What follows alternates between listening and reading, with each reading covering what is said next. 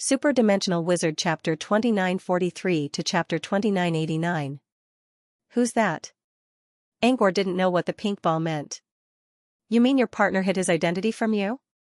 Before the pink ball could speak, Laplace suddenly said, no, it means that its partner has lost her past memories.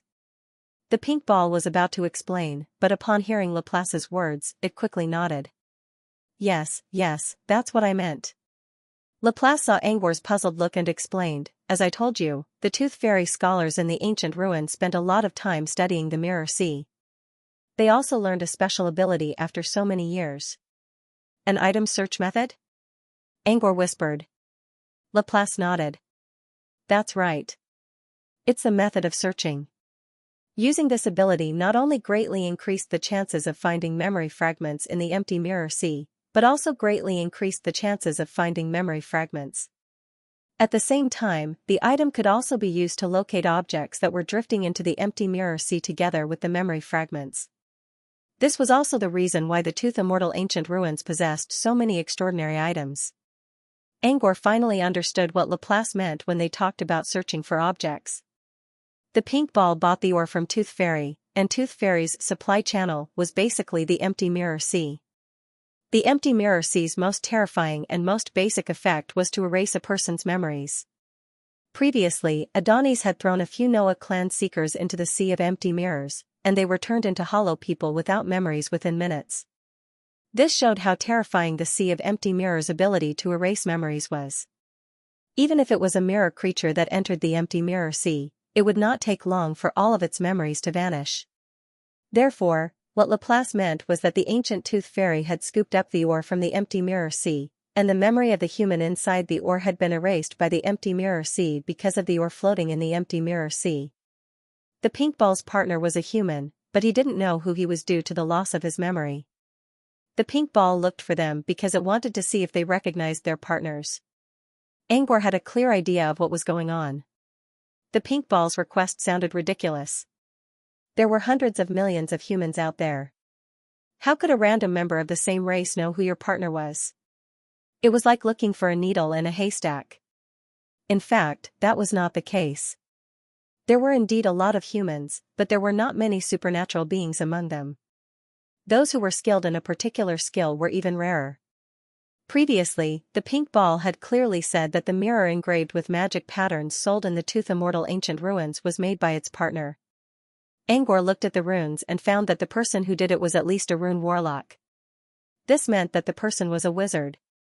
An official magus was also proficient in magic patterns. With these two conditions, they could basically filter out 99.9% of humans. Also, the person's technique was academic, and from the way the runes were drawn, there was a high chance that he was a rune warlock from a Xianxia academy. This meant that the number of people was even smaller. Of course, even if the other party did not graduate from a Xianxia academy, it would not be difficult to find out his identity as long as they knew that he was a Mageweth warlock from the southern region. The pink ball's request wasn't random. Even if it met another human wizard instead of Angor, the result would still be the same. Angor was curious as to who the pink ball's mate was. However, he did not give an answer right away. Instead, he asked another question. A human wizard and a rune warlock. It shouldn't be hard to find someone in the wizarding world, right? The pink ball scratched its head with its chubby paw. I don't know if it's difficult or not. But my partner did not lose all his memories. At first, he planned to use his limited memories to drive the consciousness in the depths of his soul to search for himself, but in the end, the results were minimal. Laplace said, memories that are erased by the empty Mirror Sea will disappear in the depths of the empty Mirror Sea. This is the rule of the Mirror Realm. Any creature that enters the empty Mirror Sea will follow this rule. It's basically impossible to find one's memories. Laplace paused and continued, but it's rare that someone didn't lose all his memories after entering the Mirror Sea. Generally speaking, there are only two possibilities. First, he only spent a short time in the Mirror Sea. Second, some kind of power protected him. The pink ball did not know who Laplace was, but from his words, it could tell that he knew a lot about the empty Mirror Sea. In the White Sun Mirror region, aside from the empty Mirror Sea scholar in the Tooth Immortal ancient ruins, there were only a few elites who knew about the empty mirror sea. Was Laplace one of them? No matter who Laplace was, the pink ball had already elevated his status. You're right, ma'am. Later on, I spent some condensed crystals to ask Scholar Jinghai, and the answer I received was the same as Madam's. I asked Scholar Jinghai to investigate further, and he confirmed that my partner didn't lose all his memories because of that ore. According to Scholar Jinghai, the ore contained a great power that could resist the corrosion of the mirror sea. But it was mostly used up when it was salvaged. The pink ball sighed. Well, let's talk about something else. Let's get back to the point. At first, my partner still wanted to find her own memories, so we didn't do anything else. Besides, we just became friends not long ago, and I didn't want her to pay too much attention to her past. So, I put the matter of finding her memories aside. Later on, I met my former benefactor, the city lord of Hot Gold City. The city needed a large number of people to maintain the dome, so I accepted the mayor's invitation and came here. I promised to guard the dome for him for 100 years. During that time, my partner and I never left the city. Even if we wanted to find our memories, we couldn't find anyone. Angor didn't know if the pink ball was telling the truth, but judging from its mood, it didn't seem to be lying. Are there no other humans in Gold City? Angor pondered for a moment. There are, but they're all kept by others. I tried to find them, but they didn't know my partner either. So, I can only look for outsiders. Unfortunately, there hasn't been anyone in Gold Rush for decades. The pink ball looked at Angor with a curious gaze. Angor's aura didn't belong to a human, but the pink ball had spent a lot of time with its partner, so it could sense other people's aura. For example, Angor's movements didn't fit in with the mirror creatures here. He looked more like a human being than anything else. But the pink ball wasn't sure. Laplace and the bunny girl beside Angor were definitely mirror creatures. And they were strong. But if Angor was a human, why did he look like the leader of the group? It wasn't that humans couldn't control mirror creatures. It was just that they were outsiders in the mirror world. Angor's strong performance was the main reason why the pink ball couldn't confirm Angor's identity. Angor knew that the pink ball was trying to guess his identity, but he didn't mind. I know a little about some of the famous magi in the southern region. If your partner is from the southern mountain range, perhaps I can help you identify her. Angor still didn't admit that he was a human. However, the pink ball took his words as a yes. The pink ball held back its joy and nodded. Then, should I call my partner down now? The pink ball didn't care whether its partner was meditating or not. It was afraid that Angor's group would leave if it stayed any longer. Angor wasn't in such a hurry. Wizards usually meditated very quickly. Depending on their channeling method, they could finish a round in 1 or 2 hours. Normally, wizards wouldn't rush into the next round of meditation. Instead, they would rest their body and mind.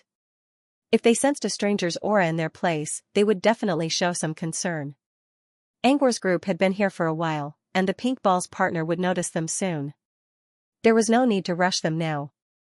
Besides, Angor still had some questions for the pink ball. You said before that you found your partner in an ore. I wonder if you can take a look at what ore it is. Angor wasn't trying to figure out anything from the ore. He was just curious. Who would run into the ore? What kind of ore could withstand the attack of the empty mirror ocean? The pink ball considered. I've used the ore as the foundation of this mirror space. But there are still some scraps left. Scraps will do, Angor said. The pink ball nodded. All right, please wait a moment. The pink ball floated to the next room. After a while, it floated back, and this time, there was a stone mirror in his hand. This is it. I used some scraps to make a mirror. I was going to give it to Goth as a reward, but Goth already had a better one, so I left it here. The pink orb handed the mirror to Angor. Angor took the mirror and raised an eyebrow. This feeling was quite familiar. Angor didn't even need alchemy eyes to see what the mirror was made of. But it didn't help much. The material of this mirror was a little special. While Angor was observing the mirror, the pink ball tried to find a topic to lighten the atmosphere. By the way, I haven't introduced myself yet. The pink ball flapped its wings and sat back down on its exclusive cushion. My name is Duduli, and my partner's current name is Dudubai. Nice name. Angor considered for a moment. Really? Duduli's eyes lit up. My partner always complained about my bad name and wanted to change it. Angor looked at Duduli's serious expression. He wanted to tell the pink ball that he was just being polite, but in the end, he decided against it. Repetition is always a good name. Duduli grew even happier and began to talk about her naming experience. She also asked about Angor and the others' names. Angor didn't try to hide anything from Duduli. Then, he continued to observe the mirror. When he was almost done, he handed the stone mirror to Laplace. Huh? Laplace looked at the mirror with a strange expression. Laplace's voice interrupted Todori's monologue. He looked at Todori curiously. What's wrong with it? Laplace said, the material of the stone is ordinary, but I can faintly sense a very powerful aura from it. But there's very little of that aura left, and I can't tell where it came from. What do you think? Laplace looked at Angor. Angor didn't answer right away. Instead, he pondered for a while. It's a demon blood organ. There's nothing special about the ore itself, but the demon blood on it is very rare. It's a demon blood ore stained with the blood of Igodogo. Igodogo? Everyone was puzzled. Many-headed Igodogo is an intelligent monster that lives in the void. It's one of the few monsters that can spread its true name. Igodogo is as strong as a wizard when it's born. When it reaches maturity, it'll at least reach the level of a level 2 Truthfinder wizard. At the same level, a magical creature could easily crush a sorcerer with its powerful physique. Void monsters, on the other hand, could even defeat opponents of higher levels. In other words, even if Igodogo was only a level 2 Truthfinder wizard, it wouldn't necessarily lose to a level 3 Truthfinder wizard. A void monster. Duduli nodded. While Duduli agreed with Angor's words, she was already trying to figure out Angor's identity. Angor used the word wizard when referring to Igor Dogo. Did that mean Igor Dogo was a wizard? Duduli thought in her heart, but she didn't say it out loud, but her mood was getting better and better. If he was a wizard, maybe she could really find her partner's identity. Igdo blood ores are very rare in the southern wizardry region. Only wizards who travel the void often have a slim chance of finding them. Angor continued. But I'm not sure. Only wizards who travel the void often have a slim chance of finding them. Angor paused for a moment. Actually, when I confirmed that this is an Igodogo demon blood ore, I had a small idea. What idea? Duduli asked. Igodogo demon blood ore has many uses, but using it for alchemy is a waste. Its true value lies in the aura of Igodogo's blood. As far as I know, demon blood ores produced by void monsters can be used to ward off disasters, especially those in the void. This included being attacked by demonic creatures in the void. If you had a high-quality demonic blood ore, you could stimulate the aura within and make those demonic creatures afraid to come forward. Most importantly, there were many natural disasters in the void, such as void corrosion, space collapse, undetectable high-energy rays, void storms, and so on. The demonic blood ores produced by the blood of void demons had a certain degree of resistance to these natural disasters, and could even predict them. They could help people avoid disasters in advance, or in other words, increase their chances of survival when encountering a disaster. Of course, such resistance was only useful in the outer area of such disasters. If someone was dragged into one of them, he or she would surely die. Since Igodogo is a powerful creature in the void, its blood aura will help you avoid disasters even more. Because of this, many wizards who travel the void will use Igodogo demon blood ore as a shelter. In Wizard Finewerder's book, Journey Backwards in Space, there was a similar example. There was a wizard who was eroded by the dark silence of the void.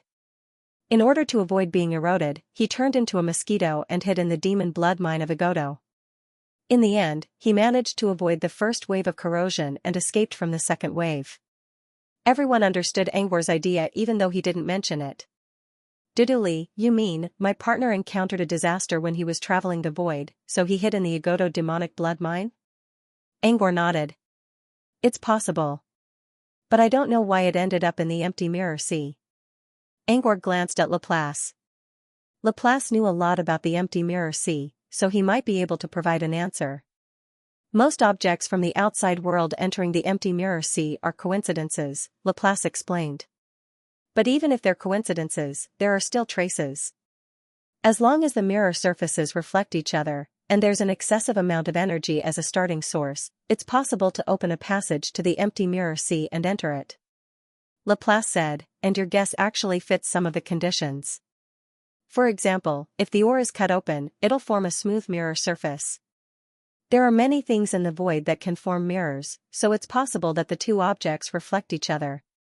Disasters in the void will basically release an excessive amount of energy.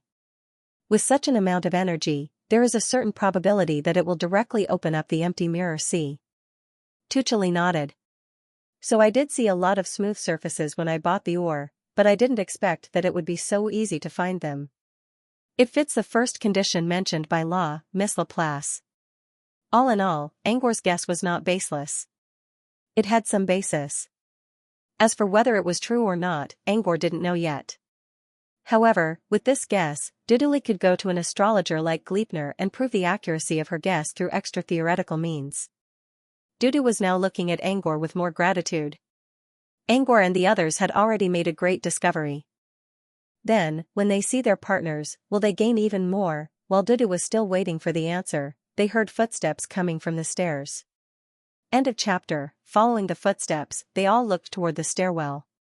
A tall man wearing a long robe and a checkered scarf emerged from the corner and slowly walked toward the living room. Ah, Tupai. Why are you here? Tupai's voice suddenly softened when she saw the newcomer, which made Angor think that Tupai had suddenly become a noble lady. Can't I come? Or did I disturb you when you were meeting your guest? After the man called Dudubai came to the living room, he glanced at everyone and asked in a low voice. Tupai quickly shook her head. No. I'm just worried about disturbing your meditation. Tupai smiled gently. I'm already past the age where I lose control of my meditation. I'm more than happy to let you disturb me. But only you. Hearing the gentle voice of her partner, Duduli's pink face was dyed with a new red again, and her big watery eyes shyly drooped down. She looked just like a lotus flower that couldn't withstand the cold wind. Angor couldn't help but look at the lovey-dovey scene in front of him. Previously, he was still wondering if the pink ball was forcing humans to be together with it, but now he could confirm that was not the case. Judging from Tupai's aura, Angor was sure that the man who willingly used the name Tupai truly loved Tupai. Moreover, Dudubai's strength had also reached the truth level. It would be difficult for the pink sphere to force Tupai by force. So, this man and the sphere really loved each other. While Angor was still in shock, Tupai looked at the guests again and noticed that they were all in human form. They're your guests? Yes, they're all guests. Tupai nodded. Then she added in a hesitant tone, but they're different from the others. I invited them here for you. Invited for me? Dudubai looked at Duduli doubtfully, not understanding what it meant. Duduli whispered, they may be able to help Dudubai find lost memories and find your past. Dudubai was stunned for a moment. Help me find the past? Does it mean to find the lost memories? But they're not humans. Dudubai subconsciously sensed the ripples in the air. It was indeed convergence energy. Could these humanoid creatures be mirror creatures that knew a lot about the human world? While Tupai was wondering, Angor was also observing the human who just showed up in the mirror domain.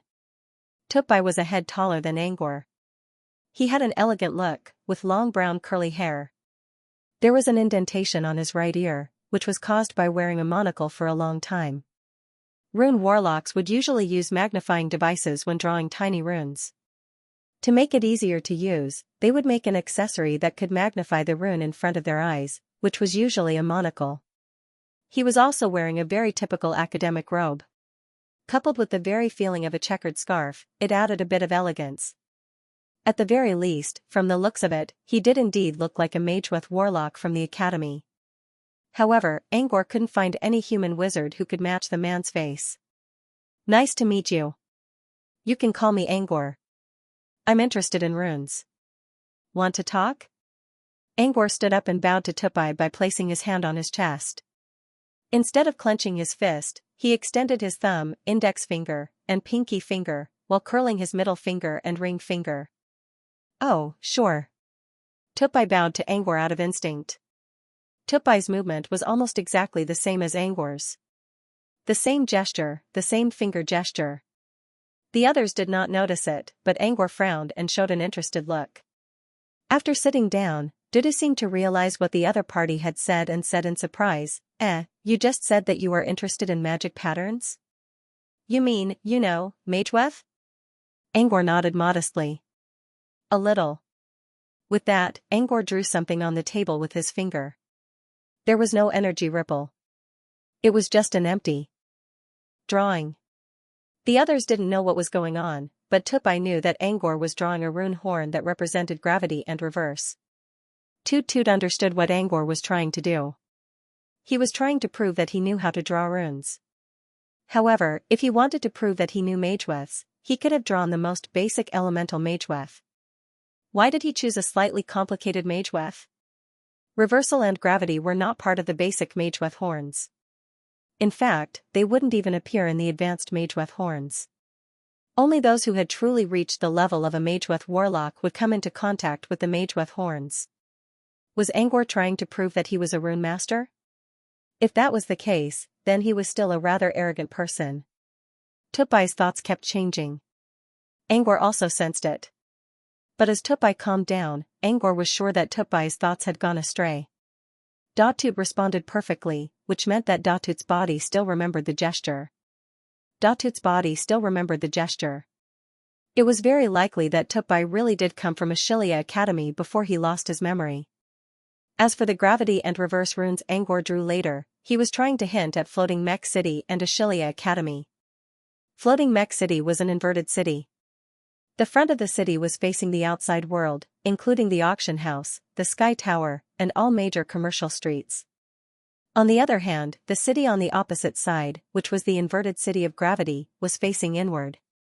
Apprentices and wizards trained by Research Department, Xianxia Academy, and Floating Mech City all lived on the opposite side. Angor tried to hint at Tupai with these two runes. But judging from Tupai's reaction, it seemed that Tupai didn't get the hint at all. Tupai's chest-touching gesture meant Tupai was probably from Xianxia Academy. But if Tupai really did come from Xianxia Academy, there was no way he didn't know. The only possibility was that the Mirror Sea took away Tupai's memories. Angor didn't show any emotion on his face. He kept a smile on his face as he talked about runes with Tupai. Tupai was still doubtful at first, but as Angor explained more about runes, Tupai's eyes grew brighter and brighter. Angor was trying to figure out Tupai's school of runes so that he could confirm Tupai's identity. But Tupai didn't seem to notice Angor's intention at all. It was completely engrossed in the conversation. Maybe it was because Tupai didn't know how to communicate with runes for years. Tupai eagerly took the bait when Angor tossed it out. Tupai not only praised Angor's random runes, but also shared his own rune knowledge. Tupai couldn't stop himself from talking. From Angor's perspective, Datubi explained many of his unique experiences and techniques to Angor. Such knowledge would be invaluable in the outside world. But it seemed that Tutsi wasn't trying to hide it at all. Luckily, Angor was a rune master himself. Many of Tupai's experiences were nothing to him. Or rather, he already knew them, so he managed to hold back. If it had been any other Magewef warlock, they would probably have taken out an image recording stone and recorded everything that Tadubi had said. Tupai's words were getting more and more profound. Tupai even mentioned a secret of rune warlocks, the core method. Angor knew he couldn't keep talking, so he quickly interrupted. Tupai's previous experiences were useless to him, so he didn't mind listening to them. But Tupai's core method was very useful to him. Tupai was talking about the core of rune warlocks, while Angor was learning about the core of enchantment alchemy. They were different, but their knowledge was compatible. Angor knew the value of knowledge too well. He was curious about Tupai's core method, but he didn't want to trick Tupai into telling him the truth. Besides, there were so many people watching them. If Tupai really did tell him, he wouldn't be able to deny it. Besides, if he really wanted to learn the core of rune warlocks, he could still go to Floating Mech City. There was no need to do it outside. He might even end up owing Tupai a huge favor. Therefore, Angor quickly stopped Tupai from blabbering. Tupai didn't understand. What's wrong? Did I say something wrong? Angor cleared his throat. That's just an exchange of ideas. Next, you'll learn the core method. I don't dare to listen. Taking advantage of others was something that everyone liked. However, there was one thing Angor believed in: all the knowledge he acquired had a price in the dark. Tupai's knowledge must have a price. Maybe it was a favor, a responsibility, or something else. The price didn't show up yet, but it didn't mean it didn't exist. Is that so? These are the core methods? I don't know, because I've actually lost a lot of my memories about mageweths. However, I have a mageweth manual, and through it, I've regained the ability to draw mageweths. Tupai pushed his nose up and put down his monocle when he realized he wasn't wearing it. Angor didn't doubt him. Tupai did have some gaps in his knowledge during their exchange. Tupai knew all kinds of advanced knowledge, but he failed to answer some basic questions. Obviously, Tupai's memory loss. Meanwhile, Tupai had been wanting to interrupt the conversation ever since Angor and Tupai started talking about runes. It wasn't that they couldn't talk about runes, but... did they forget the main topic? Can't we just talk about something else first? Duduli's heart was tired. It wanted to interrupt, but when it saw that it was rare for Dudu to chat, it restrained itself out of heartache for its partner. Now that Angor and Tupai had stopped talking, Tupai quickly took the chance to ask, "And Angor, right? You've been talking for a long time. Do you have any clues now? Can you help Tupai find his memory?" Tupai also quieted down and looked at Angor. Angor considered for a moment and looked at Tupai. "Do you really want to find your memory?" Tupai considered. "It's nice to live in the present. But sometimes, I don't even know who I am. It's kind of confusing." Tupai smiled shyly as if he was a little embarrassed. He could tell that Tutsi was being sincere all the time. Tutsi was telling him what he really wanted to say.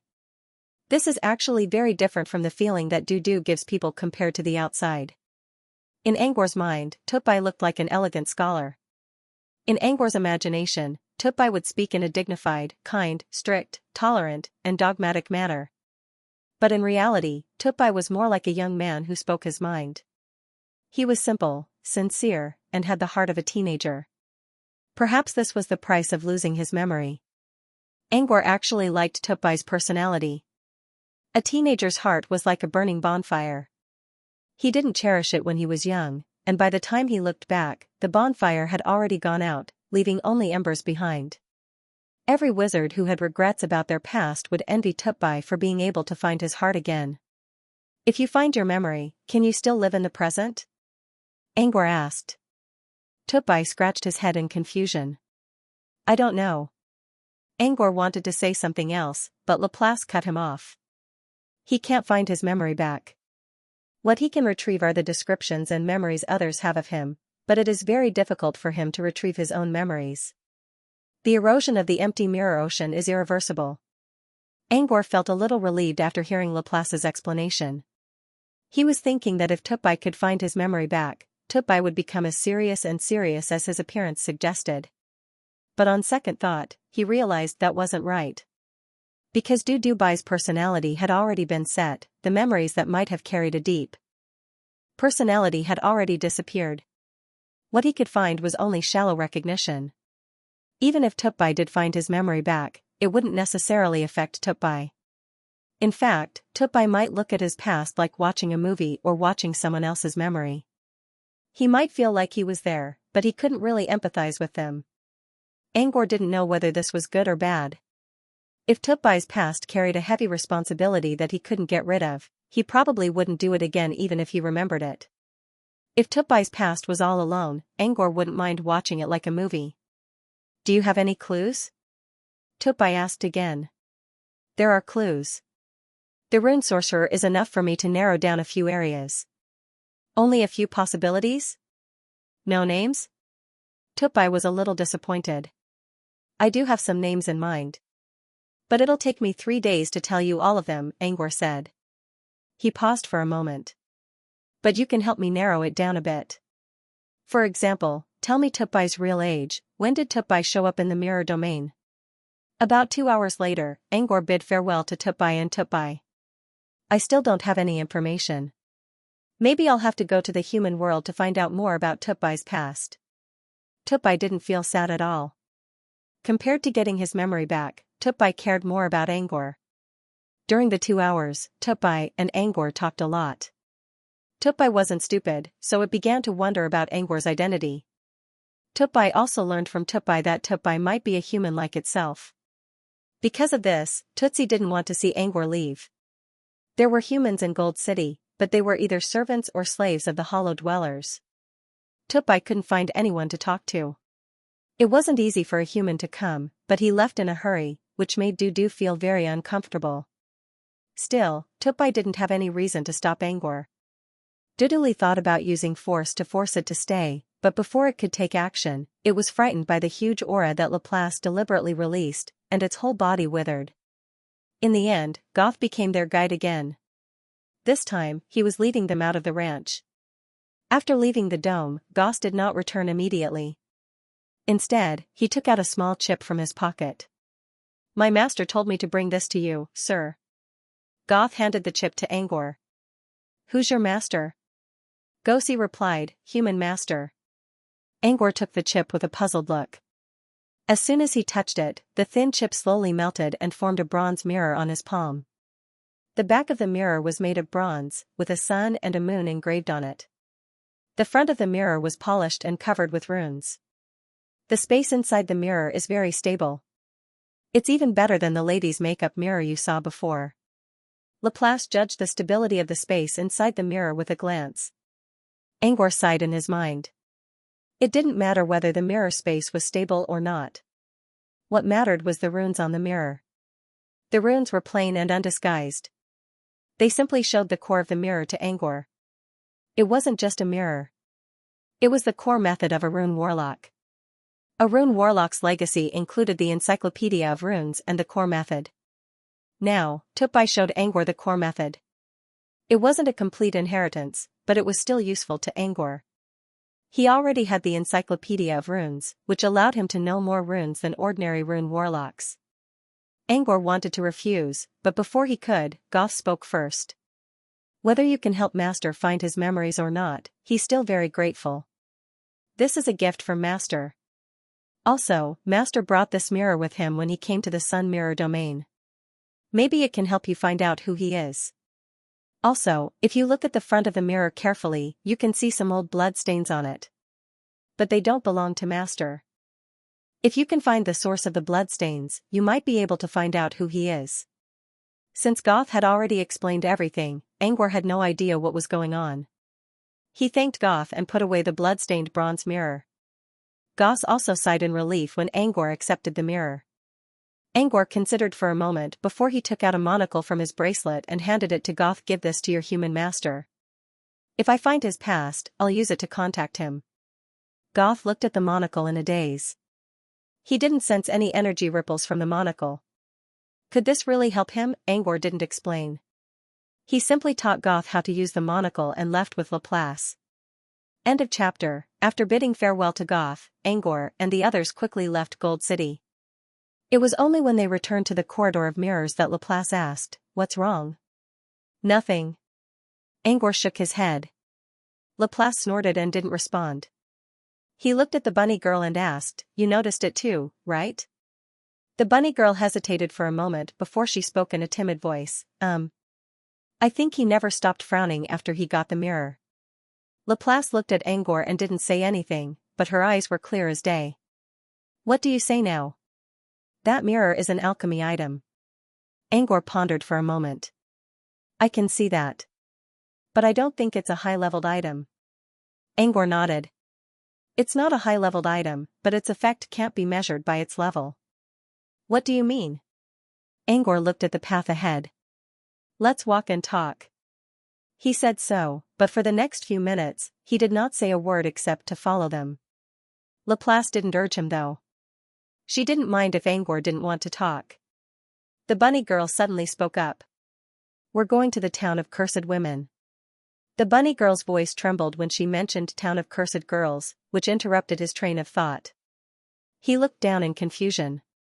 They had already left the eternal mirror sea and returned to the dark void of the mirror realm.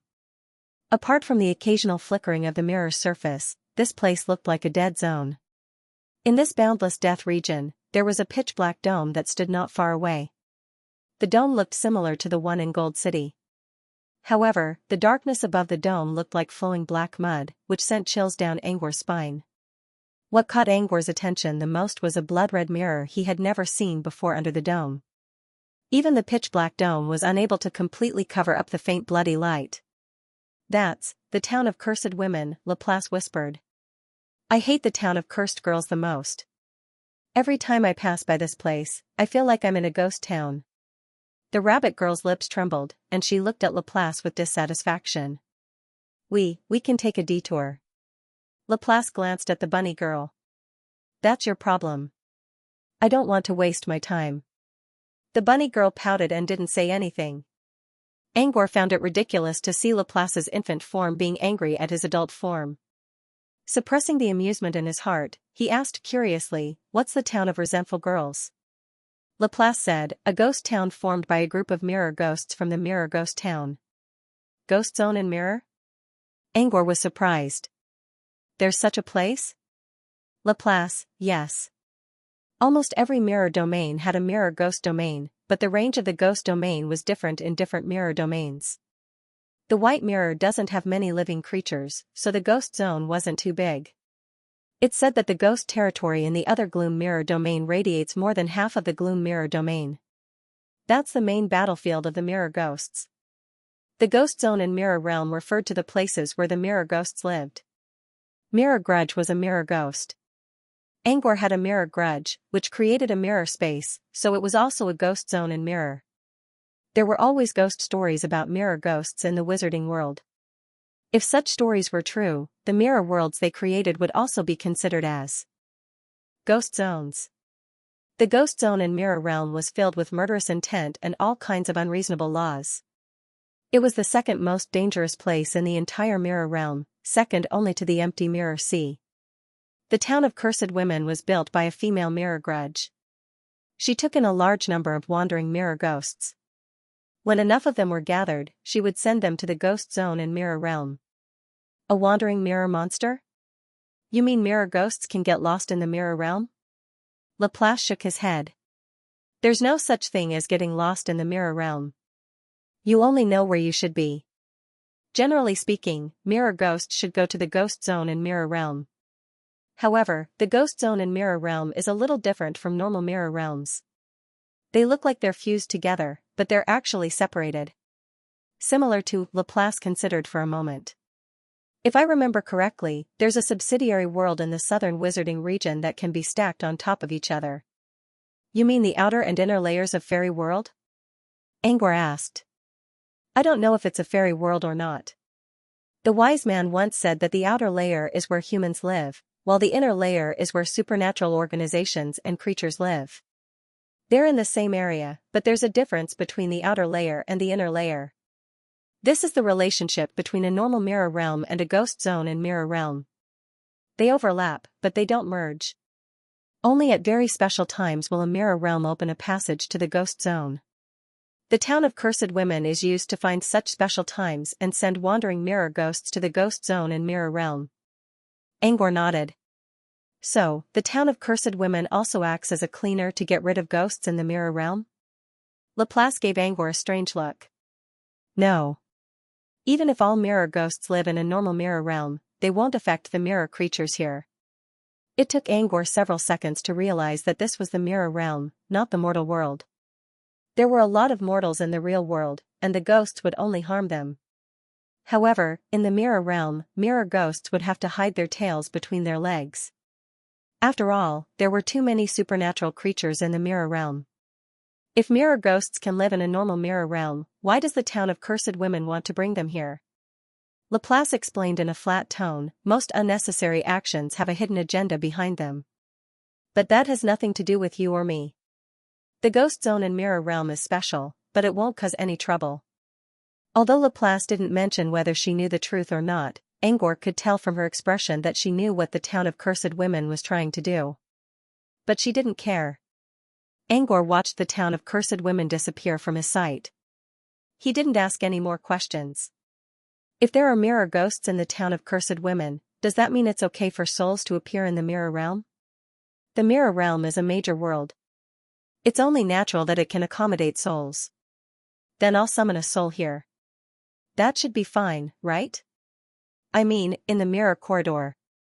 Laplace didn't know what Angor was trying to do, but she still went along. The mirror corridor can accommodate souls. But it's like a void, which can harm weak souls. If it's something like a mirror ghost or a mirror grudge, it should be fine. Angor considered for a moment. Then, forget it. You're going to summon a weak soul? Angor nodded. Sort of. Then you can wait until you reach your destination. The space around Rabbit Mountain is stable. You should be fine as long as your soul isn't too broken. After a pause, Laplace asked again, is there a special reason why you released the soul? Angor nodded. Sort of. I want to ask him a few questions. Something to do with the mirror? Laplace seemed to have realized something. Angor nodded again. Yes. I think the mirror has something to do with a wizard clan in the southern wizarding region. Laplace raised an eyebrow. So you already know who that Tootsie is? Angor didn't try to hide anything. I already had a few guesses before I left. But I wasn't sure who it was until Goth gave me the mirror. That's when I narrowed down the list again. Oh? Who is it? Laplace often talked with the wise ones, so she knew a lot about the wizards in the southern wizarding region. She also tried to figure out who Tootsie was, but she couldn't come up with a definite answer. Now that Angor had pinpointed the answer to a single person, she was curious. Who could it be? Angor was about to say something when he noticed that the rabbit girl in front of him suddenly stopped moving. Laplace looked at her and chuckled. We're almost at Rabbit Mountain. Let's wait until we get past the ghost mirror ring. With that, Laplace walked past the rabbit girl and assumed the role of the guide again. The bunny girl pouted and followed him reluctantly. A few seconds later, a gigantic pitch-black shadow with no end in sight suddenly appeared in the vast emptiness. Even though he was only looking at it from afar, Angor already felt a sense of danger. He had felt the same sense of danger when he had seen the Eternal Mirror Sea. However, the sense of crisis this time was even more intense than before. What the hell is this? As he pondered, he noticed that the corridor was heading straight toward the shadow. It didn't take long for the corridor to cross paths with the pitch-black shadows. However, just like the Eternal Mirror Sea, the corridor remained completely still as it steadily created a passage through the pitch-black shadows. While traveling through the tunnel, Angor finally saw the true nature of the shadow. It was a mirror surface that was constantly being created and destroyed. Just like the Eternal Mirror Sea, this was a mirror surface that was constantly being created and destroyed. However, the Eternal Mirror Sea would flicker with a faint light during the process, which formed a long galaxy. But in this place, the broken mirror was broken without any light. Instead, it was like a squid spitting out ink, spewing out an even deeper darkness. This darkness formed the shadows in this place. This is the ghost mirror ring. Laplace noticed Angor's confusion and explained, it's what the mirror creature called this place. It's called a ring, but it's actually a giant sphere. However, this sphere is made up of countless eternal ghost mirrors, which is why it's called the ghost mirror ring. Eternal ghost mirrors? Angor was confused. Does it have anything to do with the Eternal Mirror Sea? Laplace nodded. In terms of rules, it's exactly the same as the Eternal Mirror Sea. The only difference is that the broken mirror surfaces in the Eternal Mirror Sea are ordinary mirrors that have been contaminated by the mirror ghosts. The Eternal Mirror Sea can release a large amount of convergence energy, and so can the Eternal Ghost Mirror. However, this convergence energy is polluted, so only the mirror ghosts of the ghost realm can absorb it. So that's why the town of Cursed Girls was built here? Laplace, yes. Then why didn't the town just build on the ghost mirror ring? They're not strong enough to do that. Maybe some forces in the ghost domain can survive in the ghost mirror ring, but the mirror ghosts in the town can't. They don't even dare to get too close to the ghost mirror ring. Following Laplace's explanation, Angor learned a lot about the ghost mirror ring. Just like the Eternal Mirror Sea, the ghost mirror ring, or eternal ghost mirrors, belong to the mirror realm. However, most eternal ghost mirrors only appeared in the ghost domain. They rarely appeared in the real world. It was rare for a ghost mirror ring to appear in the ghost mirror ring. However, the ghost mirror ring was the reason why the town of cursed girls could continue to develop. Otherwise, they wouldn't be able to stay in the real world for long. After learning that the ghost mirror ring was a sphere, Angor suddenly remembered something. Were they trying to enter the sphere? Don't worry. The ghost mirror ring is dangerous, but it's safe inside. In fact, it's one of the few safe places in the mirror realm. Our destination is inside the ghost mirror ring. A crystal mountain in the shape of a rabbit's ear suddenly appeared in front of Angor's eyes. This is... Angor looked at the floating mountain in surprise. We're here, Laplace said. This is Rabbit Mountain, the home of young Laplace. The rabbit girl looked at the rabbit mountain with a sad expression. However, Laplace didn't care about the rabbit girl's grievance and aimed the mirror corridor at Rabbit Mountain. Only then did the rabbit girl say weakly, This is my private territory. Can we go somewhere else? No, Laplace said. This is also my private property. The rabbit girl wanted to argue, but she didn't know how. She was Laplace's younger self, and she was created from Laplace's childhood memories, which made them even closer to each other. Now that Laplace wanted to take over her property, she could only pout and complain in her mind. However, she didn't dare to stop him. Angor looked at the floating rabbit mountain in the distance. This one looks different from the other mirror shadows. The other mirror-like projections were all protected by domes, but this rabbit mountain just stood there in the void. This isn't a mirror shadow. It's a special projection space. It's more stable than the other mirror shadows. Also, with the ghost mirror ring protecting it, this place is safe. No other mirror creatures will come here, and the mirror won't break. As long as the ghost mirror ring doesn't expand, this place can stay here for tens of thousands of years. Angor didn't ask what ghost mirror ring was, but he assumed it had something to do with it. Indeed, with the cover of the external ghost mirror ring, there was basically no problem with Rabbit Mountain. If there was really a problem, it was most likely a problem with the ghost mirror ring and not Rabbit Mountain. Do Gleipnir and Luigi have places like this too? Laplace shook his head. They prefer to stay in the sea of mirrors. Then why would little Laplace create a mountain of rabbits? Angor stopped because he saw the sad look in little Laplace's eyes. He thought he had touched on something sensitive and quickly stopped. Don't be fooled by her appearance. She just doesn't want anyone to come here, Laplace said. Why? Did you have a secret base when you were young? Laplace asked. Angor hesitated for a moment before nodding. When Angor was very young, John began to tell him all kinds of stories. Some were about science, some were about fairy tales, but most of them were about the Enlightenment cartoons he saw on his hologram tablet. In these stories, truth, kindness, and beauty were all promoted. There was an obvious but not completely evil villain, and the main character's daily life was to fight with the villain every day. Different stories had different outlines, but the flow was basically the same. One thing was clear, each villain or protagonist had his or her own secret base. Now that Angor thought about it, the villain knew where the villain's secret base was, and the villain knew where the villain's secret base was. Of course, Angor's thoughts now were different from his childhood. Back then, Angor also decided to find a secret base for himself after hearing so many stories about his childhood. This way, he could hide inside when the villains came. John supported his idea and even built a secret base for Angor. It was right behind the wardrobe, which was connected to a passage leading down to the cellar. The cellar was also modified by John into a well-connected place with all kinds of snacks. This was Angor's secret base when he was young. John even gave the base a name, Magic City Fortress. Angor didn't know why it was called Modulus Fortress, but he did know that John's hometown was called Modulus. You had a secret base when you were young too? You should understand why young Laplace is so obsessed with her secret base.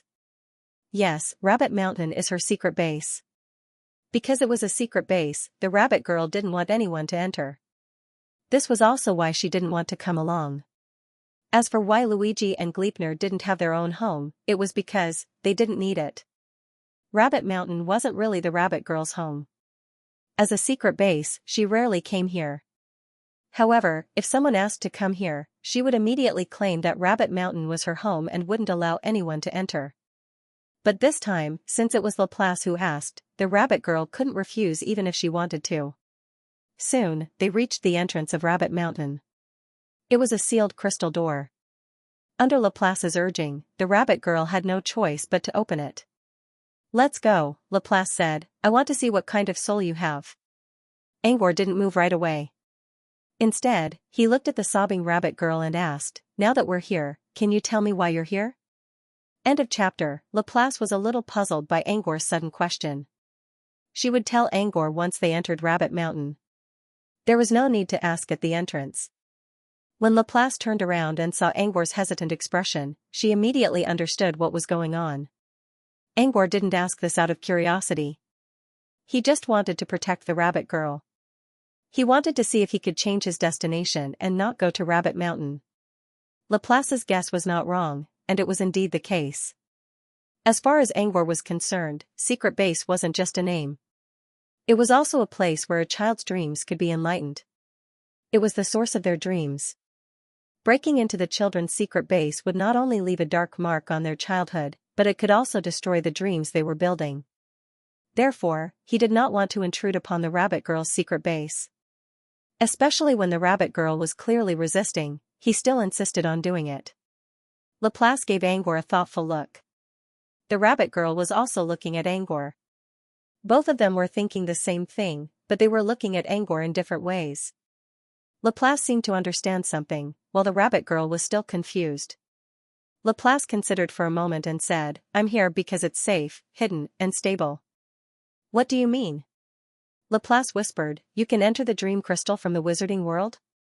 Angor shook his head. Laplace continued, "Now that you've left the ruins of Nether City, don't you plan on entering the mirror realm?" Angor shook his head again. How could he enter the dream crystal without entering the mirror realm? "Laplace, do you want to enter the mirror realm at the smallest cost?" "Yes." Laplace looked at Angor in the eyes. "If so, Rabbit Mountain is a good choice. Rabbit Mountain can be a transit station. As long as you get the permission of the owner of Rabbit Mountain and leave your aura here, you can find a stable mirror surface. Well, the mirror that Tootsie gave you before will do. When you meet these conditions, you can summon the owner of Rabbit Mountain at any place at the lowest cost, that is, little Laplace, to open the mirror passage from the wizarding world to Rabbit Mountain." In other words, Rabbit Hill was the best place Laplace chose for Angor. This was the inner part of the ghost mirror ring, so no mirror creatures would disturb them. Even Adonis could not pass through the eternal ghost mirror to reach this place. There was a stable space here, so he wouldn't be in any danger because of the tunnel. As long as the rabbit girl agreed, he could bring more people into Rabbit Mountain through the mirror tunnel. This was why Laplace brought Angor here. To Laplace, the dream crystal was an opportunity that she could not give up. Angor was the owner of the dream crystal, so he had to visit the place often. However, Angor was a human, so it would be difficult for him to enter the mirror domain. This was why Laplace had already prepared a path for Angor. Now he understood Laplace's intention. Laplace was helping him before he could even think of a way out. Although he was grateful, he still felt a little uneasy. "Rabbit Hill is the only way?" Angor asked. "There are other options. For example, Hot Gold City can be used as a bridge. There are many mirror creatures there to maintain the space, so it's stable enough. As for safety, I don't think so. However, Hot Gold City was located in the Eternal Mirror Sea, and its dome could be destroyed at any time. Besides, Angor was a human. If he opened a tunnel between two worlds, he would attract the attention of mirror creatures. Although they didn't encounter any powerful creatures in Hot Gold City, it was only because the powerful creatures were cultivating in their own mirrors. As long as he kept the passage open, the powerful creatures would definitely sense his presence. Therefore, it was not safe at all. As for not going to Hot Gold City and finding a random mirror, who knew when the mirror would break? Rabbit Mountain's special location and unique reflection space could be said to be one of a kind in the mirror domain. Laplace looked at Angor's hesitant expression and asked, "So, you're going to set up a transfer station somewhere else?" Angor glanced at the rabbit girl who was looking down at the ground. "I heard from Adonis that there's a city here that will never fall, Every place in the mirror domain was at risk of a mirror breaking. However, there was one place that was known as unbreakable. Laplace asked softly, "Are you talking about Unfallen Capital?" "That should be it. I remember Adani said its full name is Lady Mirror's Unbreakable City." Angor nodded. "Yes, Lady Mirror's Unbreakable City. Maybe I can set up a transfer station there?" Laplace considered for a moment. "Yes, that place can be used as a transfer station. But just like Hot Gold City, it's not safe. Powerful mirror creatures can easily spy on you. Unless, you can let Lady Mirror into the city and grant you the right to travel between two worlds in front of the mirror creatures. Do you have a way to get Lady Mirror here?" Lady Mirror's Unbreakable City was a small experiment she created in the mirror domain. She didn't treat it seriously at all. After they were done, they left without a care. They didn't even know that they had turned into a city. However, the unfallen royal city created by Lady Mirror did provide protection for the mirror creatures that came later. They even called themselves Lady Mirror's subordinates and guards. Lady Mirror didn't know what happened next. She never came back after leaving the mirror domain. As for why she didn't come back? Probably because she was too lazy.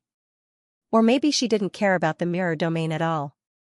Even though Laplace knew that Angor was from Brute Cavern and that Lady Mirror was one of the 3 ancestor souls of Brute Cavern, she never mentioned the idea.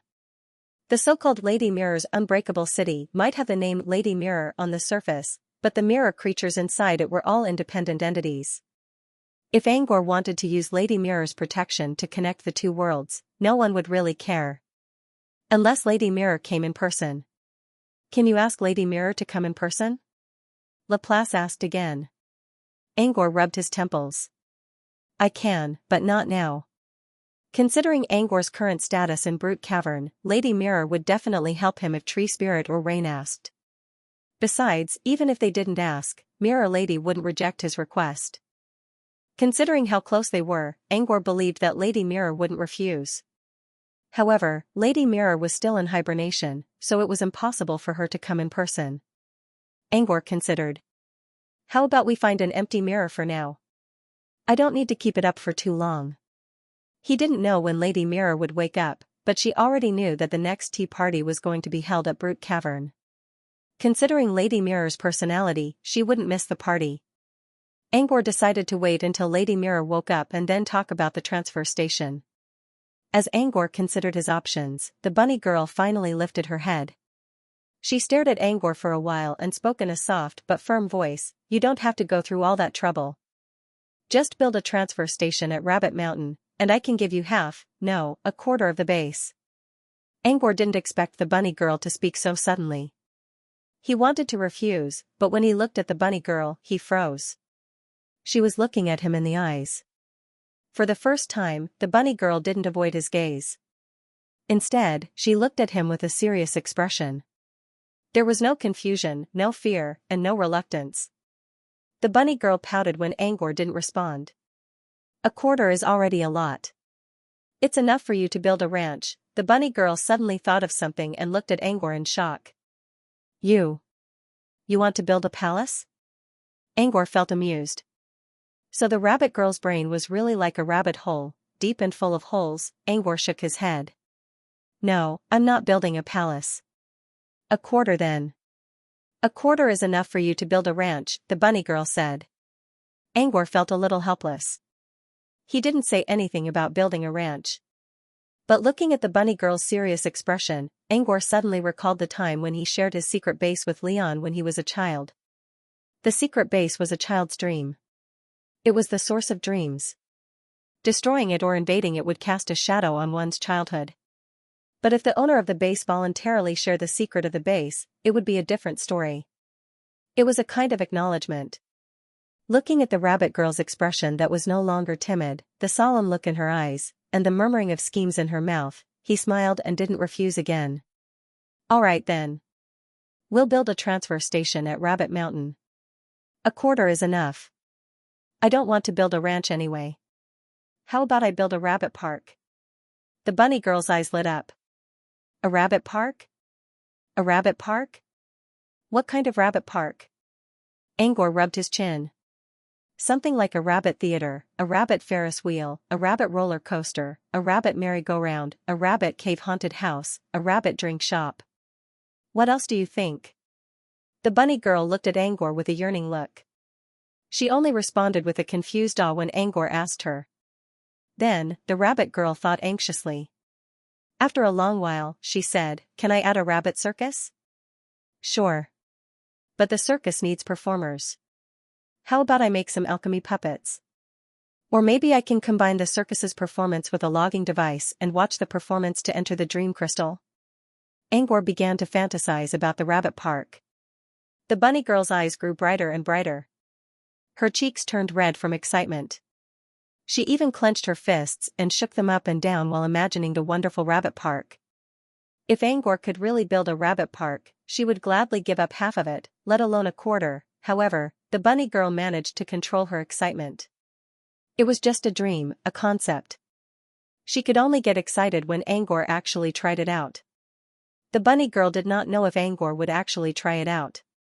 But at this moment, she had completely let go of the idea of sharing Rabbit Mountain. Laplace also noticed the change in the girl's mood. She stood aside and did not say anything. Instead, she quietly watched Angor and the excited bunny girl talking loudly. However, perhaps even she herself did not notice that a smile had appeared on her usually indifferent face. After settling the matter of building a rabbit theme park, the bunny girl was no longer disappointed. She happily opened the sealed gate of Rabbit Mountain. As the gate was opened, Angor saw a field of bright white. To be exact, it was a vast snowfield. There was no heat source above his head. The source of light came from the two rabbit ears on the mountain. One of them was stronger, while the other was weaker. They represented the sun and moon. Today was the time when the light source was stronger, which meant it was daytime. The light from the sun made the snowfield look even paler. However, there was another reason for the extreme brightness: it was even colder. It gave Angor a sense of desolation. So this is the inside of Rabbit Mountain. He thought Rabbit Mountain would have some nice scenery, or at least something special like Sweet Dreams reflection space. But now, he realized that Rabbit Mountain wasn't that big of a deal. He did not expect it to be this desolate. "Is this a secret base?" As Angor looked around, the bunny girl spoke shyly. "This is the surface. I'll share the surface area with you." Surface? Does that mean there's something not on the surface? As Angor wondered, the bunny girl hopped and led him to a withered tree near the entrance. The girl tossed away the cold snow on the ground, revealing a lid the size of a well. The rabbit girl removed the cover on the ground, revealing a tunnel entrance.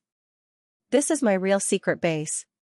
Angor looked at the tunnel entrance and realized something. That's right. How could a secret base just be on the surface? How could it be called a secret base without a hidden passage? With great anticipation, Angor followed the girl into the tunnel. Laplace did not follow them. He only waited outside.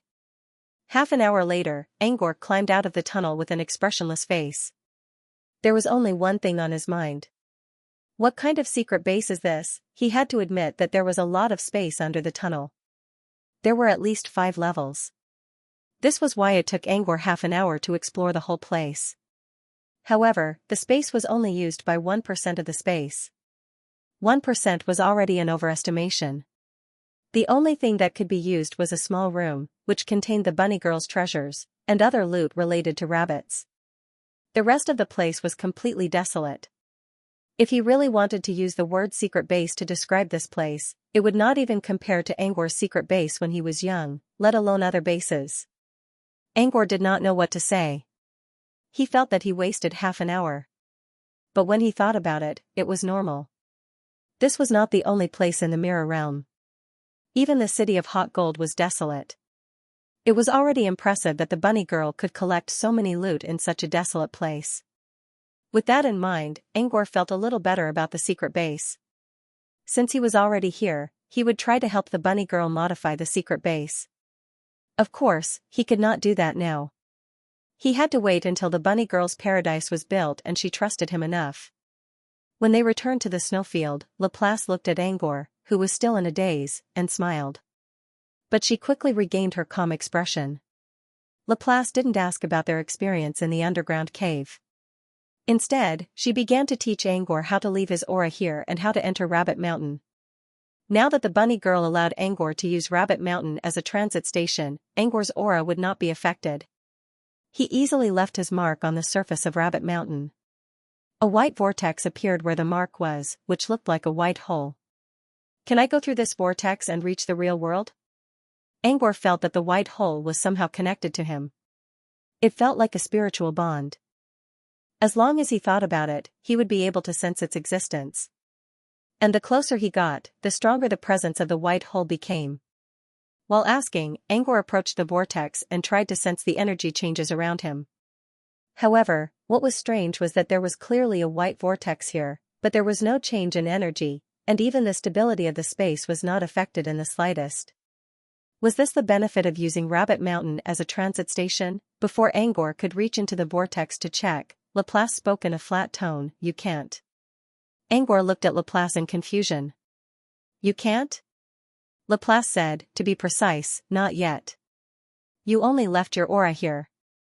You haven't created a set of coordinates connecting Rabbit Mountain to the Wizarding World yet." In other words, to reach the Wizarding World from Rabbit Mountain, Angor had to create a set of coordinates in the outside world. "Then how should I do that?" Angor asked. Laplace said, "You need a mirror that can withstand the passage to Rabbit Mountain." After a pause, Laplace said, "The mirror that Dudubi asked Goth to bring you can be used as a medium." Angor thought about the mirror Tootsie gave him and remained silent for a while. He shook his head. "Don't worry about that mirror. I'll see if I can find another one." Laplace asked, "Why?" Angor sighed. "I can do whatever I want when I'm confused. But not now." "So you're not confused now? This has something to do with mirrors?" Laplace didn't know what Angor meant, but she didn't ask further. "You can find another mirror. As long as the space around it is stable enough to withstand the pressure of Rabbit Mountain, it'll be fine." Mirrors like these are quite common. Mirrors existed in the Wizarding World, while their virtual form, or mirror space, belonged to the mirror domain. Only objects that existed in two different worlds could serve as a medium. Mirrors weren't the only option, but they were the best. There were plenty of such mirrors in both the Wizarding World and the mirror domain.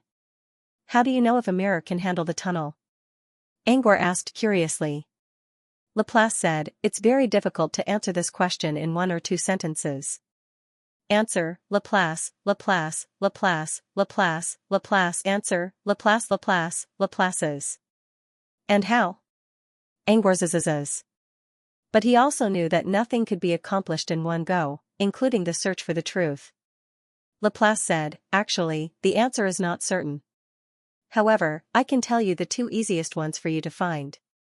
First, a mirror that has witnessed history. Second, a mirror that has carried a large amount of energy." At first glance, these 2 mirrors sounded impressive. But in fact, Laplace only used her own words to describe them. In other words, she made simple terms sound complicated. To put it bluntly, there were 2 kinds of mirrors. They were either old objects or alchemy items. Old objects, or antique mirrors, meant that they had witnessed history because of the passage of time. As for alchemy items, they meant alchemy items with a mirror surface. Any alchemy item would carry a large amount of energy, so alchemy items could also be a good choice. He gave it some thought and confirmed that these 2 mirrors were easy to find. The cheapest and best choice was definitely an antique mirror. Antique mirrors were only ordinary objects, so they couldn't be more expensive than supernatural items. However, antique mirrors also had a weakness: they were more fragile and difficult to preserve. Therefore, Angor believed that an alchemy item with a mirror surface would be better. Angor already had an alchemy item with a mirror surface, which was the luminous mirror box given to him by Adonis. However, the Lightstream mirror case still contained Olaf's main body, and Olaf had yet to wake up. Thus, he was too embarrassed to take out the Lightstream mirror case and use it. So, after some consideration, he decided to craft an alchemy mirror. "You're going to make a mirror now?" Laplace asked in a casual tone. Angor nodded. Alchemy was a piece of cake for him. Laplace shook his head. "Let's wait until you get out. Rabbit Mountain is a special reflecting space with its own rules. Everything you do here will be recorded as long as the owner wills it, including your alchemy. You don't want your alchemy to be recorded, do you? Angor wanted to say I don't mind, but he still nodded when he saw Laplace's serious expression. The connection between him and Laplace wasn't too deep yet. However, both he and Laplace were carefully pulling this connection to a deeper level. It was a process of becoming familiar with each other from strangers. Before that, it was better for both of them to keep a low profile.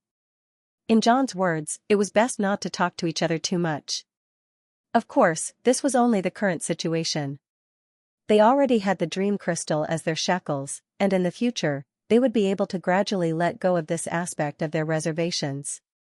Seeing Angor nod, Laplace didn't bother explaining. He waved a hand, and a palm-sized ice cube fell from the mountain wall.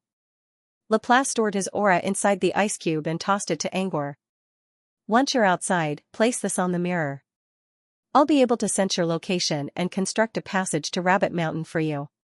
Understood. Angor accepted the ice cube with a serious expression. Now that he had done what he needed to do, he could only worry about the mirror later. Since they had nothing else to do, Laplace asked about the soul Angor mentioned earlier. Angor didn't answer right away. Instead, he snapped his fingers and created a small villa in the snowfield. It was a modified version of the mana log house that Angor created. He also knew how to construct a mana cabin, but he preferred to use nightmare illusions to create real objects, which was what Sunders wanted him to do. If he could use illusions, he would use them as much as possible. This was also a form of training. Let's talk inside. Angor pushed the door open and entered the villa. The interior of the villa was fully furnished with furniture, fireplace, lights, and even food. However, the decorations were all in the same style. Rabbit Cave fairy tale style. There were rabbit decorations everywhere. The lamp above his head was made of glass in the shape of a rabbit, and the plates on the dining table were rabbit plates. There was even a piano by the window. No, the piano was still a piano, but the one playing the piano was a rabbit doll wearing a tuxedo. Laplace didn't say anything, but the rabbit girl's eyes shone brightly when she saw everything. For her, this place was just like her dream. Amidst the melodious music, the rabbit girl spun around and looked around the room. At that moment, she even felt that her pupils, the breath she exhaled, and the sweet dream bubbles were all in the shape of a rabbit. The bunny girl excitedly walked around the room. Finally, she came to the bunny doll that was playing the piano. Can I sit here? She looked at Angor excitedly. Angor nodded. Of course. When building the villa, Angor changed the piano stool the rabbit doll used to sit on into a two-person stool with a backrest.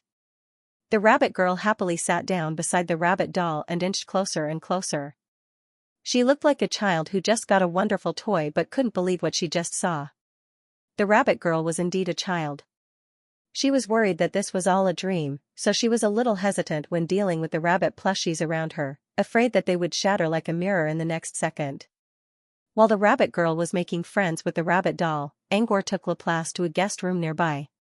Although it was called a guest room, it wasn't very formal.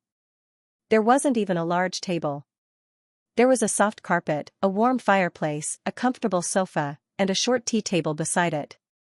There was food on the tea table, but Angor changed it into some books. The food was created by illusions, after all. It could stimulate one's taste buds, but it wasn't real. It would be a bit embarrassing to show off in front of someone as powerful as Laplace. As for the books, even if they were fake, it was fine as long as the content was real. However, Laplace didn't pick up the book after sitting down. Instead, he looked at Angor. You're smart. Little Laplace likes you. Angor chuckled. As long as little Laplace likes it. Laplace went straight to the point. You built this house just to summon that soul? No, the soul isn't important. I want to talk to Miss Laplace more. As for what they were going to talk about, it was obviously about the power of the dream crystal. This was a serious matter that could affect the future development of the dream crystal. He didn't think it was appropriate to talk about it in the middle of a snowy field. That was why he built this house. The content was important, but so was the atmosphere. Do you want to talk now? Laplace asked in a casual tone. Wait a minute. I need to solve the mirror first. Angor took out 2 items from his bracelet. One was the mirror Goth gave him, while the other was a flower that emitted a strange aura. Laplace had seen the mirror before, so her eyes immediately fell on the flower bud with a strange aura. Is that the flower of repose? Laplace asked in a small voice. Yes. Angor nodded. That's the soul I told you about. But he's still sleeping. The flower of repose was similar to the church of the deceased Angor created. It could keep souls from dissipating and give them a peaceful rest. Apart from that, the flower also had another special ability, which was to slowly heal the soul while it was asleep. The flower of repose contained the wizard soul Angor took out from the spirit garden, Revis. Revis. Laplace muttered the name. Her mind went blank. She didn't know anything about this Revis. Who's that? Is he related to Death? Laplace asked curiously. I think so. I'll ask him when he wakes up. While speaking, Angor removed the barrier around the flower of repose and gently touched the flower bud with his finger. At present, Reese was still sleeping in the flower bud, but once the outer layer of light disappeared, he would slowly awaken. Normally speaking, it wouldn't take long. Considering how strong Revis' soul was, he would wake up in about 15 minutes. It'll take some time for Revis to wake up, Angor said. He paused and looked at Laplace. Before Revis wakes up, I have a question for you, Miss Laplace. Laplace said indifferently, you don't have to keep mentioning the word lady. It sounds awkward. Angor chuckled and pointed at the white vortex outside the window. This vortex isn't connected to the wizarding world yet. Where will I go if I go inside? Laplace gave Angor a strange look. She didn't understand why Angor would ask such a question. I'm just curious, said Angor. Ever since Angor learned a lot about space from Spotted Puppy, he was always interested in anything related to space. He now understood how the vortex connected to the wizarding world by creating a 2-way tunnel. But if it was a 1-way tunnel, where would the vortex lead to? Laplace considered for a moment. I've never thought about that. But based on my experience, I think we'll reach the crack between the mirror domain and the void. End of chapter. Angor's eyes lit up when he heard Laplace mention the void crevice. Laplace noticed Angor's reaction as well, and she could guess why Angor reacted to the void crevice. The mirror world was a special world. Only a small part of it was connected to the void. Most of it was connected to real worlds. Because there were so few areas bordering the void, as long as one could find the gap between the mirror realm and the void, one could use the void to reach the mirror realm directly. This meant that one could find a way to enter the mirror realm without using the mirror realm, which was equivalent to obtaining the fixed coordinates of the mirror realm. The fixed coordinates of a special world were extremely valuable. For example, a few thousand years ago, a few small Magus families accidentally obtained a set of coordinates to enter the Khazadar world. Using this set of coordinates, they secretly developed until today. When these few Magus families united, they were not inferior to a large organization. They were not as powerful as Song of the Deep, but they would still suffer great losses if they tried to fight them. Song of the Deep was an organization that had existed for nearly 10,000 years. It was one of the most powerful organizations in the southern wizardry region. These adept clans were only the latecomers. The fact that they could inflict pain on the Song of the Deep was more than enough proof of their strength. For any adept organization, having the coordinates of a special world was a strategic resource. Laplace could tell that Angor was trying to get the mirror world's coordinates as well. However, if it was so easy to find the coordinates of a special world, Angor would be looking down on both the mirror world and other organizations. Many wizards had entered the mirror realm, including Lady Mirror. However, none of them had been able to find the coordinates of the mirror realm. This meant that things were not as simple as they seemed. Are you interested in the crevice between the mirror world and the void? Laplace asked in a small voice. Angor nodded. I want to take a look. If that's all you want to do, that's fine. But if you really want to go, you'd better give the dream crystal to someone else. What do you mean? Angor frowned. So that I can find someone to work with in advance.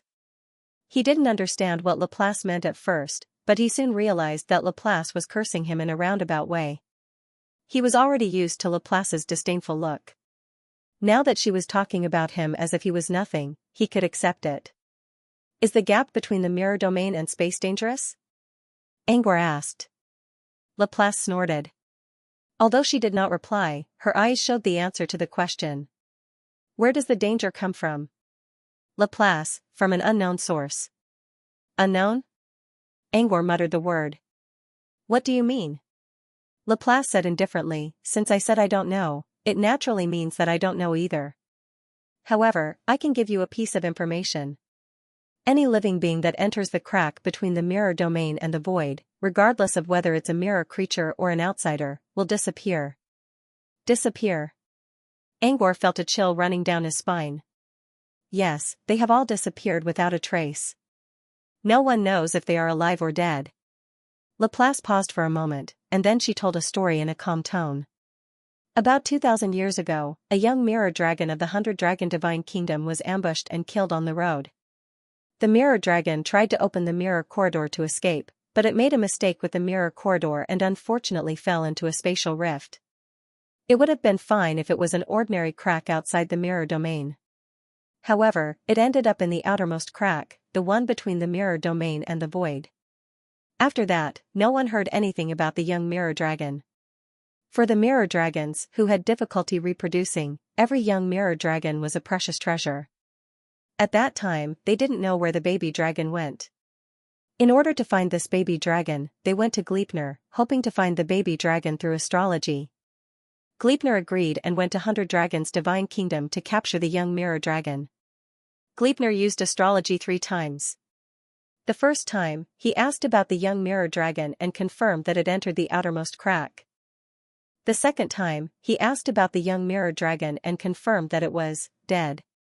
The third time, he asked about the exact location of the young mirror dragon's body.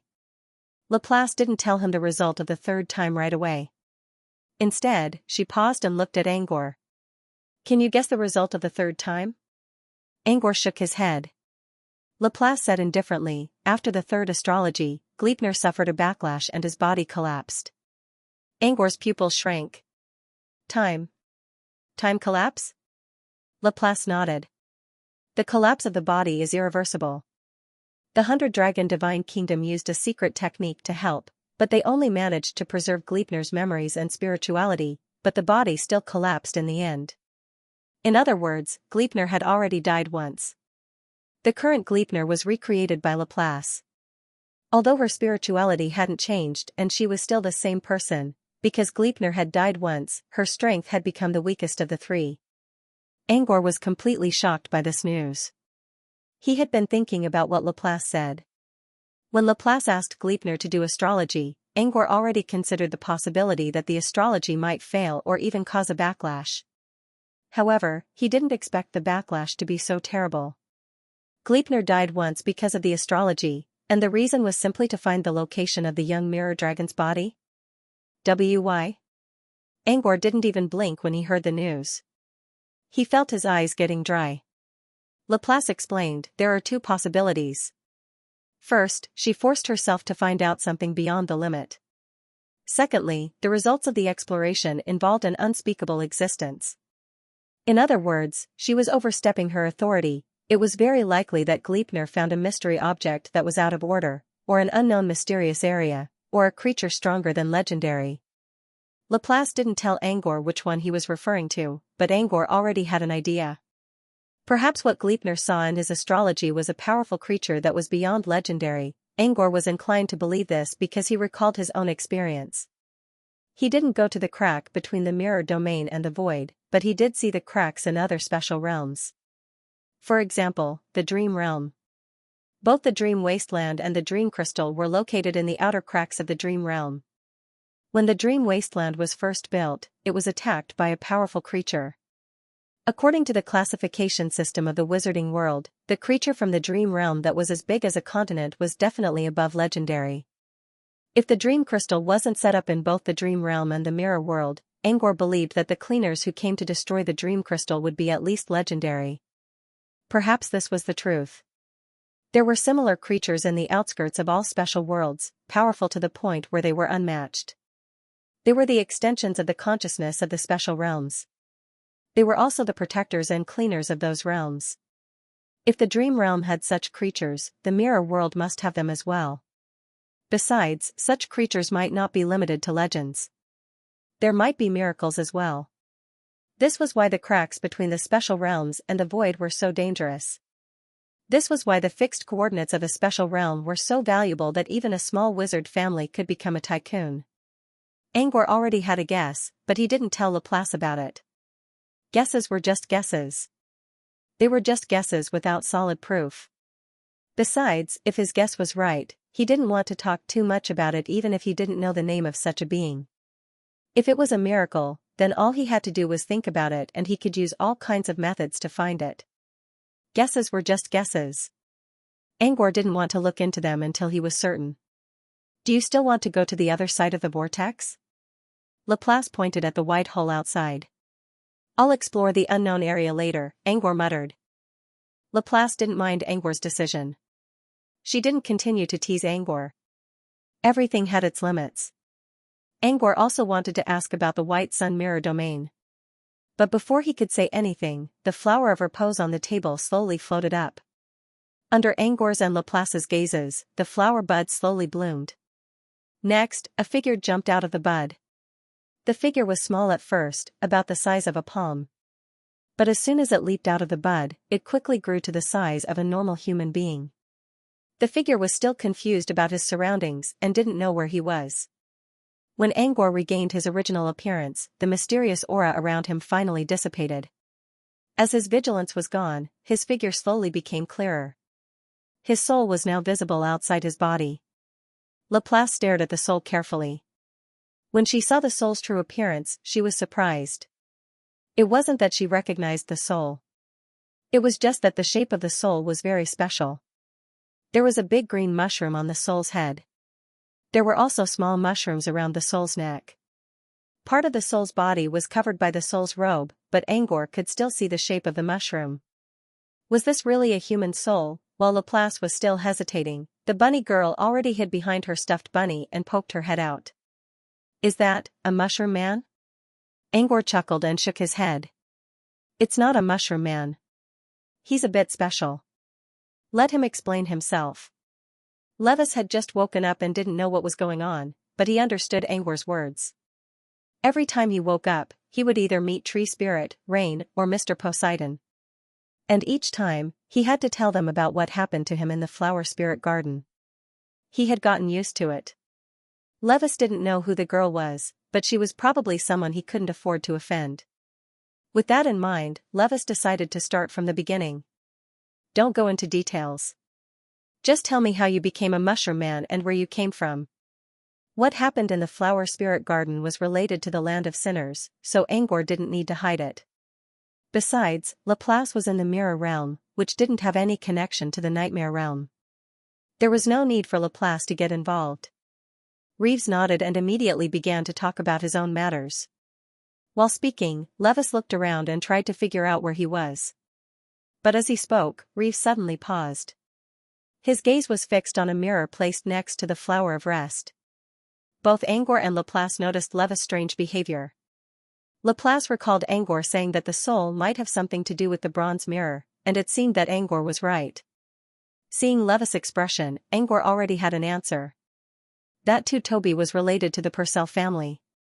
As he made up his mind, Levis suddenly shivered as if he was being attacked by a chilling cold. His soul aura also began to fluctuate. Using Ness' words, this was a classic case of soul stress. It was similar to how a living person would experience a similar reaction when faced with a great tragedy or great joy. For ordinary souls, there wasn't much of a problem with soul stress. As long as it wasn't something negative, it would only cause the soul to tremble a little. However, if the soul was affected by something negative, one would have to be careful and not become an undead. Angor was sure that the bronze mirror wasn't a negative effect for Levis. Even so, Angor still used his acoustic illusion spell to comfort Levis. Because Reeves was different from other souls, there was still a portion of the bewitching residue left in his soul body. Although the bewitching power had already completely disappeared from Reeves' soul, the residue still affected him. For example, the green mushroom on his head and the various small mushrooms on his body were all born due to the influence of the bewitching residue. Now, Leva's soul stress seemed to have affected the enchantment as well. New mushrooms began to grow on Leva's body. These mushrooms wouldn't affect Leva's soul, but Angor believed that Levis didn't want to be covered in them. Besides, Levis was still an emotional card in Angor's hand. Angor planned to use this card on Dark Viscount Adelia during the tea party. Even if it was for the sake of Adelia's feelings, Angor couldn't let the mushrooms ruin Levis' good looks. After all, Angor believed that Adelia and Levis were having an affair. Why would someone like Adelia look at Levis? Angor didn't know yet. Perhaps it was Levis' looks that attracted Adelia. Therefore, Levis' looks were still important. Under Angor's acoustic illusion spell, Levis' soul stress gradually calmed down. But even so, the ripples in Levis' eyes were still surging. After a long time, Levis slowly spoke, "Sir, this bronze mirror, Riveston was there." He recognized the bronze mirror, but because he recognized it, he didn't know what to say. "What do you want to know?" Angor asked. After another long moment, Levis took a deep breath and looked at Angor. "Sir, can you tell me, is the owner of the bronze mirror still alive?" "Levis still alive" was so soft that it almost sounded like he was mumbling to himself. Levis mustered his courage to ask, followed by a soft mumble, and then a silent mumble. Angor didn't say anything. "Yes." Angor didn't keep Levis in suspense. As Levis' eyes brightened up, Angor's next sentence came unexpectedly. "But he probably forgot about the Purcell family already." End of chapter. Angor noticed that Reeves' expression changed.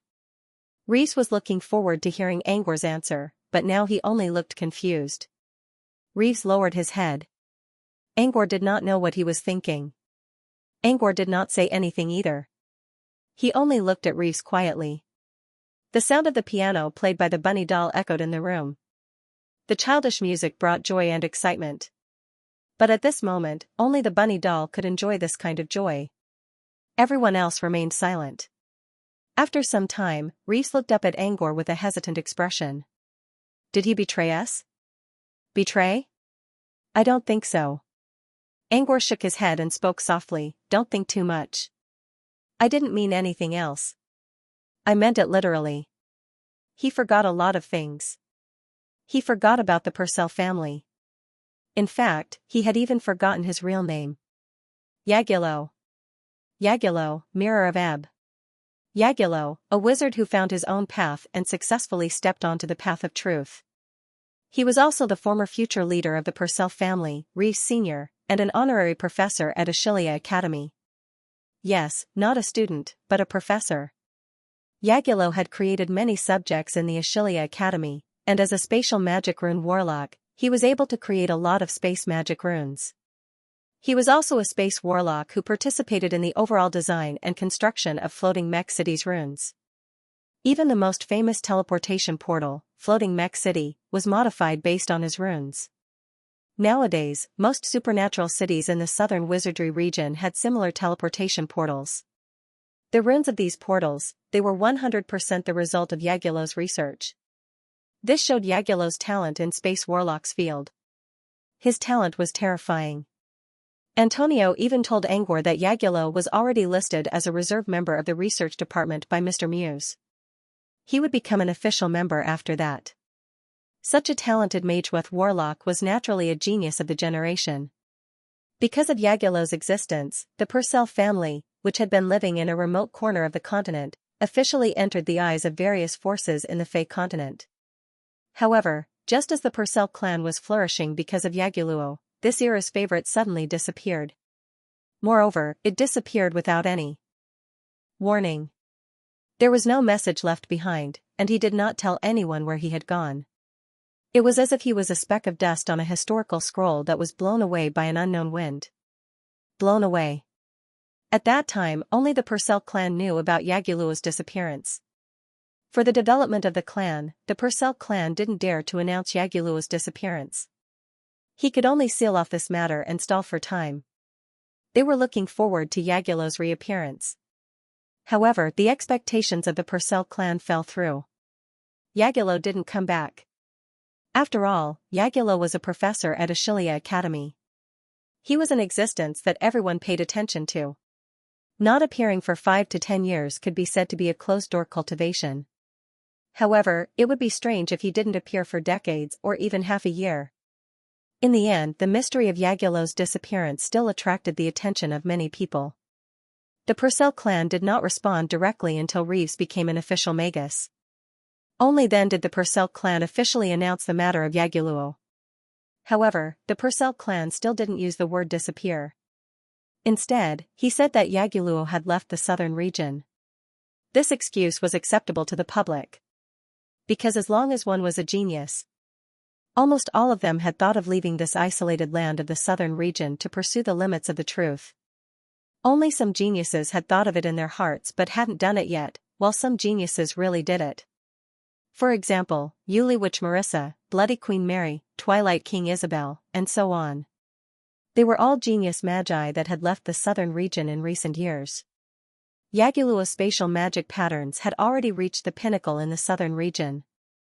If he wanted to make another breakthrough, he definitely couldn't do it behind closed doors. His departure from the southern region was also understandable to the public. After releasing the news of Yagulo's departure from the southern region, the Purcell clan could be considered to have put down a burden. However, an even heavier burden came along with it. The magus world was very cruel. When you didn't rise up, no one would pay attention to you. However, when you rose up, if there was any regression, you might be bitten by the jealous people hidden in the darkness. The Purcell clan also fell into such a burden. With Yagulo around, they could sit back and relax. However, with Yagulo's disappearance, the clan immediately fell into a deadlock. Fortunately, Yagulo was quite popular and had a wide network of connections. He was a typical academician and didn't have any extreme enemies. When the Purcell clan was being attacked, Yagulo's former friends, including Floating Mech City, helped them a lot and helped the Purcell clan to get through the first hurdle. However, the Purcell clan couldn't rely on the power of outsiders forever. They also didn't have a way out. Once they showed weakness, those in the shadows would definitely make a comeback. Therefore, in order to survive in the southern region, the Purcell clan used two strategies. On one hand, they used all kinds of methods to find Yagulo.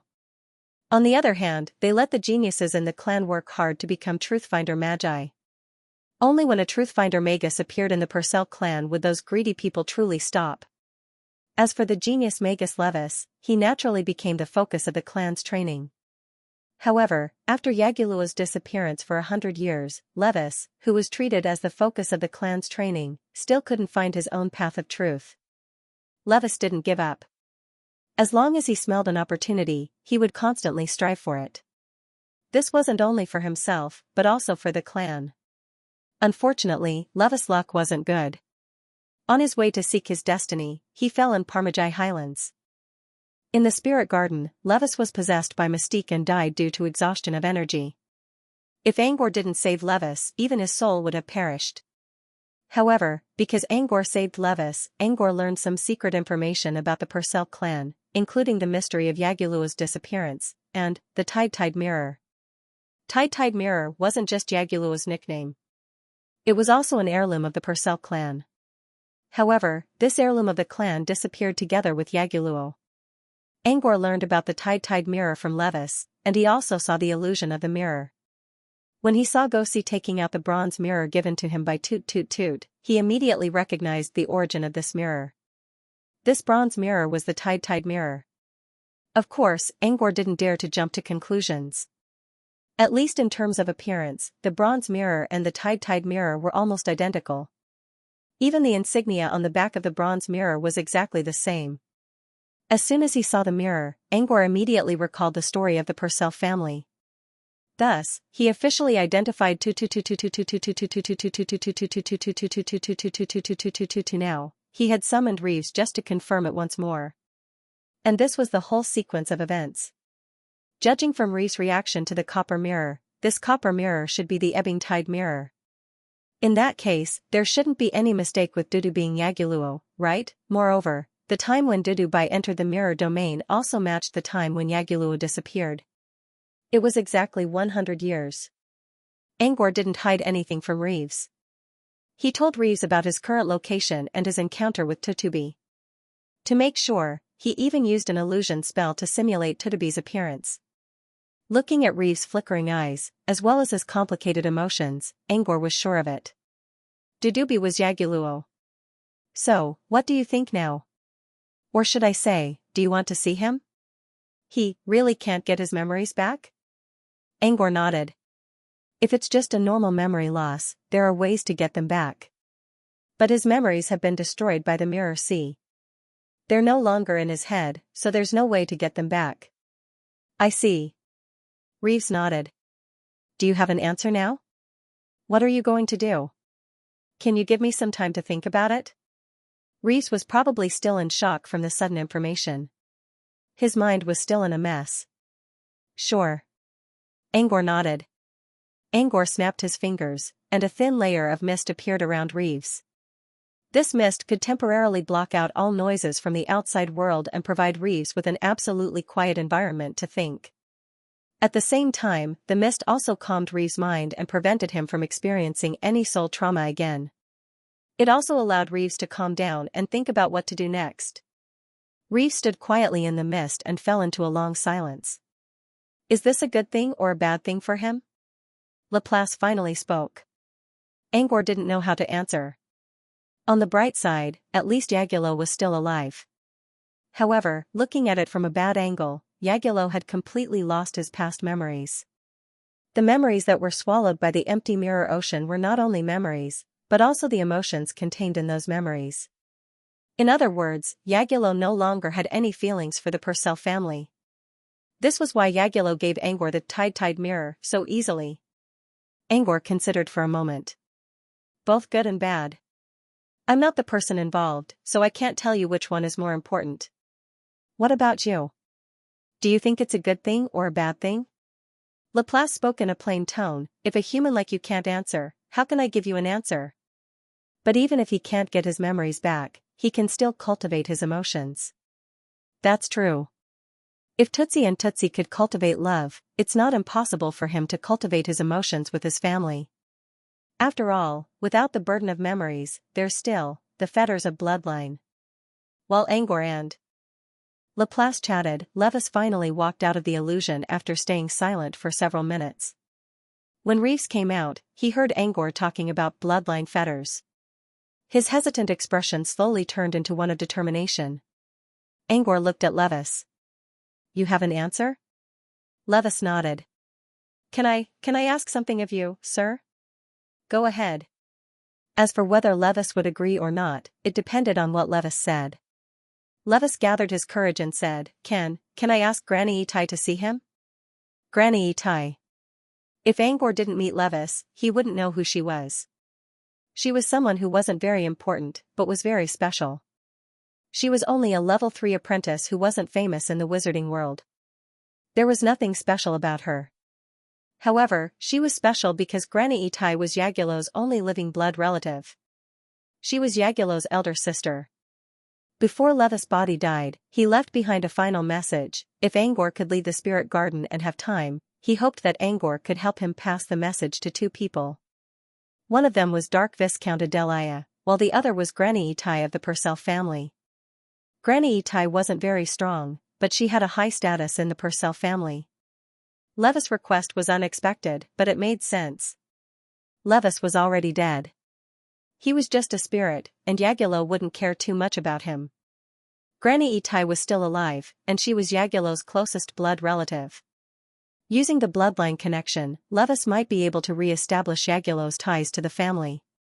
Seeing Angor staying silent for a long time, Levis became more and more depressed. I know my request is too much, and I can't give you any compensation. If you agree, sir, when I see Granny Itai, I'll convince her to compensate. Angor cut him off. I'm not interested in your compensation. Levis looked at Angor, and his expression slowly changed from panic to sadness. You're right. I was saved by you, sir. I already owe you a big favor, and I shouldn't ask for too much at this time. Seeing Reeves mumbling to himself, Angor spoke again. This request isn't too much. I can accept it. Really? Levis looked up at Angor with a hopeful expression. I can agree, but I have two conditions. Levis put on a serious expression. As long as it's within my power, I'll agree. Levis knew there was no such thing as a free meal in this world. Angor's request was reasonable. Why don't you listen to what I have to say first? First, I went to Gold Rush City by accident. With my power, it won't be easy for me to go there again. Therefore, I can only help you pass the message. I can't bring you or Granny Itai to see Dudubai directly.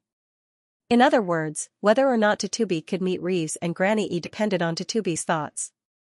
Besides, if Tut really wanted to see Angor, it would be Tut who would leave the city and come looking for Angor. Reeves said, I agree. Secondly, I need you to do something for me. These things are most likely related to the Dark Noble Adelia. This time, Reeves didn't give an answer immediately. Instead, he asked hesitantly, will it hurt Sir Dark Baron? Angor shook his head. No, I'm not going to fight against Adelia. I just have some ideas that I need her to help me implement. Reeves, huh? I need her to do something to stir up trouble and influence public opinion during the tea party. He didn't tell them the details. Reeves thought about it carefully. Fanning the flames was a normal occurrence at a tea party. Was it for the sake of Brood Cavern? That didn't sound like a problem. Besides, Angor already said he wouldn't fight against the Dark Noble. Thinking of this, Reeves nodded. I can try. Inside the Chamber of Solitude. Are you going to stay here, mister? A voice came from a dog hole on the wall. Angor picked up the geometric lock from the ground and answered, I've just finished studying Sweet Dream. I need to record some experimental data while my memory is still fresh. If I get inspired, I might even try alchemy. Angor looked around. All right, I'll stay here. There's no one here for now. The air was silent for a moment before a voice came from the dark dog hole again. Then I'll go back and report to the Lord Ruler. Angor nodded. Go, Gungue. Debeo, who was still inside the dog hole, didn't react much to being called Gungue. It was used to it. I'll be on my way then. Angor nodded. By the way, Gungue, I'll need a quiet place later.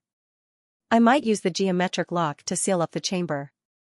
If Lady Adonis or the wise ruler asks, just tell them. Debao, I understand. Seeing that Angor didn't say anything else, Debeo closed the hole and disappeared from the chamber. Angor sighed in relief after making sure that Debeo was gone. He didn't want anyone to see what he was going to do next.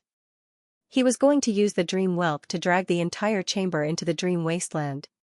Angor already planned to bring the Chamber of Solitude into the dream wasteland. This way, he could familiarize himself with the chamber in advance, and he would be prepared if he had to go to the Nightmare Realm's Chamber of Solitude in the future. However, using the dream whelp in such a large area wouldn't be able to hide the mystery aura. And the aura might attract Adonis and the Wise Lord's attention. It wouldn't matter if Adonis found out, but the Wise Lord might be able to figure something out. Besides, once the dream wasteland was open to the public, the Wise Lord would surely figure out what Angor did in the chamber. Angor was hesitant about whether he should drag the chamber into the dream wasteland. But now, he made up his mind because Laplace asked him to craft a mirror in the outside world. It gave him an idea. He had gone to the mirror realm to study Sweet Dream. He had gained inspiration from studying Sweet Dream. Alchemy was normal, right? Wasn't it normal to need an absolutely quiet space when performing alchemy? His inspiration was bursting, and he once again touched the edge of mystery. It was normal for him to create an alchemy product with a mysterious aura, right? It just so happened that he also wanted to refine a mirror. Wasn't this a coincidence? Everything was so logical. Even if the Sovereign of the Wise had discovered that something was wrong, Laplace would have been the one to vouch for him. After all, Laplace was the one who had requested the creation of the mirror. No one would think that Angor was only trying to cover up the mysterious ripple caused by the dream whelp pulling the chamber of poetry. Of course, he didn't want to cause too much of a commotion. That was why he used geometric lock to cover the entire chamber. This way, they could ensure that the mysterious aura would not leak out. Even if it did leak out, there wouldn't be any problems as long as they followed the previous explanation. With that in mind, he no longer hesitated. He activated the geometric lock right away. This time, the geometrical lock didn't grow as big as before. Instead, halos came out of the geometrical lock and covered the entire Clear Sky Poetry Room in an instant. The Clear Sky Poetry Room seemed to be covered by a huge dome at this time. The changes in the Clear Sky Poetry Room were immediately noticed by everyone in the Sage Hall. Adonis also sensed the layer of light that blocked out perception. She frowned and was about to return to the Clear Sky Poetry Room to check on the situation when Debeo appeared. Debeo did his best to convey Angwar's message to Adonis. Adonis was still frowning, but she looked much more relaxed than before. "You've just finished studying Sweet Dream, and now you're doing alchemy? You've made progress so quickly?" Hearing Adonis mumbling to herself, the Black Earl, who was floating in the air, said lightly, "Most alchemists have this habit. As long as they have the inspiration, they don't care where they are. Even if they are in the dark abyss, they will still do their alchemy without caring about anything else." Adonis was an alchemist herself, so she could understand Black Earl's words. However, she never experienced such a situation herself. Her alchemy was more of a step-by-step process, rather than a sudden inspiration like this. The sage ruler chuckled. "Inspiration doesn't come often. You must seize it as soon as you see it. It's an alchemist's instinct." The sage ruler then looked at Debeo and asked about Angwar's situation in the mirror domain. "I didn't enter the mirror space either, so I don't know what Mr. Angwar is doing. But Mr. Laplace and his 3 avatars all went to the mirror space." The sage ruler was a bit confused. Laplace and his avatars all went to the mirror space, why was that? Laplace could have gone alone. Why did he bring his avatars with him? Did Angwar really make great progress in his research? Did he need Laplace's avatars to help him? "Angwar is a member of the research department," Count Black explained, "and he's a member of the research department. They're all geniuses among geniuses. They can find inspiration even in the smallest of details. It's only natural that Angwar got an idea and started his alchemy." The reason why Dark Earl said this was because he had met many members of the research and development department. He knew very well how good they were at grasping inspiration. However, Black Earl only said that Angwar got an idea and started his alchemy. He couldn't guarantee what Angwar could actually make. Maybe a mid-tier alchemy item? Or was it a high-grade alchemy tool? Black Earl knew that Angwar had made a high-tier alchemy item before, but he still preferred a mid-tier one. A high-tier alchemy item's omen wasn't easy to get through. Even if Angwar could make a high-tier item, he would probably suppress its level to avoid getting lost in the omen. As for a mystery item, Black Earl didn't think about it at all. If mystery items were so easy to make, there wouldn't be no mystery alchemists in the southern wizarding region for so many years. There were plenty of mystery items in the southern wizarding region, but not a single mystery alchemist. Angwar was the only one who was close to becoming a mystery alchemist. However, Angwar's current level was still too low. It would be difficult for him to make a mystery item. Count Dark didn't believe that Angwar could make a mystery item, but his words had cleared everyone's doubts. Even Adonis's furrowed brows relaxed. It was normal that Angwar got an idea and started his alchemy. He chose the Chamber of Solitude, but there wasn't anything he shouldn't see in there anyway. The only thing that worried Adonis was that she hoped Angwar wouldn't take out Mary King on a whim. After all, Mary King was Allah's real body. Meanwhile, Angwar had already begun his alchemy preparations. He was going to craft a mirror this time, but he had already decided on the grade of the mirror. It wasn't a mid-tier or high-tier item like Black Earl expected.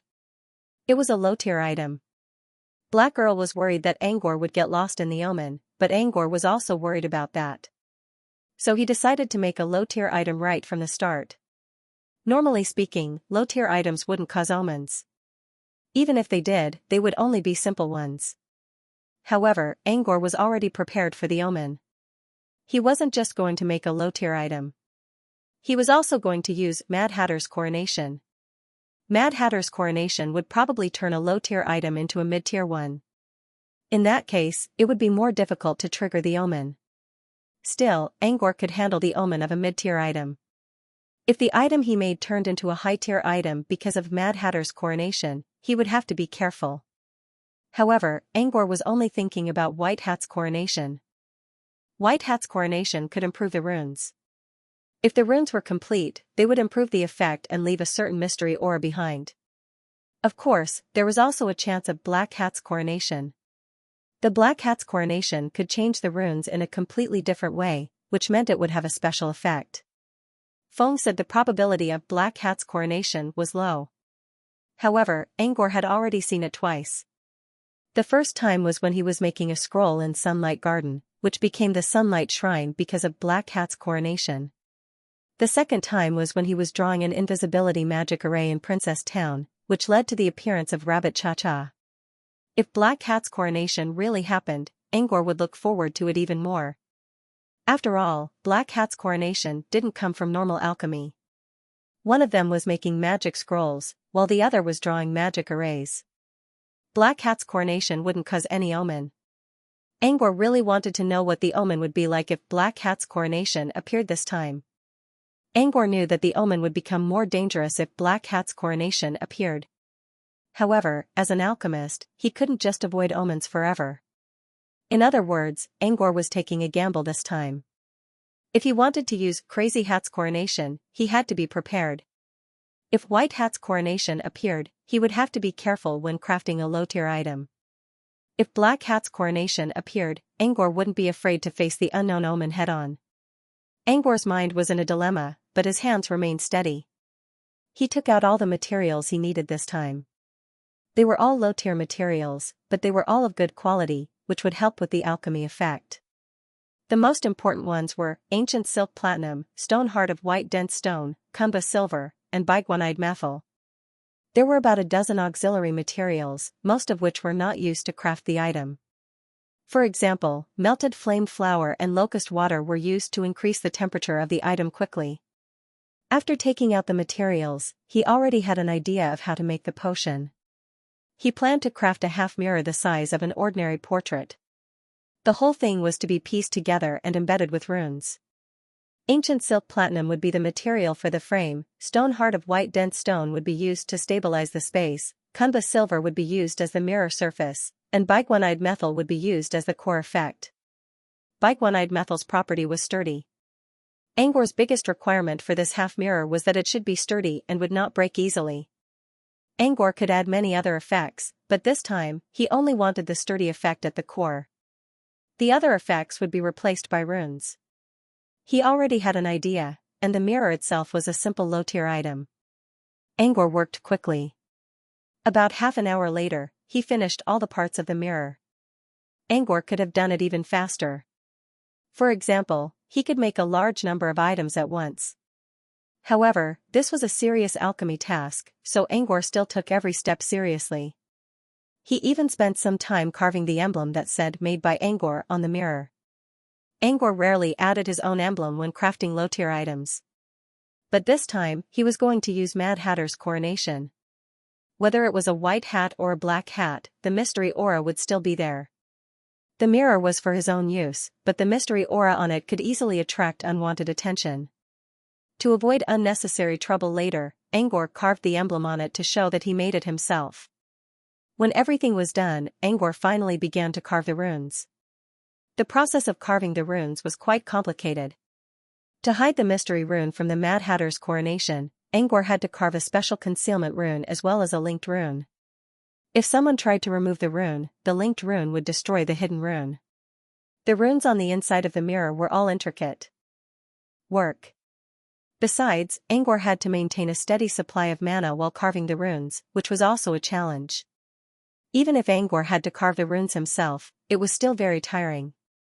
Time passed slowly, and 3 hours later, it was finally time for the last Mageweth to be inscribed. On the surface, he didn't seem to be doing anything different. However, he was already using Overmind to multitask. Several hand of spell appeared behind him. It looked like he was going to do something big. And he was right. In the next second, he was going to use Mad Hatter's coronation. Once Mad Hatter succeeded, the mirror's crafting would come to an end. By then, both the white hat and the black hat would be surrounded by the mystery aura. This was also the perfect moment for Angor to use the dream whelk to pull the chamber of poetry into the dream wasteland. End of chapter. As Angor began to draw the new runes, he finally got to the main point of his alchemy session. A large number of hands of spell appeared behind Angor's back. They each had their own tasks, which looked messy and complicated. However, upon closer inspection, one would notice that they were moving in a rhythmic pattern. He also took out the dream whelk under the hand of spell. As he activated it, the mystery aura began to dissipate. When the aura filled the entire hall, Angor began to draw the last rune using the Mad Hatter's coronation.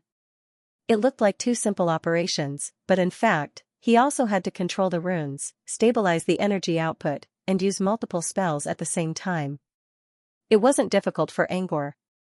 However, there was still a small problem. The operation itself was correct, but Angor overestimated the strength of the geometric lock. If the geometric lock could only suppress the aura of one mystery item, it would be quite effective. In addition, the underground ruins had a magic array that isolated the aura, which basically sealed the mysterious aura within the dome and prevented it from escaping. But this time Angor did not only activate the dream whelk but also used the Mad Hatter's coronation. The auras of the two mystery items mixed together and kept attacking the geometric lock. The geometric lock was already showing signs of losing control, and some of the mystery aura was already leaking out. However, Angor was still able to control the amount of aura released. However, when Angor finished drawing the last rune, a small figure wearing a black hat appeared on the mirror, and everything changed. A new mystery aura was released from the mirror in Angor's hand. This aura was not as strong as the dream whelk and the Mad Hatter's coronation. However, it was like the last straw that broke the camel's back, completely opening a hole in the geometric lock. The mystery aura continued to leak out. From a macroscopic point of view, the leakage this time wasn't too serious. Moreover, the magic array in the underground ruins was suppressing the mysterious aura, causing it to only spread within a radius of 100 meters. If it was in the wild, it probably wouldn't cause too much of a commotion. However, they were underground, and there were several top-level wizards in the southern wizarding region. Even if they were still some distance away from the Chamber of Poetry, they could still sense the mystery aura. In the Sage Hall, the Sovereign of Wisdom had been smiling merrily as he spoke, but suddenly, he came to a halt. He stood up and stared into the darkness with a look of bewilderment on his face. Before the wise sovereign had even finished speaking, Adonis in the mural said, "Mysterious aura?" It is indeed a mysterious aura. Why is it coming from the clear sky poetry room? Could it be? The wise ruler seemed to have thought of a possibility. His expression was one of shock, and without another word, he walked towards the exit of the clear sky poetry room. However, before the wise sovereign could reach the exit, a stone slab blocked his path. "I advise you not to go." The one who spoke was the nose on the stone slab, which was also the clone of the Black Earl. The wise sovereign frowned, wanting to say something. "I don't care what you're thinking. If you go now, you'll disturb Angor's alchemy." You should know that Angor almost reached the mystery level, but he was interrupted. It was an accident, and Brute Cavern didn't pursue the matter. But what if Brute Cavern's plan was interrupted again? What do you think Brute Cavern's reaction would be? Do you think Nether City can stop Brute Cavern? Whether or not the words of the Black Count had been heard by the Chief Sovereign was another matter for now. However, everyone else in the hall heard the Black Earl's voice clearly. "Mr. Superdimensional is crafting a mystery item?" Kale looked at the direction of the clear sky poetry room with a blank look. "I don't know, but it's possible. I also sensed the mystery aura." And it was Red Sword Dorcas who spoke. He stood up and walked towards the Black Earl. "It's a new type of power, and it's unstoppable." By the time he finished speaking, Dorcas already stood beside the Black Earl and blocked the wise sovereign's path. Dorcas expressed his attitude with his actions. He would not allow the wise sovereign to disturb Angor's alchemy. Dorcas didn't want to follow Angor, but he had already made up his mind. At least Angor's offer wasn't bad. Besides, it seemed Angor was about to challenge the mystery item again. Following an alchemist like Dorcas would only lead to a bright future. Apart from Dorcas, Y and Kale also joined the Black Earl. They didn't, nor did they dare to stop the wise wizard. However, as Angor's new fans, they didn't want the wise wizard to disturb Angor. They didn't dare to stop him directly like Black Earl, but they still had to show their attitude. The wise sovereign looked at the people around him and closed his only eye. He sighed. I'm not trying to disturb Angor. I'm just. Fine, I'll just stay here and watch from afar. Upon seeing the wise sovereign retreat, everyone let out a sigh of relief. You can stop me, but can you stop the others? The wise sovereign asked in a soft voice. Others? You're the only one here, right? Wait, there's still that woman in the painting. Everyone quickly looked up at the painting above the fireplace. Earlier, Adonis had always been inside the painting. But now, the woman's eyes were empty and lifeless. Adonis was nowhere to be seen. Dorcas said, Adonis. Shit. Just as Dorcas's brows were furrowed and his expression was covered by shadows, Adonis's voice suddenly came from the painting. You're here to stop me? I'm not stopping you. I just want you to think carefully. Are you sure you want to offend Angor? The former was Adonis' voice, while the latter's cold voice was familiar. The sovereign of the wise immediately pointed out the owner of that voice. Is that Laplace? At the same time, inside the mirror space of the painting, Adonis looked into the dark sky. She was currently at the outer edge of the mirror space. She only needed to break through the outer edge to reach the mirror domain. But now, the mirror space of the painting was sealed by a powerful force. Adonis could force her way through, but it would definitely shatter the mirror space. If the mirror space was destroyed, Adonis would lose a lookout for the wise sovereign. She would also suffer a backlash from the broken mirror space. Even though the backlash wasn't too severe for her, if she was injured, she wouldn't have the upper hand against Laplace, who was outside. Even if Adonis was 90% sure that Laplace wouldn't do anything to her, she still didn't want to bet on the remaining 10%. I'm just using the mirror to observe. I won't disturb him. How am I offending him? Laplace said, watching is a form of interference. In certain circumstances, it can be a strong interference. You should understand. But that's only under certain. Before Adonis could finish, Laplace cut her off. Are you sure this isn't a special situation? Are you sure your watching won't affect Angor's work? Adonis didn't say anything this time. But she still didn't leave. Instead, she stared at Laplace through the dark mirror space. Laplace didn't show any expression on his face, but he was slowly calming down. Before leaving Rabbit Mountain, Angor told Laplace that he was going to make a mirror and asked Laplace to keep an eye on Adonis. Back then, Laplace didn't know what Angor meant. Now, sensing the mysterious waves coming from the mirror in the clear sky poetry room, Laplace vaguely understood. Angor was doing alchemy? Furthermore, he was crafting a mysterious item. There was one thing Laplace couldn't figure out. How did Angor gain inspiration for making a mirror that led him to Rabbit Mountain? He didn't study Sweet Dream too much before, so how did he manage to find a way to create a mystery item? Laplace didn't show it on his face. Anyway, if Angor really made a mirror, he would have to use it sooner or later, and they would know when the time came. Laplace's job now was to stop Adonis from interrupting Angor's alchemy. Seeing that Adonis was still unwilling to leave, Laplace considered and asked, Do you know why I'm here? Something to do with Angor? Adonis frowned. Laplace nodded. Yes. He asked me to come here. How dare he? Adonis glared at Laplace. You know something about alchemy as well, right? Laplace interrupted her again. So you should know that when you're inspired, you'll visit your friends one by one and tell them not to disturb you. Then, you'll find a quiet and safe place to start your alchemy, right? I think the answer is no. Angor stayed with me for a while.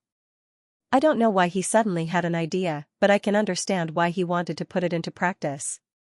He didn't have time to visit you and the sage one by one, so he asked me to explain it to him. At this point, Laplace could vaguely see the Black Earl and the others outside through the mirror space. Don't worry about Sage for now, so I hope you can understand. Earlier, Adonis was furious that Angor sent Laplace here just to provoke her. But when she thought about it, Laplace's words made sense. Angor suddenly started alchemy, and it was very likely that he was trying to find the limit of mystery. This must be a case of sudden inspiration. Under such circumstances, the inspiration might disappear in a flash. Considering the situation, Angor didn't have time to tell her and asked Laplace to explain it for him, which wasn't surprising. With this in mind, Adonis slowly calmed down. Besides, Laplace was right. Observing and watching could be considered interference. When trying to break through mystery, it could even be considered forceful interference. She did act a bit too rashly. Besides, Angor still had Alao in his hands. She needed Angor to speak for her in front of Alao. Adonis knew that it was wrong to peek at his alchemy when she needed his help, but she would never admit it. Adonis humphed. I don't care why he suddenly started alchemy. But it's his fault for using and blocking the poetry room. I'll let it go this time for your sake. But there won't be a next time. With that, Adonis slowly retreated and returned to the surface layer, which was the layer between the mirror space and reality. Laplace looked at Adonis quietly until she had completely disappeared. Then he turned his head and looked in the direction of the clear sky poetry room. His eyes were filled with confusion and anticipation. Inside the sage hall, Adonis didn't say anything after she came back. Everyone in the hall heard the conversation between Adonis and Laplace, and they all knew that saying anything at this point would be like stroking a tiger's whiskers. It was better to stay silent. Although no one said anything, their thoughts were floating in their minds. Meanwhile, the one who led them to this topic, Angor, had closed his eyes and entered a strange space with his mind. It was the omen space created by the alchemy. In the dark forest, Angor opened his eyes. He looked around. It was all forest, and the ground was covered with withered branches and rotten leaves. Next, he checked his own condition. He couldn't sense his mind space, and his body was as weak as a mortal's. Angor knew that he had entered the omen space without a doubt. He was only crafting a beginner item, which had a low probability of triggering omens. But he clearly remembered that before he entered the omen, a black hat appeared on the mirror.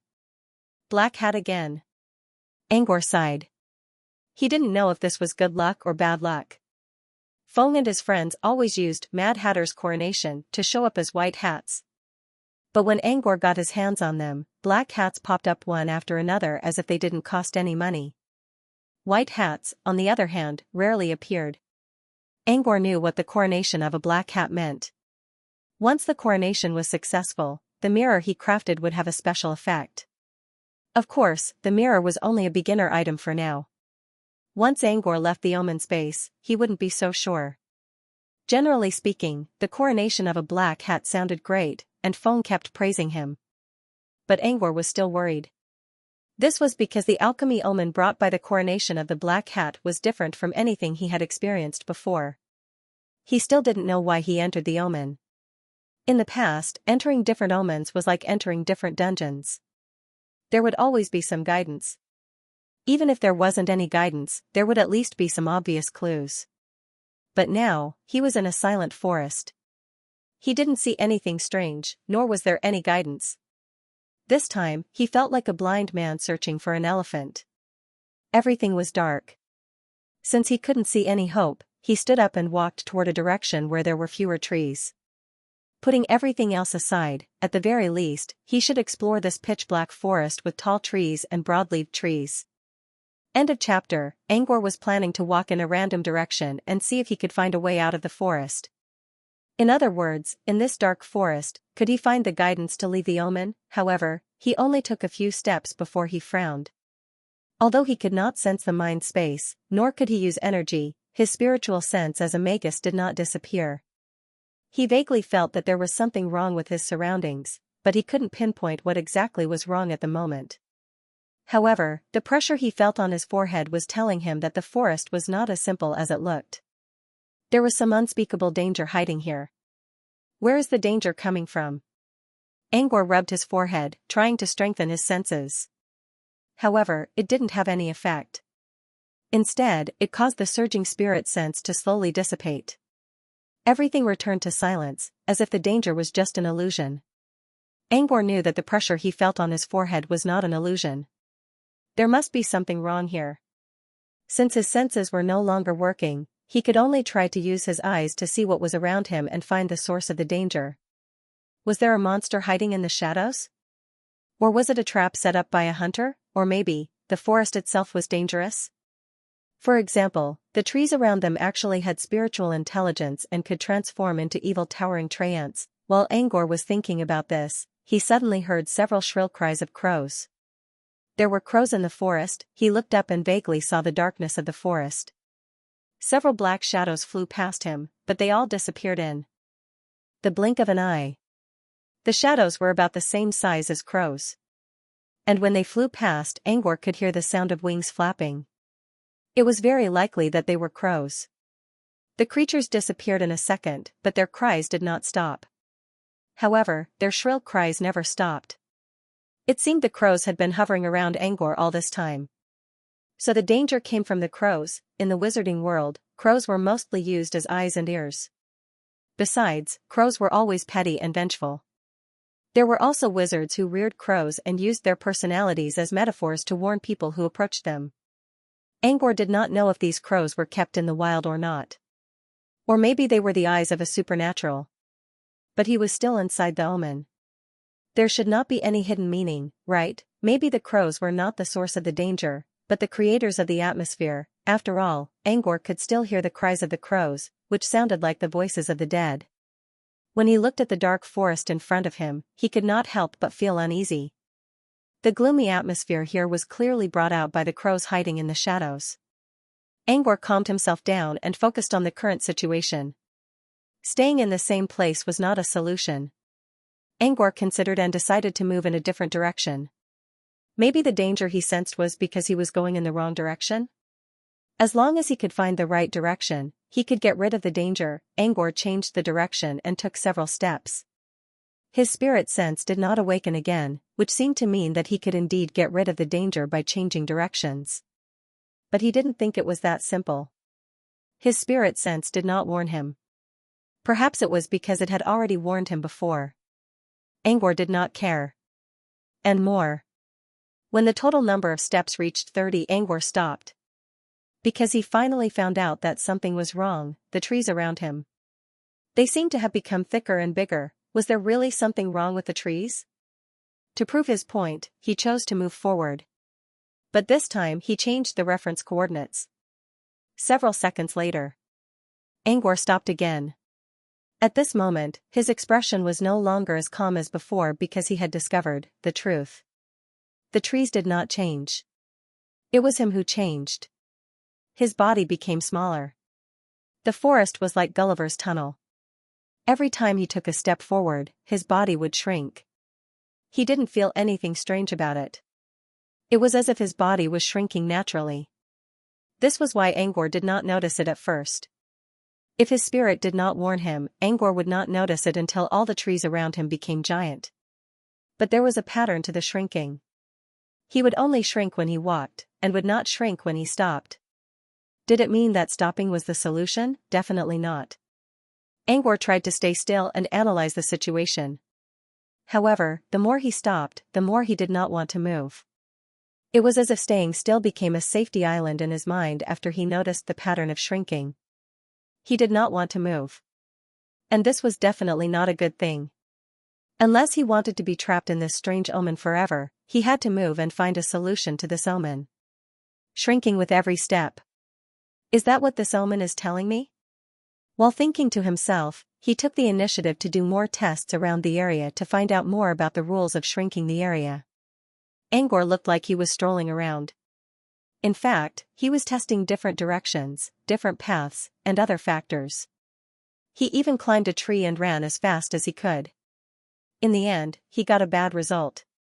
Shrinking was not affected by other factors.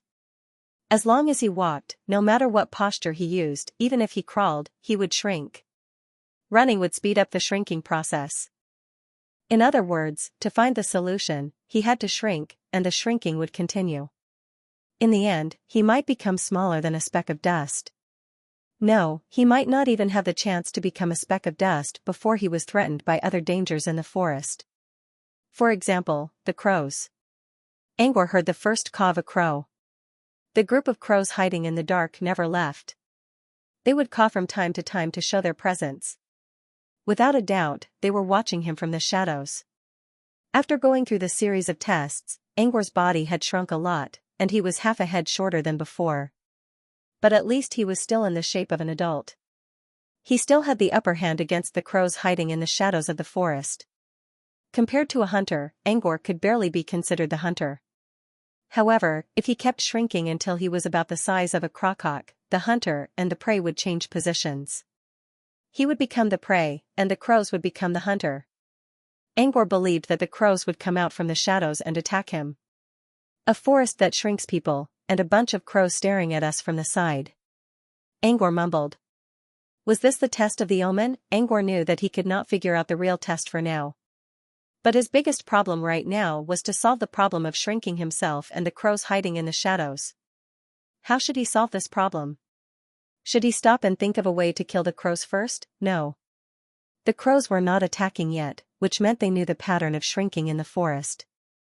They would wait until their positions were changed. If he stopped, the crows would not attack. Instead, they would give him a psychological warning that he would not dare to move. But what should he do if he did not stop? Should he kill the crows? Or could it be that the crows and shrinking were just a form of psychological pressure that made him panic, causing him to overlook the clues hidden in the dark? Angor forced himself to stop thinking about the crows and his shrinking body. He focused on looking for clues hidden in the forest. Angor did not mind the changes in his body. He began to wander around the forest. At first, he planned to look for human tracks so that he could find a way out. However, he did not find any human tracks. Instead, he found some animal tracks. This footprint was found under a decaying broadleaved forest. The footprint was very small, about the size of a baby's fist, but it went very deep into the ground. He did not recognize the shape of the footprints. The water had turned the clear footprints into mud. Could it be a clue? Angor did not know, but he decided to look around the tracks. Since there was one, there must be a second one. This time, he became 3 centimeters shorter. However, he still managed to find the second set of footprints. What was worth mentioning was that the second footprint and the first footprint should have been left by the same animal, but the distance between them was relatively far, about 4 meters. It seemed that this animal's stride was very big.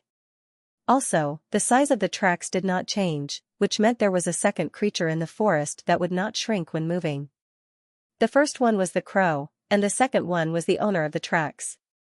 The crow was the enemy that was spying on them in the dark. Could the owner of this footprint be the one who had unlocked this omen? Angor considered for a moment and decided to follow the tracks to find the owner of the tracks.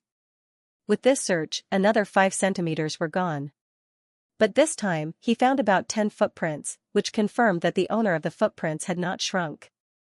The owner of the tracks left one on the left and another one on the right, but the general direction was clear. Is this the way to leave? Angor did not know, but he was willing to try again. He followed the tracks again. This time, he became 2 centimeters shorter and stopped.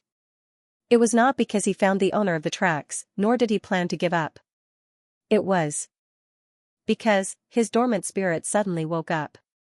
This time, his newly awakened spirit did not warn him of danger like before. Instead, it gave him a vague direction. It seemed his spirit sense was responding to a certain place in the forest. At the same time, his spirit gave him a general direction, north. However, the tracks were heading northwest, using his current location as the starting point. It was not going in the opposite direction, but it still deviated by a large angle. Also, he estimated that the spirit sense was at least 1,000 meters away from where he was right now. Not to mention whether or not he would take a detour midway, even if he walked in a straight line, according to the law of shrinking, as well as the scale of his steps, by the time he reached the target location, his body would probably shrink to half of his current size, becoming similar to a gnome or a halfling. He would not immediately become a prey, but the crow was already qualified to attack him. He did not have many chances left. The biggest problem for him now was to choose between following the tracks and trusting his spirit. Angor stopped and fell into deep thought. About half a minute later, he moved again. This time, he did not follow the tracks. Instead, he chose to trust his spirit and head north. He made this choice because he trusted his absolute self very much. Spiritual perception was very mysterious. It could be said to be inspiration, but it could also be said to be spirituality. It came from oneself. It was the guidance of deep thoughts, the summary of the sea of ether, and the exit of the hive mind. It was also an intuition that came from the inside out. To put it bluntly, it was a kind of absolute self. The superficial self could be deceived. But the deeper absolute self could not be deceived. At least, Angor had never seen anyone who could deceive their absolute self in the southern wizarding region. Therefore, he chose to trust his spirit. However, there was something strange about the spiritual sense that had suddenly appeared this time. For example, the spirit could sense danger and make decisions when hesitating. But this thing directly used his spirit to guide the way, and the coordinates of the destination already showed up. That was strange. It wasn't that his spirit sense couldn't do it. Usually, there was only one way to do it. There was something deeply connected to Angor in the place he was pointing at. Or rather, there was something on Angor's body at the coordinates. That was why his spirit sense was strongly connected. But Angor was sure that he did not lose anything. If he had to think of something, it would be his mind space. But mind space was the last thing that could be lost. Angor could not sense it now, but he was sure that his mind space had been following him in a higher dimension. Otherwise, his spirit would not appear. Since it was not his mind space, and he did not lose anything on him, why would such a strong connection appear? Angor did not know, but he decided to check it out himself. About 10 minutes later, Angor's body had shrunk by about 30 centimeters. However, he was getting closer and closer to his destination. The cawing of the crows did not stop. They were still echoing in his ears. Apart from the crows, Angor did not see any other danger in the forest, nor did he see any other animals. This meant that the footprints of the animal he saw earlier were probably the only ones in the forest. If that was the case, then did he make the wrong choice?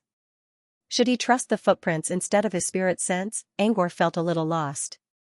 Should he back off? Maybe he still had time if he backed off now. Angor felt a voice in his mind telling him to back off and try to find the footprints. But after careful consideration, he did not stop.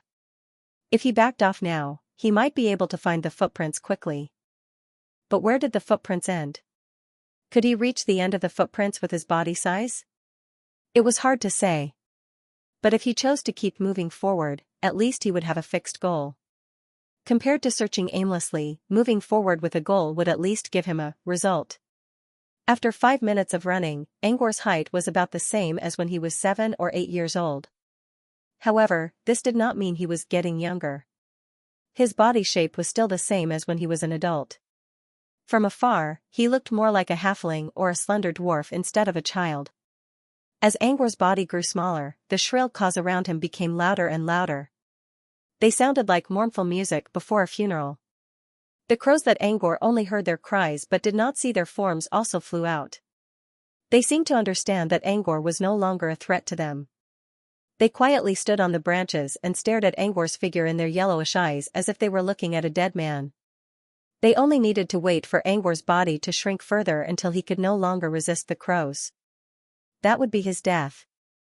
Angor already knew how evil these crows could be. He wanted to pick up stones and throw them at them many times, but he held himself back. If he missed, he would alert them. Even if he did, he might not be able to kill them instantly. It would only make him look incompetent and angry. Besides, he was already very close to his target location. He did not want to cause any trouble now. Therefore, he only moved forward quietly and pretended he did not see the crows at all. If the target location brought him disappointment, Angor would think about how to deal with these crows. At least, he had to find a way to get rid of them or scare them away before he completely turned into a thumb. As Angor pondered, he saw a short shrub in front of him. After passing through the shrubs and walking forward for another 20 steps, they would reach their target location. But he still did not see any human tracks or any possible guidance. Did his spirit sense deceive him? Angor pursed his lips and kept moving forward. He wanted to go through the shrub as soon as possible and see if there was hope or despair hidden behind the shrub. As soon as he entered the shrub, he suddenly saw something familiar from the corner of his eyes. These were footprints. At the bottom of the shrubs, a pair of clear footprints appeared before his eyes. They were the same size as the ones he saw before. However, they were clearer. He could even see some patterns on them. Angor did not check the footprints right away. Instead, he looked in the direction where they came from, west. When he saw the direction of the west, he had an idea. Could it be that the original owner of this footprint had intended to come here? However, if he followed the footprints, would he make a detour? If that was the case, Angor would also reach this place if he followed the footprints. Perhaps he would become even smaller than he was now? At that time, he would have to walk step by step in the face of the surrounding crows. And now, although his body had shrunk, at least Crow had not reached the point where it could directly charge at him. Did that mean that the guidance of his spiritual sense was correct? Was there really a solution to this omen up ahead? With that in mind, he felt a little better. He did not rush forward excitedly to confirm. Instead, he crouched down to check the footprints in front of him. The footprints he had seen before were all very vague. However, the footprints here were much clearer, and the lines on the soles of the shoes could be seen. Huh? Soles? These were not animal footprints, but human footprints. Angor was a little surprised. He reached out a finger and touched the lines deep inside the footprints. The lines were arranged neatly, and the lines were symmetrical with each other. They looked like the lines of a shoe. Maybe it was the sole of a pair of leather shoes, but the footprints were only the size of a baby's fist. Did they belong to a crocock? If so, it made sense that Angor's spiritual sense was reacting to the footprints of a crocock. After all, Angor once protected a crocock, and he was familiar with them. It was normal for his spiritual sense to resonate with them. But was it really a crocock? Angor was not sure, but he knew the answer was right in front of him. He took a deep breath and kept moving forward. After about 4 or 5 steps, he had to crawl through the bushes while half kneeling on the ground for the next few meters. When he came out of the bushes, he was still looking at the forest. However, the ground was much cleaner, and the footprints were much clearer. It was as if the footprints were guiding him forward. Angor took another 10 steps and walked around a large tree in the middle of the path. He finally saw his target. It was a small tree about 2 meters tall. However, the main point was not the tree itself, but the fairy tale-style mailbox that stood beside the tree. Next to the mailbox was a rabbit hole. Is this the answer? He walked to the tree and was about to check the small mailbox. Before he could do so, he heard a clear voice calling out to him. Only bad people would look through someone's mailbox without permission. The first thing that came to his mind was, there's someone else here? But very quickly, he realized that something was wrong. Why did this voice sound so familiar? He looked at the source of the voice. Ticha? When he saw a small white rabbit jumping out of the rabbit hole, he called its name out of instinct. However, the rabbit looked up and stared at Angor with its ruby-like eyes. Please don't claim to know me. I don't know you. Claim to know me? Don't know me? Angor was puzzled. Wasn't this the strange creature he accidentally created with the black hat in Princess Town, Rabbit Ticha? Angor looked at the rabbit carefully. Judging from its clothes, it was indeed very different from Rabbit Ticha in Princess Town. Rabbit Ticha was a small white rabbit wearing a small black felt hat, an exquisite checkered tuxedo, and a carrot-shaped cane in its hand. However, although the rabbit in front of him was also a rabbit with pure white fur, it was dressed in a very gaudy manner. Considering Angor's current height, he could reach the rabbit's chest when it stood up. It was wearing a hat on its head.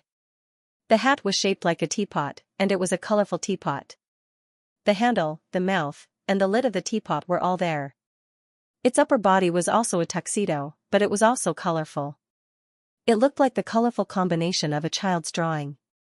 On its feet, there was a pair of small leather shoes. To be precise, the shoes were not on its feet but on its toes. In other words, the rabbit was standing on its toes all the time. The shoes also looked like something out of a fairy tale. There were several red teapot buttons on the golden soles, and they were about the size of a baby's fist. Without a doubt, the footprints Angor saw along the way came from these shoes. Overall, the rabbit's appearance was very different from Ticha Demon. However, its body shape, posture, and voice were exactly the same as Ticha's. However, judging from the way the man looked at him as if he was a stranger, Angor wondered if he had mistaken him for someone else. Staring at a lady without blinking is not the behavior of a gentleman. Are you sure you're not Ticha? You have a carrot-shaped cane, right? And you can change hats into different shapes. The rabbit stared at Angor and wondered what it was thinking. After a while, it spoke in a soft voice, "So you want to ask me for a hat?" "Huh? When did I ask for a hat? Besides, I said a lot of things, and you only focused on the hat." Angor did not know whether to laugh or cry. Before he could explain, the rabbit humphed. "I get it now. You're a lost man, right? You came to the Teapot Kingdom without knowing anything and got trapped in Black Tea Forest. Humph. You're afraid you'll become food for those crows, so you came to me to ask for a hat. Angor, is that so?" "Why didn't I know?" The rabbit proudly exposed Angor's true identity. It thought for a moment and spoke in a proud tone, "Since you went through so much trouble to find me, and I think we've met somewhere before, I can give you a hat. But you should know that the shrinking of Black Tea Forest is irreversible, right? Even if you wear a hat, you won't be able to stop it. When you return to the human world, you'll still be as small as before. Think carefully." Angor did not understand anything else, but he did know that he would not shrink again as long as he wore the hat given by the rabbit. Of course he would wear it. As for irreversible? If this was the real world, it would be irreversible. But this was an omen, which was both an illusion and a test, so Angor was not worried. "Sure. I'll wear the hat." Angor nodded without hesitation. He had to maintain his current size first. If he really turned into a thumb-sized person, that would be terrible. The rabbit did not hesitate. It waved its hand, and a hat appeared on Angor's head. Angor touched it and confirmed that it was a teacup hat. After putting on the teacup hat, Angor walked around several times. As expected, his body no longer shrank. When the crows saw that Angor's body was no longer shrinking, they all scattered away. They knew that they had no chance to enjoy the feast today. The rabbit looked at Angor with disdain. Why did it feel like this human was a bit stupid? It made sense. Why did he choose to come to the Teapot Kingdom instead of staying in the human world? What was he if not stupid? However, the rabbit did not really hate Angor's idiocy. Most importantly, this human gave it a very familiar feeling, as if they had really met before, and there was a sense of closeness. However, it had completely forgotten where this feeling came from. After testing the hat, he returned to the rabbit's side with a satisfied look. He still had a lot of questions, and he needed answers from the rabbit. Angor did not speak much, but when he listened to the rabbit carefully, he heard a familiar name, Teapot Kingdom. Could this be the strange country recorded in Lewis's hat? The Teapot Kingdom. Angor was a little surprised, but he did not think too much about it. The mystery item Mad Hatter's coronation came from Lewis's hat in a way. Angor used the Mad Hatter's coronation to simulate the Teapot Kingdom, which made sense. However, Angor did not understand what was wrong with the omen. Angor thought that the shrinking mechanism in the forest and the crows that saw him as food were the answers to the omen. Maybe he could find a way to leave the omen. But now, he solved the shrinking problem and the crows were gone. Why was the exit still not here? Did the omen have nothing to do with the forest? Angor was about to ask when the rabbit suddenly spoke. "I gave you the hat. You have to answer one of my questions." "What is it?" "Maybe someone told you that I'm in Black Tea Forest, but they don't know my name." "How did you know I'm called Cha-Cha? Why do I feel familiar with you? Where did we meet before?" Angor was surprised to hear the rabbit's words. Was this really Cha-Cha? Angor was wondering if he remembered wrongly. But now, the rabbit revealed itself, and it clearly said that Cha-Cha was familiar to him. There was no doubt that it was Cha-Cha the rabbit. Besides, Cha-Cha might be the reason why Angor's spirit sensed him from afar. Rabbit Cha-Cha was Cha-Cha's creation in Queenstown, so it was normal that his spirit sensed something. But what should he say about these things?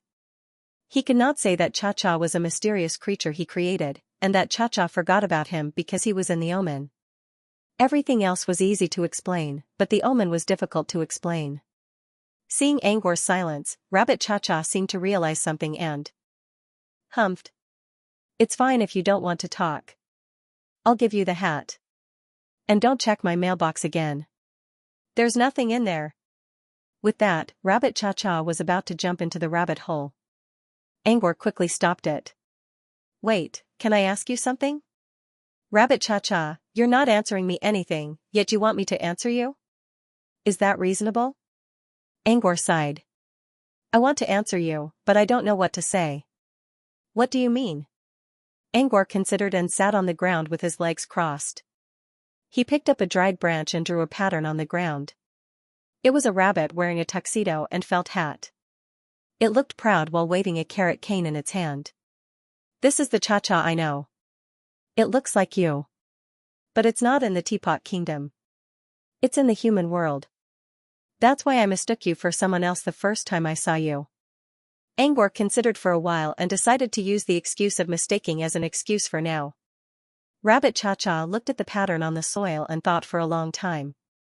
I vaguely remember that when I was dreaming, I seemed to have worn this kind of clothes and held this kind of cane. Could it be that we met in a dream? Angor almost wanted to say, "What are you talking about?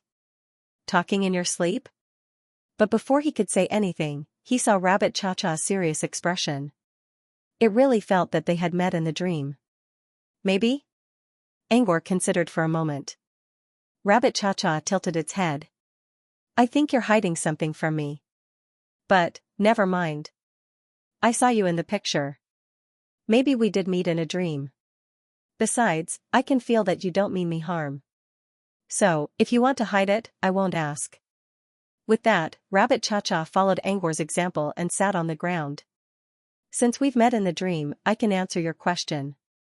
However, I'm only limited to 3 questions. You have to think carefully about what you want to ask me. Angor considered and nodded. All right. End of chapter. My first question is. Angor stared at Rabbit Cha-Cha, who seemed to be listening to him carefully. I don't know yet. Angor quickly changed his mind. I don't know yet. Rabbit Cha-Cha staggered. It would have fallen to the ground if not for the fact that it was still sitting. Rabbit Cha-Cha took a deep breath and said, You're not messing with me, are you? If you keep this up, I'm going back. Angor said, No, no. Let me think. Can you tell me about this forest? Just tell me whatever comes to your mind. Can this be my first question? Rabbit Cha-Cha crossed its arms in front of its chest and puffed up its cheeks. The 3 questions I mentioned are specific questions. You're cheating.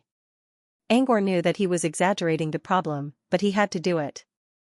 This was an omen, after all. If he could not find a way to leave this place, he would probably be lost here forever. Then I'll ask the rest of my questions in detail. Can you answer this one? Angor made a begging gesture. Even his eyes were filled with a playful look. Rabbit Cha-Cha wanted to refuse, but its sense of intimacy toward Angor affected it. After a moment of hesitation, it said, Only this time. Not next time. I promise. There won't be a next time, Angor said. Since he landed in this forest, the answer to the omen had to be here. As long as he could find something suspicious from Rabbit Cha-Cha's mouth and ask a specific question, he should be able to leave this alchemy omen. Angor's plan was good, but the truth might be different from what he imagined. Rabbit Cha-Cha considered its words and slowly told the story of the forest. Since you found this place, you should know the name of this forest. It's called Black Tea Forest. Angor really wanted to deny it 3 times in a row. But he decided against it. He would just let Cha-Cha think that he was someone who accidentally came to the Teapot Kingdom. Maybe it would be easier to talk to him. If he really told Rabbit Cha-Cha about the omen, he was not sure if Rabbit Cha-Cha would still want to talk to him. Rabbit Cha-Cha continued. First, it talked about the history of Black Tea Forest. Black Tea Forest did not exist in the beginning. It was a garden blessed by the Queen. Empress? The Queen of the Teapot Kingdom? Rabbit Cha-Cha looked at Angor as if looking at a country bumpkin. The Empress I'm talking about is naturally the Empress of the Teapot Kingdom. What's her name? Rabbit Cha-Cha, I don't know either. Even if I did, I wouldn't dare to say it. However, we will all address your majesty as the Teapot Empress. The Teapot Queen was quite down to earth. But then again, in the story of Lewis's he had heard from Feng, there was no sign of the Empress. There was actually an Empress setting in this omen? Even Feng Yu was shocked. He probably didn't even know about the existence of the Empress. Was this supposed to be a patch for the setting? Then this Teapot Queen, Rabbit Cha-Cha interrupted him before he could ask more about the Teapot Queen. If you ask me any more irrelevant questions, I'll take away your remaining 2 questions. Rabbit Cha-Cha narrowed her eyes and stared at Angor. Or should I say, you intend to use the remaining 2 opportunities to ask questions. About your majesty? Angor quickly waved his hands. He knew he was in the wrong. He pursed his lips to show that he would not speak. Rabbit Cha-Cha humped coldly. She continued to talk about the forest's past. At that time this was a garden blessed by the Teapot Queen. It was given to her 6th daughter, Princess White Tea. There were countless rare treasures in the garden. There were also all kinds of colorful flowers. There was also the Teapot Kingdom's best tea-making water, the Fountain of Youth. Angor's eyes lit up when he heard Fountain of Youth. He wasn't being greedy. He just felt that he had discovered something. The Fountain of Youth might be the core of this omen. For Princess White Tea, it was also because of the Fountain of Youth. But it was also because of the Fountain of Youth. Rabbit Cha-Cha sighed. Not long after the Empress gave this garden to Princess White Tea, she disappeared into the depths of the palace. According to the palace officials, the Empress was resting in the depths of the palace. But no one knows if it's true. At first, the Teapot Kingdom relied on the Empress remaining power. They could still maintain a peaceful appearance on the surface. But as the nobles tried to probe, they found that no matter what they did, the Empress would not appear. The Teapot Kingdom began to fall into chaos. Princess White Tea's Fountain of Youth was naturally targeted by others. At first, Princess White Tea could rely on her own strength to fend them off. But later, as more and more powerful forces began to pay attention to this place, Princess White Tea found it difficult to deal with them. Princess White Tea wanted to leave with the Fountain of Youth. But with so many forces watching her, it was difficult to disappear without a trace. While Princess White Tea was still trying to think of a way to deceive others, a new crisis appeared. The youngest count of the Teapot Kingdom, Count Black Tea, made his move. He did not directly attack Princess White Tea. Instead, he used some underhanded methods. He took the land near the garden and built a castle nearby. He knew that Princess White Tea could not take the Fountain of Youth away. So, he simply took advantage of his proximity to the Fountain of Youth to seize the geographical advantage and enjoy the effects of the Fountain of Youth. Princess White Tea was now in a dilemma. Once she took away the Fountain of Youth, Count Black Tea would quickly integrate his forces to deal with her and take away the Fountain of Youth due to his geographical advantage. But if she did not take away the Fountain of Youth, Count Black Tea could also enjoy the benefits of the Fountain of Youth due to his geographical advantage. Under such circumstances, Princess White Tea did something that shocked all the forces of the Teapot Kingdom. She destroyed the Fountain of Youth. She poured the filthiest thing into the Fountain of Youth, destroying the purity of the Fountain of Youth. She brought the most blazing sun and dried the Fountain of Youth, making it impossible for others to purify the Fountain of Youth even if they wanted to. The Fountain of Youth was polluted and evaporated into the air. Not only did it destroy the garden with the rare treasures, but it also turned the garden into a dead land. Although Princess White Tea's approach was radical, it allowed her to escape safely. Instead, she left a mess for Count Black Tea. And Count Black Tea was still thinking of restoring the Fountain of Youth. He planted trees in the original filthy land and changed the garden into a black tea forest. He wanted to use the trees to purify the land and then capture the Fountain of Youth that was contained in the land. But in the end, there was almost no effect. Instead, it created this strange forest. The effect of the Fountain of Youth had also mutated in this forest, forming a curse. As long as one moved in this place, they would constantly become smaller. This was the history of Black Tea Forest, and why it could shrink people. After explaining the history of Black Tea Forest, Rabbit Cha-Cha went on to talk about other stories related to the forest. However, Angor did not notice anything strange about it. The only thing that made him feel strange was the Fountain of Youth in Black Tea Forest. Could it be that his omen this time was to save or revive the immortal spring? Is there a way to restore the Fountain of Youth? Angor hesitated for a moment. Rabbit Cha-Cha, is this your second question? Angor really wanted to say no, but the only thing he felt strange about was the Fountain of Youth. He could not intentionally blur the focus and expand the scope like he did in the first question. After careful consideration, he nodded. Yes. My second question is there a way to restore the Fountain of Youth? Yes, there is. Angor's eyes lit up. Really? Yes. But not even the Count of Black Tea could do it. Are you going to do it? Let's hear it first. Maybe I can find a way to solve it. Rabbit Cha-Cha scoffed. You? I don't believe you. But since you asked, I'll tell you. The Fountain of Youth is one of the 4 best tea-making springs in the Teapot Kingdom, but the one here is just a rootless duckweed. The real source of the Fountain of Youth is in the hands of the Queen. You just need to find the Queen and ask her to give you the Fountain of Youth. Use the power of the Fountain of Youth to remove the pollution in Black Tea Forest. You can do that? You don't have to say that, do you? Is there no other way? Angor could not help but ask again. Rabbit Cha-Cha shook her head. That's the only way I know. Angor believed that there must be a way. As long as he had enough time to analyze the Fountain of Youth, he would find it. However, he did not have any tools to extract the energy of the Fountain of Youth, and his mind space was sealed. There was no other way. So, what should he do now? Was he going to be trapped in this omen forever? Alright, I've answered your first 2 questions. Hurry up and ask the third one.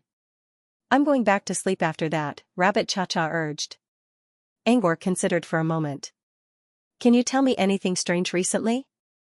Or anything strange or important? Rabbit Cha-Cha frowned. This is the same as the first one. It doesn't follow the rules. Ask again. Ask again. He looked at Rabbit Cha-Cha's angry expression and remained silent for a moment. Then he spoke in a sad voice, I came here by accident. The only thing I want to do now is to leave. But to do that, I have to find the source of the accident. As far as I know, the source should be nearby. But I can't tell where it is. Rabbit Cha-Cha did not know if Angor was really sad or pretending. But it also felt sad when hearing Angor's sad tone. Maybe it was because they were good friends in the dream. Regardless of the reason, Rabbit Cha-Cha thought for a moment and said, If you want to leave the Teapot Kingdom, I can help you. Angor shook his head. No. I have to find the source of this place and get rid of it before I can leave. Otherwise, I might get dragged into this place again. Angor kept his head down while speaking. He felt guilty for lying again. Rabbit Cha-Cha thought Angor was weeping because of sadness, so it did not ask. Instead, it followed Angor's words and tried to find the source of the omen. A moment later, Rabbit Cha-Cha hesitated and said, There's nothing strange, right? The only strange thing is that you're here. Is there anything else you want to tell me?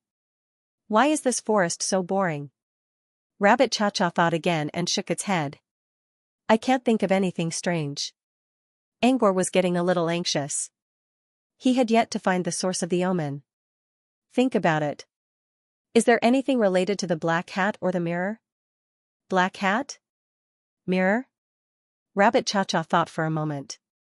What's so special about the black hat? I don't know. I have a black hat too, but I didn't buy it recently. I have a mirror too, but I didn't buy it recently either. Rabbit Cha-Cha mumbled to herself for a long time before she suddenly thought of something. Right, speaking of mirrors, I remember that before I came back, I heard Julie say that Earl Dark Tea seemed to have just brought a mirror back from outside. You're saying you heard it just now? Rabbit Cha-Cha nodded. Yeah. I just came back from outside and passed by Count Dark Tea's territory. I talked to Julie, and she told me about it. Rabbit Cha-Cha paused and gave Angor a resentful look. I just came back and was about to rest when you showed up. Angor made an embarrassed expression and apologized. Rabbit Cha-Cha waved a hand. It's fine. We've met before. I'll do you a favor. Angor thanked him again. Can you tell me about Count Black Tea's mirror? What does it look like? I'm here because of a mirror, but I'm not sure if I can find one. So I think the mirror is the source. Rabbit Cha-Cha frowned. The mirror is the source? Normally, people who enter the Teapot Kingdom by accident would think of the teapot as the source. Maybe I'm different, Angor said. It doesn't matter. I don't know anything about the mirror. Julie just mentioned it casually. I think it's a half-body mirror. A half-body mirror? Angor suddenly felt a wave of excitement. He made a half-body mirror this time. Could it be that the mirror that Earl Dark Tea brought back was the half-length mirror that he made? But it didn't make sense. The mirror was in the real world, and this was an omen. A half-body mirror shouldn't be here. Angor thought about it carefully but still couldn't figure it out, so he gave up. Anomalies were just like illusions. Anything was possible. Rabbit Cha-Cha noticed Angor's excitement. You think the mirror is the source? Angor nodded. Rabbit Cha-Cha, but I don't know much about this mirror. I only know that Earl Dark Tea often brings back his collection from outside. This mirror might be his new collection. Why don't you ask Julie? Who's Julie? A good friend of mine. She's also Count Dark Tea's mount. Next to the Dark Tea forest stood a tall castle with black walls and tiles. The castle was heavily guarded. Apart from the walls, there was also a moat. The only gate that connected to the interior of the castle could only be accessed after the bridge was down. This was the castle of the Count of Dark Tea. At the southwest of the castle, which was also the edge of the dark forest, two small heads poked out from behind a tall pile of grass. One was Angor, and the other was Rabbit Cha-Cha. Huh? That's a puppet with boots on its head? Angor looked at the strange puppet outside the moat. The puppet was wearing a black eye patch and a pair of tall boots. It looked like a scarecrow at first glance. It only had one leg, and it was hopping around the moat while patrolling. Don't look at it. It's a puppet guard under the Count of Dark Tea. If you look at it for too long, it'll find you, Rabbit Cha-Cha explained in a low voice. Really? Angor muttered in a low voice. Rabbit Cha-Cha replied, it's not psionic awareness. It's an ability that Earl Dark Tea gave it. Its abilities are anti-detection and the Eye of Death. Anti-detection? Angor could understand it. But the Eye of Death? What was that? Rabbit Cha-Cha explained in a low voice, anything it sees, be it a human, me, or any other living being, will die instantly. That's the power of the Eye of Death. Die instantly? No exceptions? Angor frowned. Rabbit Cha-Cha, there are exceptions. As long as your life energy is higher than the puppet's, you won't be affected by the Eye of Death. But Rabbit Cha-Cha looked at Angor from head to toe. You won't be able to. Your life energy is weaker than a normal human's. You'll die if it sees you. He didn't enter the omen with his real body. Instead, he was just a sentient being. His life energy was indeed low. Once he was targeted by the Imperial puppet guards, he would die for sure. As for whether his death would affect the real world, that was for sure. There were plenty of alchemists who died in the omens. Even the mysterious alchemist Frost once followed died in the omen, let alone Angor. So, Angor was planning to observe the situation from afar. Now he was at once relieved. However, when Angor was about to look away, the puppet suddenly noticed something and turned its head to look at the pile of grass. Shit. He quickly tried to lie down.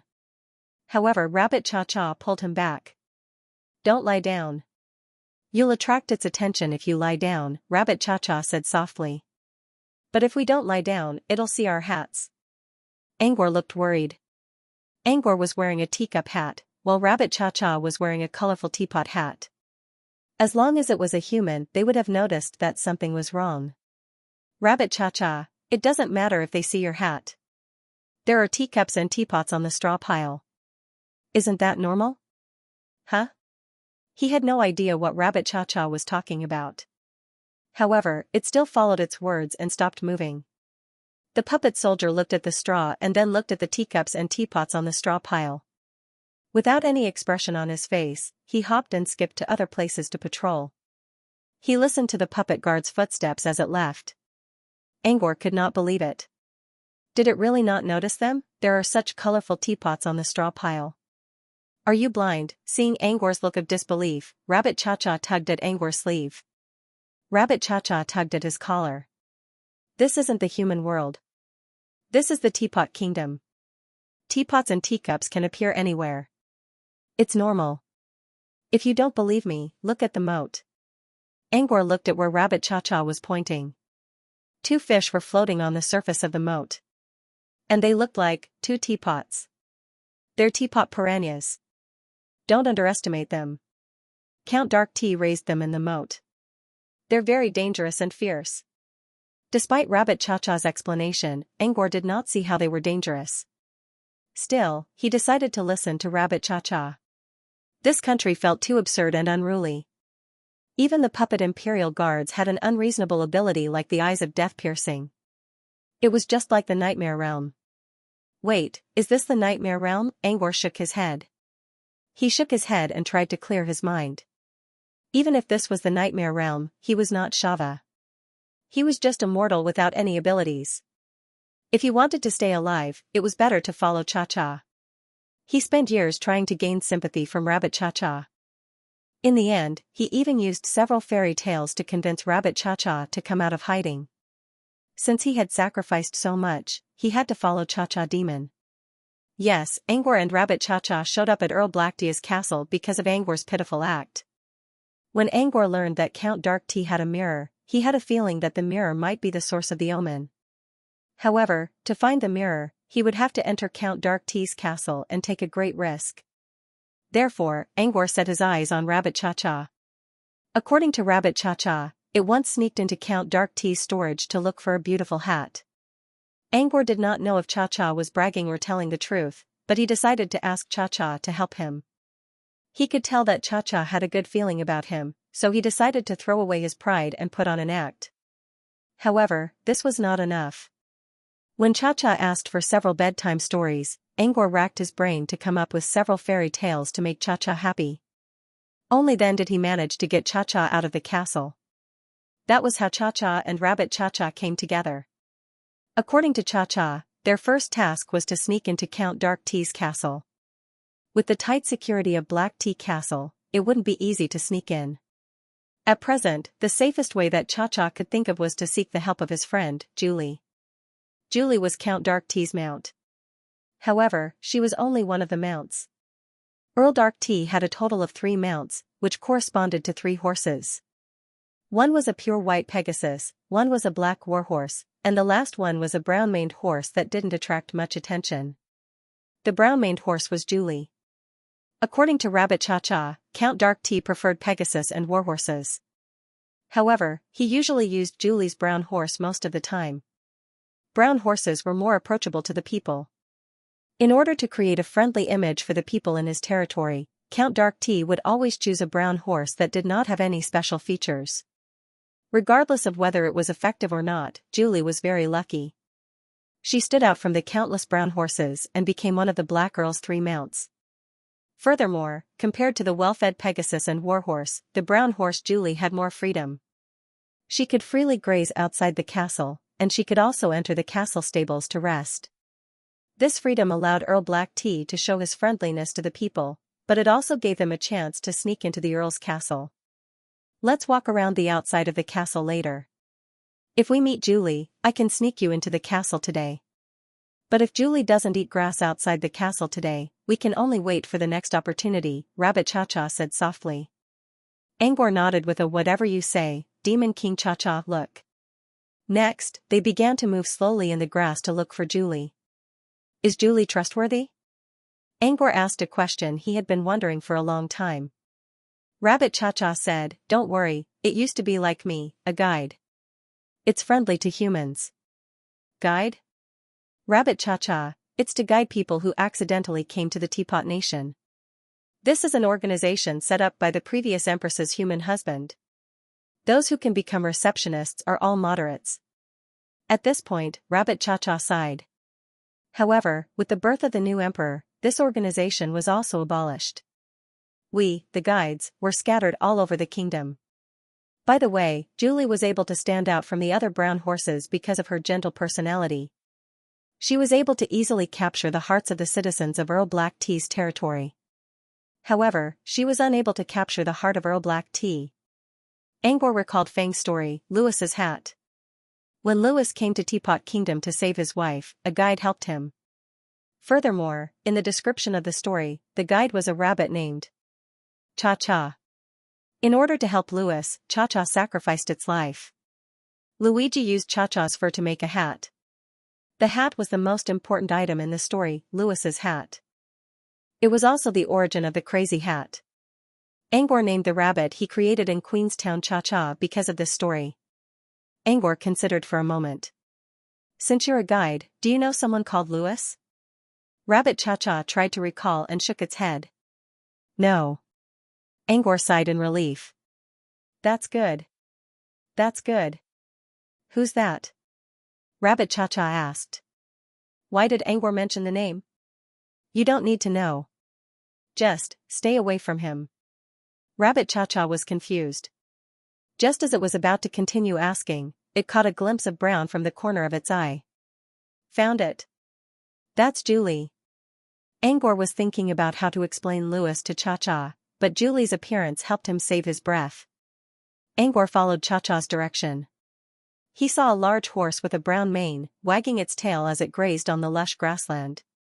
That's Julie? Rabbit Cha-Cha nodded. Yes. Let's go find her. It's really Julie? Angor thought Julie would dress up like Rabbit Cha-Cha, but it turned out to be just an ordinary horse. Rabbit Cha-Cha thought Angor was still worried when he didn't follow. Don't worry. Julie can tell good from evil. As long as you're kind, she won't do anything to you. Of course, if Angor harbored evil intentions, Rabbit Cha-Cha might abandon him right now, let alone Julie. Angor wasn't worried about that. He came here by accident, so there was no way Julie was going to harm him. As for kindness, as long as it could save him from the omen, he would show it even to Count Black Tea. With that in mind, Angor quickly followed Rabbit Cha-Cha. Was Julie friendly? If the crows in Black Tea Forest were the standard, Julie was way too friendly. But if Rabbit Cha-Cha was the standard, things were different. Julie was looking at Angor with suspicion. Angor even wondered if Julie saw evil intentions in him. After Angor was stared at for 3 whole minutes, Julie finally spoke to Rabbit Cha-Cha again. From Julie's words, she didn't see any evil intentions in Angor. There was kindness, but there was still the cunning of a human. Julie advised Rabbit Cha-Cha to be careful. However, Rabbit Cha-Cha waved a hand. I know he has his own plans. But I also know he won't hurt me. Julie asked why. Rabbit Cha-Cha didn't know what to say. She only mumbled something. It was an instinct. Julie said in a low voice, intuition is unreliable. Then she looked at Angor and spoke even more softly. Humans are unreliable too. Angor didn't know if Rabbit Cha-Cha heard Julie's muttering, but he did. Julie's attitude wasn't as bad as the crows, but Angor couldn't tell that she was friendly to humans like Rabbit Cha-Cha said. From Julie's words, Angor could tell that she did not trust humans at all. Fortunately, Julie did not reject Cha-Cha's request even though she was slightly different from what Rabbit Cha-Cha had said. She only said in a very serious tone, "Don't worry. I can take you into the castle, but only to the stables. I can't help you with anything else." Julie was only a horse. She could graze outside the castle, but inside the castle, she had to stay in the stables. Thinking about it, if a horse were to wander around the castle hall, there would obviously be a problem. Besides, even Count Dark Tea's favorite horses, Pegasus and Warhorse, also stayed in their stables. It was just that their stables were deeper inside the castle, which was more luxurious. No problem. Rabbit Cha-Cha nodded. Leave the rest to me. I know the castle very well. This wasn't Cha-Cha's first time sneaking into the castle. Julie knew that. Even so, sneaking into the castle was still dangerous. Cha-Cha was fine by herself, but Julie didn't understand why Cha-Cha was bringing a human inside. After all, humans tended to panic when faced with the unknown, especially in a castle full of traps. They could easily fall into a trap. Cha-Cha didn't have to worry about traveling alone, but bringing a human with her would greatly increase the chance of being discovered. In Julie's opinion, Cha-Cha was just looking for trouble. But Cha-Cha was her friend, and Julie knew she couldn't persuade Cha-Cha, so she could only let it be. Since you're going in, get ready. I'll be back when the sky is dyed red. When Julie said when the sky is dyed red, she was probably referring to the sunset. But what did we need to prepare before entering the castle mean? Angor did not understand.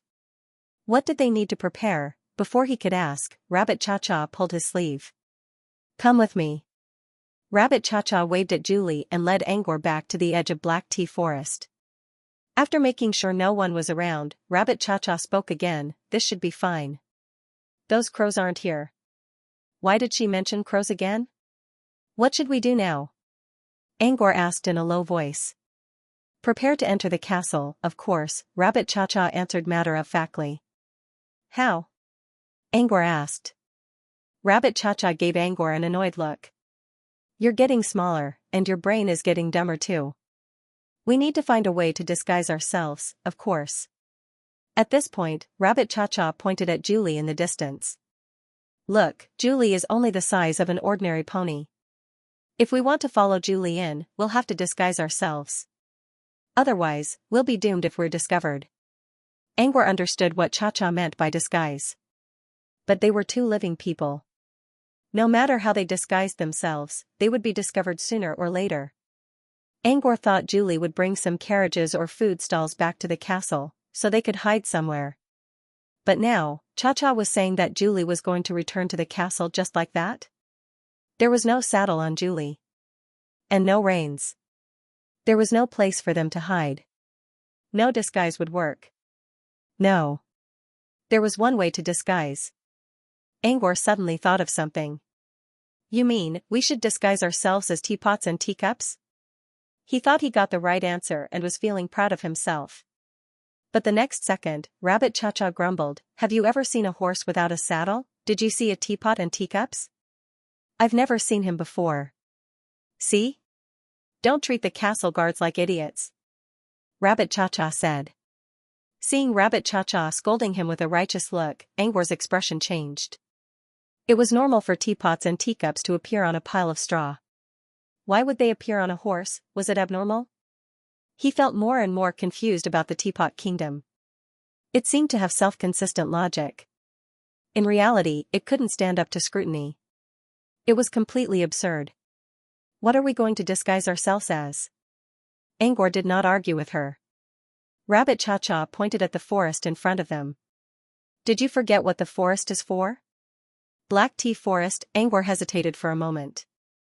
His eyes suddenly lit up. "You mean to say, let's use the power of the forest to shrink our bodies, hide on Julie's body, and sneak into the castle? You're not that dumb." Rabbit Cha-Cha nodded. "As long as we become small enough, you can hide in Julie's mane without being discovered." It was small enough. Then he would probably become a carabit. "Shall we return to the forest now?" Rabbit Cha-Cha shook her head. "I'll change your hat." Since Crow wasn't around, he could simply take off his hat and enter the forest, then come out when he shrunk back into his human form. Changing hats. What kind of operation is that? Rabbit Cha-Cha rubbed her swollen head. She doubted whether she made the right choice by following Angor. "Didn't I tell you? No hats. The shrinking of Black Tea Forest is irreversible. When you return to the human world, do you still want to be a thumb-sized person?" Angor really wanted to say this was an alchemy omen. As long as he could solve it, alchemists would be fine. But he held back in the end. According to Rabbit Cha-Cha's standards, he changed his hat. This time Angor's new hat was a teapot hat. However, unlike Rabbit Cha-Cha's teapot hat, this one wasn't fancy. There was only a small carrot pattern on the pure white shell. "All right. Walk around the forest with this hat, and you'll become smaller. But when you take it off, you'll regain your height." Rabbit Cha-Cha waved a hand. She signaled Angor to go to Black Tea Forest alone. Angor was about to ask, "What are you going to do?" He saw Rabbit Cha-Cha's body shrinking at a speed visible to the naked eye. In the blink of an eye, Rabbit Cha-Cha had turned into a thumb-sized rabbit. "Why are you looking at me like that? Hurry up. The sky is going to be dyed red soon. We can't go in if we're late. Besides, the crows are on the other side. If you're too slow and they find you, you'll be in big trouble." Angor nodded and rushed into Black Tea Forest without saying anything. After running around the trees for about a minute, Angor returned to the edge of the forest. At this moment, he had completely turned into a thumb-sized man. He was even smaller than Dangros. Before Angor could get used to the feeling of becoming a citizen of Tiny Kingdom, Rabbit Cha-Cha grabbed his hand and ran toward Julie. Rabbit Cha-Cha's running speed was much slower. Previously, it only took him about 10 seconds to reach Julie. Now, he had to run for 2 minutes before he reached her side. When he first saw Julie, he only thought that the horse was big enough to fit him. Looking at Julie now, she was simply a colossal monster. There was no doubt that if Julie had any bad intentions, she could definitely flatten him with one foot. Luckily, Julie did not attack them when she saw them. Instead, she lowered her head and let Angor and Rabbit Cha-Cha climb onto her mane. Julie's mane was very fluffy. Angor and Cha-Cha were completely hidden inside. However, because the mane was too long and thick, Angor could not see what was going on outside. It had been a long time since Angor felt like he had no control over his own life. He was nervous and uneasy, but he had to force himself to stay calm. He prayed silently in his heart that Julie was reliable. Rabbit Cha-Cha sensed Angor's uneasiness and comforted him in a low voice, "Don't worry. We can go out when we reach the castle." Angor had no other choice but to nod. Julie did not return to the castle immediately. She was still leisurely grazing outside. It was not that Julie was stalling for time. The castle gate would only open again when the sun rose to the sky. At that time, a guard on duty would come out. Normally, Julie would take this opportunity to return to the stable in the castle. Right now, even though the sky was turning red, it wasn't time for the guards to take over yet. Therefore, Julie could continue to eat grass outside. "Can I talk to Julie for a moment?" Angor asked in a low voice. Rabbit Cha-Cha was about to speak when she heard some jumping noises. She quickly shushed Angor. Rabbit Cha-Cha then mouthed, "The puppet guard is here. We'll talk later." The footsteps of the Imperial Guard puppet came closer and closer, finally arriving at Julie's side. Next, Angor heard the puppet making some strange noises. Julie also hissed, as if she was responding to the puppet guard. They talked for several minutes before the puppet guard's footsteps slowly faded away. Rabbit Cha-Cha made sure the puppet was far away and whispered, "The puppet guard's ears aren't that sensitive. But if we talk under its nose, we'll still be discovered." "How's the puppet guard's senses? Will it notice us?" "Don't worry about that. The puppet guard's senses are strong, but it won't dare to spy on Julie. Julie is Count Dark T's mount. There's no clear distinction between their ranks, but Julie has been with the Count for a long time. The puppet guard won't dare to do anything to her." At this point, Rabbit Cha-Cha proudly flaunted her achievements. She had used Julie to enter the castle many times. "Then why did the puppet guard come?" Angor asked. "It's to tell Julie that the gate bridge is about to fall. Get ready to open the gate." As soon as Rabbit Cha-Cha finished her words, Angor heard someone shouting. Creaking noises followed. Angor could not see what was going on outside, but he could guess that the gate bridge was falling. This meant the castle gate was open. He sensed that Julie had stopped eating grass and was slowly walking toward the moat. Angor planned to talk to Julie about the mirror, but he did not dare to do so now. They were about to enter the inner walls of the castle, and the guards must be stricter than the ones outside. It would be better to be careful. Along with the sound of footsteps, Julie had already arrived at the city gate bridge. Angor even heard the sound of trampolines. Many guards were coming out of the castle. Angor thought it was the guards taking over the gate as Rabbit Cha-Cha said, but he did not hear anything from Julie. She stopped moving and did not move forward. Rabbit Cha-Cha was also confused. She mouthed to Angor, "Something's wrong." Angor's heart skipped a beat. Did Julie trick him? Rabbit Cha-Cha saw Angor's expression and knew what he was thinking. She continued, "I'm not saying something's wrong with Julie. It's just that there are a lot of guards coming out this time. Something's not right. Also, I think I heard a horse neighing." Count Dark T was the only one who had a horse in Castle Black T. The other guards did not have one because they did not need one. If the Imperial Guard puppet ran at full speed, it would be much faster than Marco. Count Dark T only had a horse to match his status. Julie was right outside, and she was not neighing either. However, Rabbit Cha-Cha heard a horse neighing. It could only be the White Pegasus or the Black Warhorse. Horses usually did not neighing, unless Count Dark T was out. Rabbit Cha-Cha mouthed her guess. If it's really Count Dark T, then it's good news for us. Angor heard the neighing of a horse as well. The sound was getting closer and closer.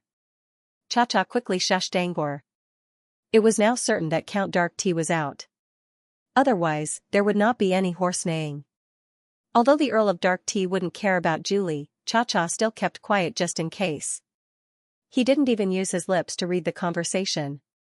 Angor also held his breath and did not dare to breathe too loudly. The thundering sound of horse hooves rang in his ears. It did not stop in the middle and soon disappeared into the distance. At this moment, Julie started moving again. Rabbit Cha-Cha moved to Angor's side and whispered, "Looks like we're in luck." That was a warhorse. "I think Count Dark Tea is out on an expedition." Count Dark Tea would only ride a warhorse when he was fighting against someone important in Teapot Kingdom. For example, when Count Dark Tea was arguing with Princess White Tea, Count Dark Tea rode his warhorse to confront the princess. Of course, it was not Princess White Tea this time. Angor did not know who it was, but it was definitely a good thing. Earl Dark Tea's expedition usually lasted for a few days, which created a very good opportunity for them to sneak in. Angor relaxed a little after hearing this. However, he did not dare to say anything. He even tried to keep his lips to himself. This was because he could already hear Julie's neigh. She seemed to be saying something to the guards beside her. Furthermore, she was walking into the castle as she spoke. This also meant that there was a puppet guard beside Julie. They were hiding in Julie's mane. Angor did not dare to do anything at such a close distance. This quiet atmosphere lasted for a few minutes. After some time, he could no longer hear the puppets. Only the sound of Julie's horse could be heard. When Julie entered her stable and made sure no one was around, she lowered her head and shook Angor and Rabbit Cha-Cha out of her mane. They landed on the grass. "It's fine now. There are no guards around my stable. Do whatever you need to do." After a pause, Julie added, "Speaking of which, you guys are quite lucky." The Count went out. "I asked the guards, and they said that he went to the west. I don't think he'll be back anytime soon. You should be fine as long as you don't cause too much trouble." Rabbit Cha-Cha patted the dust off her clothes and stood up. "The west? Is the Count going to attack Grand Duke Red Tea?" Julie shook her head. "I don't know. I didn't get any information from the guards. Grand Duke Red Tea, Princess Green Tea, or Crown Prince Floral Tea. It has nothing to do with us. Hurry up and don't waste this opportunity."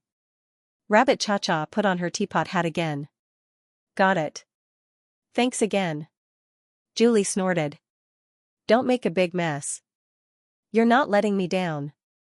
Rabbit Cha-Cha chuckled and looked at Angor. "You said you wanted to talk to Julie, right? You can do it now." "Julie, talk to me?" Julie gave Angor a look of disdain. "For Cha-Cha's sake, just tell me what you want." Angor showed a grateful look and tried to speak in a gentle tone. "I heard Count Dark Tea brought back a half-length mirror today?" Julie nodded. "Yes. The Count did bring back a half-mirror." "You came for the mirror?" Julia gave Angor a scrutinizing look as she finished her words. Under such scrutiny, Angor had a strange feeling. It was as if someone was looking into his mind. Was it Julie's ability? Could it be the ability to read minds, or could it be the ability to see the truth? He didn't know, but he was completely defenseless. He couldn't do anything about it. He was just an ordinary person in this anomaly world. In fact, he was even weaker than an ordinary person.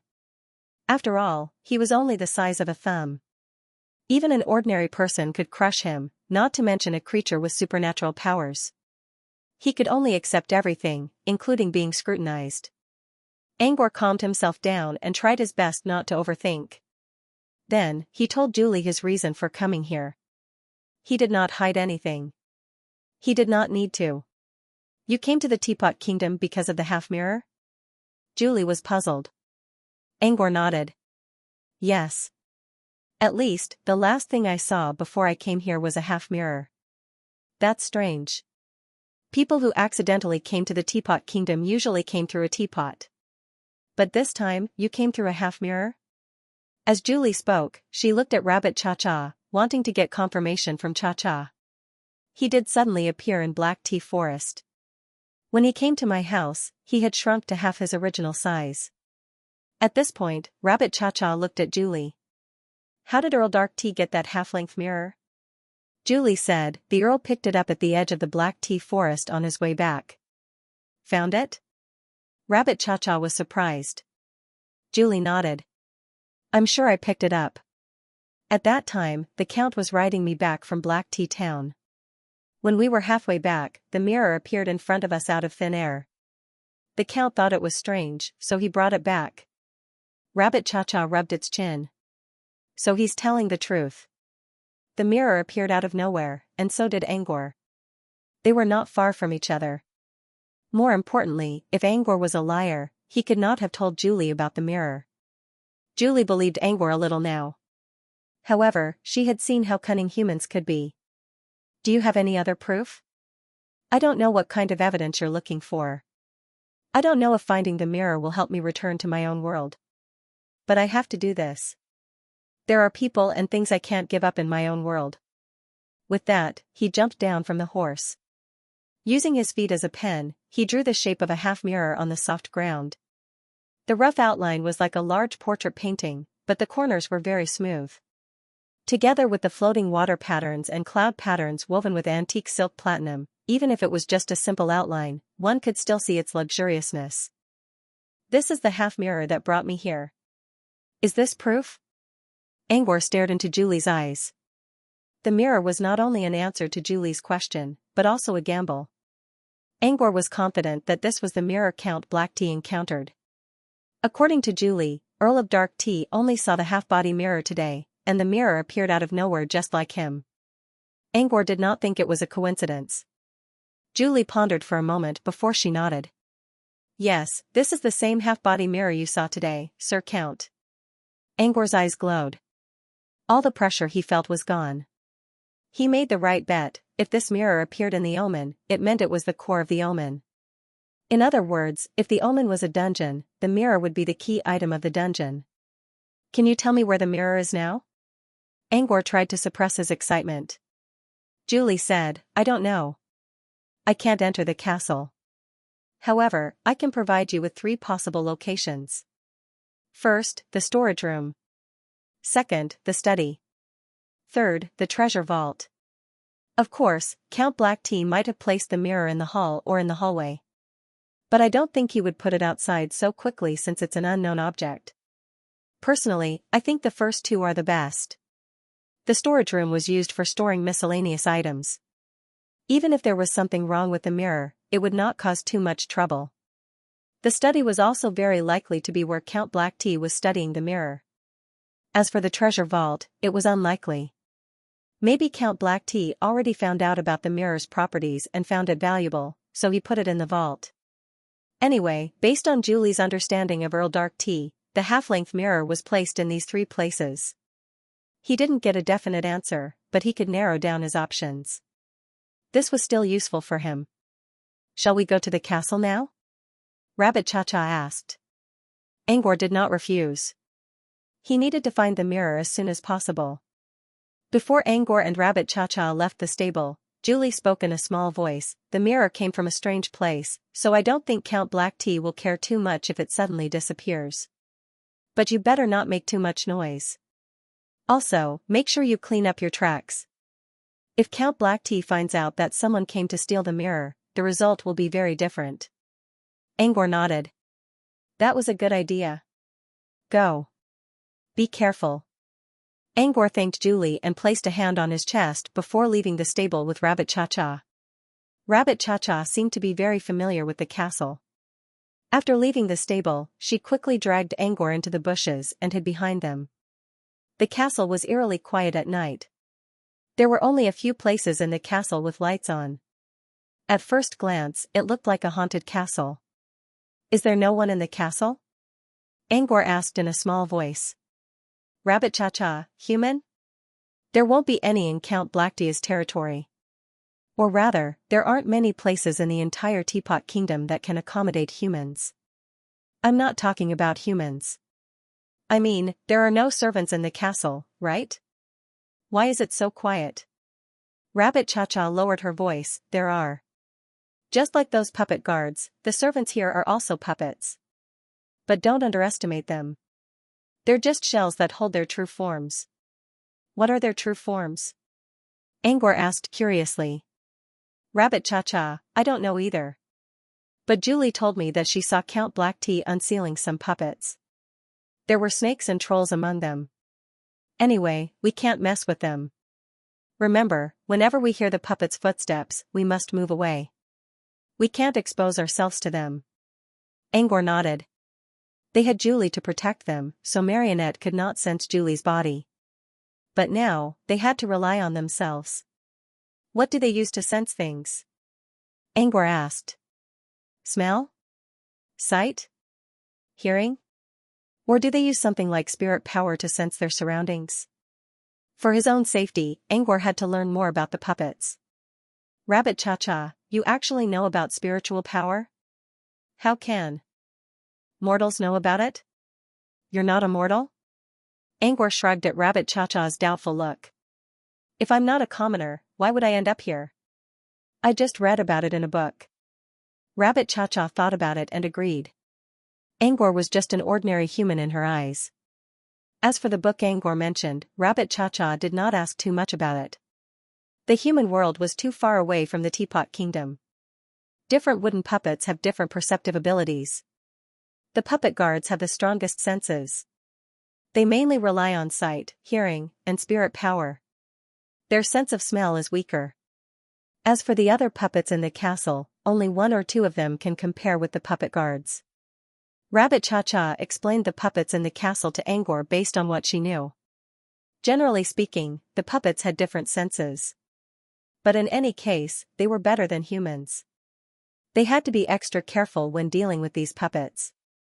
The only good thing was that the puppets would not use their spirit power to sense their surroundings, which could easily offend Count Black Tea.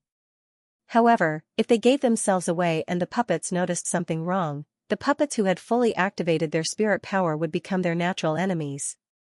Angor's living space would be greatly restricted. In other words, they had to be extra careful. Will we leave a trail of pheromones on our way? Angor asked after listening to Cha-Cha's explanation. What do you mean by pheromones? Rabbit Cha-Cha did not understand until Angor explained. You mean the scent left behind by humans? About that. Rabbit Cha-Cha never considered pheromones before. She was born with the ability to hide her scent, so she did not need to worry about it being detected. But Angor was a human, and his scent could easily be detected in the Teapot Kingdom. If Angor did not remind her, they would be exposed. Rabbit Cha-Cha felt a little relieved. Fortunately, this human was more considerate. Otherwise, even if the puppet couldn't find out, Earl Black Tea would definitely find out. If that happened, Julie might be implicated. The more she thought about it, the more scared Rabbit Cha-Cha became. Luckily, Angor brought it up first. She considered for a moment and said to Angor, "Give me a second." With that, Rabbit Cha-Cha quickly ran back in the direction they came from. Angor waited in the dark grass for about 5 minutes before Rabbit Cha-Cha came back. When she came back, she was holding a small piece of soft fur in her hand. Wrap this around you and your scent won't leak out anymore. Those puppets won't mind even if we leak a little bit of our calculations. Rabbit Cha-Cha handed the fur to Angor and asked him to put it on. Angor touched the fur. It was soft and light. When wrapped around his body, it felt like a large cloak. What kind of fur is this? Angor asked curiously. Rabbit Cha-Cha whispered into Angor's ear, "I got it from Julie. It's a part of a saddle." A saddle? A saddle? Angor's expression slowly turned from calm to pale. His hand, which was still stroking the fur, slowly stiffened. A saddle was used to cover a horse's saddle to prevent dust. It was also used to make the rider comfortable. In other words, this thing used to be Count Black Tea's seat cushion. Angor felt extremely uncomfortable when he thought about its function and the organs he once touched. No wonder Rabbit Cha-Cha was so sure that the servants wouldn't notice his scent when he put it on. Even if the scent leaked out, it would still belong to Count Black Tea. Even if the servants in the castle sensed it, they wouldn't dare to look into it. Angor didn't smell anything strange from the saddle, but he still felt a little uncomfortable. Despite that, he still put it on himself obediently. Compared to the discomfort, safety was more important. Especially since he couldn't use any of his abilities right now. he was weaker than a mortal. At least the saddle could reduce the risk of being discovered. You're more thoughtful than I am. Think again. What else do you need to pay attention to avoid being discovered?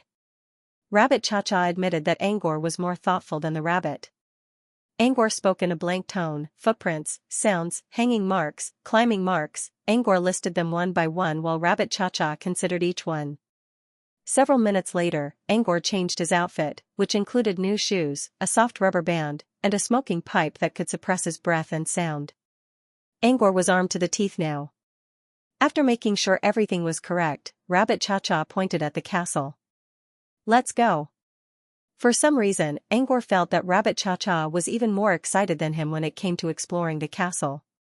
When he thought about how proud Rabbit Cha-Cha was when it talked about sneaking into the castle, Angor felt relieved. Rabbit Cha-Cha seemed to be very familiar with the castle. It quickly led Angor away from the watchful eyes of the puppets and arrived at a hidden sewer outside the castle. This is a sewer used to drain water when it rains. There hasn't been any rain for a month, so it's very clean. We can climb to the top floor through the sewer. Angor did not object and began to climb the sewer with Rabbit Cha-Cha. With Angor's current stamina, he could not reach the top of the 3-story building in one go. Luckily, the sewer was pieced together. Every once in a while, there would be small openings for him to rest and recover his stamina. It took him a full 15 minutes to reach the top of the building while taking some breaks. After a short rest, Angor continued to follow Rabbit Cha-Cha. The building they climbed was the living quarters of the guards and servants. There were windows but no balconies. The roof was also sealed. Therefore, they could not enter the castle from here. However, their target was not this building. They were going to another building about 10 meters away. Rabbit Cha-Cha said, "That's the side building. We can walk along the edge." The side building is usually unoccupied. People will only move in when there are guests. There's a flue on the roof. That's the entrance to the castle. End of chapter. Before reaching the top of the wing building, they had to climb up a tower about 2 meters high. The edge of the tower was covered by jagged bricks, which made it safer for them. Climbing up the tower was easier since there was also a sewer pipe. Using the pipe, they easily reached the top of the tower. Coming out of the sewer pipe, Angor saw a narrow, slanted path. This path was considered narrow for the thumb-sized beasts. It was probably only the width of 2 palms. It was used to collect rainwater and dirty water to prevent it from seeping into the building. We just need to keep walking along this path and we'll reach the wing building. More importantly, we're completely out of the detection range of the puppet guards.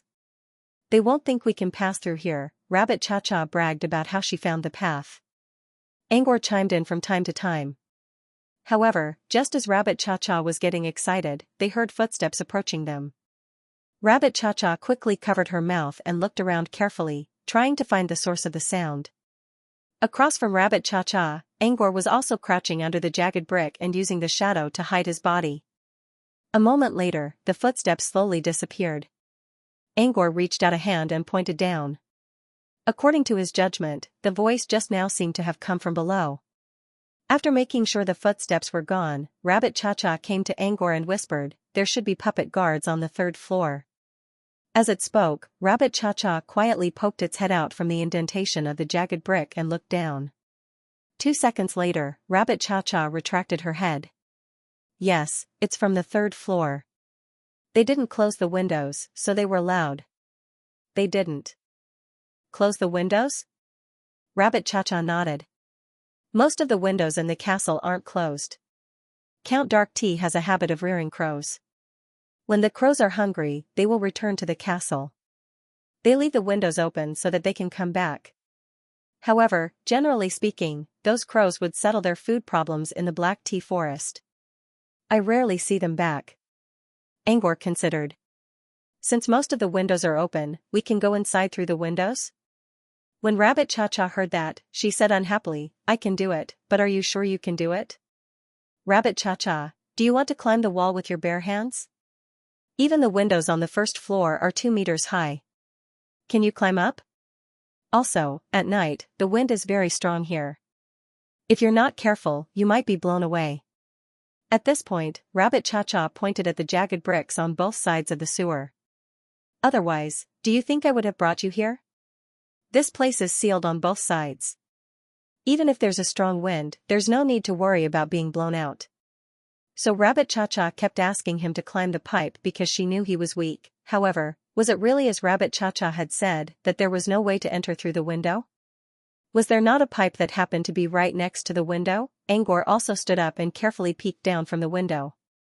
What he saw made him suck in a breath of cold air. Previously, he had always thought that the third floor was quite low, but he had forgotten that he had already become a thumb. Comparing his current size with the height of the third floor was like comparing heaven and earth. Besides, Rabbit Cha-Cha was right. The walls of the castle were very smooth. Even if there were cracks in the bricks, it was hard to guarantee that he could climb to the window from the bottom. If he accidentally fell down, he would be dead for sure. Don't worry. This is still the living quarters of the servants, so there are still puppets roaming around. Once we reach the side building, we won't have to worry about those stupid puppets. Rabbit Cha-Cha thought Angor was still worried about the footsteps and comforted him in a low voice. Angor did not explain. He only nodded. At first, he thought that walking in circles through the pipes was too troublesome. But now, he understood Rabbit Cha-Cha's good intentions. In other words, Rabbit Cha-Cha only chose this path because she considered Angor's safety. Let's go, Rabbit Cha-Cha said and continued walking forward. But after a few steps, it realized that Angor was not following. It looked back and saw Angor holding a cloak made from a saddlebag, rubbing against the brick it used to push against. There's a handprint mark, Angor explained. It's fine. No one will check this place anyway, Rabbit Cha-Cha said. It's always better to be careful, Angor said. Since Rabbit Cha-Cha was concerned about his safety, Angor did not want to waste its time. However, there was not much he could do to help Rabbit Cha-Cha right now. The only thing he could do was to remove as many traces as possible to avoid future troubles. Rabbit Cha-Cha felt that Angor's action was unnecessary, but it did not say anything. It quietly waited for Angor to clean up the surroundings before moving on. Soon, they passed through the living quarters of the servants and arrived at the side building, which was even quieter. What they needed to do now was to climb down the flue of the side building and enter the castle.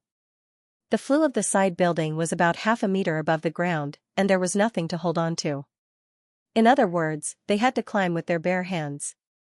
The climb with his bare hands also helped him understand why it was so difficult to climb through windows. It was only half a meter, but Angor was already panting heavily from exhaustion. When he thought about the height of the third floor, Angor felt completely weak. Luckily, there were many gaps between the bricks and the flue, which gave Angor time to rest. Otherwise, he did not know how long it would take to reach the top in one go. When they reached the top of the flue, Rabbit Cha-Cha had been waiting for them for a long time. Before Angor could rest, the rabbit grabbed his hand.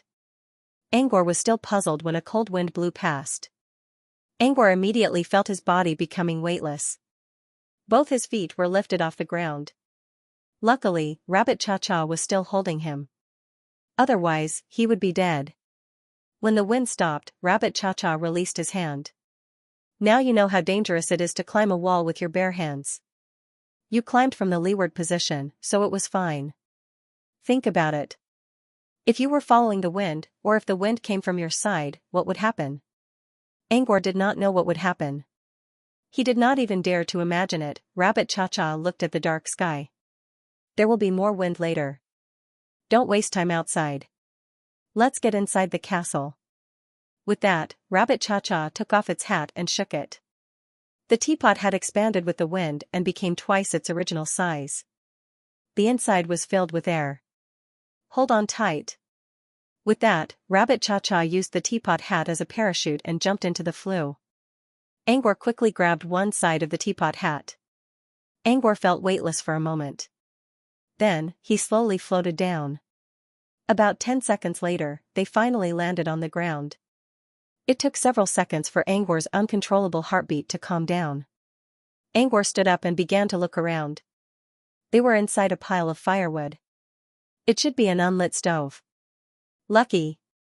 There's no one here. You can come out now, Rabbit Cha-Cha's voice came. Angor looked and saw Rabbit Cha-Cha already walked out of the stove. It was now pacing around the room. After making sure there was no one in the room, Angor followed it out. Before leaving, Angor did not forget to clean his and Rabbit Cha-Cha's footprints. This is the guest room on the 3rd floor of the side building. No one usually comes here. As Rabbit Cha-Cha spoke, she climbed up the corner of a table and picked up a silver fork from the table. This is not bad. I can make a flag with it when I go back. Angor saw Rabbit Cha-Cha put the fork into its hat. Angor did not know how the giant fork disappeared into the teapot hat. But he now understood why Rabbit Cha-Cha followed him to the castle. Maybe it was not just helping him find the mirror. It was also using the castle as its backup. He guessed that the things in the rabbit hole were all brought over from the castle.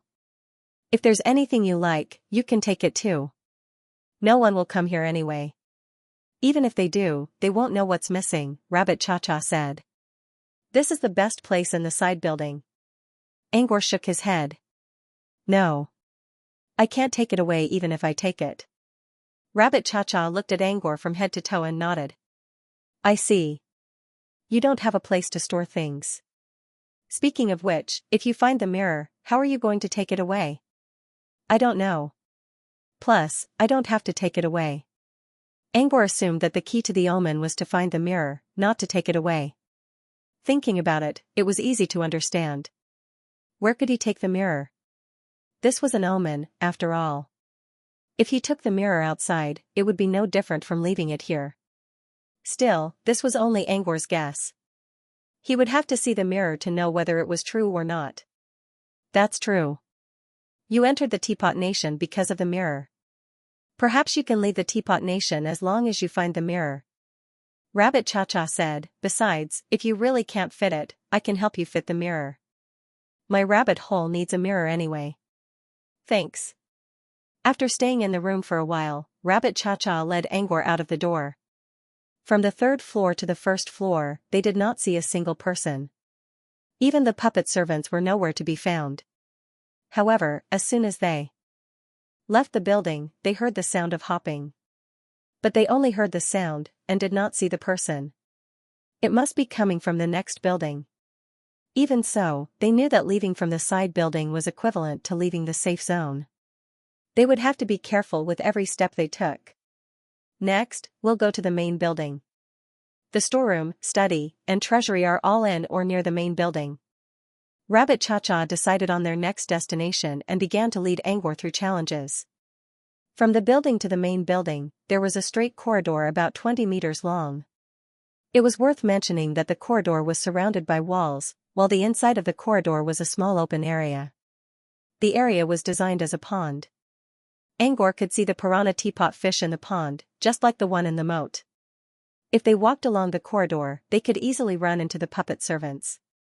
So, Rabbit Cha-Cha led Angor to the other side of the pond. There was a dry area between the pond and the corridor, which was enough for them to pass through. However, if he didn't make any preparations, it would be very difficult to reach the end. The piranha teapot fish were very sensitive to the scent of living creatures. If they sensed Angor and Rabbit Cha-Cha's scent, they would definitely attack them. Luckily, Rabbit Cha-Cha was prepared. It took out several green balls from its hat and tossed them into the pond. The piranha teapot fish in the pond immediately went wild. Angor saw several piranha teapot fish jumping out of the water to fight for the green balls. When the pond returned to normal, Rabbit Cha-Cha stopped tossing the balls and turned to Angor. Let's go. Rabbit Cha-Cha jumped over the railing of the corridor, and Angor quickly followed. Let's go. I think I hear the puppet servant's footsteps. Also, my enigma teapot fish can only stun them for 2 minutes. We have to get away from the pond during this time. With that, Rabbit Cha-Cha ran forward at lightning speed. Angor did not think too much and ran after Rabbit Cha-Cha. About half a minute later, Angor heard some clicking sounds. The puppet servant had arrived at this corridor. Angor did not know if he should hide or not. But seeing Rabbit Cha-Cha still running, he gritted his teeth and kept running after it. As the footsteps got closer, Angor picked up his pace. Another minute later, Angor saw Rabbit Cha-Cha waving at him from behind a big tree. He jumped to Cha-Cha's side. Before Angor could touch the ground, Cha-Cha grabbed him and dragged him behind the tree. At the same time, a strange puppet servant with a stiff face slowly poked her long head out and looked at the pond. If Angor was any slower, the servant would have noticed him. It could be said that he had taken the last step to escape from the maid's gaze. The puppet servant seemed to be puzzled by the peaceful pond. It stuck out its giraffe-like hat and looked around. Normally, the piranha teapot fish would jump out of the water when they heard its footsteps. Why did they suddenly become listless today? Did it die? If it did, should it be fed to the fish? No. If it died, it would probably be sentenced to death by the count. After all, the count sent it here to feed the fish. As various thoughts flashed through the puppet servant's mind, the pond regained its vitality. Several piranha teapot fish jumped out of the water, opened their mouths full of sharp teeth, and attacked the puppet servant. The maid, who was still confused, finally opened her stiff mouth when she saw the teapot fish so alive and kicking. Great, it seems that the fish is fine. Perhaps it was sleeping before? Or were they waiting for the attack? Either way, the servant did not care. As long as the fish were alive, it was fine. La la la, la la la, the puppet maid hummed a strange, unpleasant, and hoarse song and threw lumps of meat from unknown creatures into the pond. The teapot fish immediately gave up attacking the servant and began to bite the white meat floating on the water. In just a few seconds, the meat was gone. Not even the bones were left. Satisfied with the teapot fish's vitality, the puppet servant kept feeding them. A few minutes later, when the teapot fish was about 70% full, the puppet servant slowly left. Was that a maid? Angor asked in a low voice after the maid left. Yes. Rabbit Cha-Cha nodded. Seeing Angor's frightened look, Rabbit Cha-Cha comforted him. All the maids in Black Tea Castle are like this. They're very scary, so you need to be careful. You'll die for sure if they find you. Angor nodded in confusion. That maid. She was wearing a maid outfit, but her face looked like a puppet's. And that was not all. Her neck could extend for several meters. That was too scary. Also, the maid had a strange leg under her skirt. She only had one leg, just like the guard puppet. But the guard puppet was hopping around, while the maid seemed to have wheels on her feet.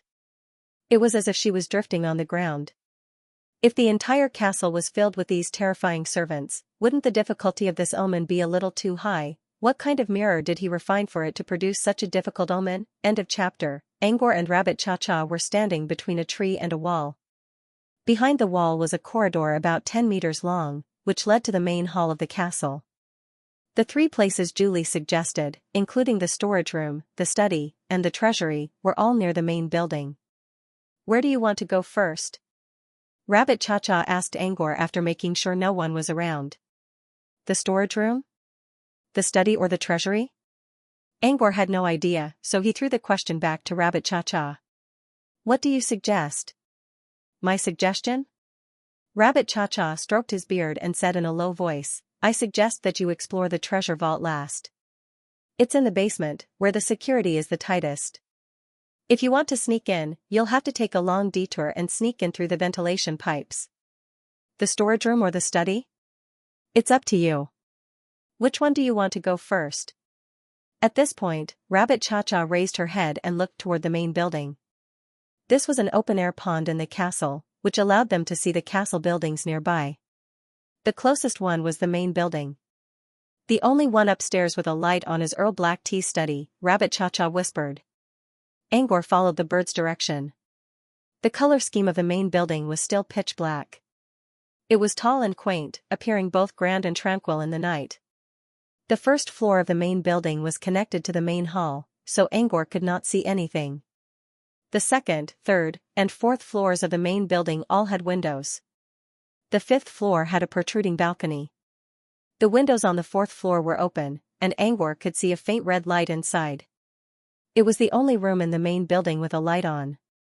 The study is on the fourth floor? Angor asked. Rabbit Cha-Cha nodded. Yes.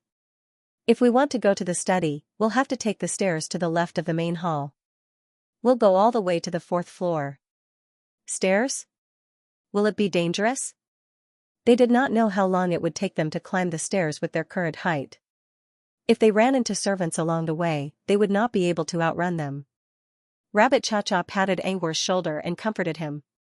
Don't worry. I know the layout of the castle very well. There aren't many servants who can cross floors. According to Rabbit Cha-Cha's observations, there were puppet maids on every floor, but they usually wouldn't cross floors because their body structure made it difficult for them to jump. Currently, there were only 3 types of servants that could easily cross levels: tea puppet servants, imperial puppet guards, and puppet chefs. Most of the puppet guards had been taken away by Earl Dark Tea. The rest of the guards were stationed on the city walls and the moat. Occasionally, there would be a few guards who were alone in the living quarters and would not come to the main building. Therefore, there was no need to worry about the puppet guards. The puppet chef and the puppet tea servant complemented each other.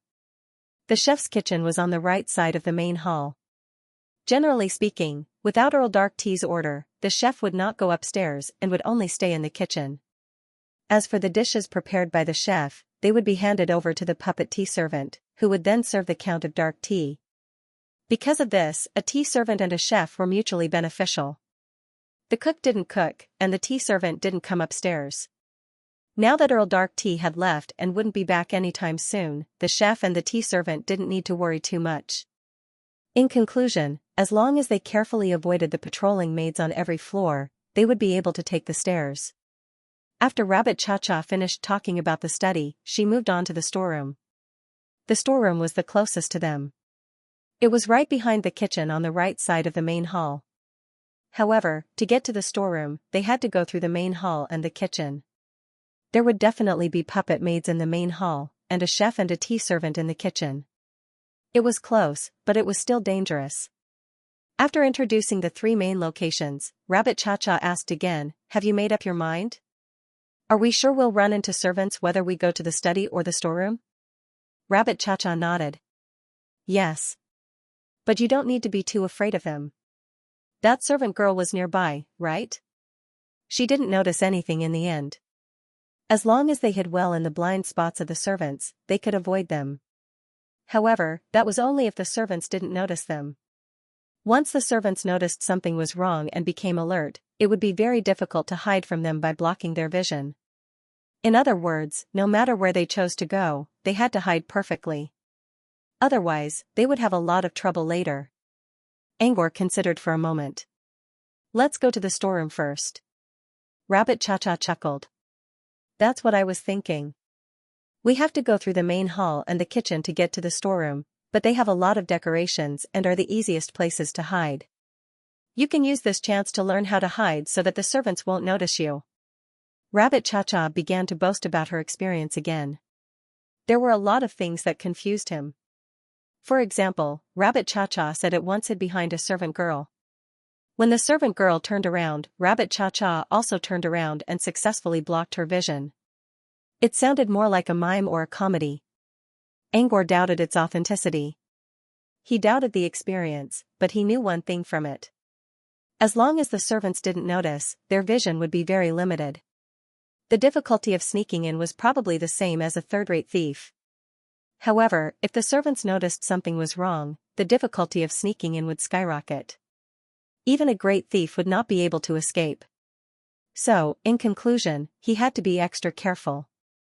A single mistake, even if it was just an accidental trace left behind by the servants, could cause him to lose everything. With that in mind, Angor looked down at his feet and the path he came from.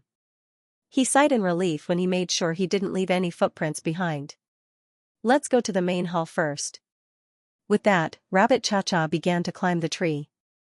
Angor was surprised. Weren't they going to the main hall? "Why were they climbing a tree?" Rabbit Cha-Cha said. "The main hall is close, but there's no place to hide in that corridor. If we run into the servants, we'll face them directly. So, we have to take a detour." Angor considered and did not argue. He followed Rabbit Cha-Cha and began to climb the tree. The tree had many branches, so they did not have to worry about not having a place to rest. Besides, the tree was surrounded by walls on all sides, so there was no wind to disturb them. The climb went smoothly. A few minutes later, they reached the middle of the tree. Rabbit Cha-Cha stopped and pointed at a branch that extended to the top of the corridor. Let's go this way. Holding onto the branches, they successfully jumped to the top of the brick roof above the corridor. Just as they jumped onto the roof, they heard familiar footsteps coming from the corridor below. It was likely that another maid was coming. Angor now understood what Rabbit Cha-Cha meant. If they did not take a detour and came here from the corridor, they would probably face the servants directly. They would be doomed. But now, they were lying on the top of the corridor. They did not have to worry about being discovered by the servants because of the bricks. After waiting in silence for a while, the footsteps of the servant went away. She must have gone to the side building. Every floor has a patrolling servant. The one down there is probably the one on the first floor, Rabbit Cha-Cha said. Rabbit Cha-Cha said in a low voice, "Be careful. The perception of the patrolling maids is only weaker than that of the Imperial Guards." Soon, the footsteps of the patrolling servant came again. She would go to the side building but would not go up. When the footsteps of the patrolling servant disappeared from the main hall, Rabbit Cha-Cha said, "This is only the first floor. If you want to go to the study, you have to be careful on every floor. Try to avoid the straight corridors. Otherwise, you'll get yourself into danger." Angor nodded. This was another version of the game Daybreak. They could not afford to be discovered. "Let's keep going." Rabbit Cha-Cha led Angor and walked for 10 meters until they reached the end of the corridor. There was a slope at the end of the corridor. Above the slope was a wall, but there were long and narrow holes of various sizes on the wall. Inside each of these large and small holes, there were colored glass pieces installed. Obviously, this was a kind of interior decoration. Rabbit Cha-Cha wriggled into the hole in the white glass with great familiarity. With a light twist, it revealed a passageway. Behind the passage was the main hall of the castle. However, Angor could not see what was going on inside from the passage. There was a curtain blocking the view. This was why Rabbit Cha-Cha did not hesitate to open the passage. She knew that there was a curtain behind, so she did not have to worry about being discovered. After going inside, Cha-Cha took out another piece of white glass and sealed the passage again. "We're on high ground now. We can observe the main hall and confirm where the servants are before we go down," Rabbit Cha-Cha said. Angor was thinking the same thing. Rabbit Cha-Cha fumbled around and took out a monocle from her pocket. She then slowly lifted a corner of the curtain and peeked into the main hall. Soon, Rabbit Cha-Cha came back. "The main door is open. The patrolling servant must have gone outside. There are 2 servants in the main hall. I can't tell you what happened to them. Take a look." Rabbit Cha-Cha handed the monocle to Angor and explained how to use it. The monocle was just a normal monocle without any special function. However, it was useful in this castle. All the puppets in Castle of Black Tea were very sensitive to other people's gazes. If Angor and Rabbit Cha-Cha stared at each other for too long, the puppets would notice them within seconds. Even if the servants did not mean any harm, they would not be able to stop their natural vision radar. The best way to do this was to observe through a layer of mirror. Even the most basic mirror could reduce the probability of being discovered by the puppet servants. Normally, as long as one did not keep looking at the puppet servants, they could observe for 10 or 20 seconds without any problem. However, Rabbit Cha-Cha only had the monocle, so she still had to be careful. For example, she had to squint one eye. Angor peeked his head out from the edge of the curtain with one eye closed. Through the monocle, Angor quickly saw the situation in the main hall. They were at the place where the main hall was connected to the corridor. 2 red curtains were hanging down. In front of them were luxurious sofas and colorful carpets. Short tables, tea tables, velvet rugs, porcelain, tapestries.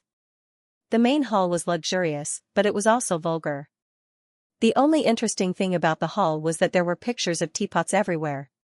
Was this a characteristic of the Teapot Kingdom? Apart from the style, the front part of the hall also caught Angor's attention. This was usually the center of the hall. Some nobles liked to hang their portraits here, while others liked to display their treasures here. The Earl of Black Tea was obviously the latter. At the center of the hall, there was a pedestal carved out of expensive wood. On top of the pedestal was the Earl's collection, a fancy, square teapot. Or at least, they looked as fancy as Rabbit Cha-Cha's clothes. Maybe this was the hobby of the Teapot Kingdom's people. They liked colorful things. Apart from the decorations, the most interesting thing in the hall was the two maids. Angor wondered why Rabbit Cha-Cha didn't know how to describe them. He couldn't tell what they were doing either. One of the maids was standing at the entrance of the hall. It looked like she was guarding the entrance, but her long snake-like neck was bent at a right angle toward a small window on the right side of the hall. Angor didn't know what she was doing. But there was a kitchen on the right side of the hall. Did the maid poke her head into the kitchen? Maybe she was chatting with the cook in the kitchen? Or maybe she was sneaking some snacks. Either way, it was a good thing for them. This was because these puppet servants relied on their eyes to see when they weren't on guard. Their field of vision was very narrow, and since the maid's head had reached into the side room, she definitely couldn't see into the main hall. The other maid was holding something that looked like a feather duster and was wiping the porcelain decorations. However, that was only her hands. Her head also stretched out like a snake and wriggled on the floor. At first, Angor thought the maid was doing some cleaning. But when the maid excitedly stuck out her long tongue and swallowed a cockroach, Angor didn't know what to think. So the maid was hunting for food as well. That was not easy to deal with. The maid was looking for cockroaches, and they weren't much bigger than cockroaches. If the maid kept looking for cockroaches in the corner, she might find them. Angor slowly lowered his head and told Rabbit Cha-Cha about his plan. Rabbit Cha-Cha considered and said, "As long as the first maid doesn't move her head, we don't need to do anything. At least, we can leave her alone before we enter the kitchen. As for the second maid, we can do this." End of chapter. Rabbit Cha-Cha's idea was simple. Since the ground was difficult to walk on, they would not walk on the ground. Rabbit Cha-Cha pointed at the crack in the wall. "Just like how we climbed the chimney, we'll slowly move through the crack." Angor shook his head. "That method is feasible, but there are too many variables along the way." The two most important variables were the limitation of stamina and time. Angor did not think he could reach the right side of the hall with his current stamina. Besides, the hall was quite big. Even if they did not consider stamina, it would take them a long time to reach the right side of the hall with their current size. And the longer it took, the greater the risk. The maid who went through the window might retract her head, the maid who ate the cockroach might give up searching, and the patrolling maid who went outside might come back as well. Angor did not think climbing the wall was a good idea. Rabbit Cha-Cha thought about it and agreed.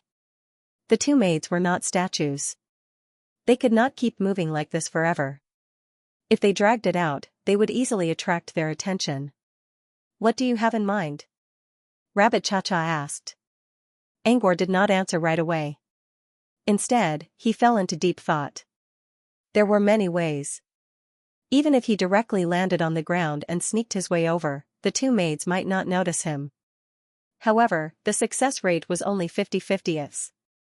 Other than that, he could create a diversion. However, that would easily alert the maids. If the difficulty suddenly turned from normal to hell, that would not be good. Not to mention, Rabbit Cha-Cha might get into trouble.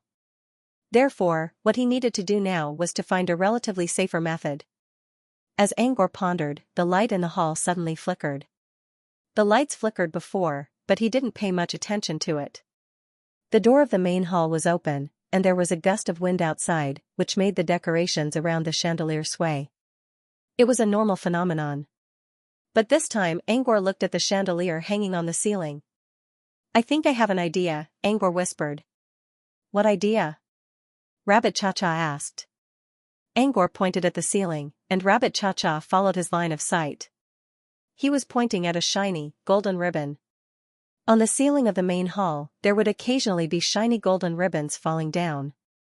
These ribbons were of different lengths and were a type of decoration that matched the ceiling lights. It could make the light source brighter and create a golden and resplendent feeling. These golden ribbons created a beautiful atmosphere, but they also had some shortcomings. For example, when there was wind, these hanging ribbons would be blown by the wind, causing the light source to be unstable. This was also the reason why the main hall would occasionally flicker. This was usually a weakness, but at this moment, it could also become a strength. "You're saying you want to use these things to get there?" Rabbit Cha-Cha was not stupid. Angor quickly got the hint. Angor nodded. That was what he meant. They could easily swing to the right position through the swaying of the dangling sash. In Angor's own words, it was similar to Tarzan's movement. He used inertia to achieve his goal. Rabbit Cha-Cha's eyes brightened. It seemed to agree with this idea, but it did not agree right away. Instead, it looked at Angor. It's possible, but it's dangerous. If they were not careful and did not catch the next dangling string, they could fall straight to the ground. Angor said, it's dangerous, but it's manageable. At least it's less dangerous than being discovered by the puppet maids. Rabbit Cha-Cha nodded. That's true. But if you want to use this method, you must plan your route well.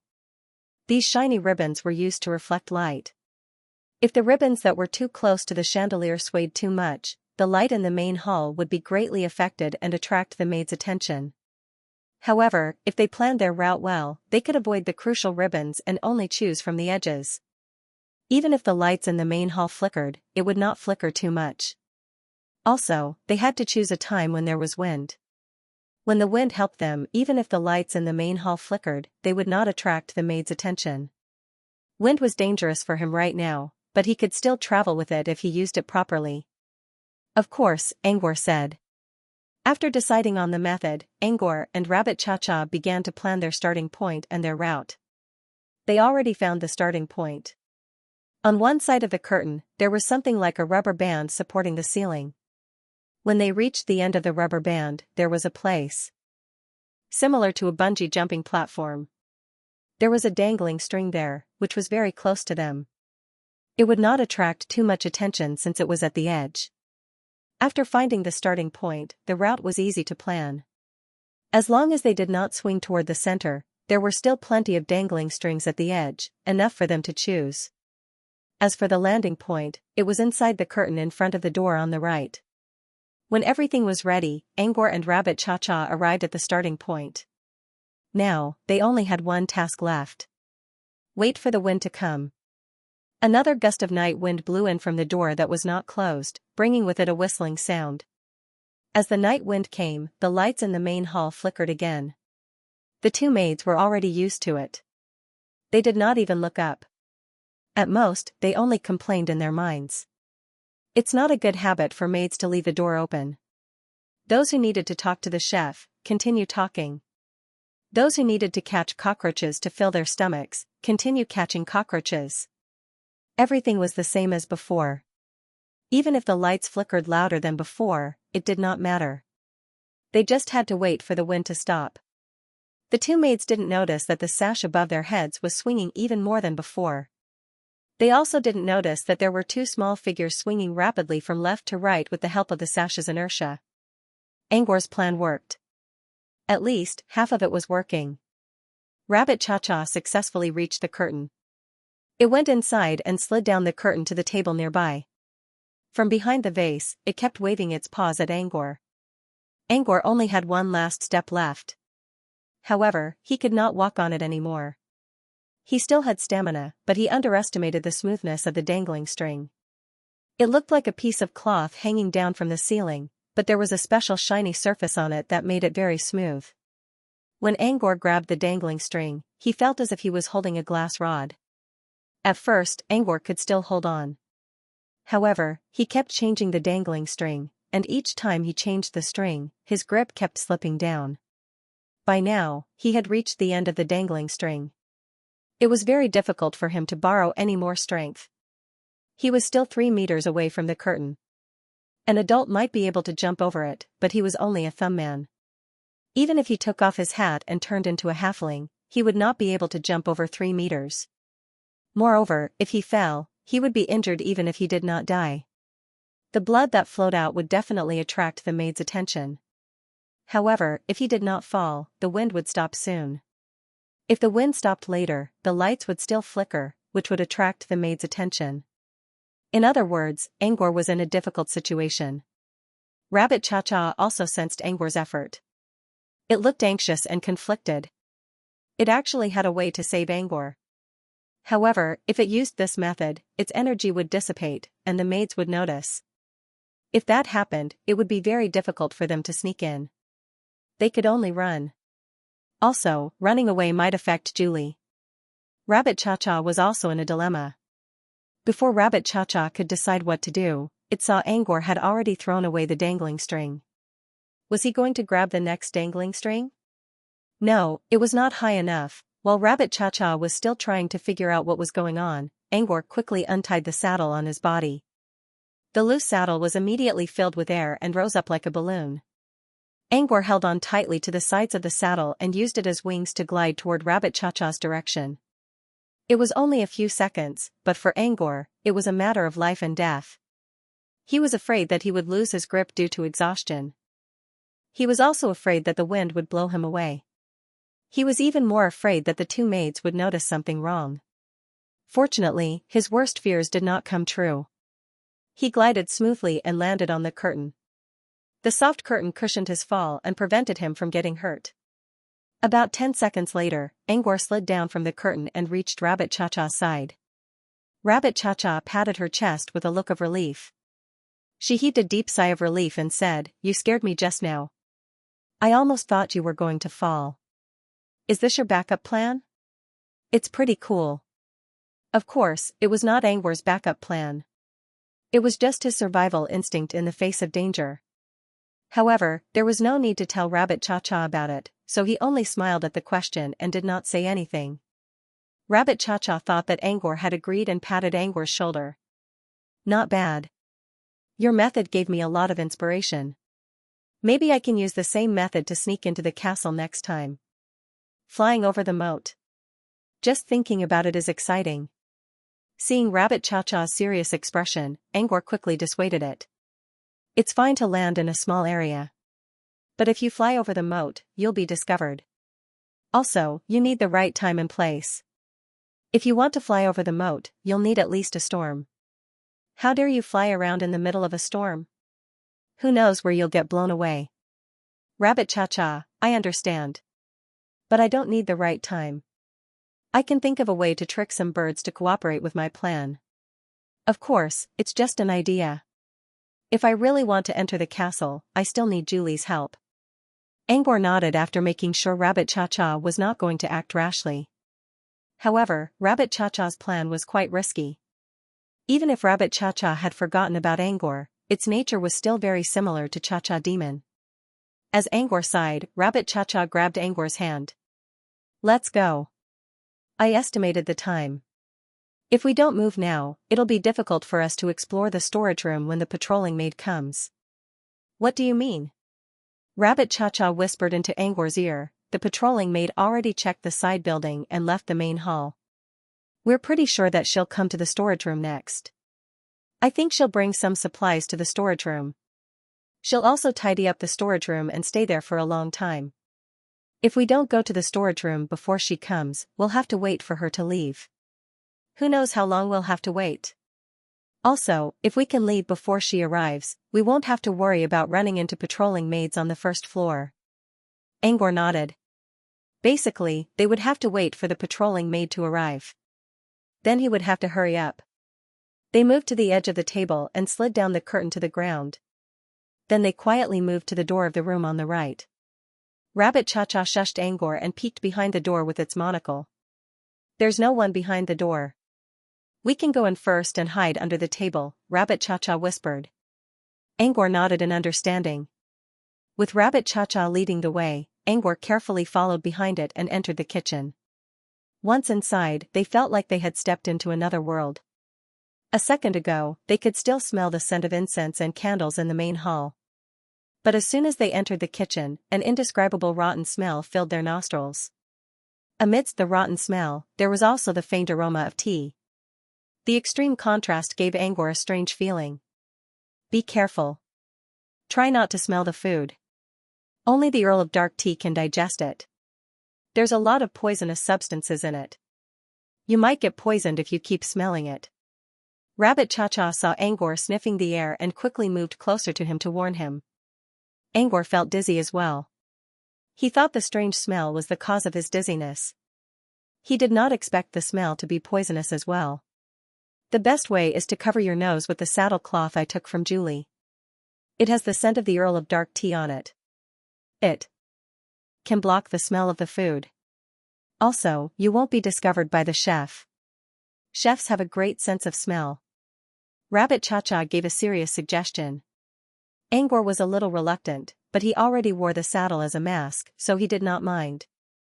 Anyway, he did not smell anything strange.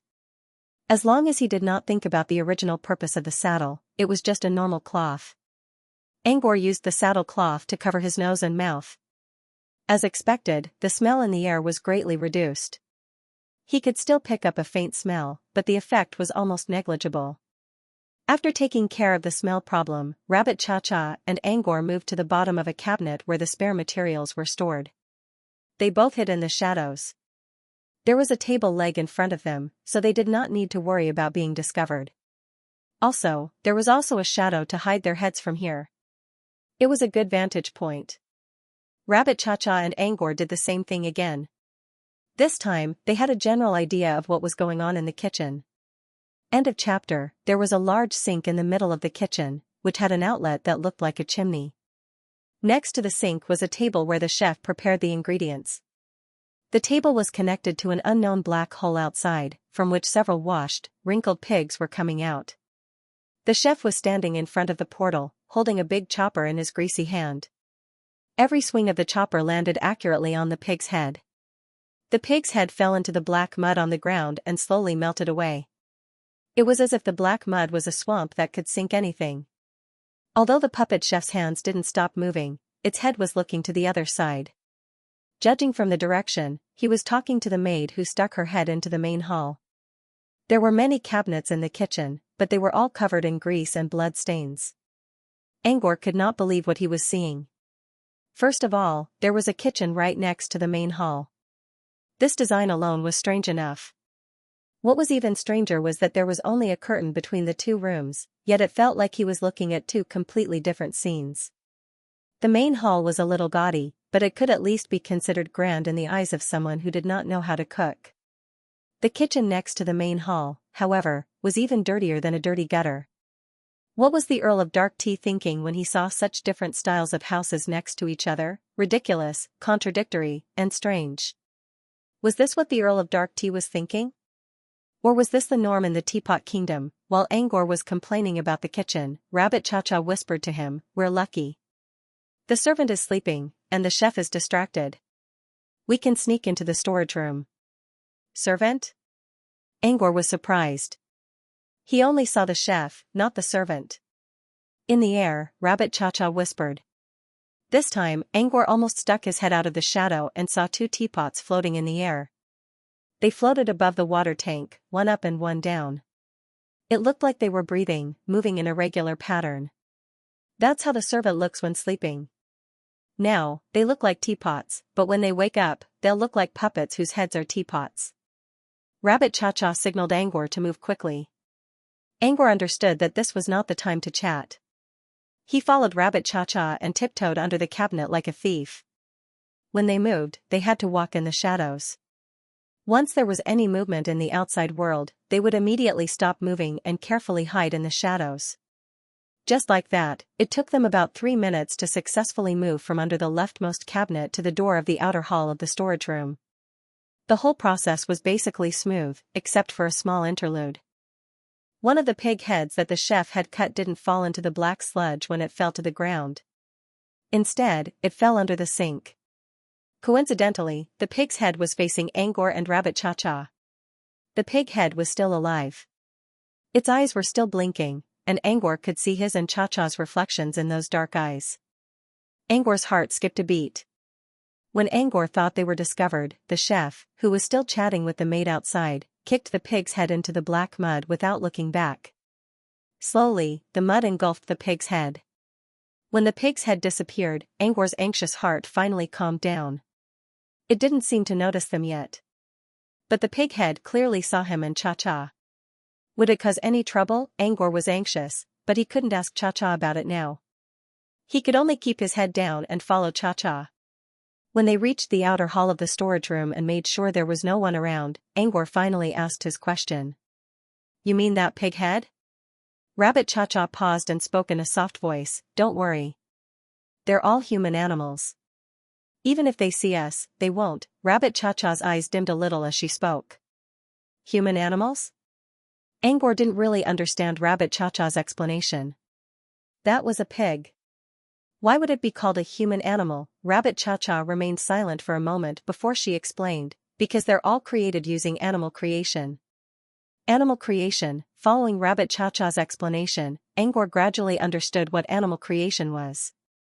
This was a transcendent technique that could turn living beings into livestock. Most of the victims were sinners of the Teapot Kingdom, who were basically humanoid. After being turned into meat animals, they were also called human animals. Meat animals. You mean they turned the people of the Teapot Kingdom into food? Rabbit Cha-Cha nodded and continued, animal creation is very popular among the upper class of the Teapot Kingdom. They call it a punishment for sinners, but in my opinion, it's just to satisfy their evil fetishes. They look like they're eating pork, but the texture is completely different from real pork. Angor thought the animal creation spell was similar to the work of the Dark Gourmet in the Northern Territory. But after listening to Rabbit Cha-Cha's explanation, he shook his head. This was even worse than the Dark Gourmet. The Dark Gourmet sacrificed their own kind to demons, while the upper class of the Teapot Kingdom ate their own kind. This was truly an absurd country. Rabbit Cha-Cha said, let's not talk about this. We don't need to worry about being exposed.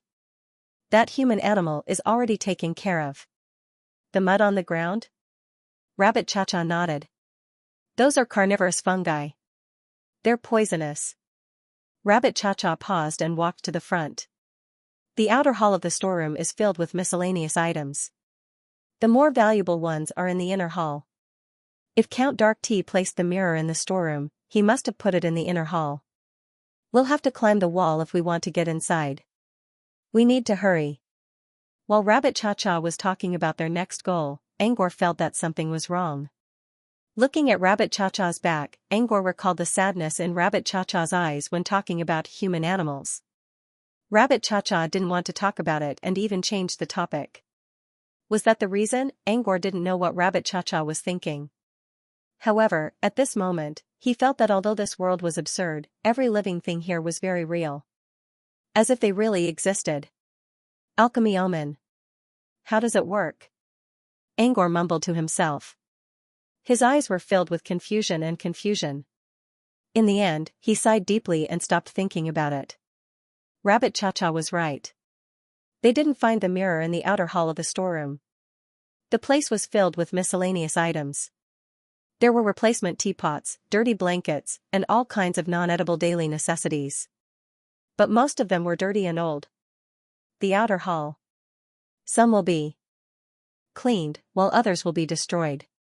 The really good stuff, the brand new ones, are all kept in the inner hall, Rabbit Cha-Cha said. Here. Rabbit Cha-Cha pointed at an iron door further away. The door was locked at the moment. However, there was an air vent right above the door. The vent was just big enough for them to get in. They couldn't climb the door directly, but they could climb up the wall beside it. It took them several minutes to get to the top of the wall. Then they slowly moved toward the door. When they were about to reach the door, Rabbit Cha-Cha jumped onto the lock of the door. Angor followed.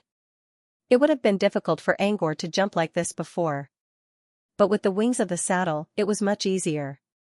They climbed from the lock of the door and soon reached the air vent. Through the air vent, Angor could already see the inside of the storeroom. Just as Rabbit Cha-Cha said, the storeroom was full of good stuff. Most of them were daily necessities and some strange-looking teapots. At first glance, he didn't see a half-body mirror. However, there were many cabinets blocking the view, so Angor couldn't see what was inside. I don't think there's one here. Do you want to take a look? Rabbit Cha-Cha turned around and asked. Angor nodded. Let's go. Just in case, Angor decided to go into the inner hall to check. About 10 minutes later, the door of the storeroom was opened. The patrolling maid had returned from outside. She entered the storeroom and began to organize the supplies. When the maid didn't notice, Angor and Rabbit Cha-Cha sneaked out of a teapot jar and quickly walked out of the inner hall through the crack of the door. The whole process was more dangerous than dangerous. They returned to the outer hall of the storeroom. The only regret was that Angor did not find the mirror during the 10-minute search. This meant that Count Dark Tea did not put the mirror in the storeroom after returning. Angor was a little disappointed, but at least he got one wrong. There were only two places left, the study or the treasury. The treasury was heavily guarded underground. It would be difficult to escape even if they wanted to. If it really was the treasury, they would need a more detailed plan. So, Angor's next choice was the study. The study was upstairs, and the stairs were to the left of the main hall. This meant they had to go through the kitchen and the main hall again to reach the stairs upstairs. Angor had already experienced this before, but he still did not relax when he returned to the kitchen. The situation in the kitchen changed slightly. The tea servant was still sleeping, but the chef was not chatting. Instead, he was preparing some kind of poisonous sauce while chopping the pig's head. Still, it was easy to sneak away. This time, it only took Angor and Rabbit Cha-Cha 2 minutes to return to the main hall. The main hall had changed a lot. The two maids had retracted their snake-like heads. The maid who had been chatting with the chef earlier went to the door and tidied up the dust on the ground to prevent the count from getting angry when he returned. The other maid who had eaten the cockroaches didn't look for cockroaches anymore. Instead, she was wiping the porcelain vase. The main hall had changed a lot, but it was still much easier than before. The maids at the door had their backs to them, and the maid who was eating cockroaches did not pay attention to the ground. Angor and Rabbit Cha-Cha had more space to hide. They did not have to walk through the air. They used the same method as when they were in the kitchen. They kept moving into the shadows of the furniture and the blind spots of the two maids. They successfully reached the left side of the main hall. They went through the thick curtains and arrived at the corridor leading to the pond in the atrium. However, they did not go to the pond. Instead, they went to the stairs. The puppet maid was not good at climbing stairs, and the other servants would not come upstairs at this time. Angor and Rabbit Cha-Cha boldly chose the stairs. Even without the servants' interference, the stairs were not easy to walk. Angor and Rabbit Cha-Cha were too small. Angor and Rabbit Cha-Cha had to climb 2 flights of stairs from the first floor to the second floor. Each flight of stairs had 12 steps. Angor had a hard time climbing each flight of stairs. Luckily, the stairs were covered with blankets. They were tired, but at least they did not slip. When they reached the last step of the second flight of stairs, Rabbit Cha-Cha suddenly signaled Angor to stop. Actually, Angor already stopped climbing without Rabbit Cha-Cha's reminder. He already heard creaking noises coming from the corridor on the second floor. No doubt, it was the patrolling maid from the second floor. The patrolling maid would not go downstairs. Instead, she would check the second floor from time to time. Angor and Rabbit Cha-Cha held their breaths and waited. As long as the maid finished her inspection and went away, they could go to the second floor. The stairs to the main building were built at the end. The patrolling maid looked down and did not see anyone, so she began to walk back. Angor and Rabbit Cha-Cha quickly climbed to the second floor after making sure the maid's footsteps were far away. Angor and Rabbit Cha-Cha climbed the stairs to the third floor without stopping. They climbed the stairs while avoiding the patrolling maid. After 15 minutes, they finally reached the fourth floor where the study was located. Count Dark Tea's study was not far from the stairs on the fourth floor. According to Rabbit Cha-Cha, they only needed to avoid the patrolling maid to reach the study. They did not have to worry about not being able to get in because there was a special entrance for the tea servants on the door. The tea servants could quietly float into the study through the entrance and leave snacks and tea. They could easily enter the study through the tea servants' entrance. Along the way, Rabbit Cha-Cha bragged about how it had snuck into the Earl's study. It had stolen a hat from the Earl's study and was still hiding it in its rabbit hole. For some reason, the more confident Rabbit Cha-Cha was, the more Angor had a bad feeling about it. Soon, the feeling came true. When they quietly poked their heads out to check the study, Angor and Rabbit Cha-Cha both froze. A fully armed puppet guard stood at the entrance of the study like a wooden stake. It did not move at all. End of chapter. What's going on? Why is there a puppet guard here? While Rabbit Cha-Cha was in a daze, she did not notice that the Imperial Guard puppet had slowly turned its head. Angor quickly pulled TT's head back. TT finally realized what was going on and jumped down a flight of stairs with Angor in tow. They both clung to the inner wall and held their breaths in silence. In the corridor, the puppet guard looked at the staircase and then turned its head back. Its subjective consciousness did not discover anything wrong. The reason it turned its head was because it subconsciously looked. This was a warning from its subconscious. It was just that the Imperial Guard puppet did not discover this. Angor and Rabbit Cha-Cha didn't dare to look around again. That puppet guard might have better anti-detection abilities. Don't look at it directly, even through the lenses, Angor suggested. Of course, he couldn't see anything wrong with the puppet guard. He only said that to be more cautious. Most of the time, fixed beliefs could make people careless. Rabbit Cha-Cha always believed that they could avoid detection through the lenses. But what if the puppet guard was made for this purpose? Rabbit Cha-Cha sighed in relief. Maybe you're right. But I don't understand. Why is there a puppet guard here? It wasn't here the last time I came. Could it be that the half-length mirror is inside? That's why Earl Black Tea sent guards to guard it out of caution? I don't think so. If the half-length mirror was really precious, it would have been safer for Earl Dark Tea to have the puppet soldiers put it in the treasury when he left. There was no need for him to send someone to guard it. The greater possibility was that, is it because Count Black Tea sensed something? Rabbit Cha-Cha turned around. What do you mean? He didn't dare to look at Rabbit Cha-Cha in the eye. Maybe someone broke into the study not long ago, so Count Black Tea sent some guards here to prevent that from happening again. Rabbit Cha-Cha rubbed her chin. You have a point. Huh?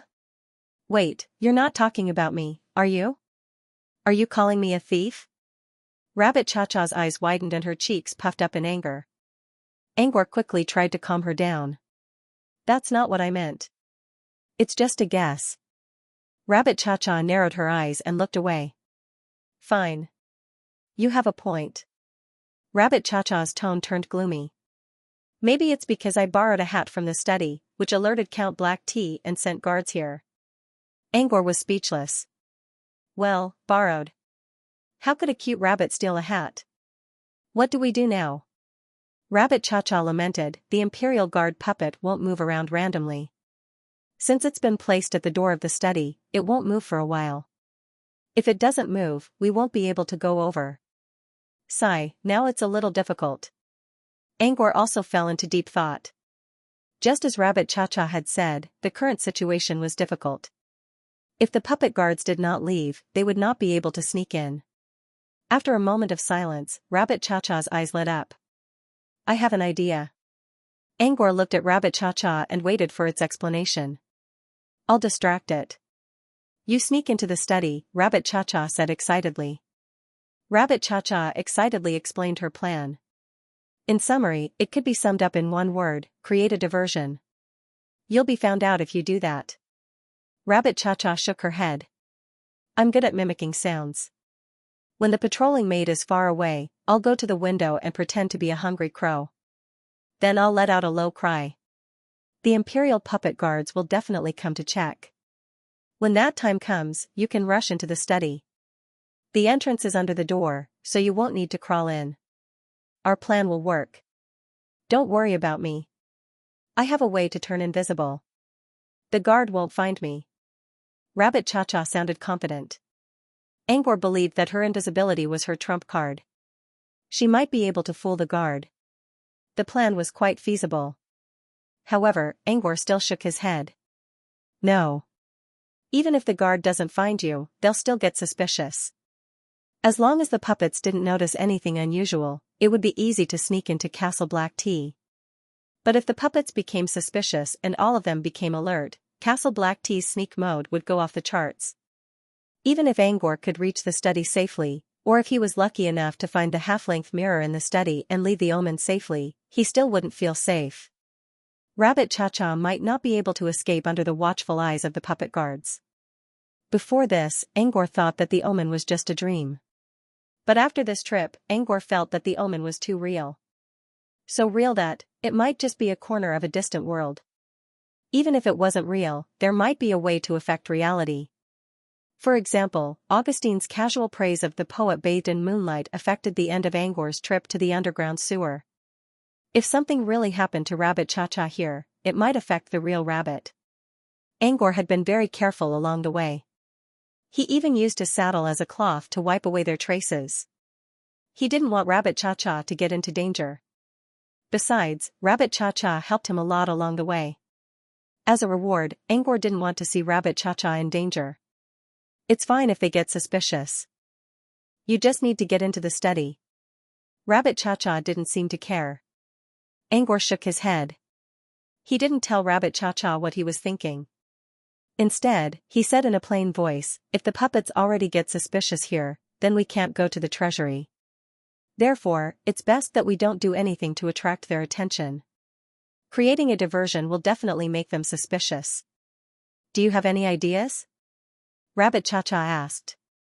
Angor didn't say anything. Rabbit Cha-Cha waved a hand. See?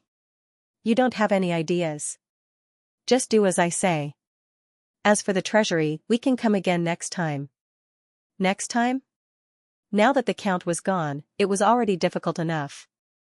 How could they go to the treasury when the Count came back? Angor considered for a moment and suddenly recalled the scene when they hid behind the tree in the courtyard. There's a way, Angor whispered. Rabbit Cha-Cha, what method? Climb the wall. About 15 minutes later, Angor and Rabbit Cha-Cha carefully arrived at the 5th floor. After avoiding the patrolling maids, they reached the balcony on the 5th floor. Before they reached the edge of the balcony, a gust of wind blew at them and knocked them off their feet. Luckily, Rabbit Cha-Cha grabbed the balcony door in time, or they would have been carried away by the wind. A minute later, Rabbit Cha-Cha looked at Angor from the corner of the balcony. Are you sure you want to jump down from here? It won't attract the puppet's attention. Besides, I checked the window of the study when I was by the pond. It's open, so I can get in. Besides, the 5th floor isn't far from the 4th. Rabbit Cha-Cha considered. It's not far. But the wind is strong. We'll be gone if it blows us away. Not us, Angor said. Me. Rabbit Cha-Cha was surprised. Huh? Angor lowered his voice. You've helped me a lot along the way. I'll do it myself this time. Angor knew that climbing the wall was dangerous, so he would take the risk himself instead of dragging Rabbit Cha-Cha with him. No. Since I came with you, Angor cut her off. Why not? Did you forget about my hang glider? Angor adjusted his saddle. If I can't hold on, I'll just be blown away. With my hang glider, I'll be fine as long as I don't fall into the pond. Besides, I'll need you to come and help me if I'm blown away, so don't go. Wait for me to succeed, and I'll go back to the human world. You can leave the castle safely. Or wait for me to fail and be blown away, and you can wait for me down there. Rabbit Cha-Cha listened to Angor's options and hesitated. It sounded like they would be fine. They could always try again if they were blown away. With that in mind, Rabbit Cha-Cha hesitated for a moment before nodding. Then, be careful. Angor nodded. After waiting for a while and making sure that the wind was not coming, Angor set off. He carefully walked to the edge of the balcony and said to Rabbit Cha-Cha, who was following behind him, wait a minute. If I don't appear at the window within 10 minutes after I go in, it means that I've succeeded. Maybe I'll return to the human world. If he appears at the window within 10 minutes, then we'll have to consider heading for the treasure vault. Angor could see that Rabbit Cha-Cha was worried, so he did not say anything like, don't worry. Instead, he assumed that he would succeed after entering the study. Also, if I didn't come out, it means I succeeded. Forgive me for leaving without saying goodbye. Thank you for your help. I hope we can meet again. Rabbit Cha-Cha was still worried about Angor's climbing business, but Angor's words changed her mind. Better not. The Teapot Kingdom is very dangerous. You should stay in the human world. Angor chuckled. You're immortal this time. Maybe next time we meet, you'll be a supernatural. Rabbit Cha-Cha shook her head. Even a supernatural is dangerous in the Teapot Kingdom. You didn't see Count Black Tea this time. But if you meet him, even if it's just a peek, you'll understand the difference between us. Besides, Count Black Tea is not the strongest person in the Teapot Kingdom. There are many people stronger than him. For example, south of Black Tea Forest is Grand Duke Black Tea's territory. Grand Duke Black Tea is the strongest among the strongest. I think the Teapot Kingdom is the only one who can defeat him. So, don't even think about coming to the Teapot Kingdom. It's very, very dangerous. If you're not careful, you'll be turned into an animal. Rabbit Cha-Cha looked at Angor's nonchalant expression and hurriedly added, I have a human friend who was turned into a beast by Princess Green Tea. Angor could see that Rabbit Cha-Cha was sincerely trying to dissuade him from coming to the Teapot Kingdom. She even told Angor about her secret. Previously, when Rabbit Cha-Cha mentioned humans and animals, she was obviously a little sad. Perhaps it was because of this matter. Well, the Teapot Kingdom is indeed a dangerous place. Rabbit Cha-Cha nodded vigorously. So, please don't come. Angor sighed. But it's not up to me to decide. Huh? Rabbit Cha-Cha didn't quite understand. It's nothing. I mean, I came to the Teapot Kingdom by accident as well. No one knows for sure. I won't encounter any accidents in the future. Angor crafted a half-body mirror in the real world, and a mirror appeared in the Teapot Kingdom in the Omen. Maybe he would make something else next time, and the Omen would come to the Teapot Kingdom again. Of course, it was unlikely that an alchemy Omen would appear in a TV series. However, he was using the Mad Hatter's coronation, a mysterious rune from the Teapot Kingdom. It wasn't impossible for him to come to the Teapot Kingdom again. If something happens to me again and I end up in the Teapot Kingdom, can I find you? Rabbit Cha-Cha, you'd better not think about that possibility. Angor shrugged. I meant if. Just in case. Rabbit Cha-Cha considered and said, if you really end up in the Teapot Kingdom again, you can try calling for me. How? I'll teach you a sacrificial ritual. You don't need to offer any meat. Just a hat, a teapot, or a teacup will do. Write my name on the item, and I'll follow the scent of the ritual to find you. After that, Rabbit Cha-Cha dictated the process of the sacrificial ceremony. With Angor's knowledge, he could easily tell that the ritual was fine. Besides, even mortals could set it up. Remember, you can only use this ritual if you accidentally fall into the Teapot Kingdom again. It won't work in the human world. Angor nodded. Got it. He then waved at Rabbit Cha-Cha. That's enough. I'm going down. Bye. With that, he began to climb down the wall. The reason why he started climbing the wall so abruptly was because he didn't want to give Rabbit Cha-Cha time to react. If the rabbit regained its senses, it would probably worry again. It was better to leave while the rabbit was still in a daze. End of chapter. Going down was much harder than he thought. At least he could see the cracks in the walls to find a place to rest and plan his way forward. As for climbing down, due to the uneven surface of the wall, it was impossible to see the situation below. Being able to find a crack in the wall was already considered quite lucky. The only thing that comforted him was the faint red light coming from Earl Dark Tea's study. With the help of the light, he would not lose his way.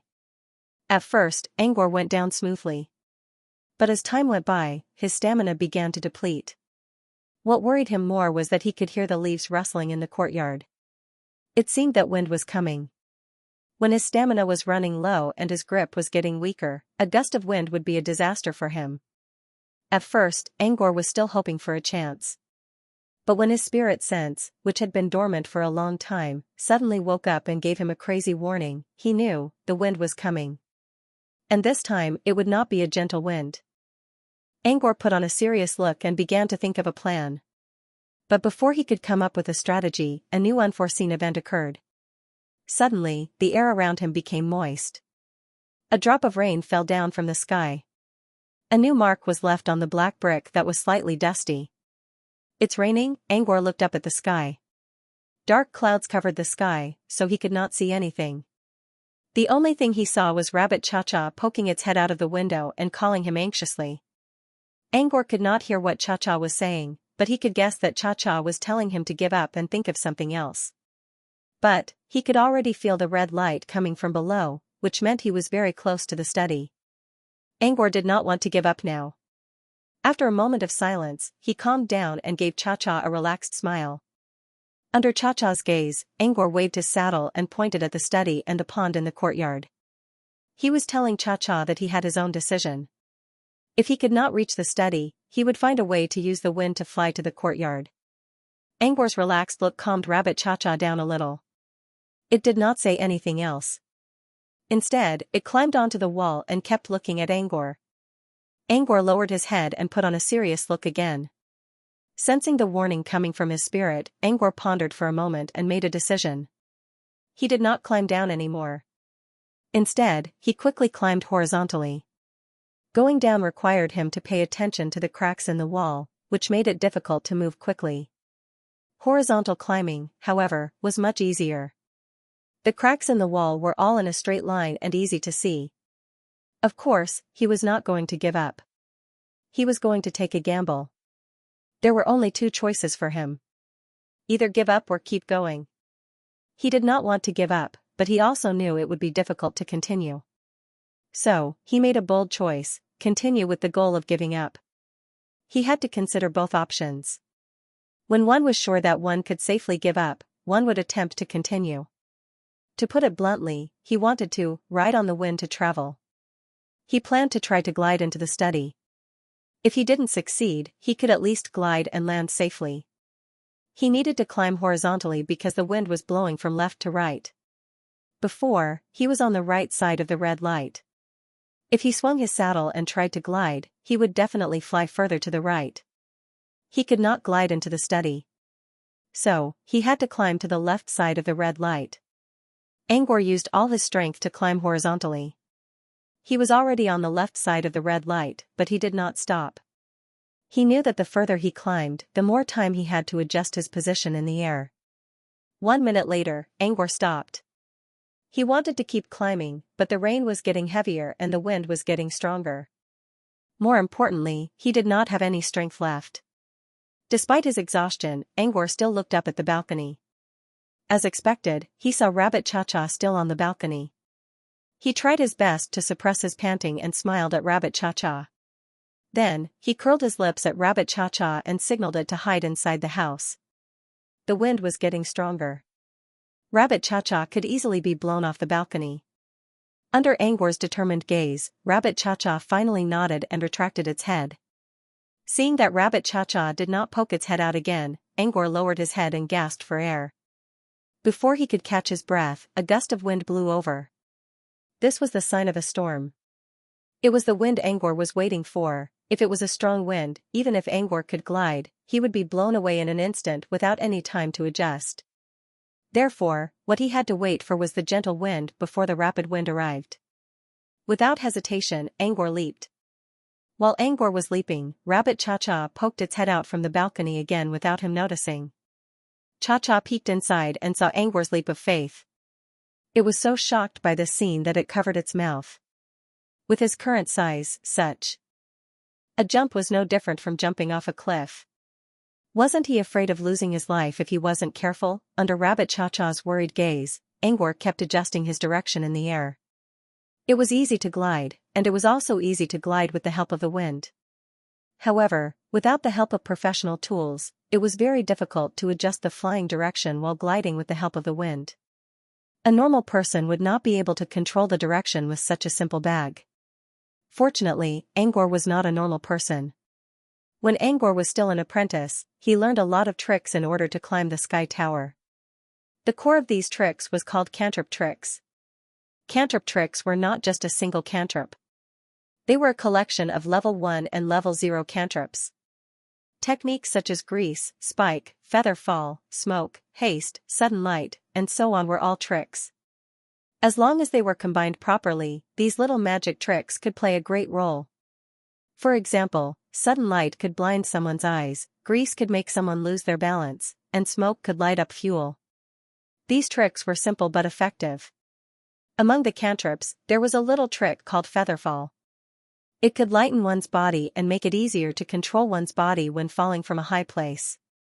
Angor could not use any cantrips now, but he still had the experience from featherfall.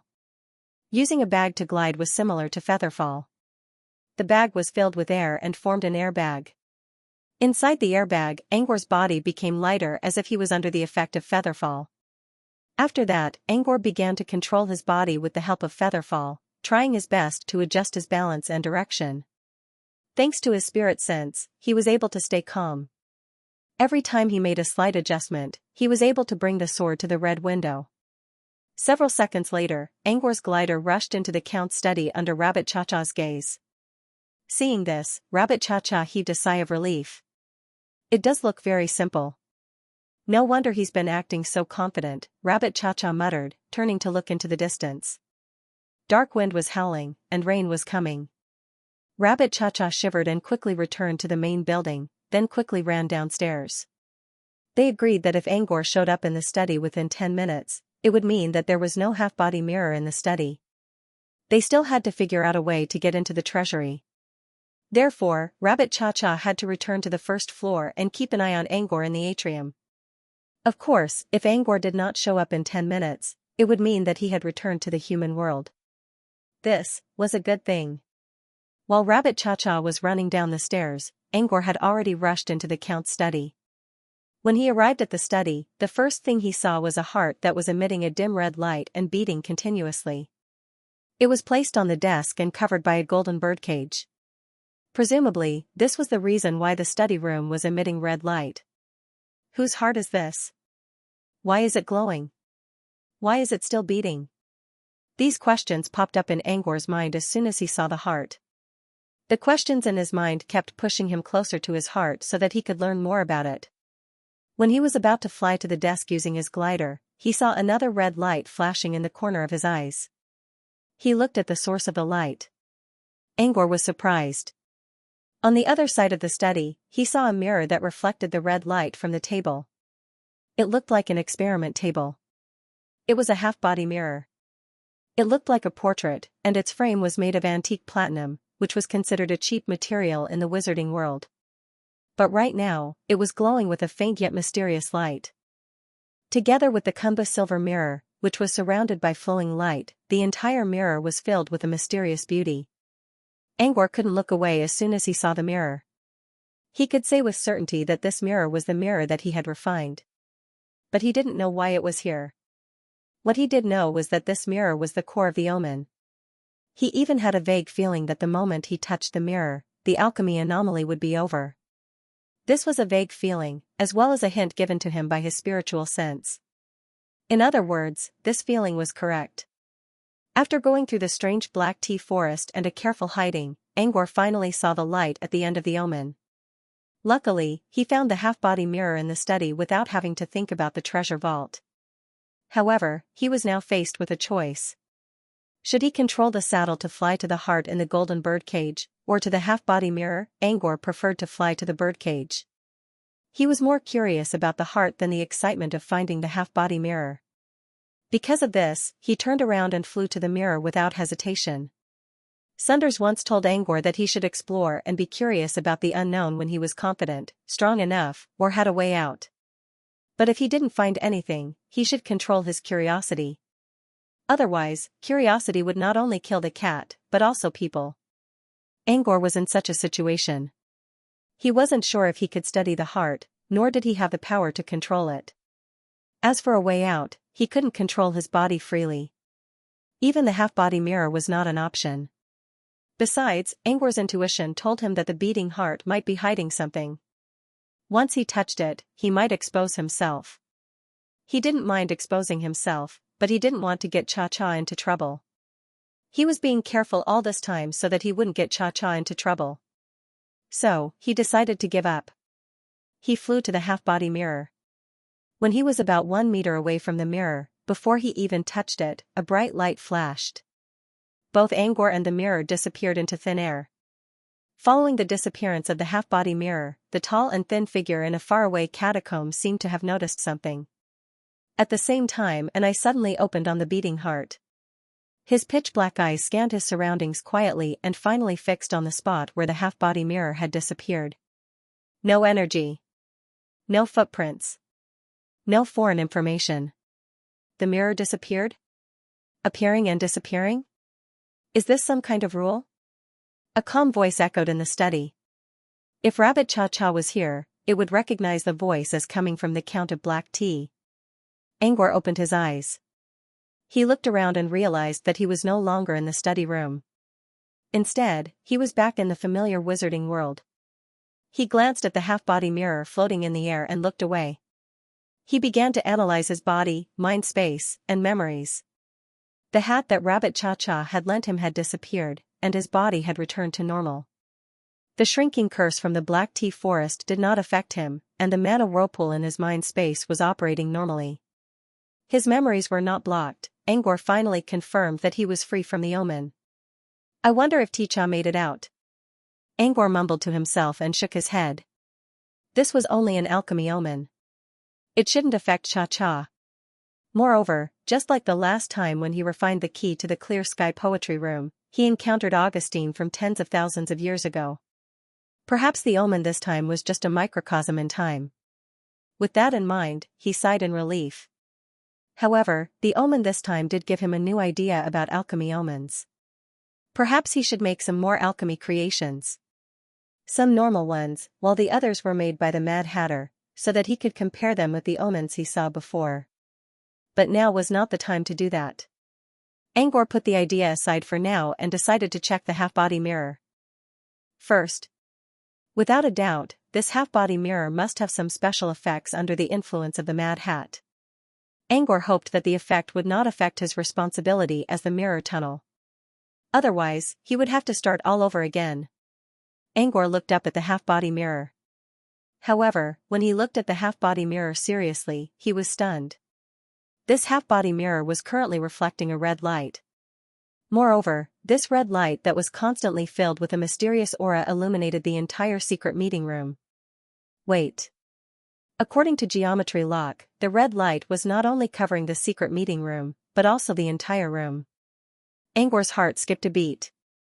It was fine if there was a red light inside the room. But if there was a red light outside as well? 5 minutes ago. After the black hat and the half-length mirror were crowned, Angor entered the test of the omen. At the same time, an omen began to appear in the real world. It was just that the strange phenomenon at the beginning was not conspicuous, only a faint light. Anyone who knew a thing or two about alchemy could tell that the item Angor was making wasn't very powerful. It was probably a mid-tier item. Such an omen might cause a stir in Brute Cavern, where alchemy materials were scarce. But in other areas, it would only attract the attention of a few ignorant people. The wise ruler and Adonis were both highly accomplished in the field of alchemy. Logically speaking, they shouldn't have paid any attention to Tranquil Glimmer. But at this time, in the Sage Hall, they were staring at the direction of the Clear Sky Poetry Room, sensing the faint light coming from the geometrical lock dome. The glimmer was not worthy of their attention, but the mysterious aura within the glimmer was worthy of their attention. The omen is here. It means Angor's alchemy is almost finished. Dorcas was also looking at the omen, but he didn't seem to understand. But it's a little weak.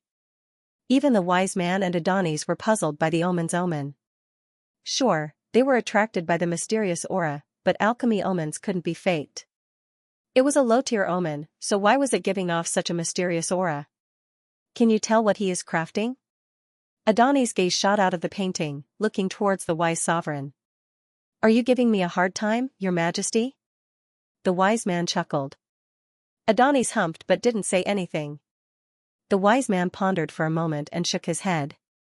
I don't know. But if Angor is only making a mid-tier item, it's probably the most common type. If it's synthesis alchemy, it should only contain 3 to 5 alchemy materials, and these materials should belong to the same category.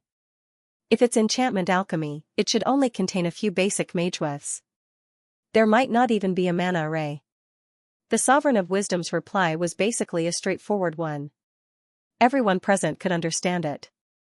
In other words, if it was just an ordinary mid-tier item, it should only have 2 or 3 effects. Moreover, it wasn't the kind of compound effect, but a very basic effect.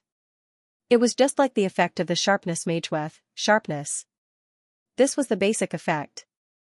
Compound effects were similar to Rune of Sharpness, which was an advanced rune called Rune of Armor Piercing, which could pierce through armor. The reason the wise lord made such a judgment was that the alchemy omen produced by the composite magewef could be used to determine the general direction of the alchemist's refinement. The alchemy omen produced by the basic magewef was the faint glow of various colors. It was a bit difficult to see what the alchemists were refining just by looking at the glimmer. There were a lot of basic runes, and most of them would produce the same omens. Angor, the wise man said, alchemy, Angor's work, we have to wait. After all, we can't just ignore the mystery aura. This was the first time the wise man saw something like this, and he knew it couldn't be judged by common sense. After that, no one in the hall spoke again. The silence lasted for several minutes. Seeing that no one was paying attention to him, they whispered to Kale, who was standing beside him, "Do you think Mr. Angor passed the omen?" Kale considered for a moment. "I think so. The omen seems to be stable, and it shouldn't be too dangerous." As Angor's #1 fan, Y sighed in relief. "I'm glad to hear that." Black Earl, Adonis, and the wise man also heard the conversation between Kale and Vey. Contrary to Kale's opinion, they weren't as optimistic. If Angor was crafting an ordinary mid-tier item, the omen test wouldn't be too difficult for him. He could pass it easily. But was he really making an ordinary mid-tier item? They didn't believe it. The mystery aura couldn't be faked. It was a mystery aura that accompanied the omen. If Angor was making an item related to mystery, even if it was only a half-step mystery item, the omen would be much more difficult. Just as Adonis and the wise overseer expected, Angor encountered a much more difficult omen than the ones he encountered before. Fortunately, Angor met Rabbit Cha-Cha. With Cha-Cha's help, Angor successfully escaped from the omen. As soon as Angor left the omen, the light around the poetry room began to change. "What's going on?" "The omen is changing." It was the wise man who spoke. As the actual controller of the underground magic array, he was the first one to notice the change. Soon, the others also noticed the change in the phenomenon. The omen, which was supposed to be quiet and peaceful, was now turning into a dark red light. It looked like a blood-red light that covered the entire poetry room. Not only that, but the omen also began to expand rapidly. At first, it only covered the poetry room, but in the blink of an eye, it almost broke through the magic array's restraints. Even the mysterious aura began to grow at a crazy rate, spreading outwards at an extremely fast speed. In less than 2 seconds, the omen expanded by 10 times. With the poetry room as the center, the entire place was now filled with red light. Why did the omen suddenly change? By the way, did it reach the surface? Dorcas looked at the wise man. It would be bad if the omen reached the surface. Currently, they were only being watched by the traveling merchants. If the omen spread to the outside world, all the supernaturals in Billen Tree Garden would notice them. As a wizard market, Billen Tree Garden accommodated supernaturals from all over the world. Once the omen spread out, everyone would pay attention to this place. Dorcas and the others promised the wise man that they wouldn't tell anyone about the underground waterway. It would be considered a breach of promise if someone noticed Angor's omen. This was why Dorcas asked the wise man first. The wise man slowly shook his head. It didn't reach the surface. But it did reach the underground. Dorcas was a little surprised, but he quickly recovered. It's better underground than above ground. But it's really strange. Why is it spreading downward instead of upward? The wise man remained silent for a moment before speaking in a low voice, "See for yourselves." With that, the wise man pointed a finger in the air, and the omen he saw appeared in front of everyone in the form of an illusion. The others could vaguely see the red light, but they couldn't see the details due to the magic array's restrictions. Only the wise man could see the omen in its entirety. Because of this, when the wise man showed the omen to everyone, they all looked at it. And they were all dumbfounded by what they saw. Previously, they had all thought that the faint light had turned into a scarlet blood light. However, they had not expected that not only was there a blood light, but this blood light had also taken on a shape. Where the light was thinner, there was a faint pink color, which was also the edge of the omen. However, where the light was thicker, there was an outline. And that outline was a heart. A beating heart. Dorcas finally understood why the omen didn't reach the surface but kept spreading downward. It looked like a giant, irregular heart. Every time it beat, red light would scatter everywhere. The red light they saw earlier was the same rhythm as a beating heart. Why is it a heart? Everyone was confused. Even Adonis couldn't help but ask the wise man, Is there any record of a heart-type omen before? At least 10,000 years ago, I didn't see anything like this. After saying this, the wise sovereign looked at the Black Count. Black Earl seemed to understand what the wise man meant. He shook his head. I didn't either. There were no such records, so they couldn't tell what kind of item Angor was crafting from the omen. The wise man sighed. I've only seen alchemists who failed to pass the omen and caused the omen to wither. This is the first time I've seen a faint light turn into a heart anomaly. Clearly, this wasn't the result of a failed omen trial. It was likely to be another form of omen manifestation. And this was something the wise man had never seen before. The wise man had the right to speak about alchemy, so when it came to something even he didn't know, the first thing that came to everyone's mind was mystery. Mystery aura, and that beating heart. Did Mr. Angor craft a mystery item? Ball whispered. Everyone else had the same thought, but the wise man shook his head. I've never seen someone craft a mystery item, but I don't think this level of mystery aura has reached the standard of a mystery item, the wise man said. But I don't think the mystery aura is fake. Since the mystery aura is associated with the phenomenon, perhaps he's crafting an alchemy item with mystery power. To put it bluntly, it was a semi-mysant item. That's all for now. We'll know when Angor comes out. Everyone looked at each other, nodded, and didn't say anything else. However, they still couldn't calm down from their shock. The wise man and Adonis felt even more conflicted. The wise man thought he already overestimated Angor, but now he realized that he still underestimated Angor's abilities. Adonis also thought about how she underestimated Angor's abilities. But she was more concerned about the fact that Angor really could make mystery items. Perhaps it was the best choice for Olio to follow Angor. The others also had similar thoughts, but they weren't too complicated. Most of them were thinking about their own plans. For example, Black Earl was thinking about how he could use this experience to get closer to Angor. Dorcas was glad that he chose to follow Angor. At the same time, he was also thinking about how he could get something from Angor so that Angor could craft something for him. For example, a sword. Meanwhile, Angor, who everyone was thinking about, was facing a completely different situation. Angor felt helpless when he saw the omen coming from the ceiling. Like Dorcas, he hoped that the omen wouldn't spread to the ground. With mixed feelings, Angor tried to sense the omen. Then, he saw the beating heart. At this moment, his thoughts were instantly pulled back to reality. He didn't care about the omen spreading anymore. He was still in shock. The heart was on Earl Dark T's table. How did it become an omen all of a sudden? After thinking for a while, Angor came up with an unreliable but only plausible explanation. The half-mirror was reflecting the heart before it disappeared. Because it had been reflecting the heart all this time, the vision of the half-body mirror had turned into the heart. This explanation had cause and effect, but there was no process or logic involved. However, it was the only explanation Angor could think of. Apart from that, he couldn't figure out why the mirror he crafted turned out to be a heart. Angor didn't think about it anymore. He couldn't come up with any other answers. The more he thought about it, the more he got lost in it. Omens were nothing more than fireworks that could disappear at any time. The most important thing was the final effect of the half-mirror. Angor summoned a hand of spell and placed the mirror in front of him. Next, he focused his mind on the mirror. A moment later, he opened his eyes with a puzzled look. He already sensed the effect of the mirror. However, there was only one effect, indestructible. This was the only effect Angor engraved on the mirror when he crafted it. He hoped that the mirror wouldn't break so easily and could resist all kinds of unexpected factors. After all, he needed the mirror to carry the important task of going to Rabbit Mountain. It wouldn't be good if the mirror broke so easily.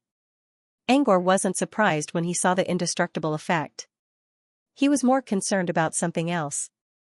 There was a faint mystery aura around the mirror. Without a doubt, it could be considered a semi-mystic item. But what was the effect of a semi-mystic item? The black crown shouldn't only be indestructible, right? Angor considered and reached his senses into the mirror again. Just like before, he only sensed one effect. As for the black crown effect, he still couldn't sense it. He was the maker of the mirror, and he didn't put any runes on the mirror to make it recognize him as its owner. he had absolute control over the mirror. Even so, he couldn't sense any specific effect. Why? End of chapter. While Angor was still trying to figure out what was going on, he suddenly heard a faint voice coming from the mirror. That's scary. Angor looked up at the mirror. Apart from the red glow, nothing else was wrong. It was as if the voice he heard was just a figment of his imagination. Laplace? Angor wondered. It's me. You're behind the mirror? I'm not inside the mirror. I'm near the special space you created. Special space? Angor didn't know what Laplace meant. Laplace said, You sound confused. I'm really confused right now. Maybe I need your help. A moment later, he returned to the mirror domain with Laplace's help, using a piece of reflective material as a mirror. At the edge of the mirror domain, Angor looked at the red heart that was releasing a mysterious aura in the distance with a surprised look. The heart looked exactly the same as the one he saw outside. However, it was much smaller now. It was about the size of a human heart. Its size was very inconspicuous, but in this pitch-black mirror domain, it appeared very dazzling. It looked like a heart made of rubies, which was releasing a faint red glow and an alluring aura. I made this mirror? Angor muttered. Laplace said, to be precise, it's a special space created when the mirror you refined extends into the mirror realm. Laplace paused for a moment before continuing, some special mirrors can create reflective spaces, but they're only ordinary ones. I've never seen such a special space before. Laplace couldn't determine what was in the space inside the heart, but the mysterious aura that was being emitted made her feel that this space was special. The special space they went to before had a mysterious aura because it contained the mysterious item called Sweet Dream. However, this heart was emitting a mysterious aura on its own. It was obvious how special this heart was. Although I don't know what's inside, I have a hunch that you've made an incredible mirror, Laplace said softly. Angor didn't know what was inside the heart either, but when he saw the heart in the darkness, he felt something familiar. Angor suddenly felt a sense of intimacy. Angor suddenly realized something. No matter how hard he tried, he could only sense the indestructible effect. It turned out that the black hat's effect came to the mirror domain. If he didn't know about the mirror domain, the mirror would be like a pearl covered in dust. No one would pay attention to it, right? While Angor was pondering, Laplace found Laplace. Laplace.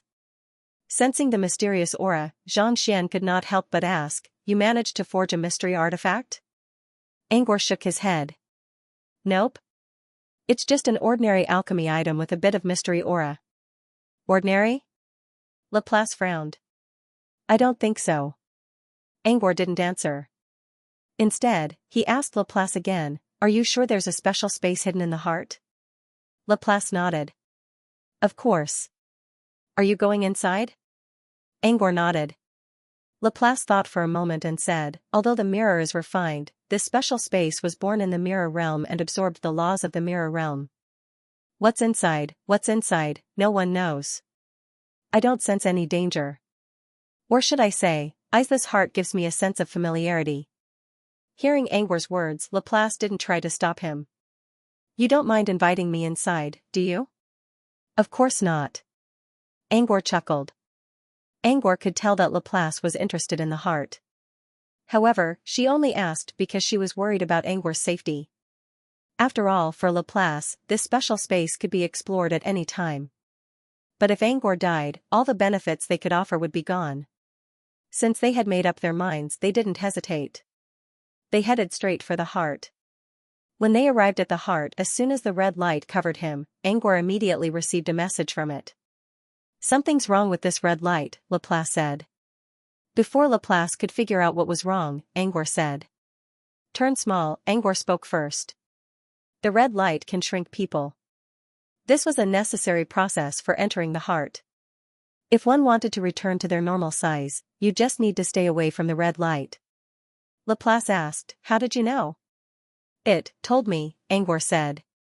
Laplace didn't understand at first, but he soon realized what Angor was trying to do. As the creator, Angor's heart was very close to him. It was normal for the heart to give him information when he approached. Laplace took a few steps forward and then retreated out of the range of the red light. Just as Angor said, his body would shrink as he moved forward. But once he left the red light, his body would return to normal. Interesting, Laplace murmured. Angor chuckled. He didn't tell Laplace about the red light, but it had nothing to do with the special space inside the heart, so he didn't need to tell them now. There was something else he needed to verify. Now that they knew about the red light, Angor and Laplace didn't hesitate. They quickly moved toward the heart. As they approached the heart, their bodies became smaller and smaller. By the time they reached the heart, they were already thumb-sized. Thanks to the red light, he reached out his hand and touched his heart without hesitation. As expected, a large amount of information was sent to his mind. When he finished digesting all the information, his expression became strange. He now fully understood what the effect of the black hat coronation was. He also learned about the situation inside the heart. But the more he learned about it, the more strange it felt. Did you find anything? Laplace asked. Yes. Angor nodded without explaining further. He reached out his hand and placed it on his heart. The red light disappeared. Several seconds later, a vertical eye appeared above the heart. The pupil of the eye was a vortex, which was the door to the heart of the heart. Let's go. There's no danger inside, Angor whispered. Laplace raised an eyebrow but didn't say anything. She stepped into the vortex first. Angor followed her and disappeared into the eye vortex. As they entered the heart, the vertical eye slowly closed. When the eyes were completely closed, the red light outside and the mysterious aura that was escaping had all disappeared. The heart was still there, but now it looked like a speck of dust under the night sky. So this is the special space inside the heart? Laplace looked around in confusion. Why does it feel so normal? The space didn't look big. It was only about 1 kilometer in both length and width. As for the height, Laplace couldn't tell because of the faint red light and the mysterious aura floating above. There were no other abnormalities in the heart space. There were no traps or dangers. It was completely empty. The only special places were the walls and the top of the head. Just like the top of the head, the walls had the same red light and mysterious aura. Apart from that, there was nothing special that could be seen with the naked eye. Laplace murmured in a low voice, "Is the special place hidden in the dark?" Before Laplace could carefully look around, Angor spoke again, "No need. There's nothing special here." Laplace? Angor sighed and explained the situation inside the heart. As far as I know, the space inside the heart only has 2 effects. First, it's sturdy. Second, it's malleable to a certain extent. The reason why Angor was surprised when he learned about the crowning effect was that the special space inside the heart was also sturdy. It perfectly replicated the characteristics of the half-body mirror outside.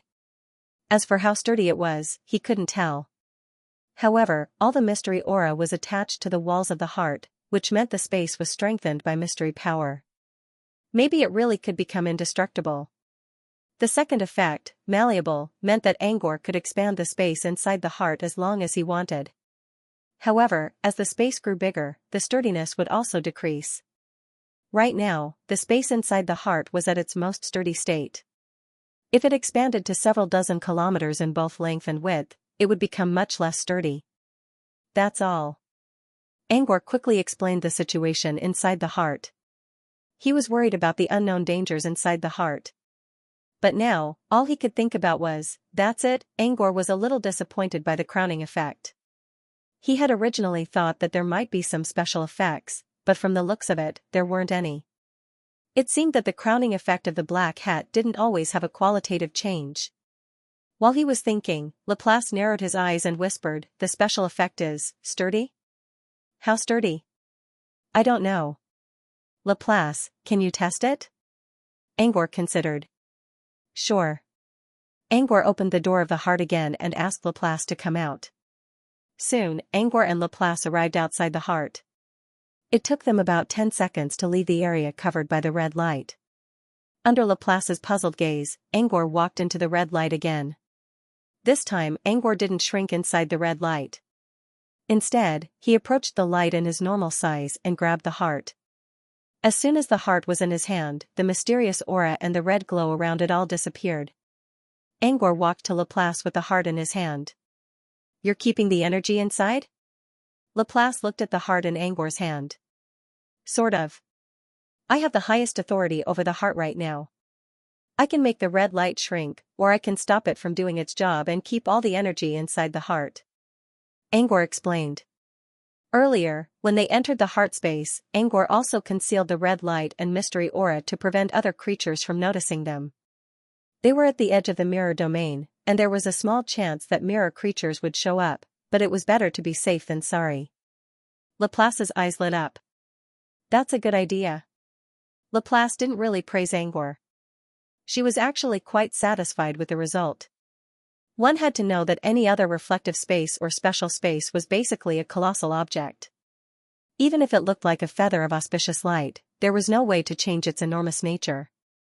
This heart, on the other hand, was a real treasure in one's hand. It was like a portable space item that could be taken anywhere.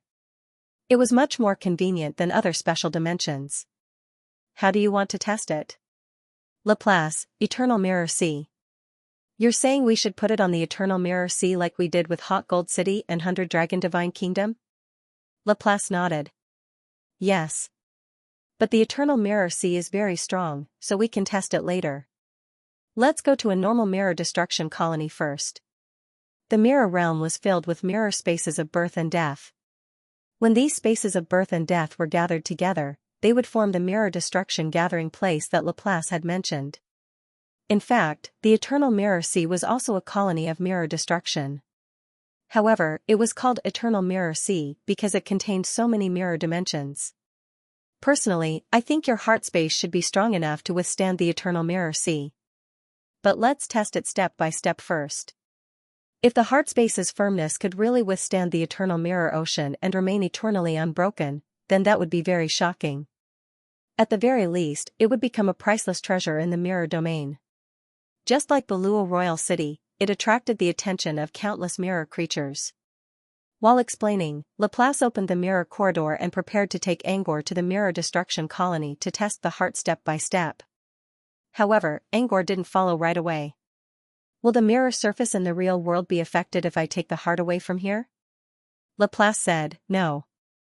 One of the special features of a special space of reflection is the stability of its connection with reality. Take Rabbit Mountain for example. It won't affect its connection with the real world even if you put it inside the mirror domain. Rabbit Mountain also has a mirror in the real world? Laplace nodded. To be precise, it's a mirror surface. Where is it? Angor was curious. I don't know. Maybe it's in a corner of another world. A special dimension is a projection of a mirror surface. Mirror creatures often occupy a special dimension, but that doesn't mean they own it. If there's a problem with the mirror in the real world, the special dimension will be affected as well. It's just that the effect will be much smaller. Laplace paused for a second and looked at Angor. So, your case is special. Not only could he create a mirror, but he could also enter the mirror domain. Later, he would also be able to use mirrors from the outside world to enter a special space, which was a special case inside the mirror domain. This was a good thing. At least it meant that the heart space was completely under the control of the mirror.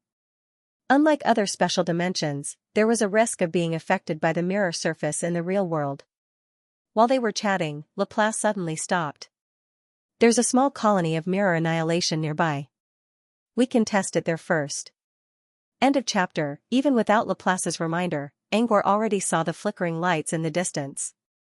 Every time the glimmer appeared and disappeared, it meant that a space in the mirror was broken. From the degree of convergence of the light, one could judge the danger level of this mirror destruction colony and the concentration of the convergence force released. The mirror destruction colony that Laplace was referring to was only glowing faintly, and there were no mirror creatures nearby. It was clear that the mirror destruction colony was not only weak, but also unattractive. Still, he didn't have to worry about being disturbed. Shall we go now? Angor asked. Laplace, okay. Not long after, they arrived in the sky above the mirror extinction colony. Laplace glanced at Angor. We're already here. Aren't you going to ask how to do the test? No need, said Angor. Laplace wanted to say something, but before she could, Angor already showed her a bright red heart in his hand. I'm not familiar with the mirror domain, so I'll leave the test to you, Miss Laplace. Mirror extinction colonies were sparse and harmless, but they were only dangerous to mirror creatures who had a strategy to deal with them. Angor only dared to come here because he was relying on Laplace's corridor of mirrors. Since he was already here, he didn't plan to do the test himself. Instead, he planned to stay in the corridor and watch the test from afar. He would leave the test to Laplace. Angor also gave Laplace full access to the heart space. As long as Laplace held the heart, she would know how to control it. Laplace hesitated for a moment, but she still accepted the heart.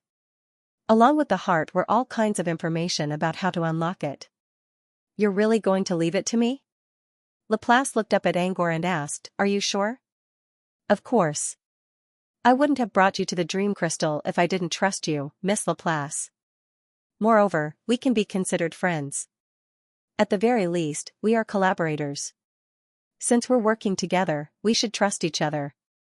Laplace was silent for a moment before he said indifferently, both counts. After that, Laplace gently tapped the corridor in the mirror. Wait for me here.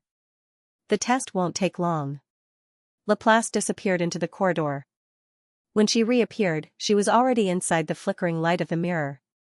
These flickering lights did not affect Laplace at all. She stood quietly in the mirror and activated the space in her heart.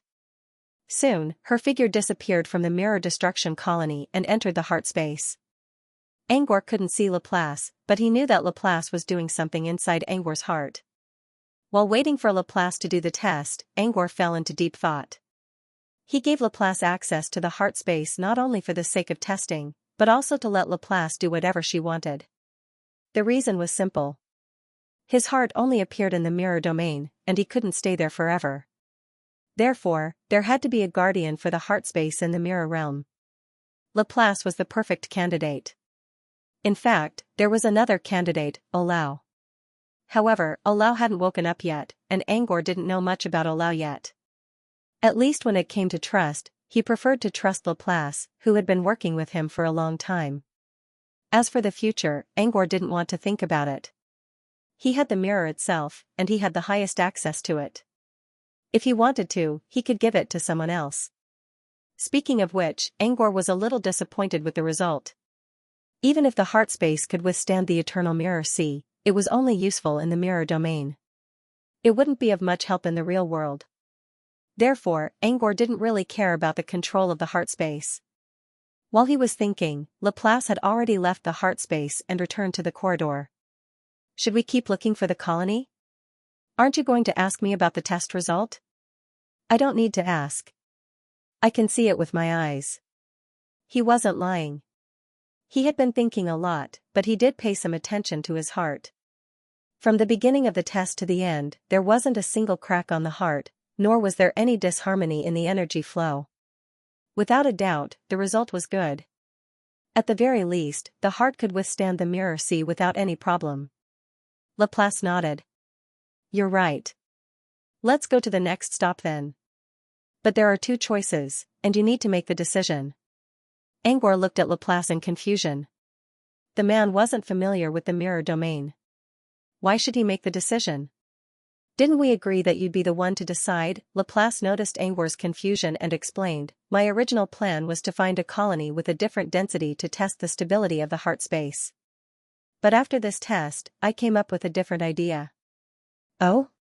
Laplace continued, For this test, I expanded the inner area of the heart space to the limit of what I can control, which is 600 kilometers in both length and width. The final result is just as you guessed. It's very stable. The most stable state of the heart space was its original state, which was nearly a kilometer in length and width. Laplace expanded the heart space to 600 kilometers in both length and width, which meant that the stability of the heart space would continue to be diluted. Even when the dilution reached its limit, the heart space would still be able to withstand the mirror sea. This gave Laplace a new idea. Based on the results, I'm almost certain that the heart space can withstand the eternal mirror sea in its most stable state, Laplace explained. You're saying that we should go to the eternal mirror sea to do the test? Laplace said, There are two options. First, we'll test it step by step, but we'll skip some of the sparse mirror destruction colonies and go to the denser ones. Second, we'll go straight to the eternal mirror sea. Both choices have their pros and cons.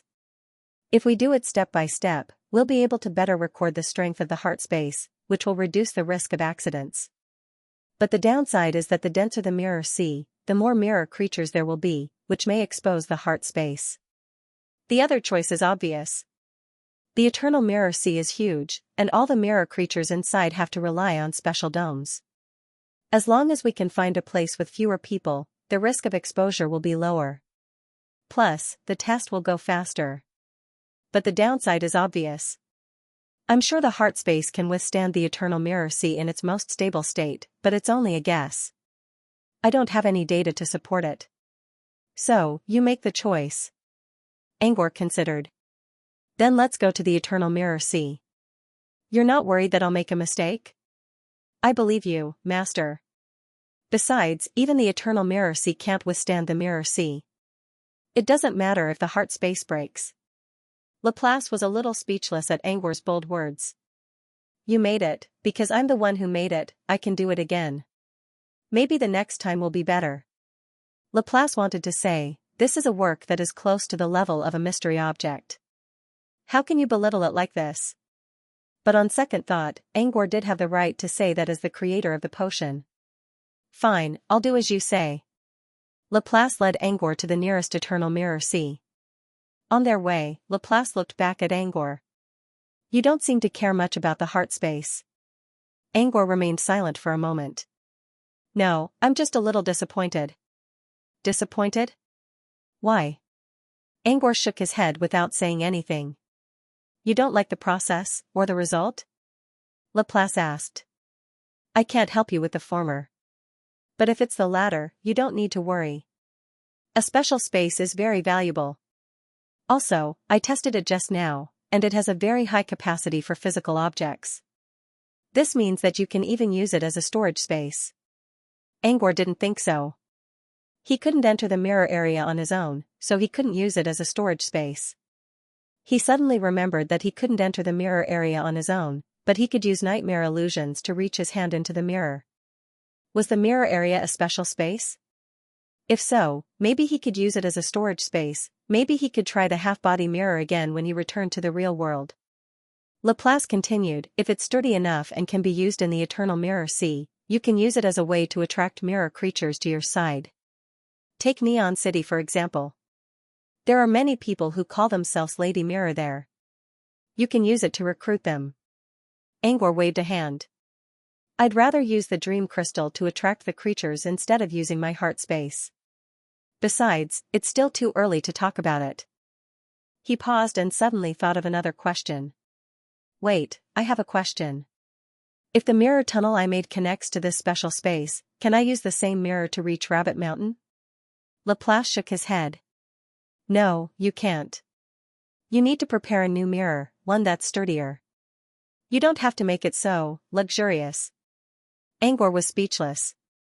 He didn't expect the Black Hat's coronation to involve the mirror area. Then can I use the heart space as a transfer station? Laplace considered for a moment. It's a little difficult for now. To become a transfer station, Angor had to fulfill two conditions. First, it had to be able to construct a stable tunnel. Second, it would cost energy to enter the mirror area from the real world, and the energy needed to do so was to gather energy. Rabbit Mountain was located in a safe environment all year round. The space was stable, so the tunnel it constructed would also be relatively stable. Besides, the bunny girl had been running her secret base for years, and she had already combined her power with the mountain.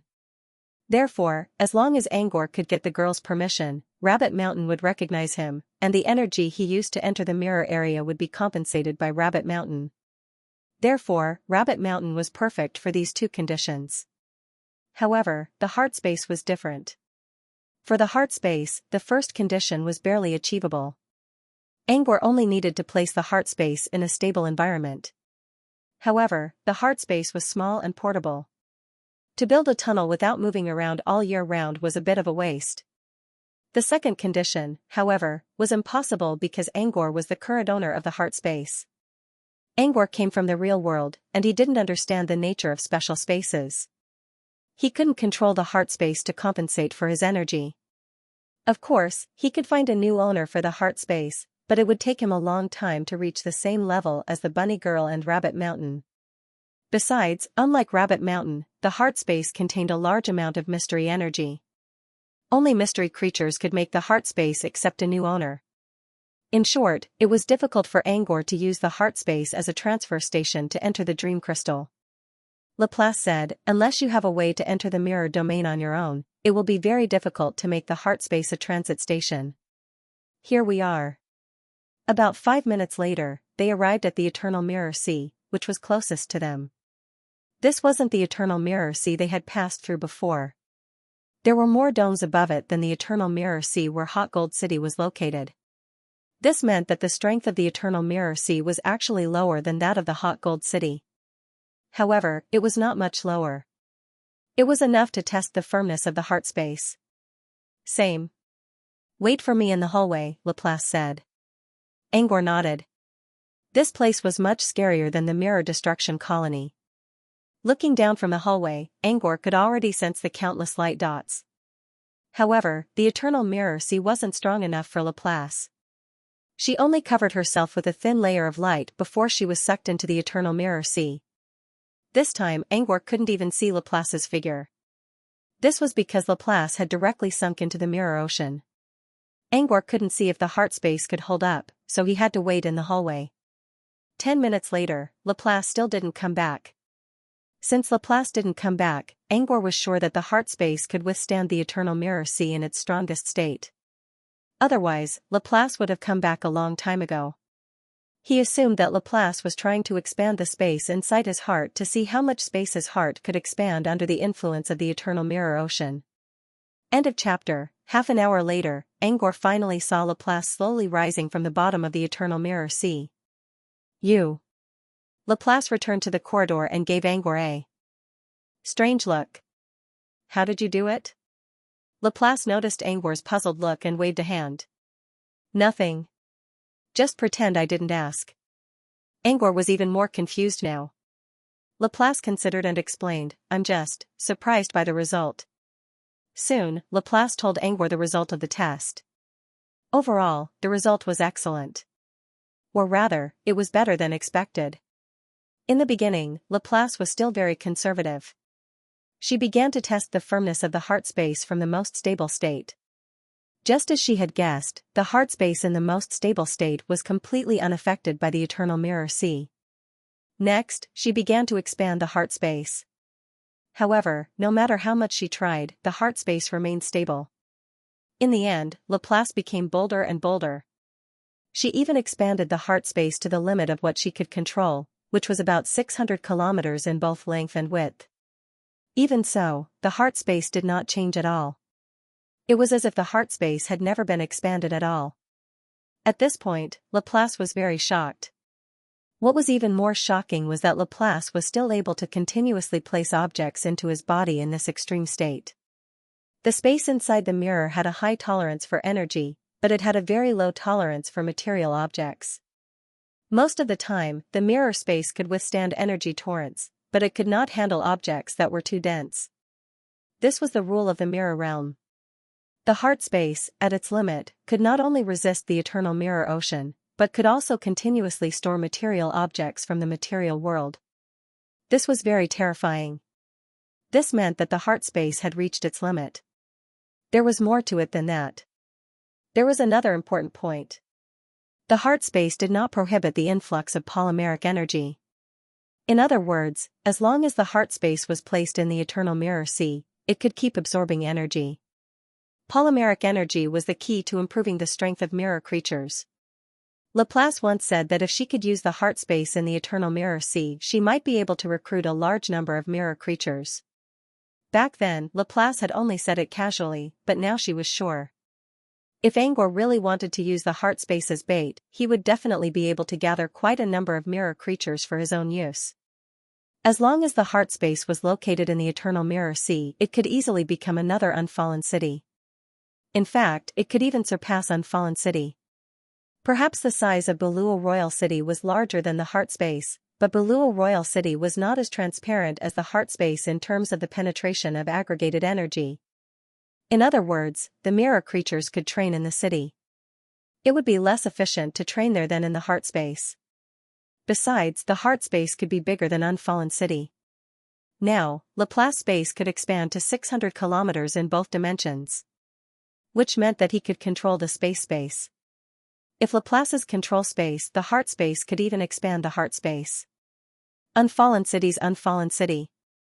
Overall, based on the current test, Laplace was certain. If the space in his heart was exposed, 99% of the mirror creatures would definitely scramble for it. Because Laplace had arrived at such a terrible conclusion, that was why she was so surprised by Angor's mirror-like creation. That sounds good. Angor rubbed his chin. Laplace said, I should say that it's not bad. But... Angor shrugged. Well, it's not that valuable for me. Just like Unfallen City to Lady Mirror. Unfallen City to Lady Mirror. It was also worthless. Otherwise, why would Lady Mirror create Unfallen City? She never came back to visit. Laplace shook his head. I don't know what Lady Mirror is thinking. But I think you're wrong. You're not only underestimating the heart space. You're also underestimating the mirror domain's influence on reality. Maybe the heart space has no direct effect on you. But have you ever thought about the indirect effect? Indirect effect? Laplace nodded. Have you ever thought about letting the tooth fairies from the tooth fairy ruins into the dream crystallization, setting up an online store? Have you ever thought about the so-called online stores? It's just a pipe dream for ancient tooth fairy. The mirror domain itself is the most important thing. Think about it. If you rent the heart space to the ancient tooth fairy will be able to obtain the heart space. The benefits they bring to you are not illusory. Ancient Tooth Fairy created an object search method that allowed them to search the Sea of Mirage. It allowed them to search for objects in the empty mirror sea, and objects that could enter the empty mirror sea without being damaged were not ordinary objects. These objects were precious to the creatures in the mirror. For wizards in the real world, they were also treasures. If Angor could use his heart space to contact Ancient Tooth Fairy, wouldn't he gain indirect benefits by doing so? Besides, if you want to develop the dream crystallization, the heart space can help you. Using Ancient Tooth Fairy as an example, he could rent out a part of his heart space to the fairy and ask them to move into the dream crystal. That was not a problem at all. Direct benefits were hard to come by, but indirect benefits were enough to give Angor a great reward. He considered Laplace's suggestion and agreed with him. His heart space didn't have much use for him. But if he could rent out the inner space just like what happened in the City of Hot Gold, he could exchange it for some useful treasures and materials. That would work. Of course, Angor had to protect his heart space first. The creatures in the mirror domain weren't easy to deal with. Many of them would try to take advantage of the situation. Just think about it, if they knew that the heart space could exist in the eternal mirror sea, and that the space inside was so large, wouldn't those mirror creatures with ulterior motives be tempted? Would they try to take it for themselves? Even if Angor could control a half-body mirror in the real world, his heart space was in the mirror domain. If Angor wanted to enter the mirror domain, he would need Laplace's help. How could he protect his heart space? Therefore, although Laplace's description of the situation was good, he still needed a powerful mirror creature to back him up, or rather, to cooperate with him. Laplace was the only one who could protect Angor's heart space. But would Laplace be willing to work with him? I can help you protect your heart space, Laplace said. As soon as Angor finished analyzing the pros and cons, Laplace gave him a final answer. Angor stared at Laplace in bewilderment. Laplace said indifferently, "There's no harm in that for me, is there?" What Laplace didn't mention was that she was willing to protect Angor's heart space not only because of the space itself, but also because she recognized Angor as her friend. Angor gave Laplace a thoughtful look. I admit it. I underestimated the heart space. Angor was more interested in the hidden benefits of the heart dimension than the obvious ones. Shall we do another experiment? Laplace asked. What experiment? Laplace, let's see if you've really underestimated the heart space. Angor didn't understand. Laplace said, "You should know that while the eternal mirror sea is dangerous, there are places in the mirror realm that are even more dangerous." "You mean?" Angor's eyes widened as if he realized something. "You mean, the empty mirror sea." Both Angor and Laplace said the same thing at the same time. The empty mirror sea was a sea that floated in the void inside the mirror domain. There was no water in it. There was only one thing that existed in it: reflections. All reflections came from the real world. Anything that could be reflected in the real world, even a reflection in a puddle, would be poured into the empty mirror sea. Therefore, the things that filled the empty mirror ocean could be said to be memories of reality. If the empty mirror sea only contained memories, it wouldn't be that scary. What truly made the empty mirror sea so terrifying was the waves that constantly appeared. The surface of the empty mirror sea was never calm because of the existence of waves. The waves came from the eye of the sea, which was a special law of the mirror domain. Once washed away by this mysterious wave, not only would the reflection in the empty mirror sea completely disappear, but the memories of living beings would also be erased. Even the nature of life and energy veins would be washed away by the waves of the empty mirror sea. Humans who entered the sea of empty mirrors would become hollow people for a short period of time, and mirror creatures who entered the sea of empty mirrors would suffer the same fate. Apart from special beings like Laplace, no other creatures could survive in the empty mirror ocean. The empty mirror sea was dangerous, but it was also full of opportunities. The reflections that came from countless worlds were all opportunities. The objects that were washed away from the eye of the sea were also opportunities. Ancient Tooth Fairy was able to monopolize the mirror domain just by relying on its ability to find objects, which meant the empty mirror sea had a lot of opportunities to offer. If his heart could withstand the waves in the empty mirror sea, he would gain direct benefits, not to mention indirect benefits. Of course, he wouldn't turn down Laplace's offer. The experiment had to go on. And the test had to go on. They didn't go too far this time because the empty mirror sea was always below the mirror domain. No matter where one was, they would be able to see the empty mirror sea as long as they kept looking down. Due to the special law of the empty mirror sea, the waves could even wash away the mirror corridors in the mezzanine. Therefore, Angor was assigned to a very high position. In any case, he couldn't see the empty mirror ocean from where he was standing. All he could see was pitch-black darkness. Before leaving the corridor, Laplace asked Angor one last question: "Are you sure you want to do the test?" "I'll do my best to protect the heart space. But if the heart space can't withstand the waves, a part of the heart space will be washed away. Are you willing to do that?" "Even if that's the case, I'm sure the Tooth Fairy won't have a problem attracting it." Laplace said, "That's right. What the ancient Tooth Fairy lacks the most is territory. Not just ancient Tooth Fairy, but other mirror creatures will also be attracted." Angor chuckled. "Then why not?" Laplace didn't say anything. "Just stay here and wait for me. I'll be back as soon as I can." With that, Laplace opened the corridor door and disappeared from Angor's sight. While Laplace and Angor were doing all kinds of tests in the mirror domain, outside the sage's hall. "The manifestation of the heart has faded slightly," the sovereign of the wise said softly. "Really? Why didn't I feel it?" Dorcas muttered. The sage could see the entire heart anomaly through the magic array, but Dorcas could only sense part of the red light. It didn't look like the light was fading at all. "It's only a small part. At this rate, it'll take several days for the heart anomaly to disappear." Fortunately, the heart anomaly was hidden underground and didn't surface. Otherwise, the alchemy anomaly that had been hanging for a few days would definitely attract the attention of the outside world. Inside the painting above the fireplace, Adonis spoke in a low voice: "If the anomaly is fading, it means the alchemy is done." "What are you going to do?" The sage noticed the hidden meaning in Adonis' words. "What am I going to do?" "Humph, I'm not going to do anything. I'm just going back to the Chamber of Poetry." The sage frowned and wanted to say something. But before he could, Dark Earl spoke first: "Why don't we wait? Angor will come out on his own once he's done with the alchemy." "I said I'll follow the Noah clan, but that doesn't mean I'll listen to you," Adonis said in a cold tone. After saying that, Adonis disappeared from the portrait without waiting for the Dark Earl to speak. Her words just now weren't meant for the ears of the wise sovereign or the Black Earl, they were meant for Laplace.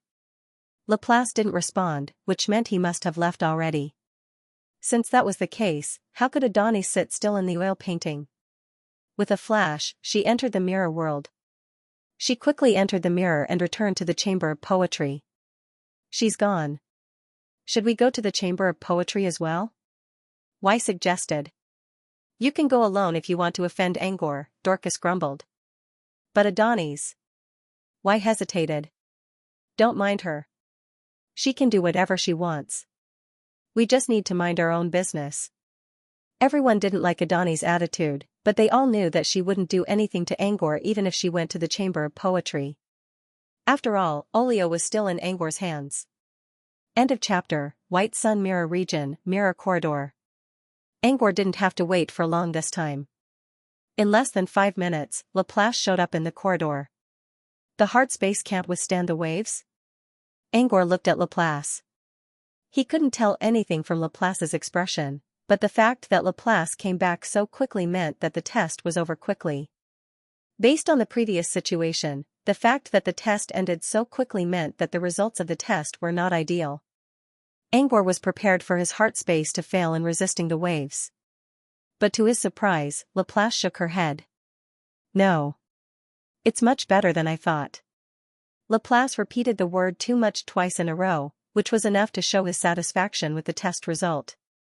So the heart space can withstand the waves? Angor's eyes lit up. Laplace nodded. Yes. But it can only withstand the waves when it's in the most stable state. If it expands even a little bit, the structure will become unstable and collapse at any time. But it's already a good result. In other words, Laplace's heart space could stay in the sea of mirrors. It sounded like a simple sentence, but the meaning behind it was very deep. Even Laplace couldn't help but sigh. Ever since I was born, I've never seen any space that could stay in the sea of mirrors. But my heart space did it. This meant that the sea of mirrors was full of danger. A safe zone was created out of thin air. For Laplace, who could survive in the sea of mirrors for a long time, the special property of her heart space was not very useful. But for 99% of the other mirror creatures, it was a milestone. If other mirror creatures knew that the heart space could stay in the sea of mirrors, even if the heart space could only maintain a length of 1,000 meters, it could still become a sacred place in the sun mirror domain. This was why the heart space was so dangerous. Laplace might look calm on the surface, but she was actually feeling very nervous. Her body could stay in the sea of mirrors for a long time. But she couldn't give other people the ability to enter the sea of mirrors. But her heart space could do it. Even the weakest mirror creature could. As long as he was under the protection of the heart space, he wouldn't have to worry about danger even if he was in the empty mirror ocean. Laplace paused for a moment, then said in a faint tone, also, I'm not sure. The function of the heart space should be more than that. Angor caught a word. Should? Laplace said, I'm not sure if that's possible. Because the test time was very short. Besides, the empty mirror sea that I just went to isn't suitable for this test. In other words, Laplace had an unconfirmed conjecture. However, she was confident that her guess was accurate. For example, Laplace suggested that Angor skip mirror extinction and go to the eternal mirror sea to do the test. Laplace was confident that he could succeed. But after all, it was just a guess, and he still needed evidence to prove it. Laplace looked at him. If you're willing, we can continue with this test. However, we need to change the location. He did not know what kind of test it was. But out of his trust in Laplace, he did not hesitate. He nodded and said, okay. Next, the two of them began to move around the corridor again. This time, even if Laplace did not say the destination, Angor could see it clearly. They were getting farther and farther away from the center of the mirror domain. Judging from the sparseness of the mirror lights, Angor could tell. They were moving toward the edge of the mirror domain. Soon, the mirror light of life and death could no longer be seen in the surroundings. Instead, it was pitch black. It was as if they were really walking in the void. But even though there were no more mirror lights around him, Laplace continued to move forward. It was as if she wanted to go deeper into the darkness. Laplace could see that Angor was confused about their surroundings. Angor was more curious about their destination, but he didn't ask. Instead, he chose to follow her in silence. For some reason, Laplace felt comfortable. Was this what humans meant by trust? They walked for another 10 minutes. The darkness around them was getting deeper and deeper. Laplace finally spoke, "Our destination is the empty mirror sea under the unfathomable cavern." "What's the abyss cave?" Laplace asked. It would have been fine if he didn't tell them. Angor took the opportunity to ask. "The unfathomable cavern is located outside the boundary of your mind. There is absolutely no light around it. Any source of light will be devoured by the unfathomable cavern. It's said that the unfathomable cavern leads to the dark mirror domain." "The unfathomable cavern in the mirror?" Laplace nodded. "But, I don't know. That's just a rumor. But I don't think the unfathomable cavern is the unfathomable cavern." "Why?" "Because I've been to the unfathomable cavern," Laplace explained casually. "You've been to the unfathomable cavern, and you're telling me rumor again?" Laplace seemed to have read Angor's mind. "Just because I've been there doesn't mean I know what's behind the unfathomable cavern. I'm just sure that it's not the unfathomable cavern, because I've been to the unfathomable cavern before. I don't know where the unfathomable cavern leads to. Maybe it's even farther away." When Laplace mentioned boundary, Angor remembered something Laplace mentioned before: mental boundary. "What do you mean by mental boundary?" Angor asked directly. Laplace said, "I mean it literally. For a mirror creature, a place without gathering energy is considered a boundary.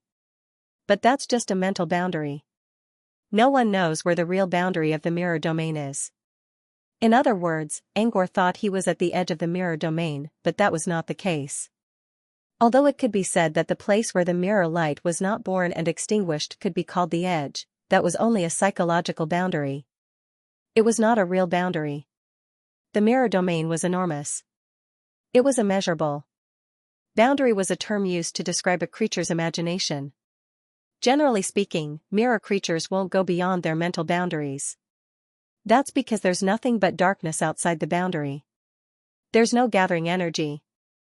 It's like a giant wasteland with nothing to gain from it. The area around the deep nether cave is especially dangerous. Even the light source is swallowed up. Even if it's not too dangerous, the mirror creatures consider it a forbidden zone. That's why I chose the unfathomable cavern. There won't be any annoying creatures coming to disturb us."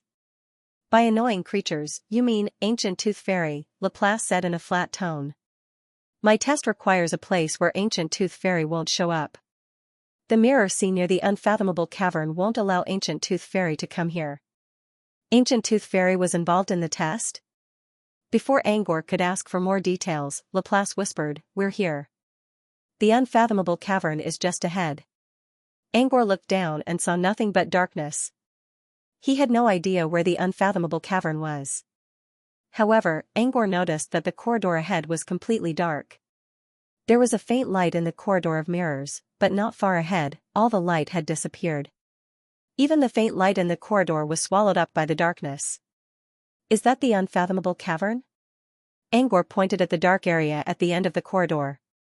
Laplace shook his head. "Not yet.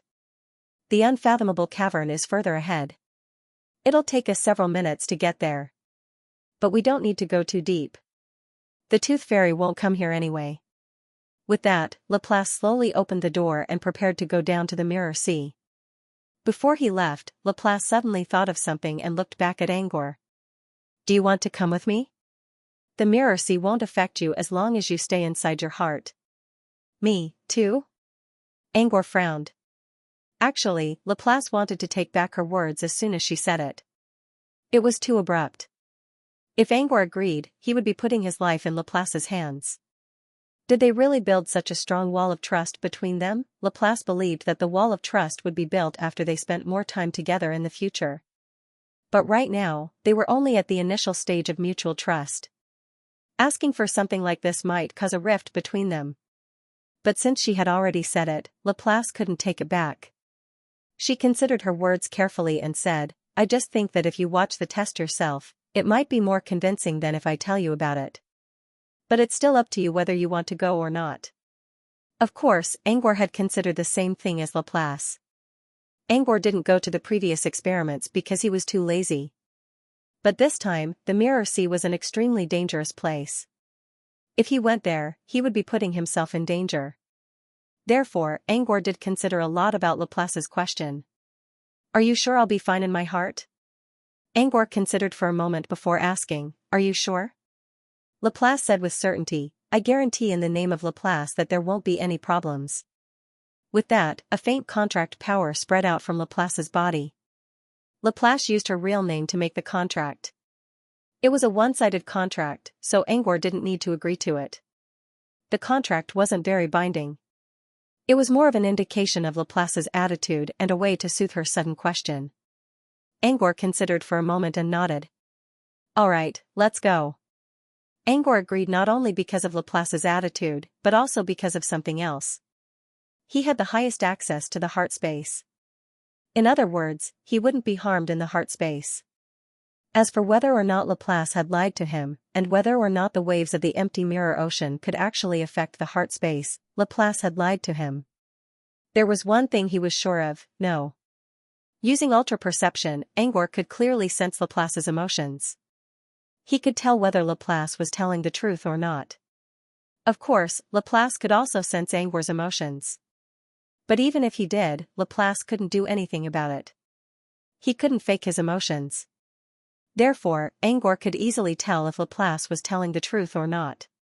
Also, Laplace's attitude wasn't fake. Therefore, Angor chose to trust Laplace.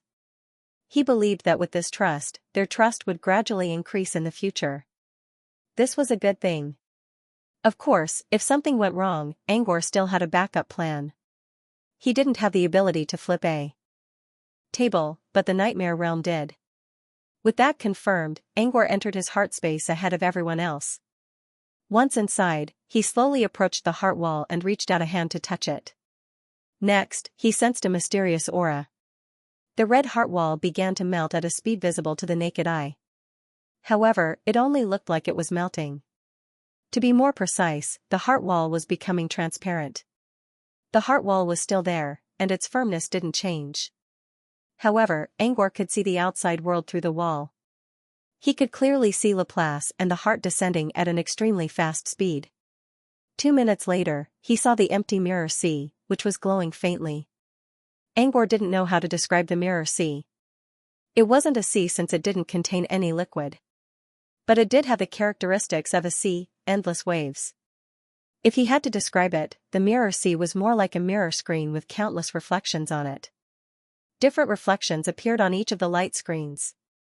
Some were shining brightly, some were dark and gloomy, some were void, some were material, some were sky, some were earth, some were mountains, and some were water. Even the insides of buildings could be seen. Most of the reflections were still, but the mirrors themselves were moving. However, the reflections weren't moving by their own will. Instead, they were moving like waves, which quickly shattered the reflections. It wasn't the same as the eternal Mirror Sea. It was more like a refresh. Just a moment ago, the reflection on the circular mirror was still a cloud in the sky. However, under the forced refresh of the ripple-like waves, the cloud in the sky quickly dissipated and was replaced by another irregular mirror, and a new scene appeared in the mirror. Angor also saw living beings in the different reflections, but they quickly disappeared. Most of the reflections were empty. In just a few seconds, Angor saw all the different scenes in the general plane. This is the Mirror Sea? End of chapter. While Angor was admiring the magnificence of the Mirror Sea, his heart space was falling into the sea at an incredible speed. Before he could react, his heart space was already floating on the surface of the empty Mirror Sea. At the same time, waves of energy were rushing toward his heart space. Angor could clearly see the reflections around him changing as if they were washing away all the impurities in the world. However, when the waves reached his heart space, they were pushed aside by a thin layer of mystery energy. Under the protection of the mysterious aura, the heart space was completely unaffected by the waves. It floated quietly on the empty Mirror Sea. Angor sighed in relief. Now he was sure that Laplace didn't lie to him. His heart space could withstand the waves when it was in its strongest state. It's the second time, but it's still amazing, Laplace suddenly spoke into his ears. The eye on the heart opened, and Laplace walked in from the vortex where the pupil was. While walking, she sensed the aura around her. The mirror sea is completely blocked. Inside your heart space, it's just like any other special space. Laplace joined Angor and looked at the floating reflection on the wall with him. Laplace remarked, "The experience of observing the empty mirror sea in an absolutely safe environment is truly amazing." This was Angor's first visit to the mirror sea, and he didn't have any contact with the outside world, so it was hard for him to understand. However, Laplace had always been in the empty mirror sea. She was very familiar with the situation in the empty mirror sea. The feeling of not having to resist the corrosive power of the empty mirror sea and being able to observe the empty mirror sea through the heart wall touched her. She looked at the waves outside, which were blocked by the mystery energy. Laplace looked at Angor and said, "Your heart space is very strange. It's definitely something special." Angor was about to say something when he suddenly frowned. "What's wrong?" Laplace was confused. I think someone's looking into my heart space." Laplace was surprised. "Someone's looking into my heart space?" She had already checked the area. There was nothing here. Was it a powerful creature that came out of the abyss hole? While Laplace was still wondering, Angor nodded. "I don't think it's coming from the mirror domain. I think it's coming from the outside." Laplace finally understood what Angor meant by the outside. It was the material world. "It's coming in." As soon as he finished his words, right above the heart space, a vertical eye appeared. There was also a vortex in the center of the eye. Before Angor could react, Laplace had already taken a step back. She tapped the heart space. Transparent the heart space and returned to its normal state, which blocked the outside world. Angor's heart space. A figure appeared in the vortex. Adonis? Angor saw Adonis. After sensing that his alchemy was over, Adonis returned to the clear sky poetry room. She then saw the half-length mirror made by Angor. Through the half-body mirror left in the outside world, he entered the heart space. As for Adonis's behavior of entering the half-length mirror without his permission, he had to admit that it was a mistake. Angor did not like the idea, but he held it in. If he really wanted to talk about who was right and who was wrong, it was his fault. It was his fault. The clear sky poetry room was Adonis' territory, and he had done alchemy in the clear sky poetry room without her permission. It was his fault. But Angor didn't have a choice. He wanted to use the dream whelp to drag the chamber of solitude into the dream wasteland without anyone noticing, so he had to do it in such a secretive way. Because he was in the wrong first. Therefore, he felt a little guilty when talking to Adonis.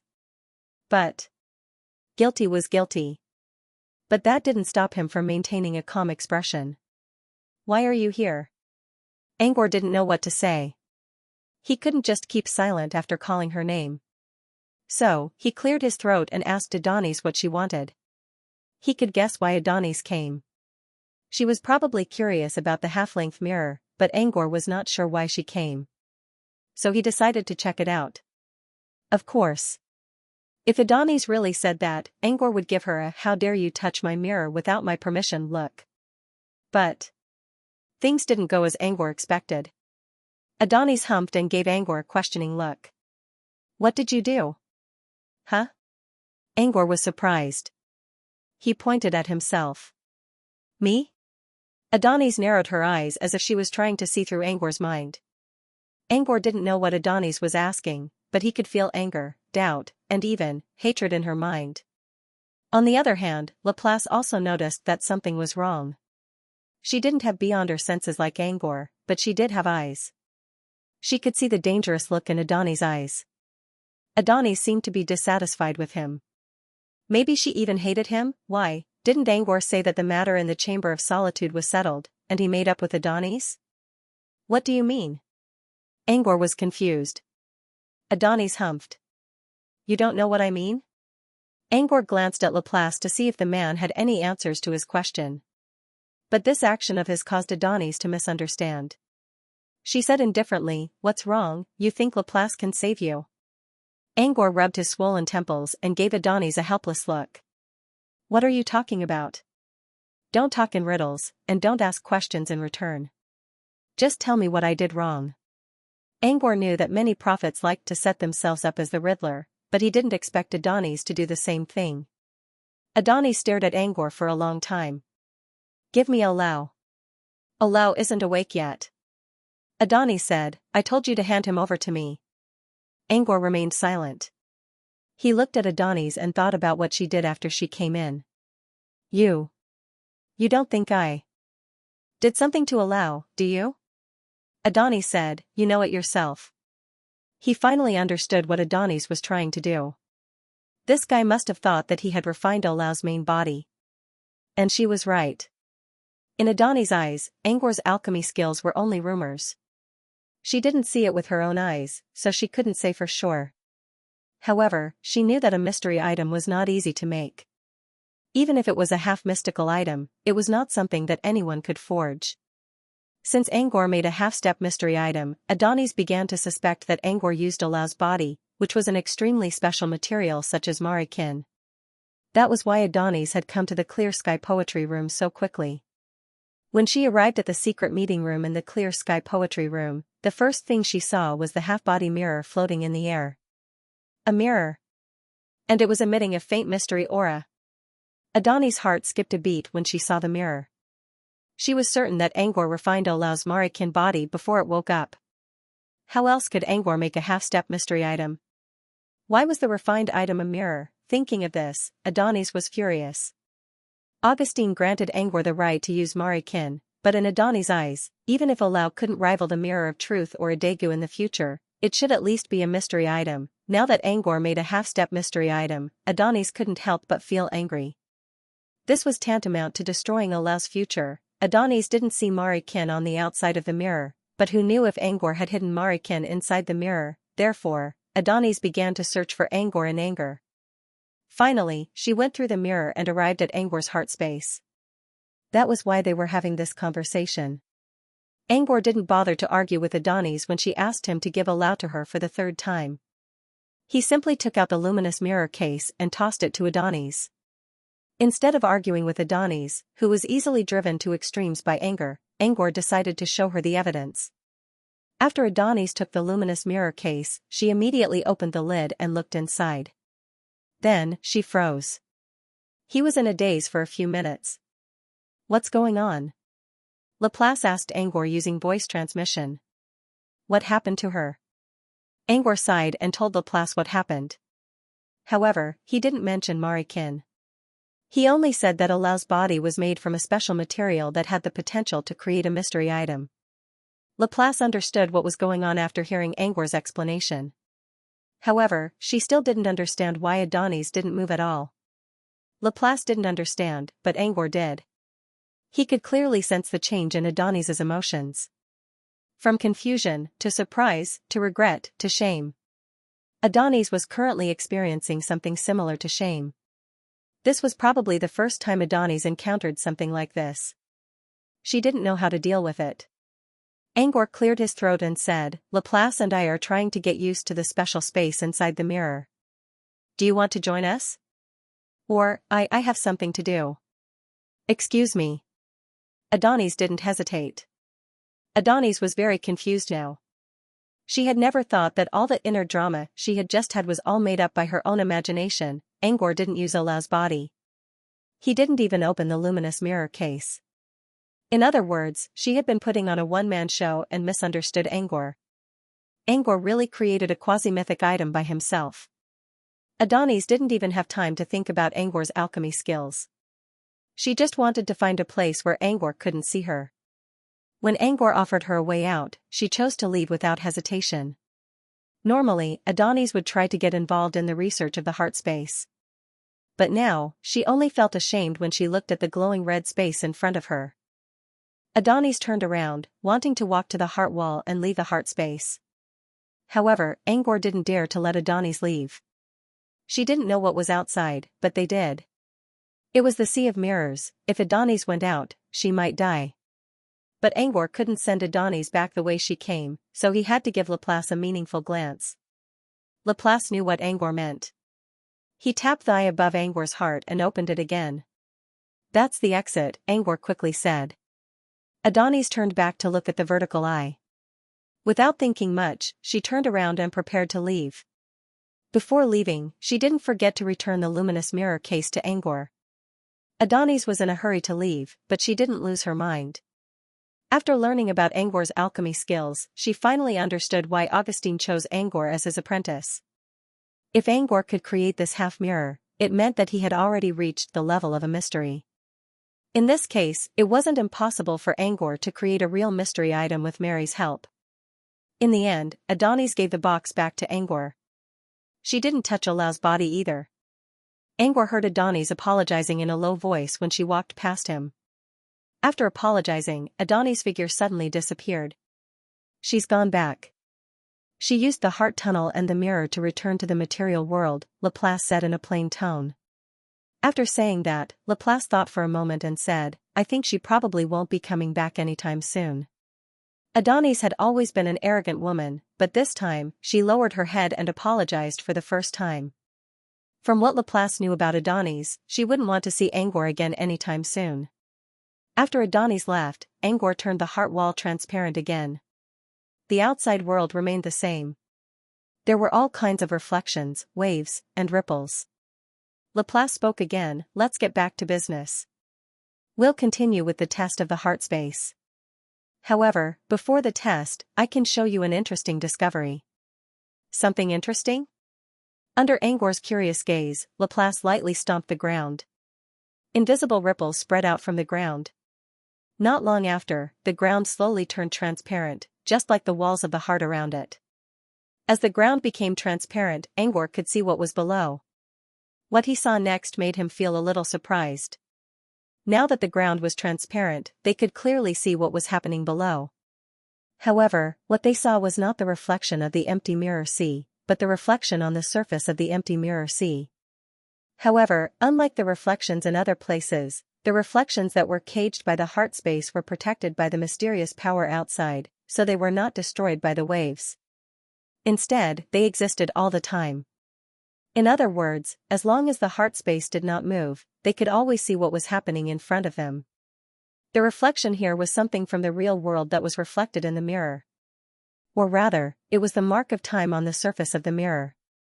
Looking at the various things in the reflection was the same as looking at the imprints left behind by a certain mirror during its existence. At this moment, the mirror they were looking at was the reflection of all the memories that had been reflected in the mirror during its existence. From the reflection, it could be seen that it was a mirror placed on a balcony, facing the dining table of a wealthy family. However, there was no one in the mirror, which meant it was not time for dinner yet. Just as Angor thought it would take a long time to see the reflection, Laplace pointed at the air. A stream of energy merged into the reflection. It was as if time inside the mirror had been accelerated. Half a second later, Angor saw several people sitting at the dining table. Judging from their attire, they should be a small family. Parents and 3 children. They were happily eating at the table. They chatted with each other and looked very warm. The acceleration did not stop.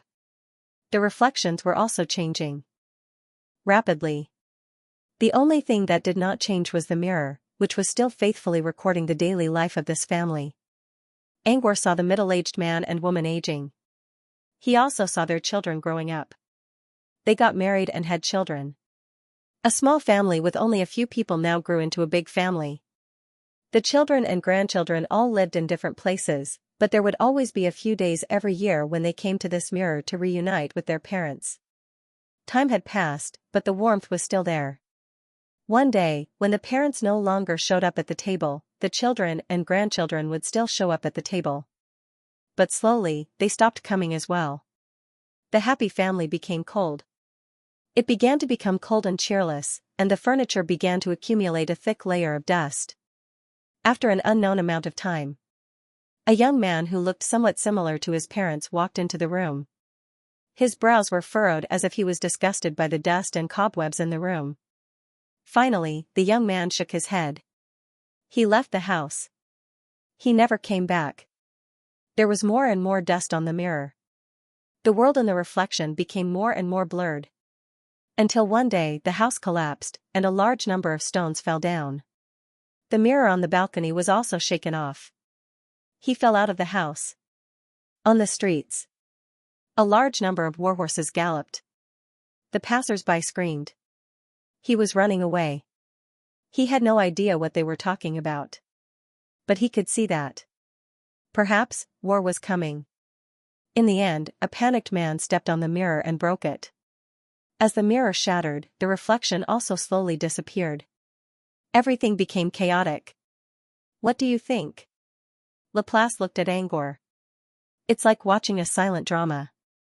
Laplace said, I'm asking about the reflection itself. Not the scene in the reflection.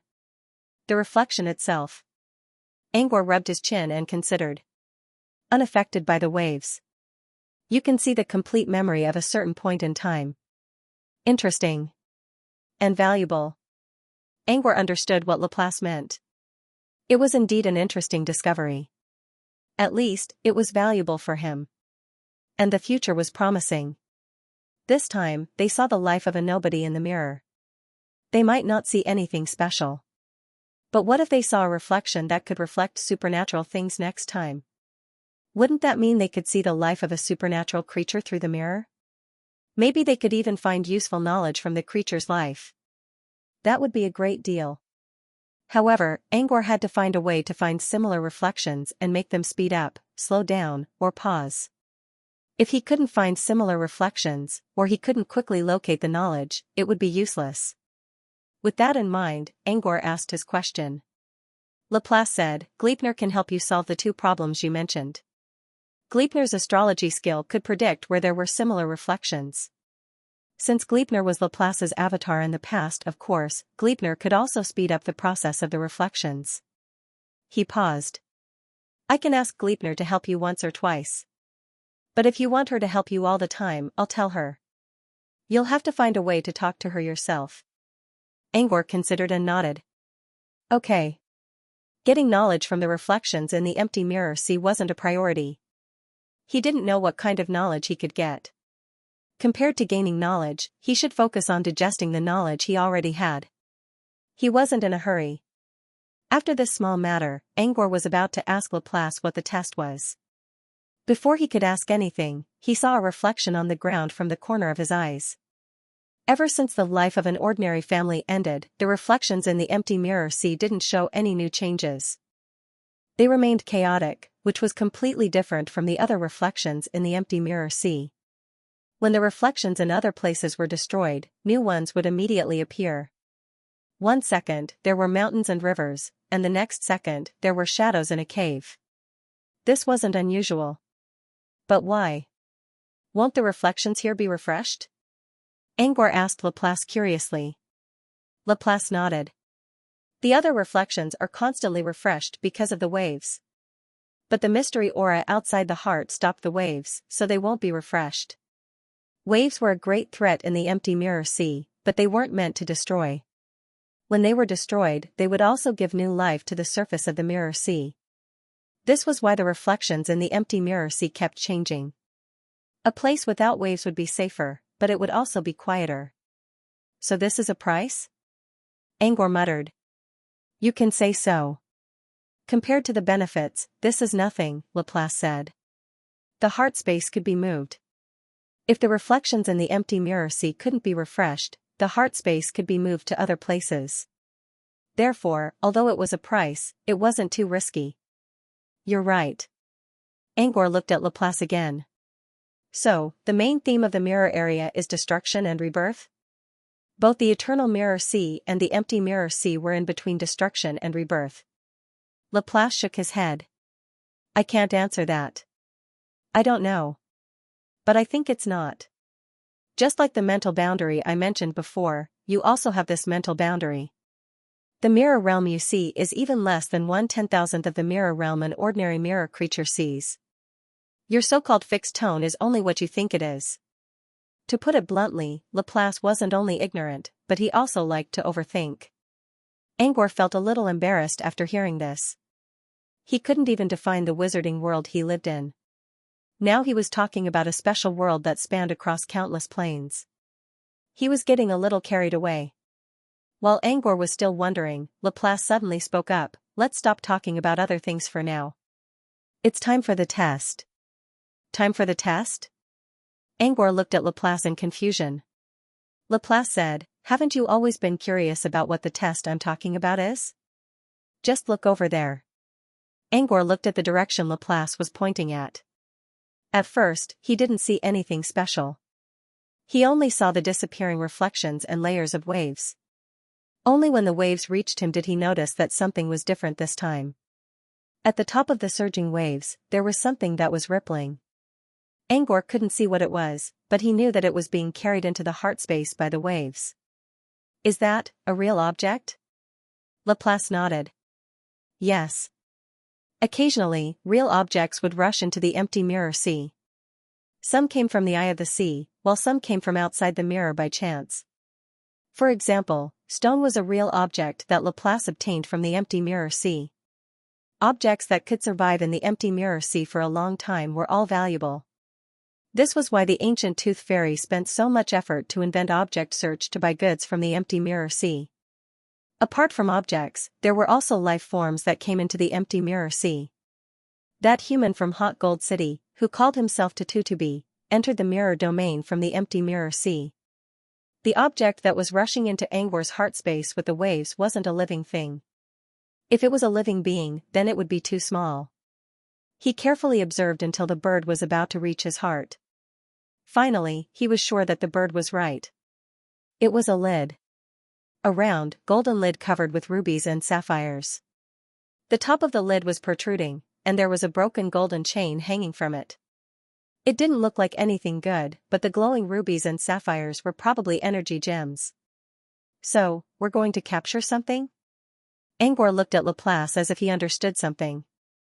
Laplace nodded. Yes. If you want to make your heart space work better in the empty mirror sea, capturing something is a good test. Laplace wanted to do this test because she noticed that her heart space had a vague sense of judgment even though it wasn't sentient. It would actively resist anything that threatened its stability, such as the waves or the destructive power of the eternal mirror sea. However, it would not stop anything that didn't threaten its stability, including energy, as long as the owner agreed. For example, Laplace already tested it in the eternal mirror sea. As long as she let go of the restrictions on her heart space, the dense energy outside could penetrate her heart wall and enter her heart space.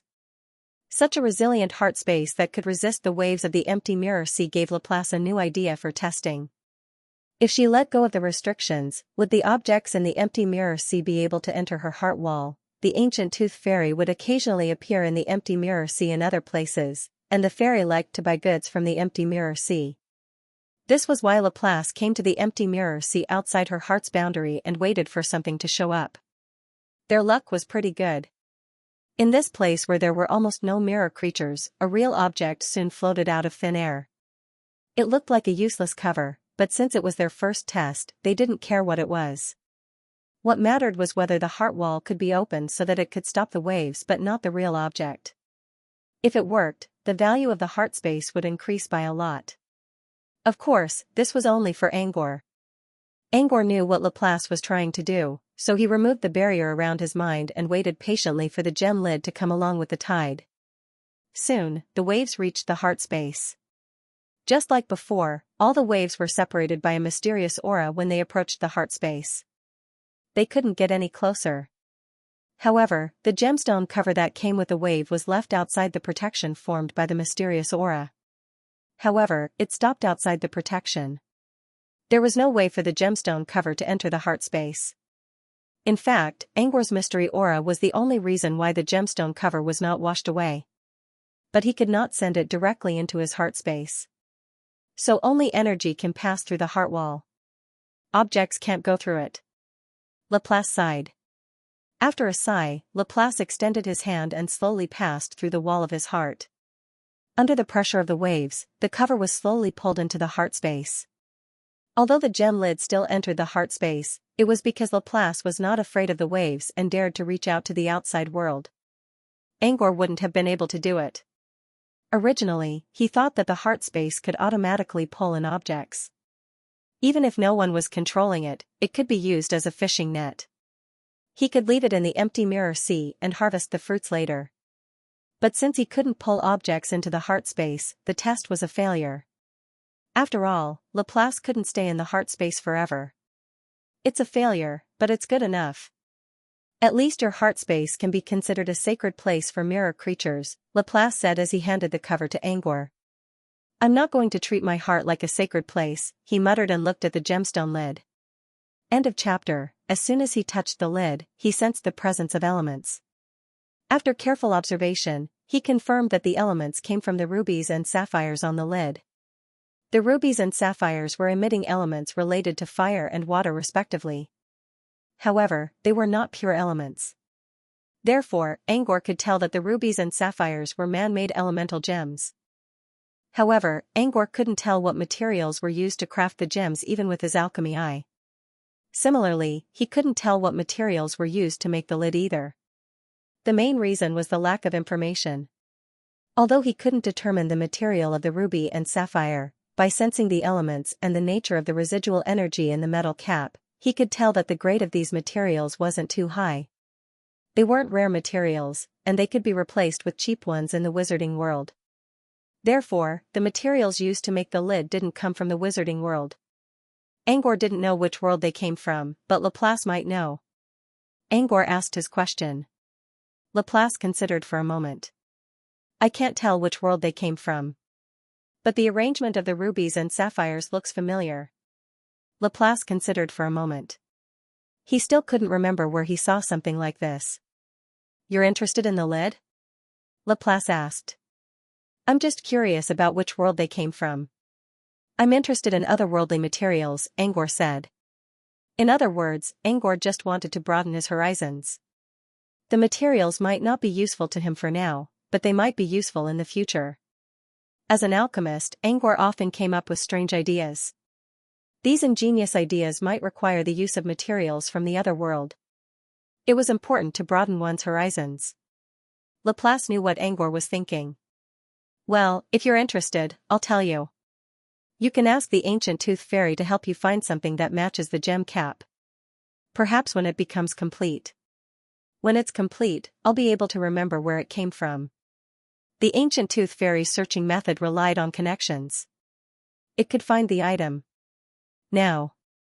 The gem cover was already in their hands, which was equivalent to having a medium. If the thing that matched the gem cover was really in the empty mirror sea, ancient tooth fairy could use the object-seeking technique to find it. But the prerequisite was that he had to make good use of the time. After all, the empty mirror ocean would constantly generate waves to wash away everything. If it's too slow, perhaps the things that matched the gemstone cap would be washed into dregs and powder by the waves. Please invite ancient tooth fairy to search for the item. What's the price? Angor asked. Laplace said, generally speaking, ancient tooth fairy wouldn't help. This is because the art of searching is their greatest trump card in the mirror domain. To the ancient tooth fairy, their ability to locate objects was what they relied on to survive. A secret technique that belonged to them. They would not use their trump card to help others. On this point, Angor didn't need to be a mirror creature to understand. However, since Laplace proposed this method, thinking about it, it wasn't for the sake of self-denial. There should be other ways to make the ancient tooth fairy give way. As expected. Laplace paused for a moment before continuing, however, this is only true for other mirror creatures. For creatures that could survive in the empty mirror sea or had a way to avoid the impact of the waves, their response will be different.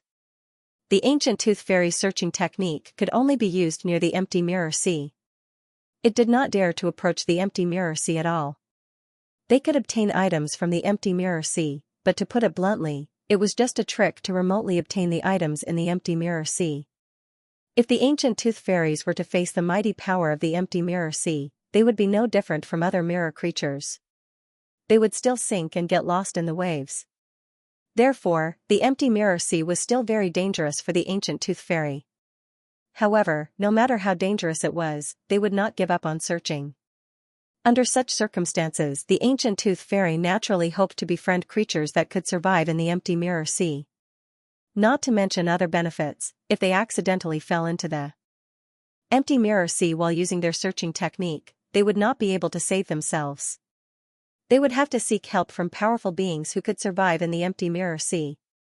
Since the ancient tooth fairy needed help from these powerful beings, when facing these people naturally, it had a different attitude. For example, Gleipnir, who was highly respected by the ancient tooth fairy. It was because Gleipnir once saved the ancient tooth fairy, who unfortunately fell into the water of the empty mirror sea. This was why Gleipnir could borrow the ancient tooth fairy's treasure, the ivory staff, from the tooth fairy ruins. Gleipnir could even lend out the ivory staff. Besides, he only needed the ancient tooth fairy's help. Therefore, Laplace's suggestion was to ask for Gleipnir's help. Angor considered for a moment and nodded. The gem cover was the first item he found in the empty mirror sea. He wanted to see what it looked like in its complete form, and, where did these supernatural materials come from? Gleipnir was still in the dream crystal, so it was easy to find her.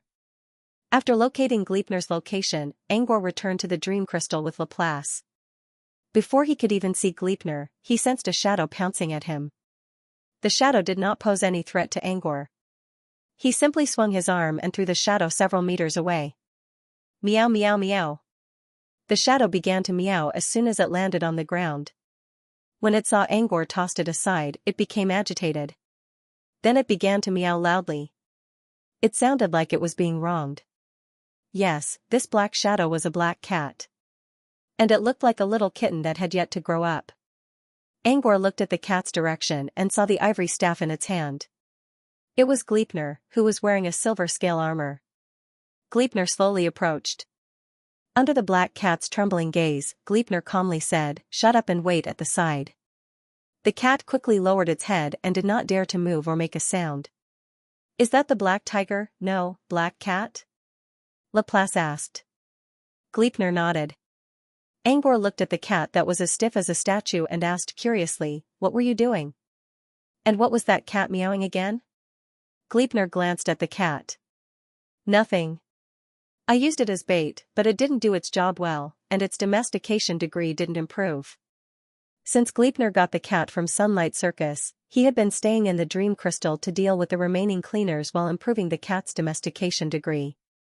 The cat, which used to be a black tiger and was now a black cat, was a very special fairyland pet.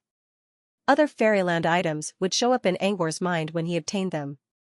For example, when he left the circus, the golden kitten costume he got showed the corresponding property, fairyland item, golden cat costume, produced by Sunlight Circus. Wearing it will improve one's physique and reaction speed. Additional ability, immortal body, fall from a great height will prevent immediate death. All the information was clear enough. However, this black cat was different. Its current attributes and introduction were all a row of question marks. It was not because the cat was strong, but because its domestication degree was not high enough. According to Gleipnir, the maximum domestication degree was unknown. It was estimated to be 100 points. When the domestication degree reached 10 points, the cat's fairyland template would be revealed. When the domestication degree reached 50 points, the cat could enter Wonderland and fight side by side with its master. Gleipnir stayed in the dream crystal to deal with the cleaners so that he could improve his domestication degree. At least 10 points, he would need to show the cat's information first. But what troubled Gleipnir was that she had been here for several hours, and the black cat's domestication level was only 8 points. Wait a minute. She thought Angor and Laplace were monsters, so she tossed the black cat to them. Now, her domestication rating was increased to 5.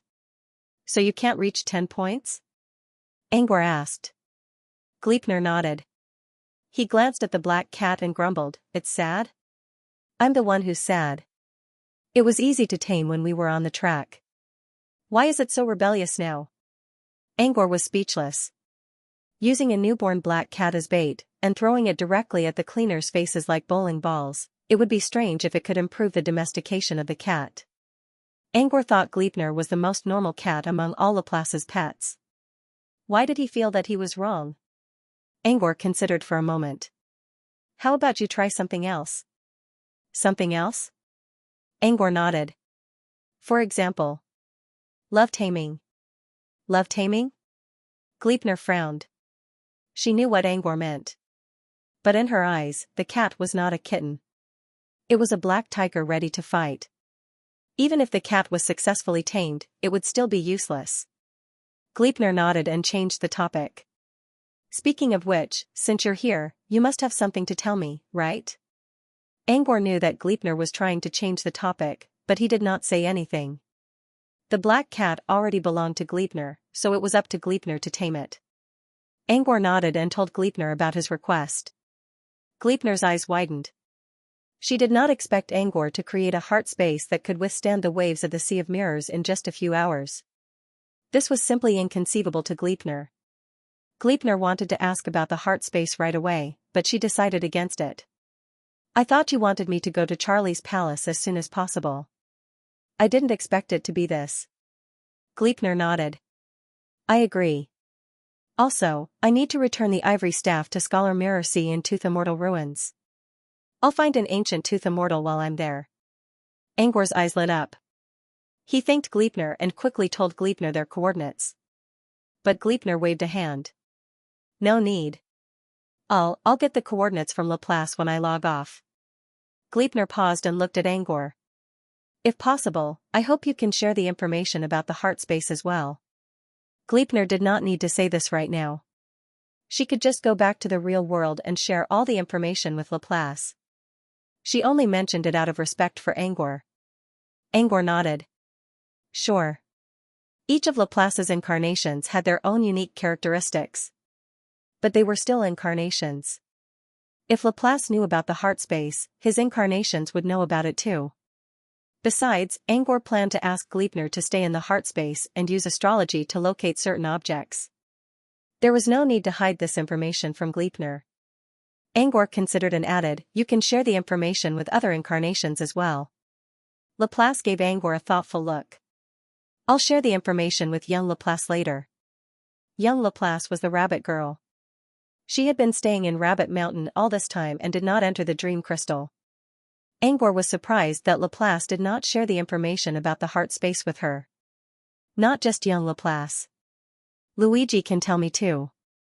Angor looked to the south. Using God's eye, Angor saw a two-story building standing on top of the crystal about 5 kilometers to the south. It was the entrance to the special dream, Auriel's Choice. Previously, the two-story loft looked very ordinary, but now, the loft was shrouded in a faint light. It was clear that Auriel's Choice had been activated. So far, Luigi was the only one who could do it. But I think we'll have to wait until Luigi leaves the dungeon. Don't worry about Luigi. I'll go to the Tooth Fairy ruins and find ancient Tooth Fairy. If I'm late, the spirit of the gem cover will be washed away by the Sea of Mirrors. It'll be useless even if I find it. With that, Gleipnir looked at the black cat beside him. I'll leave for a while. You stay in the paradise space and reflect on why your taming rate didn't increase. I hope that when I come in, I can at least see a domestication level of 10. Otherwise. Gleipnir sneered and didn't continue speaking. Instead, he put the black cat back into the fairyland space. Gleipnir's figure slowly faded away. He had gone offline. Angor waited until Gleipnir was out of sight before he looked at Laplace. Since we have nothing else to do before ancient Tooth Fairy arrives, do you want to take the chance to inherit the power now?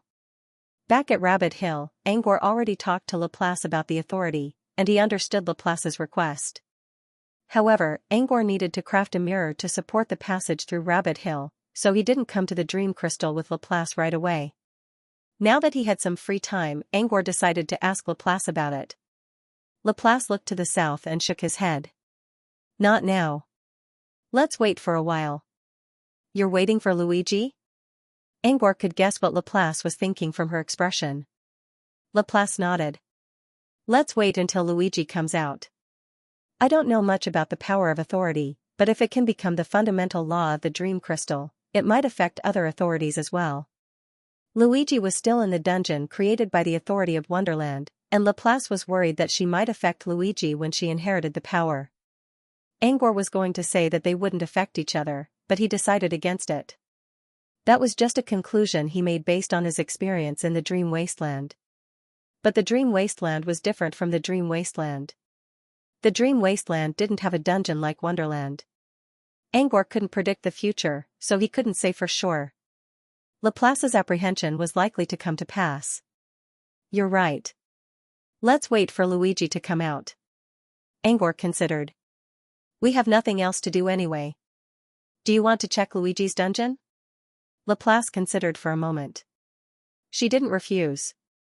According to Gleipnir, it had been 3 hours since Luigi went into the 2-story attic. There was still no news from him. Angor wondered what was going on inside. If it was a special dream like the one in Sunshine Circus, Luigi wouldn't show up for such a long time. Luigi might have already been put under house arrest. But Luigi didn't go offline to ask for help, so it probably wasn't a fun and challenging dream like the one in Sunshine Circus. Perhaps it was similar to the special dream of Helen's dream that she had encountered before. As Angor said, he still needed to wait for Gleipnir to bring Ancient Tooth Fairy to him. I'll just take it as killing time. Unlike Luigi, they did not walk near the double loft.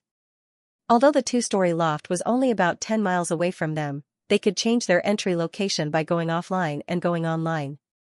There was no need to waste time and energy. Laplace and Angor logged off. When they went online again, they were already near the 2-story loft. He saw the 2-story attic before. They were all looking at it from God's perspective and did not really look at it in detail. Now that he looked at it up close, he realized that this 2-story loft was actually so shabby. The door was patched with iron sheets. The broken windows were plastered with old newspapers. There was also the mottled paint that could fall off at any time, and the dust and stones scattered on the ground. All of them were silently describing the dilapidated condition of this 2-story loft. Previously, the sky was cloudy, so it could still cover a little. Now that the Instant's dungeon had been opened, a faint light shrouded the 2-story attic. Under the light, it was full of filth. Neither Angor nor Laplace cared about the shabby attic. What they cared about was, what kind of story was hidden in this shabby attic, and what was Luigi going through right now. He then turned to Laplace and said, "You wait outside for a while. It's best if you can. Stay away from this loft. I'll go take a look." Laplace nodded. She knew what Angor meant. Special dreams had different abilities. There were many special dreams that could pull people into them if they got close. Think about Sunshine Circus. After they cleared the challenge, they directly started recruiting people from all over the realm. The so-called entire realm. That referred to the entire dream crystallization. The Sunshine Circus had this kind of large-scale recruitment mechanism. Maybe this 2-story loft was the same. They were here to check on Luigi. They were not here to help Luigi through the challenge. So, they still had to avoid what needed to be avoided. Laplace retreated 50 meters continuously. He was about to stop, but he thought about it again. He still felt worried. He moved back another 50 meters. Until he was 100 meters away. Then he nodded at Angor from afar. Angor was speechless. That's way too far, Angor was going to tell Laplace to stay 15 meters away. If something went wrong, he would just take Laplace and go offline. He didn't expect Laplace to be so cautious. It could only be said that the incident with the Sunshine Circus had left a deep impression on Laplace. He was already a little frightened. Angor wasn't too worried about Laplace's safety. After all, he could control Wonderland with the Tree of Authority. Without hesitation, Angor took several steps forward and approached the shimmering light barrier in front of the loft. He activated the Tree of Authority and focused his mind on the shabby 2-story loft. It was the same feeling Angor had when he was observing Helen's dream. He wasn't looking from God's perspective. He was looking from a box. Angor stood outside the box. He quietly peeked at the miniature box inside the light barrier. The core of the box was also a 2-story loft, which was as shabby as the outside world. The only difference was that there were people both inside and outside the loft. Inside the loft, there was a middle-aged man wearing a checkered felt hat. He was sitting in front of a window on the 2nd floor, playing a piano as if no one was there. The sound of the piano was very beautiful and elegant, but when the notes floated in this dilapidated and dusty attic, there was a sense of dislocation as if the zither was being burned. Leaving the loft aside, the middle-aged man's playing skills were already very good. He was good enough to play the piano in a big theater. Angor was sure that he couldn't beat this man. The man's playing skills were probably at the same level as John's. The only difference was that John's playing was as passionate as the notes. He could get excited when he wanted to, and he could also enjoy expressing his emotions when he wanted to. This middle-aged man, on the other hand, was good at playing the piano, but he didn't have much emotion. Complicated emotions were hidden in the elegant sound of the zither. These emotions were not brought about by the music. They were the man's own emotions. He didn't play the piano for the sake of playing. He just wanted to vent these emotions. However, the more he did that, the more complicated the emotions would become. He used the music to calm his emotions, but the music would bring more emotions to his mind. His complicated emotions were like a knot that kept twisting and tangling together. On the other side, Angor saw Luigi standing outside the attic. The man was playing an old harp. When he reached certain notes, the harp would go higher as if it was responding to the middle-aged man's music. Angor didn't know what was going on. Luigi seemed to be immersed in his playing, so he didn't want to disturb him. He looked around and left the loft. Laplace saw Angor opening his eyes and quickly asked about what happened in the loft. Angor spread his hands and explained the situation in a helpless tone. A piano and a harp? Laplace frowned. Is Luigi the one who's moving? Laplace wondered if Luigi was tricked. Angor shook his head. At least for now, Luigi is playing on his own. It seems he's trying to use the harp to solve the middle-aged man's problem. I think that's what this dream is about. Laplace asked, You mean, a musical duel? Something like that. Maybe it's a duel, or a confrontation. Or maybe it's just a simple conversation. He paused and looked at Laplace. Do you want to see what's going on with Luigi? If so, I can use an illusion to show you what's going on. Laplace considered and nodded. She wanted to see what Luigi was doing with her own eyes. Was it really a musical duel like Angor said? Soon, he returned to Box Garden's view. At the same time, he used the power of celestial changes to show what was happening inside the box using illusions. Laplace also saw what Luigi was doing. Just as Angor said, Luigi was sitting cross-legged beside the loft with his eyes closed. Now and then, he would play the harp to match the piano's music. Luigi didn't say anything. The middle-aged man was also immersed in his own thoughts. The special dream was like a long-lasting musical mime. However, Laplace could tell that Luigi wasn't being forced. He was playing the harp on his own accord. This meant Angor's theory was probably correct. This was a musical duel. As time went by, although the piano and harp were both melodious, Laplace was a bit bored because of the emotional asymmetry. Besides, Gleipnir might have reached Tooth Immortal Ruins by now. She should log off and synchronize with Gleipnir's mind. With that in mind, Laplace was about to tell Angor to stop the illusion. But before she could say anything, the scene in the loft changed again. The middle-aged man finally stopped playing. He placed his hands on the keys and let out a series of accents. After a long time, the man sighed deeply. Following his sigh, the entire loft became completely still as if someone pressed the stop button on a movie. Is this time stop? Laplace said in a low voice. Her eyes were filled with interest.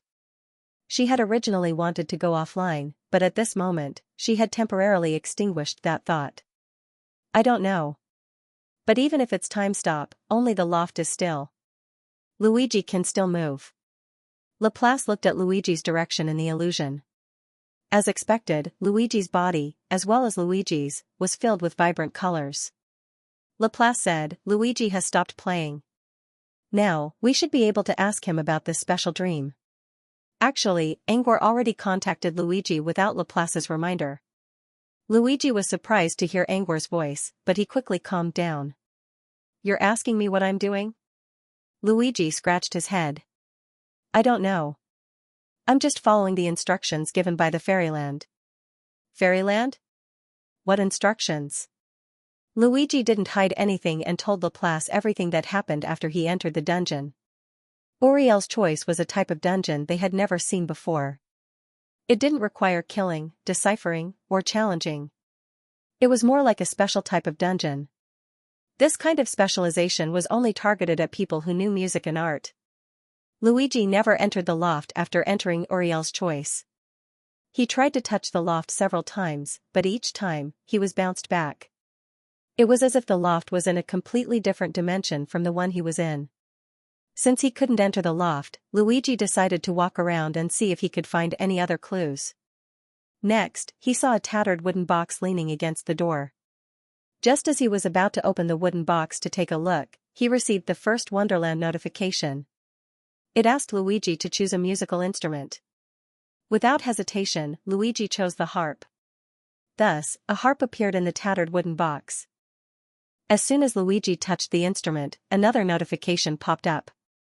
Special Dream Oriel's Choice is about to activate a main quest. Please use the instrument in your hand to untie the knot in Oriel's heart. Failure will trigger a new main quest. There is no limit to the number of times you can trigger the main quest. However, you cannot enter the loft before completing the main quest. Complete all the main quests and you can leave the dream. It wasn't hard to tell that this was a series of mandatory quests. The first quest was to use the harp to play music to untie Uriel's heart. Luigi was currently in the middle of the first quest. According to Luigi, he had challenged the main quest 3 times and failed each time. Each time he failed, the time in the loft would stop. When Luigi reactivated the main quest, the time in the loft would go back to the time before Uriel played the harp. It was a recurring challenge. If Luigi couldn't untie the knot in Uriel's heart, the next quest wouldn't appear. Both Angor and Laplace didn't know how to react to Luigi's explanation. They didn't expect this special dream to be so strange. Are you going to challenge the main quest again? Angor asked Luigi. Of course. Luigi answered matter-of-factly. How can I give up on such an interesting quest? Using music to heal people's hearts. It's wonderful just thinking about it. Luigi seemed to know what Angor wanted to say. Don't worry about me. I tried. I can't leave the dream, but I can go offline. I'll log off when I'm tired. But I'm not tired yet. I'm going to challenge the quest again. Both Angor and Laplace didn't say anything else after seeing Luigi's enthusiasm. Perhaps from their point of view, this mission was too dull and boring. But for Luigi, it was more like a conversation between music and therapy. It was a chance for art and art to mix together. He didn't feel bored at all. In fact, he was happy to meet a soulmate here. Even if the soulmate didn't respond to Luigi's request, music was a bridge for communication. Sometimes, silence was more valuable than words. After making sure that Luigi was fine and still wanted to complete the quest, Angor and Laplace didn't bother with him. Luigi could go offline freely anyway. Angor withdrew his mind from the special dream, discussed with Laplace, and logged off. When Angor's mind left the dream, Luigi reactivated the main quest. Time in the attic began to move backward. When the main quest began, time returned to normal. The middle-aged man frowned and sat down in front of the piano with a troubled look. After a minute of silence, he took out an invitation letter from a hidden compartment under the piano. There was no name on the invitation letter, nor was there any other symbol. The only thing special about it was that the letter was sealed with a red heart made of wax. The middle-aged man looked at the letter with a complicated expression. In the end, he sighed and put the letter back into the hidden compartment of the piano. Then, the middle-aged man opened the piano cover and began to play the piano distractedly. Outside the attic, Luigi heard the song and knew that the main quest had begun again. He adjusted himself into a comfortable position and began plucking the strings of the harp. The notes of the piano and the harp gradually intertwined as they danced. End of chapter. While Luigi was trying to heal Uriel with music, something else was happening inside the heart space. After half a minute, Laplace finally opened his eyes. Did you find Ancient Tooth Fairy in Gleipnir? Angor asked. After returning to the real world from the dream crystal, Laplace closed her eyes and began to share her thoughts with Gleipnir. In the past, Laplace only needed a split second to share her thoughts with Angor. But this time, it took her half a minute to reach out to Gleipnir. He wondered if something bad had happened to Gleipnir. Yes. Gleipnir is on her way with Ancient Tooth Fairy, Laplace said. She paused for a moment before continuing. Gleipnir just talked to me about the ownership of the heart space. Angor hesitated for a moment before realizing something. I've made it clear to her. The ownership of the heart space has nothing to do with me, be it the past, the present, or the future. And my will represents my position. If she tries to change my mind, she will be destroying my will. Laplace's words were harsh, but she was trying to show that she was on Angor's side. As a matter of fact, Angor already knew what was going on when he saw Laplace talking to Glepner for half a minute. Sharing information could be done in an instant, but Laplace and Glepner took half a minute to reach out to each other. This meant that they were not only sharing information, but also exchanging opinions. Angor guessed that Glepner must have heard something about the heart space. She immediately realized that there were more benefits to be gained. Besides, it was difficult for Angor to enter the mirror domain, so she might suggest Laplace to take over the heart space and gain the most benefits. Back when the dream crystal was born, Glepner also tried to persuade Laplace to take it for herself. It wasn't that Glepner was being unreasonable. She just thought that Angor needed to play the bad guy and ask for an exorbitant price. That way, she could get more space. To put it bluntly, Glepner was trying to protect Laplace's interests, but her way of doing so was rather extreme. Well, it's fine to talk about the ownership of the heart space. I can't stay in the mirror domain for long, Angor said in a plain tone. Laplace glanced at Angor. Instead of answering, he asked, "Do you think that Glepner is too materialistic?" Angor chuckled noncommittally. He did not think that Glepner was too utilitarian. Glepner was the one who had to play the bad guy for 3 hours. Perhaps playing the bad guy was annoying to others, but for Laplace it had many benefits. Thinking of ways to maximize one's personal benefits was not utilitarian, but a way to survive in this world. If I were you, I'd think Glepner is a utilitarian. Laplace muttered to himself. However, in my opinion, she is not a utilitarian. It's because he's too afraid of you. Laplace said indifferently, "It's not that I'm trying to enlighten her, but that she cares too much about the results of the divination. As for you, you're someone she can't see through.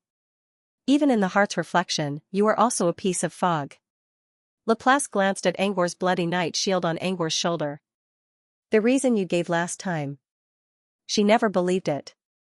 "She thinks that I'm asking a tiger for its skin by making a deal with you." Angor did not know what to say. Asking a tiger for its skin? Who's the tiger here? He had to be careful even when following Laplace into the Sea of Mirrors, and this was considered a tiger? Furthermore, anyone with eyes would be able to tell. There was a huge gap between him and Laplace, especially when it came to power. In such a situation, he was the one asking a tiger for its skin. "Funny, isn't it?" Laplace said. "But that's how she is. Her fear of the unknown is greater than reality. I don't know if she saw something from her divination again, but she's afraid of you. I can feel it. It's because she's afraid. She thinks that she must have an absolute advantage in this deal." Angor did not know what to say after hearing this. He did not understand Glepner's logic. She must have an absolute advantage because she's afraid? What's the logic behind this? Angor complained in his mind. However, he kept a calm face. Divination is not omnipotent. Prophecies may not always come true. There are too many unknown people and things in this world. If she's afraid of the unknown, she won't even be able to take a step forward. Laplace said, "You're right. I think Glepner knows this as well, but she still acted like she's afraid of you." "Why do you think?" "Why? Maybe it's because she's trying to read something." "I can't fight you. It's dangerous." "So you're testing me?" "I'm not." Laplace suddenly stopped talking. She frowned as if she realized something. After a long while, Laplace sighed softly. "I miscalculated." Laplace hesitated for a moment. "Glepner set me up. She's using me to test you." Glepner did not mention anything about testing during their half-minute conversation. However, Glepner was smart enough to know that Laplace would explain it to Angor. Once she did, many hidden problems would be exposed. This was probably the effect that Glepner wanted to achieve. She knew Laplace would not ask about Angor's secret. So she used such a roundabout way to trick Glepner. She used this as an excuse to ask about Angor's secret. Laplace didn't expect this at first, but she was not stupid. She knew Glepner's personality very well, so she tried to test Angor's reaction. She quickly realized what was going on. But she had already said it. It was too late to take it back. Most of the time, when something was not said out loud, they could just keep it to themselves. But if he really did say it out loud and ignored it, it might become a knot in their hearts that lay between them. After Laplace explained the situation, he pondered for a moment and said, "I believe you. This is my intuition." Laplace meant that she would trust Angor even if he did not explain. But Angor did not think so. Just like Gleipnir's plan, if the problem was not exposed, it would be fine. But if it was exposed, he would be punished if he did not solve it. If that's what Gleipnir is afraid of, I can guess what she's afraid of. Laplace sighed in her mind. She knew Angor meant he was going to solve the problem between them. Gleipnir's goal was achieved, but Laplace did not like it. Perhaps Gleipnir was trying to solve some hidden problems, but it was also destroying the trust she had built with Angor. In Gleipnir's opinion, it was better to solve the problem first. Laplace, on the other hand, believed it was better to strengthen their trust than to dig into Gleipnir's secret.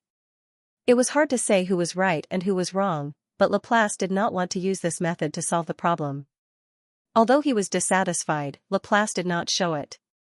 She would project her dissatisfaction to Gleipnir in the future, not to Angor. "I don't think Gleipnir is afraid of me. He's afraid of the power behind me." There were two forces behind Gleipnir. The first was Brood Cavern. Iron Granny stayed in the dream wasteland to protect Angor and wait for him to call for help. Brood Cavern's attitude toward Angor was obvious. As long as something happened to Angor, Brood Cavern would come for him no matter where he was. Brood Cavern could even find Angor in the White Sun Mirror domain. Lady Mirror was not dead. She was just sleeping. She still had the unfallen capital in the White Sun Mirror domain. Because of the tea party, she was likely to wake up soon. If Lady Mirror came to the Mirror domain to attack Laplace, Laplace might not be able to handle it. The second was the power of the Nightmare Realm. When he was still an apprentice, he already had the power to flip a table. He almost destroyed Midnight Sovereign. Of course, the ability to flip the table at that time was more of a coincidence of the right time and place. Now, he might not be able to recreate what happened in Twilight Well. But he was a wizard now, and he had a way to enter the Nightmare Realm. Besides, he could contact Woof. If he really ran into danger in the Mirror domain, he believed he could still try to flip the table. Even if he could not, he could still escape. Then he briefly explained who he was and what he knew. He only mentioned the first one and did not mention the second one in detail. He only mentioned that it had something to do with the Nightmare Realm. After hearing this, Laplace nodded silently and didn't ask any more questions. She sensed a strange aura coming from Angor's illusion and dream. Crystal. She was familiar with the aura, but she couldn't remember where she had sensed it before. Laplace planned to think about it later. Now that Angor mentioned Nightmare Realm, she realized that the aura of the dream crystal came from the Nightmare Realm. Laplace had never been to the Nightmare Realm, but she once sensed the aura of the Nightmare Realm in Nether City. Once upon a time, an entrance to the Nightmare Realm was born in Nether City. Hundreds of years ago, she thought. Back then, her past self stayed in Nether City and communicated with the wise ruler. That was how she sensed the aura of the Nightmare Realm. Back then, her original self did not know what the Nightmare Realm was. It was not until the wise overseer told her how terrifying the Nightmare Realm was. She also remembered her past self saying that there were humans who were dragged into the Nightmare Realm. Also, the body outside at that time was Gleipnir. Laplace already knew that the fear Gleipnir mentioned wasn't about Brute Cavern, but the power of the Nightmare Realm. Since Gleipnir already sensed the power of the Nightmare Realm, she became cautious when she sensed the aura in the dream crystal. This was probably why Gleipnir asked Laplace to test Angor's trump card. In the end, he did not reveal his trump card completely. But Laplace believed that this was enough. She did not want to know Angor's secret anyway. Now, they still had the foundation to build trust between them. If they were to delve deeper, then there would definitely be a huge crack in the foundation of mutual trust. It would probably be very difficult for them to go any further. Instead of asking about the Nightmare Realm, Laplace spoke in a soft voice, "Speaking of which, we haven't met yet." Angor gave Laplace a puzzled look. Laplace said calmly, "I'm talking about my main body. Currently, Laplace only showed a clone of her true self and her past self. As Angor recalled, Laplace's true form was a gigantic, non-human creature. Judging from the scales on its body, Angor could tell that. "You're coming with your true self?" Laplace shook her head. "No. My true self can't move yet. But here are the coordinates of my true self." Laplace reached out a hand and sent Angor a set of coordinates. "If you're willing, we can meet and sign an alliance contract. And if we can meet Lady Mirror, that would be even better." Angor didn't understand why Laplace gave him the coordinates at first. Now he understood. Laplace was trying to compensate him. Moreover, from Laplace's words, she did not mind bringing an outsider to meet her. She meant that if Angor was worried about meeting her alone, he could tell Brute Cavern. Well, Laplace was quite considerate. Still, it didn't really matter whether he could meet Laplace's true self or not. At least, Angor didn't think too much about it. As for the alliance contract? It didn't really matter. They already had a contract between them. The moment Laplace took over the authority, they became natural allies. The so-called alliance contract was more of a strategic partnership. Angor didn't think he could make Laplace's true self into a strategic partnership. So the contract should be signed with Brute Cavern, or Phantom Island. Angor didn't need to worry about that right now. Compared to these unforeseen matters, Angor was more concerned about the present. Gleipnir and Ancient Tooth Fairy are almost here. Are you going to meet Ancient Tooth Fairy in your heart space? Angor shook his head. I don't want to expose my heart space yet.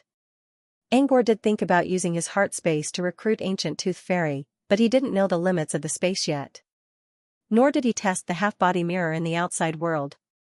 He didn't even know the properties of the half-step mystery item. It would be unwise to expose it to outsiders. End of chapter. Outside the unfathomable cavern. A fist-sized fluorite was floating in a corner of the dark space, which was releasing a faint light source. However, the light source could only cover an area of 2 or 3 meters. Any further and the light would be devoured by the unknown darkness. The light isn't being suppressed by the darkness. It's like space is being distorted, Angor said. But I didn't sense any spatial energy ripples. That's strange. That's the nature of the unfathomable cavern. It will devour all light. As for the spatial ripples you mentioned, there are. But they're inside the unfathomable cavern, not outside it. So what's it like inside the unfathomable cavern? Angor recalled Laplace saying that she had been inside the unfathomable cavern before. However, Laplace didn't elaborate on the specific situation inside. Laplace shook his head. I don't know how to describe it. It's dark inside as well. But it's different from the darkness outside. It doesn't feel like we're in the real world. It feels like we're somewhere far away. Well, it's not a ghost. At least, I didn't run into any danger inside. A harmless unfathomable cavern? Angor muttered in a low voice. Was there really no danger inside, or maybe Laplace just didn't think so? Angor didn't believe that a phenomenon with such a wide range of influence could only absorb light. Besides, the unfathomable cavern was outside the mental boundary of the mirror creature. This place was usually pitch black. There was no light source to absorb. You're interested in the unfathomable cavern? Angor shook his head. Not really. He was just curious about the unknown. I'm just wondering why you didn't feel any danger inside. Maybe it's because you didn't see any danger. You didn't see any danger? Laplace repeated in a low voice. Angor nodded. Well, I couldn't see anything in the darkness. You didn't feel any danger. It's just that the darkness is blinding you. Laplace considered for a moment. That's a strange way of putting it. Speaking of which, inside the unfathomable cavern, there's no light source. Indeed, there's no way to create a light source. It's as if there's a force that prevents light from being born here. He paused a little. If I'm right, the darkness may not only blind my eyes. It is also protecting me from being seen by danger. But no one can say for sure what the truth is. Perhaps someone in the future would be willing to solve this riddle. But it shouldn't be me. Just like you, I'm not too interested in the deep abyss. As long as it stays here quietly and doesn't do anything, we can just treat it as a rare phenomenon. Angor nodded and decided not to talk about the serene cave any further. If the abyss hole was in the wizarding world, there would be wizards who would study it. It was estimated that no one would solve the puzzle in the near future. After all, the deep nether cave was outside the mental boundary, and not many mirror creatures were willing to come here. Speaking of which, Gleipnir and Ancient Tooth Fairy should be here soon, right? It had been a few minutes since they came out of the heart space. Based on Gleipnir's speed, they should be arriving soon. Laplace nodded. Very close. She should be here soon. By the way, it's fine for us to call her Ancient Tooth Fairy in private. It's better to change it in public. Angor made an I understand gesture. Scholar Jinghai. Laplace didn't say anything else. She believed that Angor knew what to do. Half a minute later, Angor sensed a faint spatial ripple around him. As the ripple grew stronger, a floating light flashed. It looked like a door made of mirrors. It opened from thin air. It was the mirror corridor.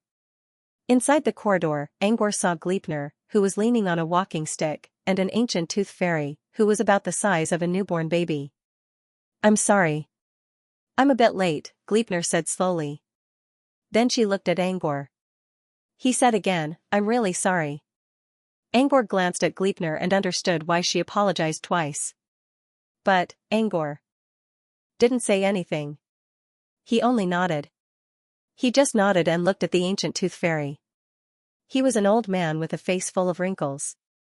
Scholar Jinghai. Unlike the ones Angor saw in the Tooth Fairy's branch, this Ancient Tooth Fairy didn't have wings and wore heavy clothes. The robe was a dazzling scholar's robe, and he was holding a luxurious scepter in his hand. On top of his head was a sharp fong. The fong was decorated with all kinds of luxurious ornaments. It didn't look like a hat anymore. It looked like a pointy magic hat. At least, from the looks of it, this Scholar Jinghai had quite the style. On the other side, Scholar Mirrorcy seemed to know Laplace. He bowed to her politely and looked at Angor without looking at Laplace for too long. A human? Scholar Jinghai spoke in a hoarse voice. The last time I saw a human in the mirror domain was, how long ago? Scholar Jinghai's eyes, which had been brimming with wisdom, turned into 2 question marks in a short time. After 10 seconds, he hesitated and said, 3 days ago, I think. Angor didn't know what to say. It sounded like Scholar Jinghai hadn't seen a human in decades or centuries. But he saw one 3 days ago. Did he forget? Angor couldn't help but look at Laplace. Can this guy do it? Laplace spoke in front of Scholar Jinghai. She sent a voice transmission to Scholar Jinghai, I think so. Maybe he's been living for too long. His memory is a bit messed up. Too long? Angor also sent a voice transmission. Laplace nodded. He's called Wolf Fong Flute. He used to be the Grand Elder of Tooth Fairy's ancient ruins. He became an honorary elder 1,000 years ago. I don't know how old he is, but I know he's one of the first scholars of Tooth Fairy's ancient ruins. He's also one of the survivors of the Hollow Tooth Fairy incident. The Hollow Tooth Fairy incident started when the Tooth Fairy made a major mistake while studying the Mirror Sea, which led to some Tooth Fairies falling into the sea and becoming Hollow Tooth Fairies. The incident became Hollow Tooth Fairy Incident because many Tooth Fairies overestimated themselves and fell into the Mirror Sea in order to save their fellow Tooth Fairies. To put it bluntly, the Calabash brothers were sacrificing themselves to save their grandpa. This incident was one of the reasons why the Tooth Fairy incident broke apart. Back then, most Tooth Fairies believed that the ancient ruins was too dangerous to study the Mirror Sea. So, under the leadership of some elders, they founded Tooth Fairy Castle, which was now Tooth Fairy Paradise. However, a small number of scholars still stayed in the ancient ruins to study the Mirror Sea. Back then, the Tooth Immortal Ancient Ruins and the Tooth Immortal Paradise were able to maintain a harmonious relationship. However, the Tooth Immortal Ancient Ruins had been taking advantage of the Tooth Immortal Paradise's resources without receiving much in return. This made the Tooth Immortal Castle's Tooth Immortal feel that he had been taken advantage of. This was also the fuse that led to the real breakup of the Tooth Fairy Kingdom. The Queen's ascension ignited this fuse. After the Tooth Fairy Queen ascended to the throne, she cut off the Tooth Fairy Ruins resources, which completely divided the Tooth Fairy and the Scholar Jinghai. The Tooth Fairy of Tooth Fairy Paradise thought that the scholar Jinghai would yield without resources. However, the scholar Jinghai did not. After a long period of isolation, the scholar Jinghai found a way to turn things around with the help of object seeking. Now, they only called themselves the scholar Jinghai and completely parted ways with the Tooth Fairy Kingdom. Even if they were still part of the Tooth Fairy Kingdom. This wolf Fong flute had experienced the Tooth Fairy Kingdom's invasion, which meant it was an ancient tooth fairy that had lived since the Tooth Fairy ruins split apart. This meant it had lived for at least 3,000 years. No wonder Laplace said that it had lived for a long time. For tooth fairies, which did not have long lifespans, wolf Fong flute was probably the oldest tooth fairy. Logically speaking, such an ancient scholar Jinghai should not have left the tooth immortal ancient ruins. The method of searching for items did not require such a venerable elder. There must be another reason why wolf Fong flute came here. Angor sent a voice transmission to Laplace. Did Gleipnir invite it?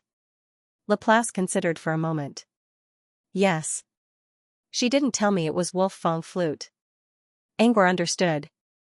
Gleipnir clearly knew that she did not ask Laplace to test Angor out of goodwill. In order to mend the possible rift, Gleipnir brought wolf Fong flute here. She knew that Angor wanted to establish a good relationship with ancient Tooth Fairy.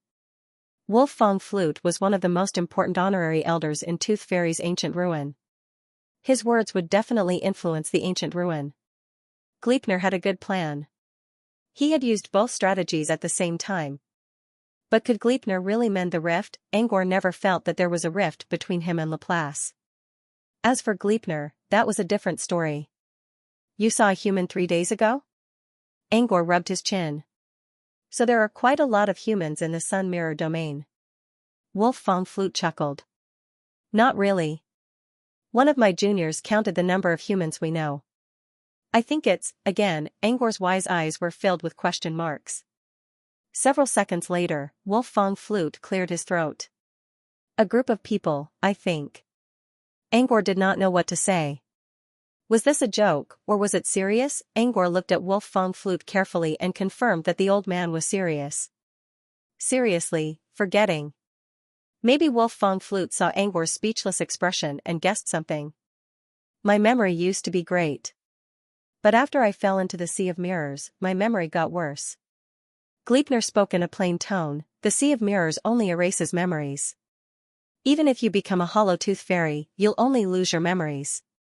It won't affect your memory. Wolf Fong flute, is that so?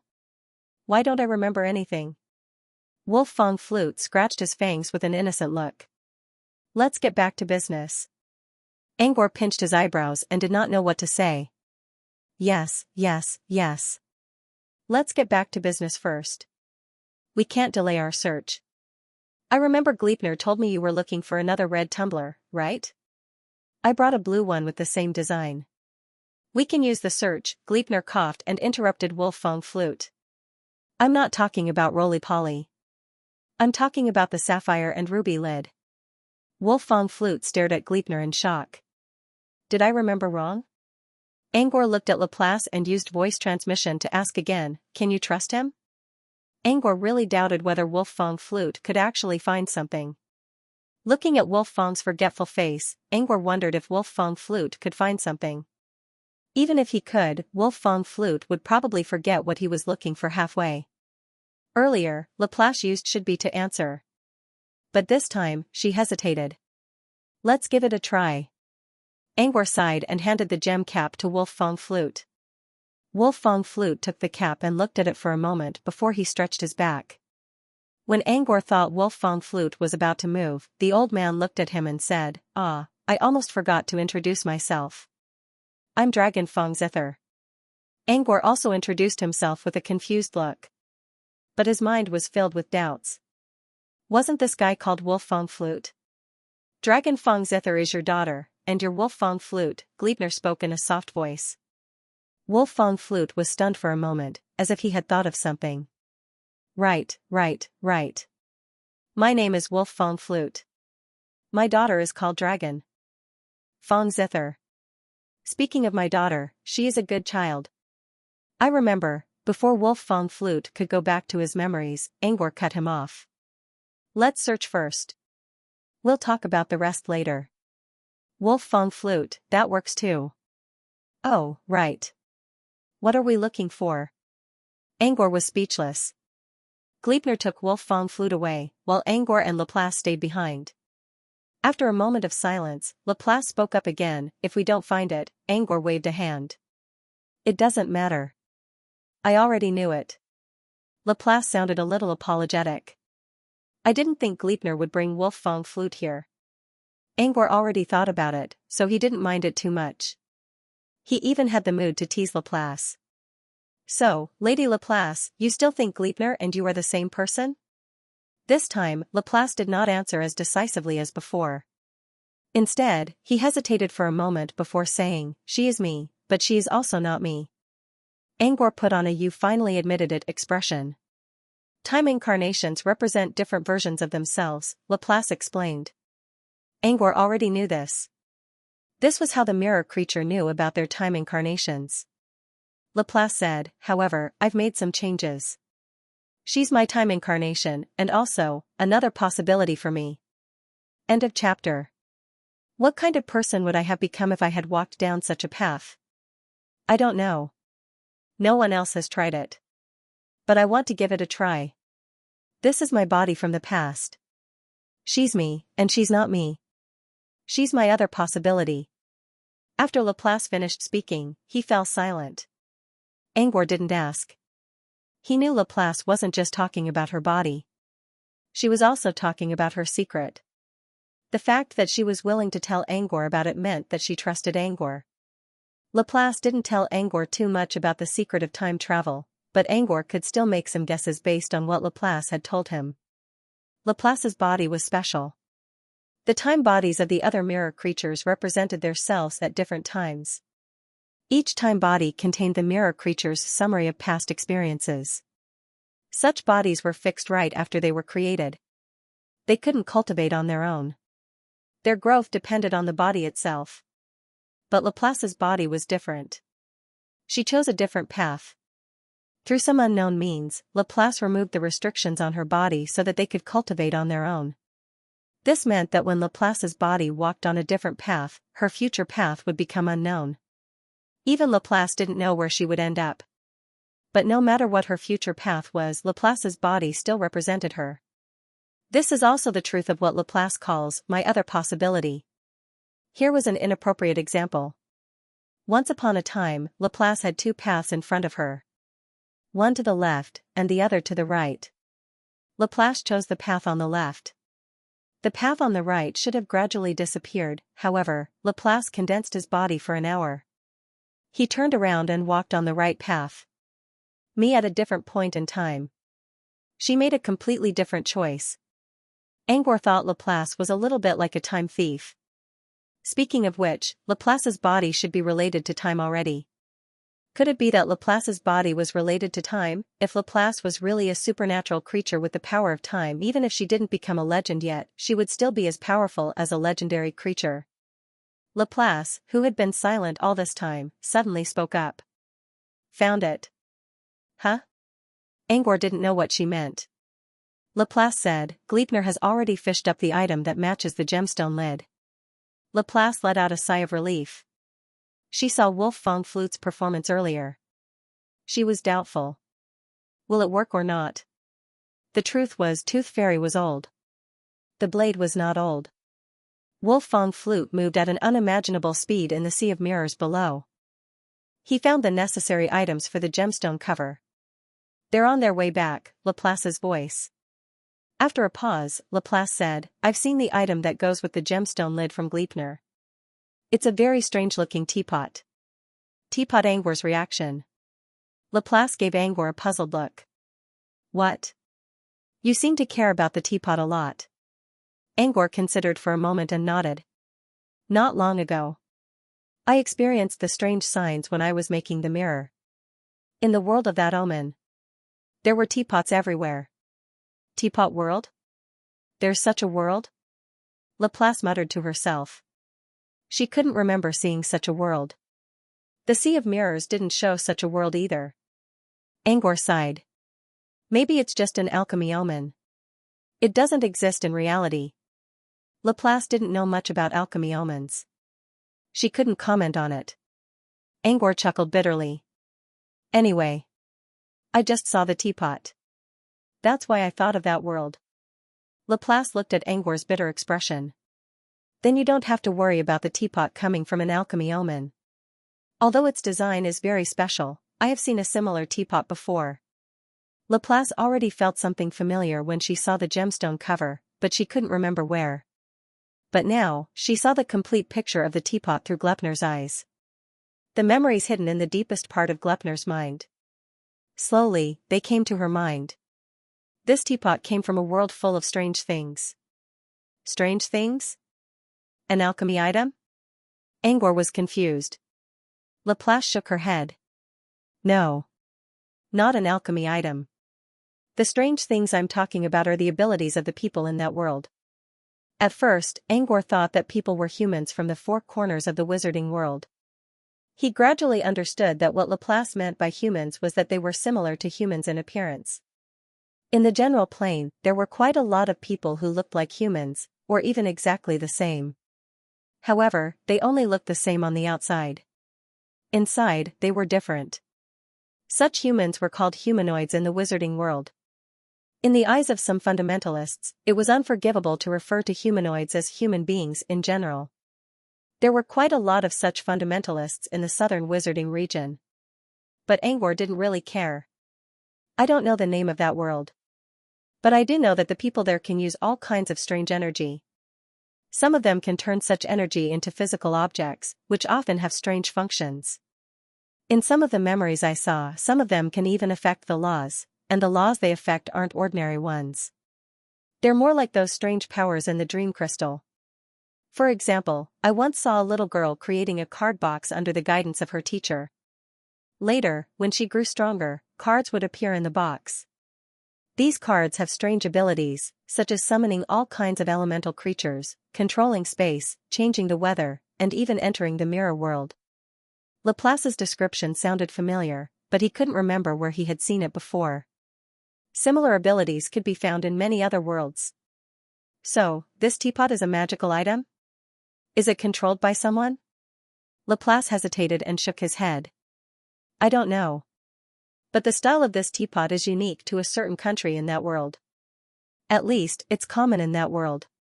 But I don't know if this teapot that went into the Sea of Mirrors is something special or not.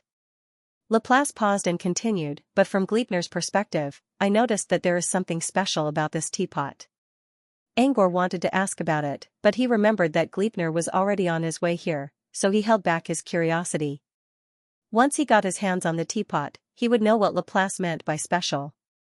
A few minutes later, Gleipnir finally returned with Wolf Fong flute. Wolf Fong had been whispering in Gleipnir's ear since they showed up, but Gleipnir didn't pay any attention to it. Without hesitation, Gleipnir handed a light orb to Angor. Wolf Fong flute. Quickly looked at Angor. You're a human? That's rare. We've met before, Angor said. Wolf Fong's eyes lit up. Oh, we've met before? Then can you give me some face and let me see this teapot? That old bastard Gleipnir didn't give me any face at all. I was the one who found it, but he wouldn't let me see it. Angor didn't answer right away.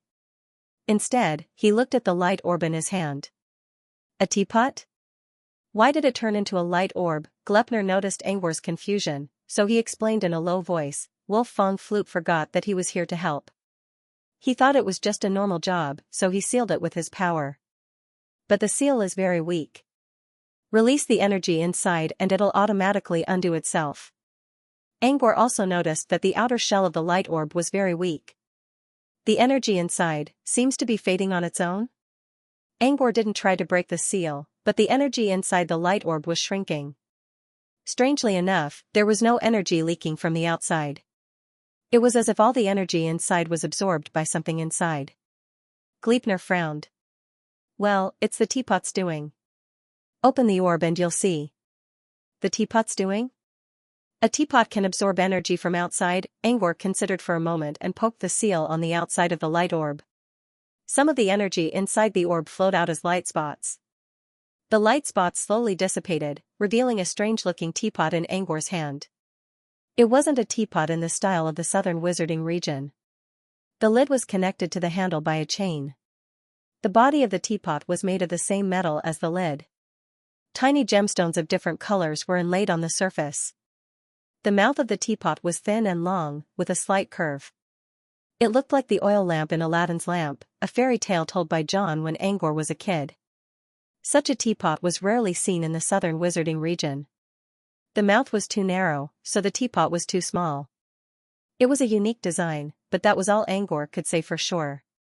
What really caught his attention were the gemstones on the body of the teapot.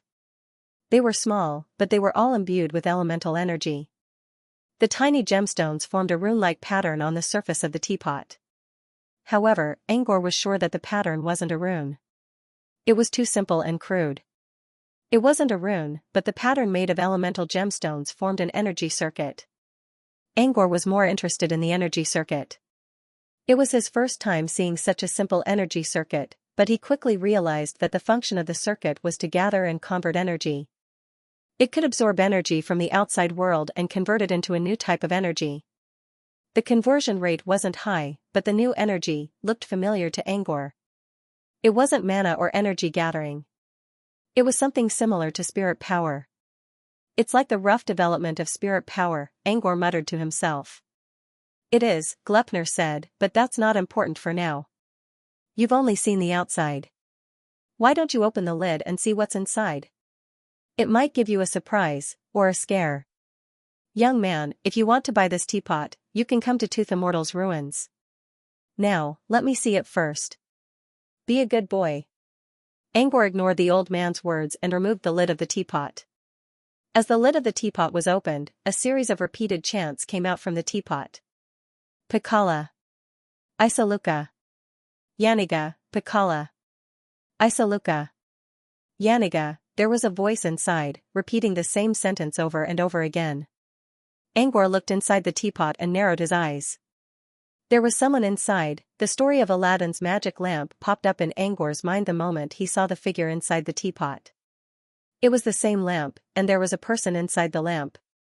Angkor couldn't help but think about it. But he soon calmed down. The story of Aladdin's magic lamp was a fairy tale. And it was a story about Earth. Even if Earth was in this universe, Aladdin's magic lamp was only a fictional story. This wasn't Aladdin's magic lamp, and the person inside couldn't be the genie of Genie. Angkor was right. When the smoke and light dissipated, the figure inside the teapot was revealed. It was a pink-haired boy who looked about 15 or 16 years old. He curled up on the edge of the teapot and kept muttering, Pikala. Isaluka. Yaniga. Angkor sensed the inside of the teapot and confirmed that there was a certain amount of space inside the teapot. In other words, the young man in front of him wasn't the size of a thumb. According to the ratio, he was about the same size as a 15 or 16-year-old human youth. He was even 4 to 5 times taller than Wolf Fongdigu, who was staring at the teapot. Angkor also sensed that the pink-haired boy was an ordinary person with flesh and blood. Or rather, a humanoid. He wasn't human. He looked like a human, but his internal structure was slightly different. Although he was an ordinary person, there was a portion of energy stored in his body. By comparing the energy, Angkor was sure that the energy came from the energy circuit on the surface of the teapot. Angkor couldn't tell what the energy was yet. However, the fact that the boy could absorb it meant that he wasn't a normal person. He must have been soaked in the sea of mirrors for too long and was forced to become immortal. Glepner nodded. You're right. He used to be a supernatural, but the waves of the mirror sea washed him away and turned him into immortal. The waves didn't take too long. Judging from the remaining energy in the gems on the surface of the teapot, he must have been soaking in the sea of mirrors for about 20 minutes. After soaking in the water for only 20 minutes, he was washed away and turned into an unconscious hollow man. This means that he wasn't very strong to begin with. Speaking of wizards, he's probably as strong as a level 3 apprentice. Angkor didn't pay much attention to the boy's strength. He only noticed the word Glepner used. Hollow man? Glepner nodded. Judging from his condition, he's now a hollow man. All of his memories were washed away by the sea of mirrors. Angkor looked at the boy in the teapot in confusion. If he's a hollow man, what's he mumbling about?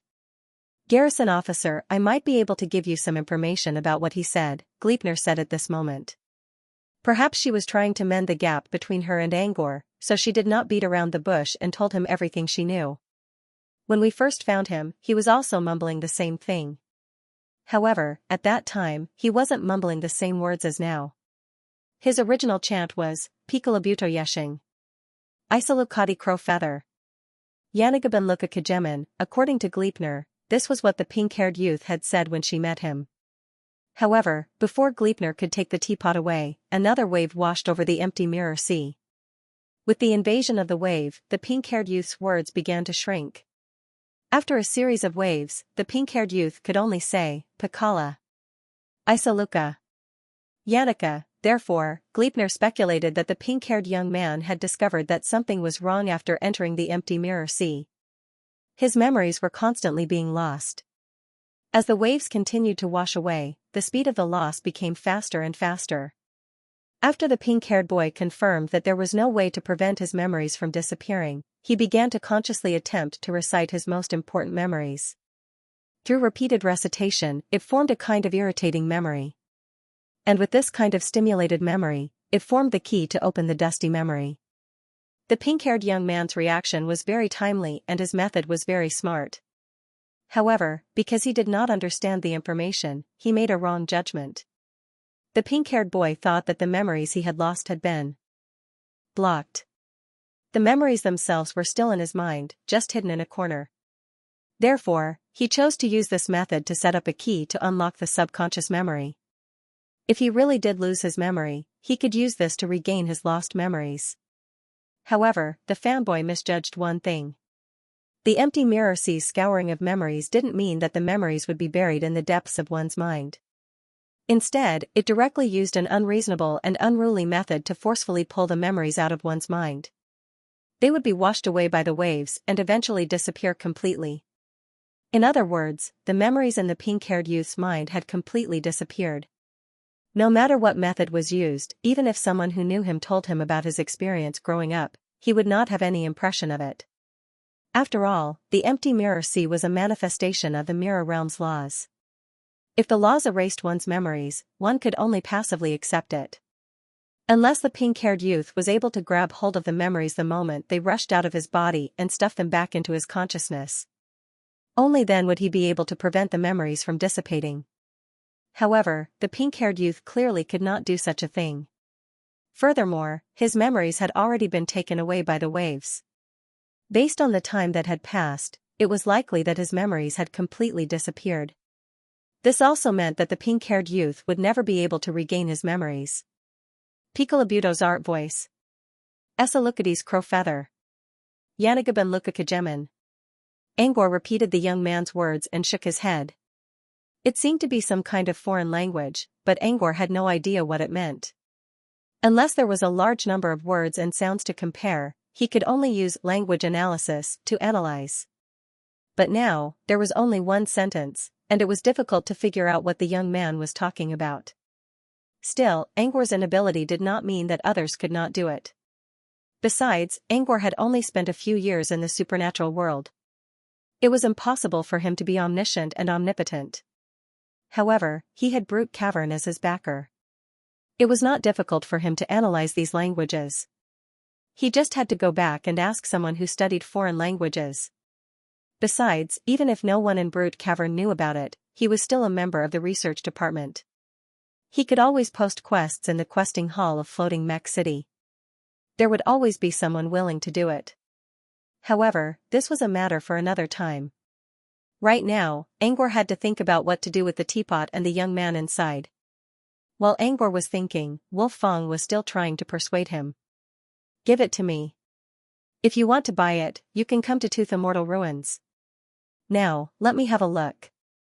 Angor ignored Wolf Fong's muttering. He put the lid back on and handed the teapot to Laplace. Under Laplace's puzzled gaze, Angor sent a voice transmission, "Keep it safe for me." Angor then turned to Wolf Fong. "By the way, you have a daughter called Dragon Fong Zither, right?" Wolf Fong had been staring at the teapot the whole time. He did not look away even when he handed the teapot to Laplace. However, when he heard Angwar's question, he quickly recalled, yes, I have a daughter called Dragon Feng Zither. She's a good girl. I remember when she was just born, Wolf Feng began to tell his daughter's story. Angwar did not interrupt him. He pretended to listen carefully, and he would flatter Wolf Feng from time to time, but he was secretly sending a message to Laplace. The content of the message was nothing more than discussing how to deal with the teapot.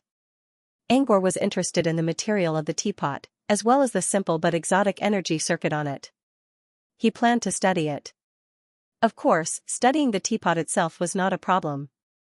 Besides, Laplace was not interested in the teapot anyway.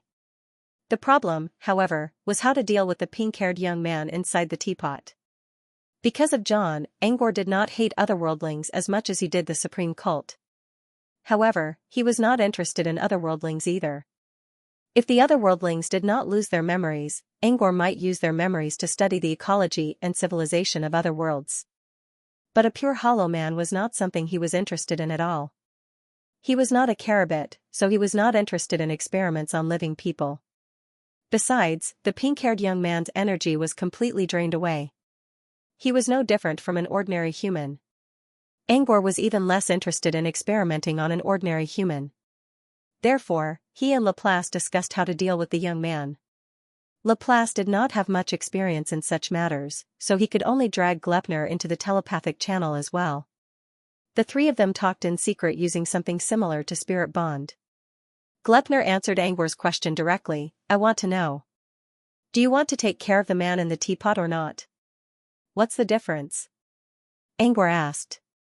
If you don't want to take care of him, there are too many ways to deal with him. Glepner could directly throw him into the empty mirror sea, and in the end, even his physical body would be destroyed and completely dissipated. But if Angwar really wanted to take care of him, it would depend on how far he could go. If Angwar only wanted to keep the man alive, Glepner suggested handing the young man to Wolf Feng Flute. Wolf Feng Flute had his own way of dealing with the hollow men, so he would not kill them. Angwar thought for a moment and asked, what does Ancient Tooth Fairy want with these hollow men? Slaves? Not really. Ancient Tooth Fairy is a bit shrewd, but it doesn't want to enslave people, Glepner said. Usually, it trains them to be its trusted subordinates. A hollow person was equivalent to losing all of their memories. The surface of the paper was completely blank. How to draw on the paper depended on the person who drew it. Ancient Tooth Fairy would test the talents of these hollow men to help them develop different abilities. Anyway, there was one thing that would never change, and that was loyalty. The Ancient Tooth Fairy would use all kinds of methods, not limited to teaching, instilling will, and transcendent contracts to make the hollows their most loyal subordinates. Many branches of Tooth Fairy in the Ancient Tooth Fairy's hollow men were trained by Ancient Tooth Fairy, Glepner said. Hollow men were the best candidates to be trained as trusted subordinates. After all, the past was the past. No matter how complicated the past was, once a hollow man became a hollow man, he would never be able to recall the past. Hollow men would never look back. Even if they did, they would not be able to find the past. Most of them would only look forward and see the future. Such a positive attitude was what Ancient Tooth Fairy needed. In Glepner's opinion, as long as Angwar did not plan to kill the young man would not end up too badly if he handed him to Ancient Tooth Fairy. Angwar was not interested in Ancient Tooth Fairy's training. Instead, he was more interested in, can he regain his intelligence? Angwar once heard from the wise ruler that some of the Noah men became hollow men, and the Noah men found a suitable place to settle them down. However, Angwar did not pay much attention to it at all. Now, he saw a hollow man with his own eyes. The young man with pink hair kept muttering Pikala, Isaluka, Anika, as if he had lost his mind. Could such a hollow man really regain his intelligence? Glepner said, he only lost his old intelligence. His mind is still there. As long as his mind is not destroyed, his intelligence can be trained again. The only thing that cannot be recovered is his memory. To put it simply, intelligence was the crystallization of one's memories. The mind was the container that carried the intelligence, or the brain. That grew. If only one's memory was lost, it meant that the hollow man's intelligence was not damaged. With proper training, the hollow man could recover. However, a recovered Hollow Man would not be the same as before. After all, the Hollow Man could not recover his memories. After listening to Glepner's explanation, Angor began to understand. The young man's situation was similar to Dodoro's.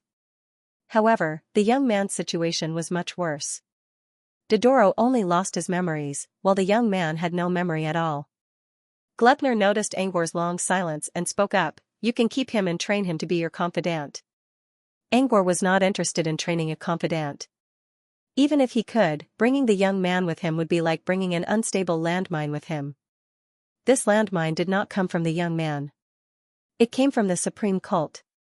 Considering how the Supreme Cult usually did things, once they found out about Angor's relationship with the young man, they would definitely swarm Angor like bees that smelled honey.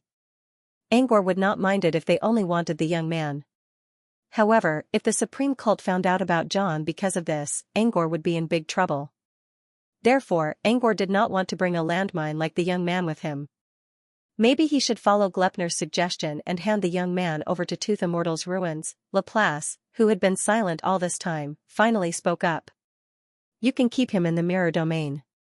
"So, Miss Laplace, you're suggesting that I train him to be my confidant?" Laplace shook her head. "No, I'm just saying that the space in your heart is too big, and you need someone to guard it. With some training, he should be able to do the job. As for whether you want him as your confidant or not, that's up to you." Laplace's words made Angor ponder. Indeed, it was unrealistic to keep the young man in the real world. However, if he left the young man in the mirror domain, he would not have to worry about being discovered by the Supreme Cult or being rejected by the world's consciousness.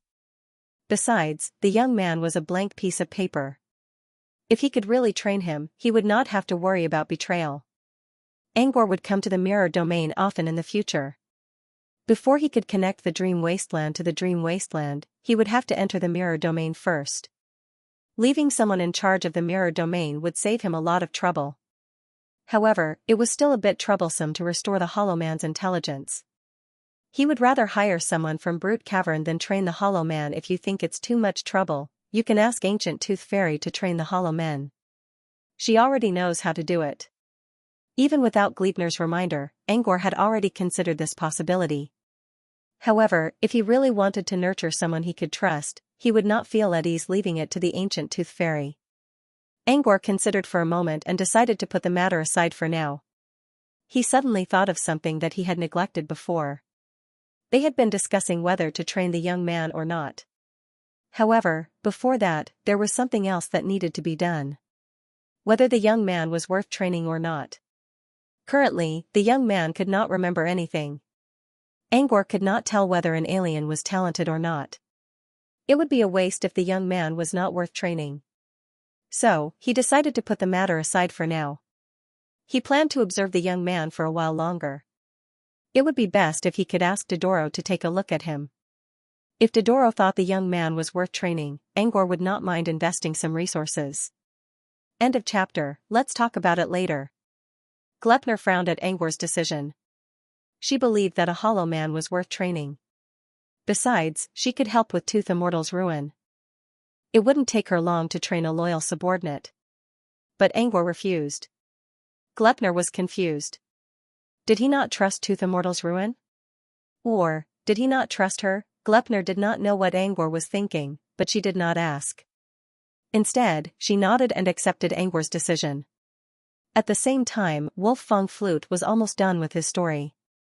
It wasn't that his daughter didn't have other stories, but he had interspersed Dragon Fong Zither's story with other people's stories. Wolf Fong Flute had also noticed this, so he shut his mouth and fell into deep thought. Since Wolf Fong Flute did not say anything else, Angor stopped using telepathy and looked at Laplace. "You saw the teapot now. Are you sure it's not a wonder item?" Angor asked this question because of the energy circuit inside the teapot. The pink-haired boy was now a Hollow Man, but he could still absorb the special energy from the teapot. The energy was stored inside his body. This was a clear sign. The pink-haired boy was inseparable from the teapot. Angor did not find anything similar to owner on the teapot. The pink-haired young man did not recognize him as the owner. It was absorbing special energy on its own. Could this be the so-called miraculous object? Laplace didn't dare to be so sure at this time. She carefully looked at the teapot. After a while, she said, "The world I know of has a teapot. This kind of teapot is very common. Wonder items include all kinds of objects and shapes. Maybe there's a teapot. In other words, this teapot might be a wonder item.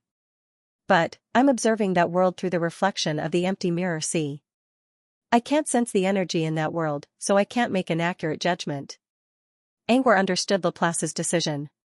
He also saw some images of another world through the reflection of the empty mirror. See? It was like watching a movie, where he could only see images. He could not sense anything else. Forget it. I'll study it later. Angor sighed. Anyway, the teapot was in his hands. He could study it whenever he wanted. With that, Angor prepared to put away the teapot. At this moment, Wolf Fong Flute suddenly said, "This teapot looks a little familiar." Glepner said indifferently, "Because you fished it up not long ago. However, it's not yours.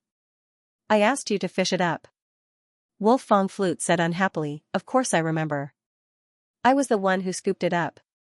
I seem to have seen this teapot somewhere before. I should have sold similar teapots before." Angor didn't plan to talk to the old man. But after hearing his words, his heart skipped a beat. "Since you've sold it before, why don't you give it to me? Then you should know which world it came from, right?" Wolf Fong Flute said with a matter-of-fact expression, "Of course, I definitely know. Isn't this from?" Halfway through his words, a big question mark appeared in his wise eyes. Wolf Fong Flute, from which world? Yes, from that world. Angor didn't bother to answer. He quietly looked at Glepner. Glepner rubbed his swollen temples. He lowered his voice and said, "How about this, go find Dragon Fong Zither. She's the 13th elder of the Mirror Ocean scholars. She should know about these things." Angor glanced at Laplace. "Is the Dragon Tooth Zither reliable?" Wolf Fong Flute told him many things about Dragon Fong Zither, but Angor didn't pay much attention to them. Laplace remained silent for a moment. "Should be more reliable than Wolf Fong Flute. Does Dragon Fong Zither have a bad memory?" Angor asked. Laplace shook his head. "No. As far as I know, Dragon Fong Zither is a very knowledgeable scholar. Her favorite hobby is reading. But she's a little lazy." After listening to Glepner's explanation, Angor finally understood Dragon Fong Zither's personality. She was more like a shut-in than a lazy person. A typical scholar. She only knew how to talk, but not use her hands. According to Glepner, Dragon Fong Zither was the only ancient tooth fairy in the Elder Council who didn't know how to use item search. She knew how item search worked. But she never used it. In other words, Dragon Fong Zither and Wolf Fong Flute were polar opposites. Wolf Fong Flute was a man of action, while Dragon Fong Zither was a woman of inaction. Which meant, if Angor wanted to get an answer from Dragon Fong Zither, he had to find her himself. Angor considered for a moment and nodded. He was looking for the gem cover because he wanted to meet Ancient Tooth Fairy for the first time. Unfortunately, even though Gleipnir saw through Angor's plan and brought Wolf Fong Flute, who had a great influence in Tooth Immortal's ruin, to him, Gleipnir was an old, forgetful man. It was as if he did not talk to Wolf Fong Flute at all. Angor didn't mind meeting another Tooth Fairy, as long as the fairy was a little more normal. Dragon Fong Zither, according to Laplace and Gleipnir's description, it sounded normal. Besides, he was curious about the teapot as well as the young man inside. If he could find some answers, he would be more than happy to do so. If he could find out the answer, he would be willing to go. Angor nodded. Gleipnir walked to Wolf Fong Flute and told him about their request. Wolf Fong Flute didn't agree immediately after hearing Gleipnir's request. Instead, he looked at Laplace. "I'll go with you," Laplace said in a plain tone. Wolf Fong Flute's eyes lit up. Without any hesitation, it immediately agreed. It even smiled and said that it could lead the way. Angor asked Wolf Fong Flute to go with him, but it was obvious that Wolf Fong Flute only agreed because of Gleipnir and Laplace. Angor didn't mind. Wolf Fong Flute was a stranger to him, so it was normal that Wolf Fong didn't care about him. Soon, Laplace finished constructing the corridor in the mirror. Wolf Fong Flute volunteered to walk at the front, indicating that he wanted to lead the way. As he walked, he said, "I haven't seen my daughter for a long time. I miss her a lot." "Is Dragon Fong Zither not in Tooth Immortal Ruins recently?" Glepner asked in surprise. She found Wolf Fong Flute in Tooth Immortal Ruins. If Dragon Fong Zither was there, Wolf Fong Flute wouldn't say something like "long time no see." According to Glepner's knowledge, Dragon Fong Zither rarely moved around. Why did she leave Tooth Immortal Ruins? Yes. She's not in Tooth Immortal Ruins these days. She went to... Wait, let me think. Where did she go? Wolf Fong Flute suddenly stopped talking and fell into deep thought. Everyone was speechless. "You want to lead the way?" Before Angor could say forget it, Wolf Fong suddenly spoke up. "Oh right, I got an idea." "You know where your daughter went?" Glepner asked. Wolf Fong Flute, "I remember that my daughter left me a staff." Under Glepner's puzzled gaze, Wolf Fong Flute lifted the cane and pressed it against the curved fangs on his head. Gathered energy escaped from his authority and rushed into the fangs. Not long after, ripples like water ripples spread out from the fangs. Wave-like ripples formed a faint shadow in the corridor. It was similar to a holographic projection, but much cruder. It looked like a transmission with an unstable signal. However, although the image was not very stable and rough, everyone could still clearly see the figure in the image. It was a very aged, but also very festive female ancient tooth fairy. Her body was stooped, and just like Wolf Fong Flute, she was leaning on a walking stick. However, her attire was much simpler than Wolf Fong Flute's gorgeous style. She only wore a coarse hemp robe. The reason why it was called festive was because this old tooth fairy's face was peach-shaped. Peach Face was very amiable to begin with. Coupled with its smiling expression and the pure white bubble hat it was wearing, it gave off a kind and amiable feeling. "This is my daughter. My lovely little girl." Wolf Fong Flute's voice softened when he saw the figure in the image. In Angor's opinion, the old tooth fairy in the image was not little at all. However, Wolf Fong Flute did not think so. He even spoke in a caring tone. The joyous old tooth fairy beamed as he looked outside the screen. It was as if he could see Wolf Fong Flute. "Dad, Little Musical Note invited me to the 100 Dragon Divine Nation. I'll be studying in the 100 Dragon Divine Nation's library for a while. If Dad wants to find me, I'll have Little Musical Note send you to the branch in Gold Rush City. I'll come over as soon as I get the news. Remember to tell Little Note to send you. Don't be stubborn. If you don't bring Little Note, I won't see you." As soon as he finished speaking, the image slowly disappeared. Obviously, Wolf Fong Flute stored the image in his cane. As long as he had the cane with him, he could activate the image at any time. "See? I told you I know where my daughter is. She's in Gold City," Wolf Fong Flute said proudly. Gleipnir sighed. "It's 100 Dragon Divine Nation." Wolf Fong Flute was stunned for a moment. He replayed the scene again and confirmed that Dragon Fong Zither said 100 Dragon Divine Nation. Only then did he regain his senses. "Yes, it's the 100 Dragon Divine Nation, I was just talking about the 100 Dragon Divine Nation," Wolf Fong Flute said in high spirits. "Come, let's go to the 100 Dragon Divine Nation." Gleipnir held his forehead. "We need to go to Gold City first." Wolf Fong Flute's eyes were filled with question marks. Clearly, it did not know how to react. Gleipnir did not continue talking to Wolf Fong Flute. Instead, he turned to Laplace. "Dragon Fong Flute seems to want Wolf Fong Flute to bring Shark Fong Scale. Should we bring it?" The little note and little scale that Dragon Fong Flute mentioned were actually tooth fairies that Wolf Fong Flute had raised in his later years. They were considered his students. Their names were Shark Fong Scale and Snake Fong Note. Now, these two tooth fairies had become the mainstays of the Tooth Fairy ancient ruins. They were quite powerful. If Wolf Fong Flute went to Gold City alone, he probably wouldn't even be able to cross the Eternal Mirror Ocean. However, with Shark Fong Scale's help, entering Gold City would be no problem. This was also why Dragon Fong Flute repeatedly reminded Wolf Fong Flute to bring Little Note with him when he went to find him. Gleipnir paused and said, "I personally suggest bringing Sharktooth Scale. It was not that he was worried that Dragon Fang Flute would not see his father. However, since they needed his help, it was best to follow his rules. There was no need to upset Gleipnir over such a trivial matter. However, unlike Gleipnir, Wolf Fang Flute did not want to bring Little Note with him.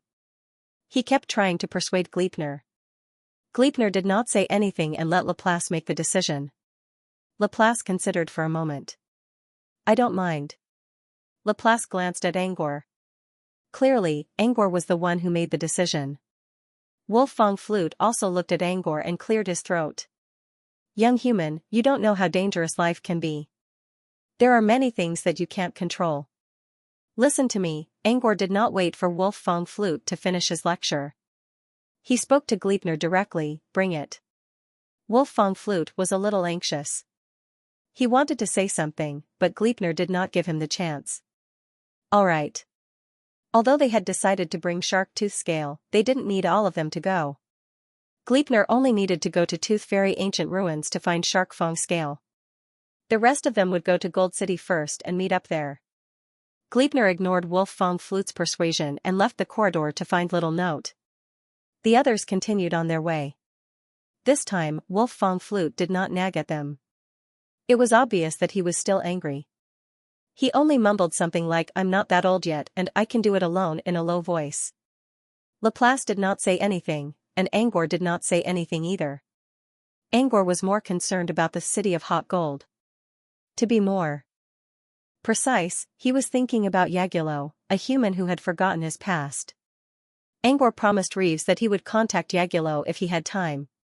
He would ask Yagulo if he wanted to see his sister, Granny Itai. Angor planned to contact Yagulo when he had the chance to visit Gold City again, or when Yagulo entered the Dream Crystal on his own. He already gave Yagulo the login device anyway. He did not expect the time to come so soon. Yagulo had not even logged into the Dream Crystal, and he already had to go to Gold City. While thinking about Yagulo, he quickly followed Laplace through the corridor of mirrors. About a quarter of an hour later, Laplace stopped. They were now in the Eternal Mirror Sea, which was as bright as a galaxy. Below them was the dome of the city of hot gold. Wolf Fang Flute also saw the hot gold city. His eyes suddenly lit up and he began to urge everyone to hurry in. It would be better to leave Little Octave alone and finish the job before Little Octave came. Then they could have fun on their own. Wolf Fang Flute forgot what he was going to do. He only remembered not to let Little Octave come. From Wolf Fang Flute's words, Angor could tell that Little Octave always tried to control his actions. As a teacher, Wolf Fang Flute felt humiliated, so he became rebellious. To put it bluntly, Wolf Fang Flute was a child who refused to accept his old age. The older he got, the more rebellious and arrogant he became. However, Laplace was not going to listen to Wolf Fang Flute at this point. His attitude was to ignore Wolf Fang Flute completely. Wolf Fang Flute crossed his arms and squatted on the side, sulking. About 5 minutes later, Laplace suddenly reached out his hand and pointed in the direction of his finger. The corridor quickly spread out. Soon, it stretched for hundreds of meters. As he tried to figure out what Laplace was doing, he saw water rippling at the end of the corridor. A slight distortion appeared in the space. Then, 2 figures walked out of the ripples, one after the other. The one in front was a hunched figure. It was Gleipnir. Behind Gleipnir was a baby-sized figure. It was a young ancient tooth fairy with a pair of wings on its back. When Wolf Fang Flute saw the ancient tooth fairy, it humped and turned its head away. From its expression, Angor could tell that the newcomer was its beloved and hated apprentice, Shark Fang Flute.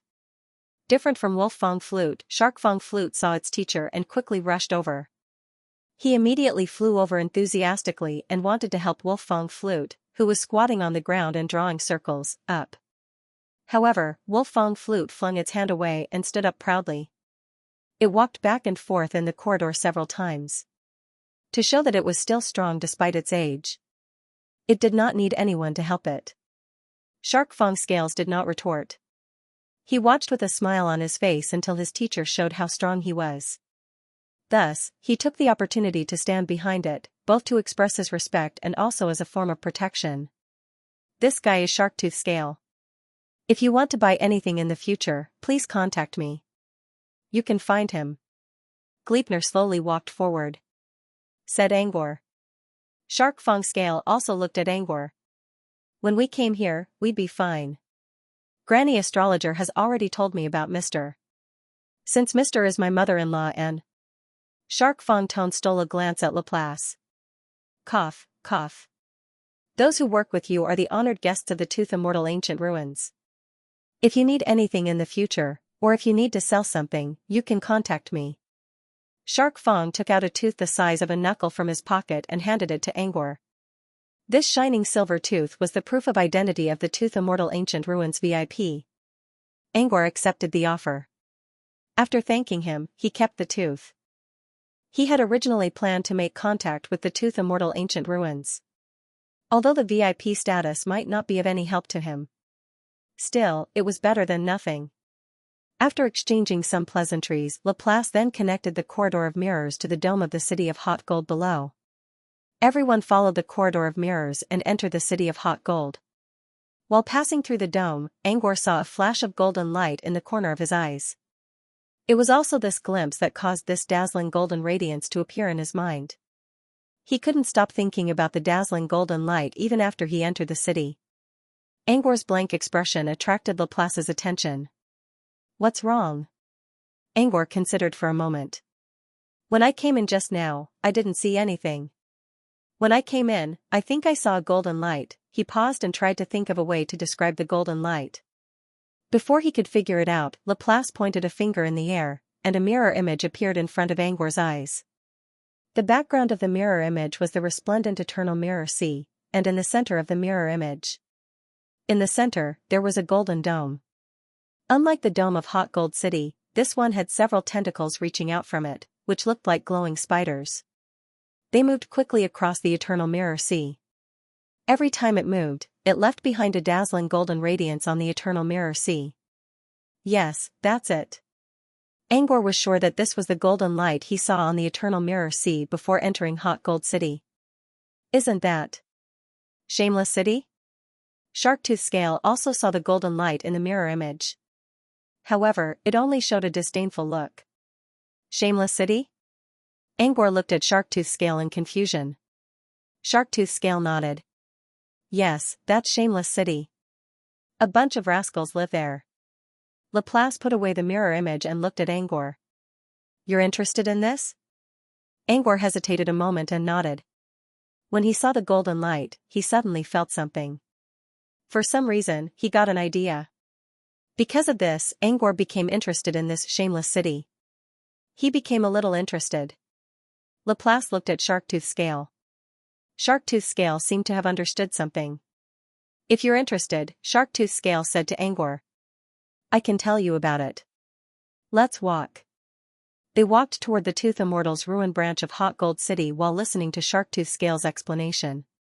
In fact, almost all the mirror creatures that had come to the Eternal Mirror Sea knew about Shameless City and the Little Shameless Brat in Shameless City. Shameless Ching and Little Shameless Brat were both nicknames that carried a mocking nature. They were not real names. The real name of Shameless City was Pippy City. The creatures living in the city were not rascals.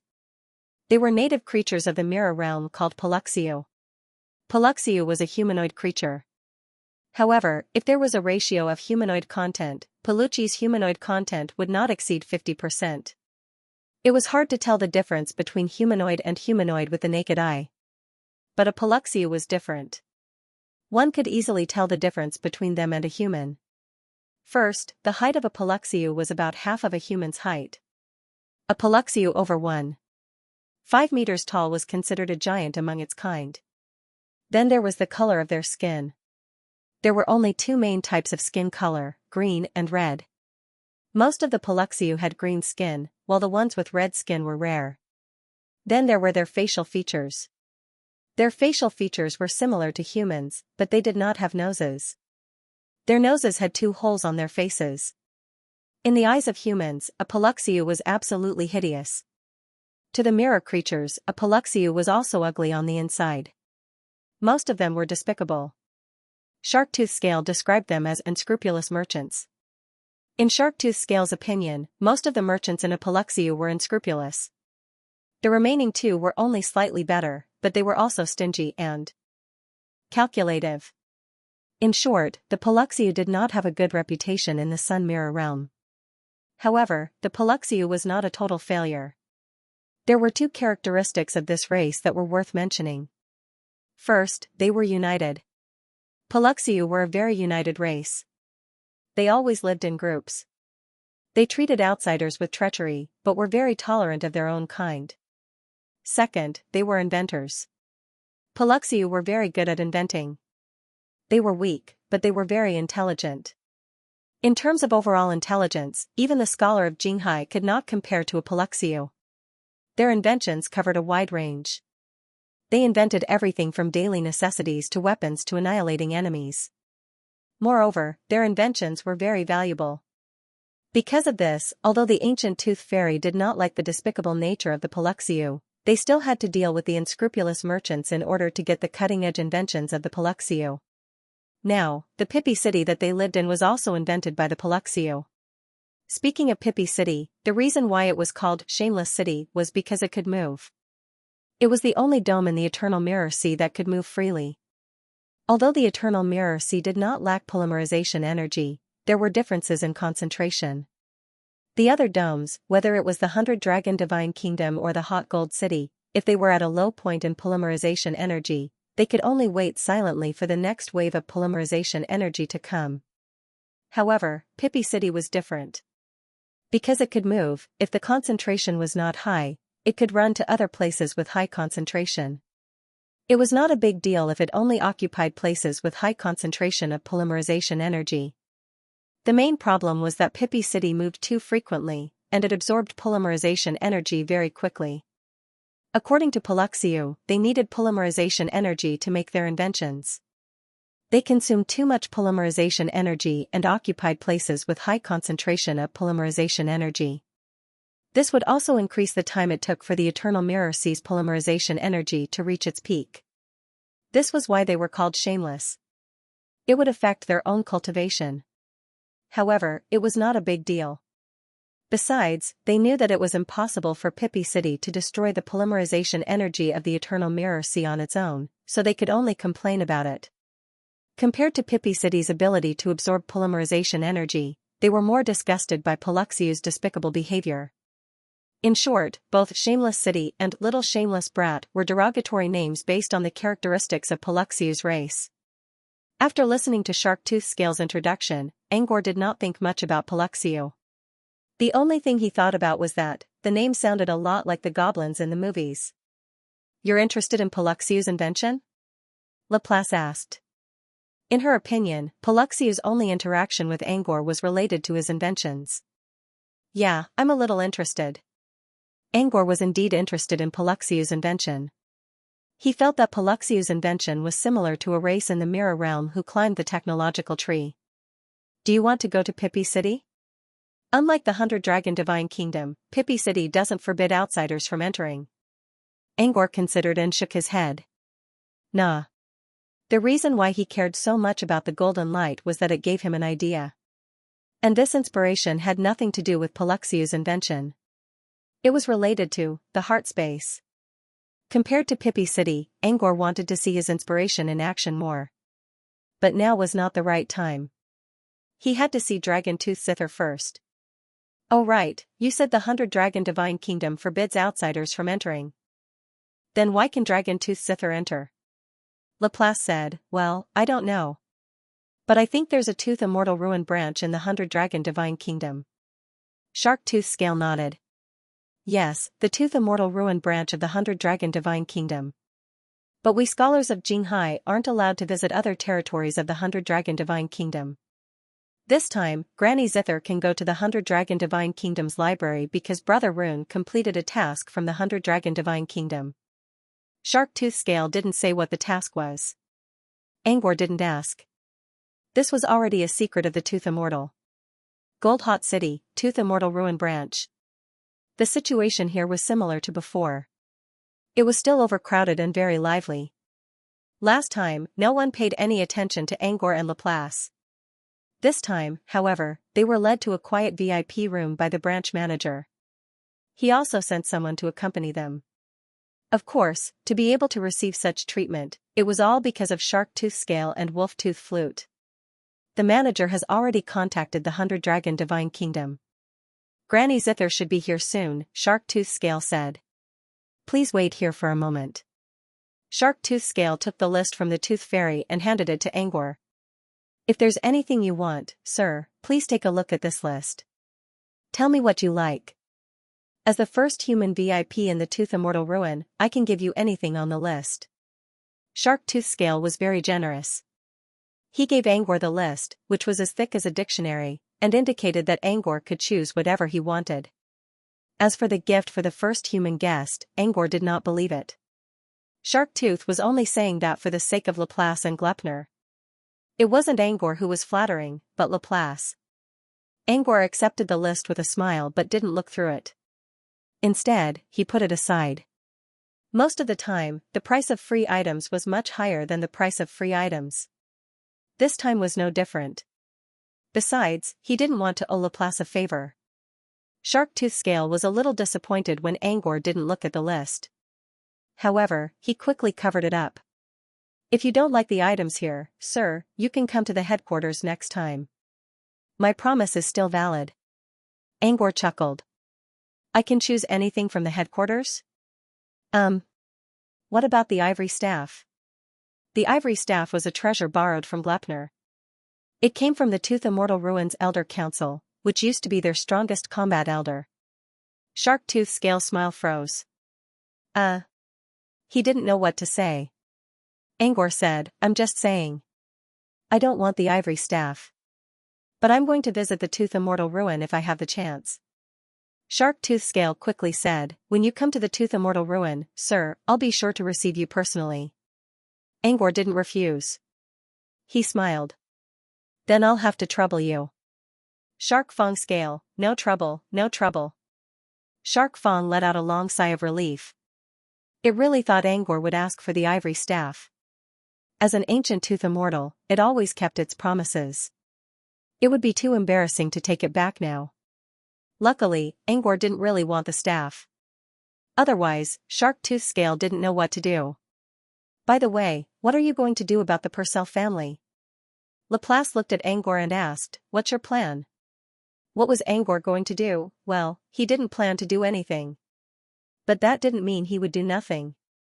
In Angor's opinion, it was better to let the Purcell family deal with this matter themselves. He could be the messenger, but it was not appropriate for him to interfere too much. Previously, Angor planned to wait for Yagulo to enter the Dream Crystal and tell him about the Purcell family. But now, before Yagulo entered the Dream Crystal, Angor was already at Hot Gold City. This was actually much simpler. Angor didn't even need to be the messenger. He could just let Reeves handle it himself. After all, this was a family matter of the Purcell family. However, there was still one question to consider. Would Reeves be willing to see Yagulo? If this question was asked to anyone else in the Purcell family, it wouldn't be a problem. But Reeves was different. Reeves looked peaceful, but he was actually very stubborn. He had his own pride and self-esteem disguised by inferiority.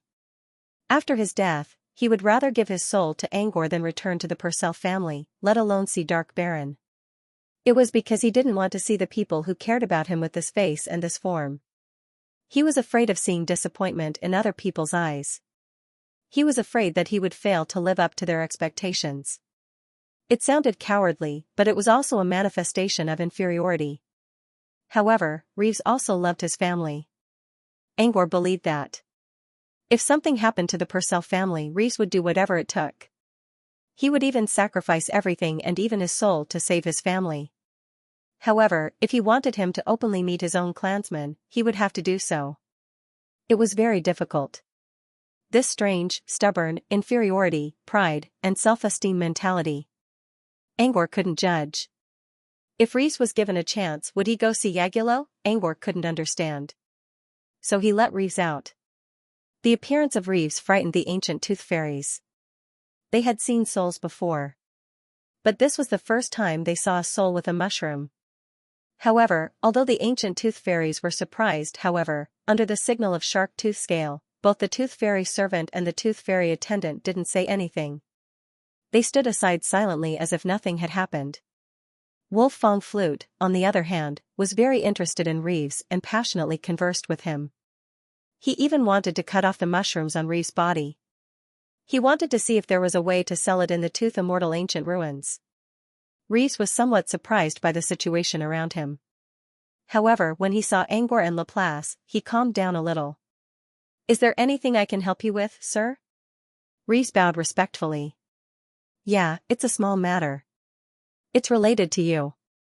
Reeves remained silent for a moment, as if he understood what Angor was implying. He lowered his head and asked, "Yes. Is it related to him?" Angor did not keep them in suspense. He nodded and said directly, "Yes. Because of some reasons. I've come to Gold Rush City." Hot Gold City. Reeves's pupils shrank. He clearly remembered. Not long ago, Angor clearly told him that Yagulo was in Gold City. "If I asked you to meet him, would you be willing?" Reeves didn't answer immediately. Instead, he pondered for a moment. He asked, "Sir, you did this especially for me. Did you come to Gold Rush City?" Angor could feel that after Reeves asked this question his emotions were fluctuating. If he really said yes, Reeves would definitely go to see Yagulo. But it was most likely because Angor had specially come to Gold Rush City. It was not from Reeves's heart. Perhaps such an answer would make Reeves respect Angor more. But Angor didn't need to lie to gain others' approval. So, Angor said without hesitation, "No." As expected, when Angor said no, the woman's eyes lit up. Reeves' mood became a little gloomy. But soon, Reeves adjusted his state of mind. After thinking for a moment, Reeves opened his mouth and said, "I want to see him." Reeves' answer surprised Angor. When he first asked Reeves to meet Yagulo, there was a trace of resistance in Reeves's emotions. Angor thought that he would refuse. He didn't expect him to change his mind now. Angor didn't know why he changed his mind. People's hearts were fickle, and emotions could fluctuate at any time. It was too easy to think that you could control someone's thoughts just by seeing their emotions. However, Angor didn't think too much about it. After all, this was Reeves' own business. If he was willing to meet, Angor would help. If he didn't want to, it was fine. After confirming that Reeves wanted to meet Yagulo, who had lost his memory, Angor began to make arrangements. Originally, Angor wanted to bring Reeves to meet Yagulo himself. But when Shark Tooth Scale learned that Angor was going to find Tutbai, it offered to help. It could ask its subordinate to invite Tutbai and arrange for Tutbai to meet Reeves in the VIP room next door. Angor thought about it. He nodded in agreement. After all, it was more convenient for him. Soon thus, Shark Tooth Scale invited Dudubai over. Tutbai came with Tutbai and the familiar pink ball, Tutbai Lily. Tutbai was more confused than before. He didn't know why Ancient Tooth Fairy would invite him. When he saw Angor in the VIP room, he had some guesses. In Tutbai's opinion, Angor never left Gold City. Perhaps something happened and needed Tutbai's lover, Tutbai, to solve it. Or maybe Tutbai needed to be a guide. Anyway, Tutbai never thought that Angor already found his past and even brought his family here. Tutbai greeted Angor with a smile and began to ask about Angor's situation. "Did you get into trouble?" Tutbai sent a voice transmission. "If it's a conflict with Tooth Fairy's ancient ruins, as long as no one dies, I can help you." Angor shook his head with a chuckle. He didn't know what Yagulo thought of. "I'm not the one looking for you." Tutbai was a little surprised. "Not you?" Angor nodded and pointed to the room next door. "The one looking for you has gone to the next room. You'll know when you get there." Tutbai was still confused, but he didn't think too much about it. Instead, he walked to the room next door, which was already open. Tutbai flew to him. "Can I come with you?" As long as Tutbai agrees, Doodle flew to Doodle's side and whispered something to him. Then Doodle and Doodle went into the next room. Angor watched Tutbai holding Tutbai and Tutbai in silence. If he didn't say anything, it would be like a human hugging his pet. Angor shook his head and decided not to think about the love between different races. Reeves was already waiting for him, so he didn't need to do anything else. Whether Reeves could convince Tutbai to return to his Yagulo identity or not, it didn't matter to Angor. He already fulfilled his promise to Reeves. He didn't care about anything else. Angor didn't know what Reeves and Tupai were talking about in the next room. He didn't try to eavesdrop either. While the Purcell family was dealing with their internal affairs, Dragon Fong Zither finally arrived at the city of Hot Gold. It was worth mentioning that Dragon Fong Harp's arrival attracted a lot of attention from the mirror creatures because it was delivered by a 50-meter-tall giant dragon. However, the dragon only showed up for a brief moment, took Dragon Fong Zither into the city of Hot Gold, and then left the dome. It didn't take long for Angor to see the dragon's true appearance through the projection equipment in the VIP room. It looked similar to an abyss dragon, but its aura was much weaker and smaller. It looked more like a miniature abyss dragon. In terms of appearance, the biggest difference between it and the abyssal dragon was its scales. The scales were silver, but there was also a dark glint in them. If one looked closely, one would notice that the scales were actually pieces of mirrors. So this is a mirror dragon? It does look mighty, Angor muttered. Even if it's a baby mirror dragon, it's probably still in its teenage years. Only mirror dragons at this stage would be willing to run around, Gleipnir said. Most mirror dragons in their teenage years don't like to move much. Mirror dragons tended to be lazy, but they were among the strongest in the mirror domain.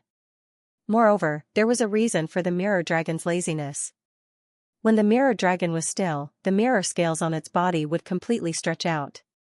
Each scale could be used as an absorber and converter of aggregate energy, greatly increasing the efficiency of aggregate energy accumulation.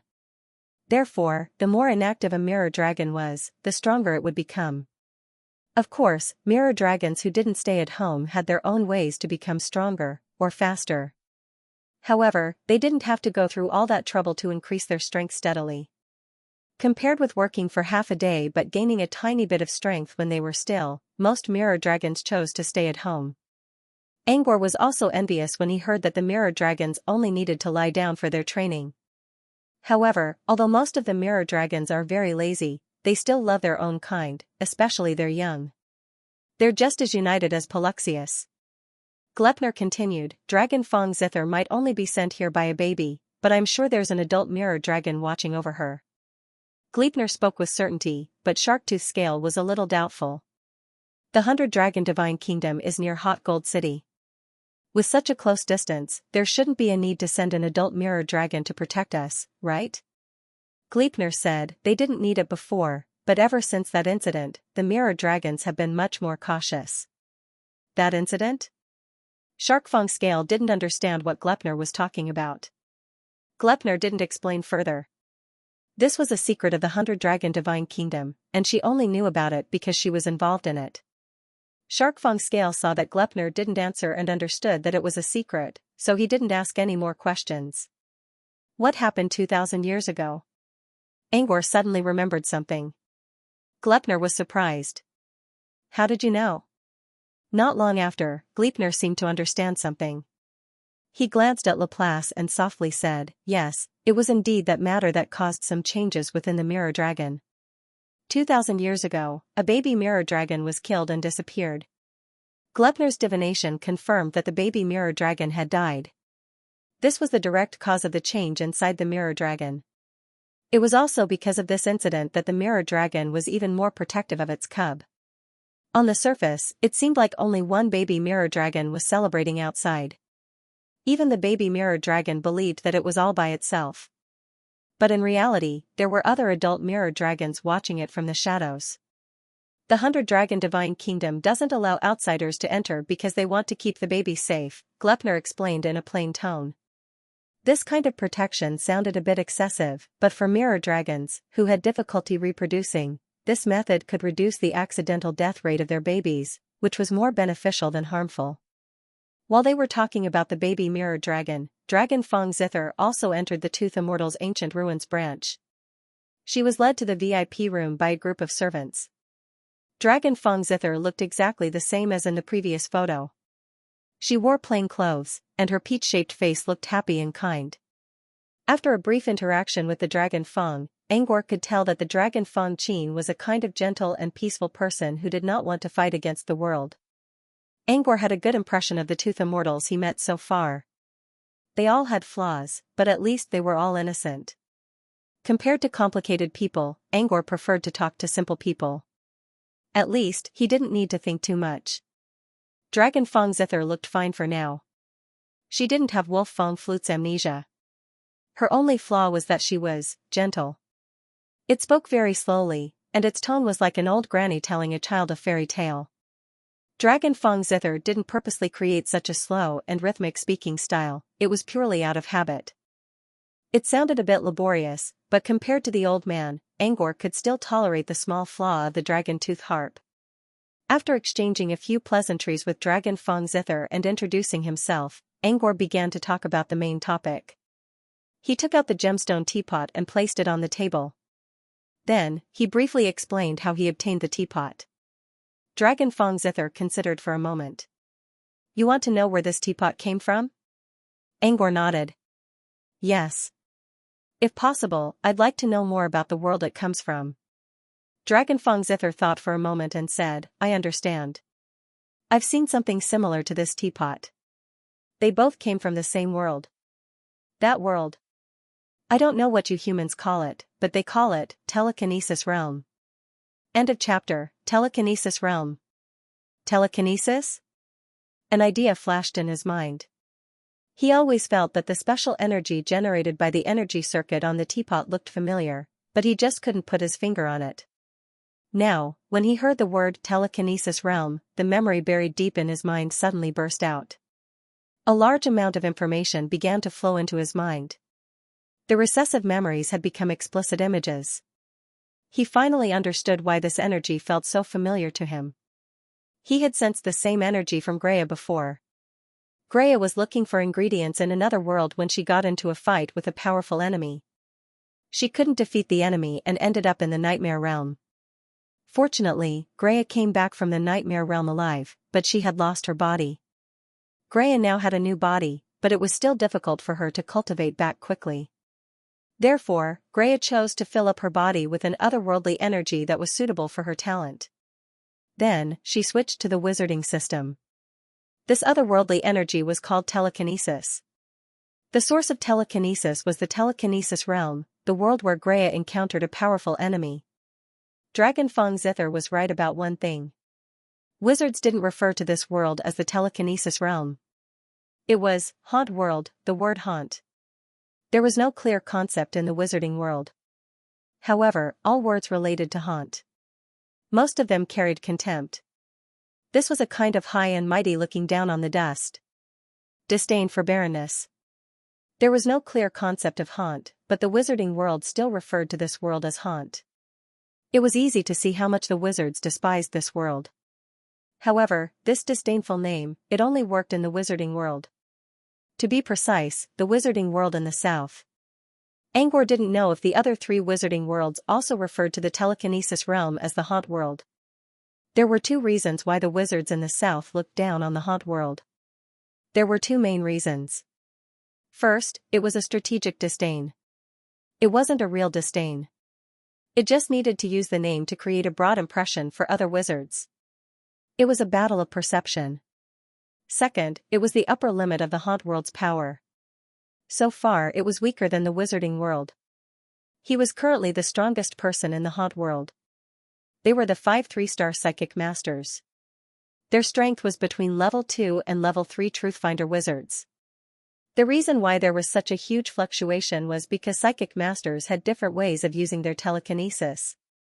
As a result, although they were all 3-star psychic masters on the surface. However, the difference in strength was too great. When Greya was looking for ingredients in Haunt World, she got into a fight with Granny Shikaku, one of the 5 strongest psychics in Frosty Iron World. Greya was no match for Granny Deer Ape. However, he was able to escape from Granny Shikazu's attack. Granny Shikaku was not much stronger than Greya. Greya was only a level 1 Truthfinder wizard. From this, one could tell that the Haunt World had the highest combat power. Compared to the Southern Region's Magus World, the Southern Region's Magus World was a different story. There was a lot of water in it. Because of this, the realm of psychokinesis was known as the Hanty World. There was also a portion of them who really looked down on him. However, the 5 3-star psychic masters were only the most powerful ones on the surface. Could there be other powerful ones hiding behind them? It's hard to say. Also, Angor had his reservations about the fact that the southern wizarding region believed that the psychokinesis system was very weak. For one thing, the Haunt world was still able to remain independent after so many years of planar wars.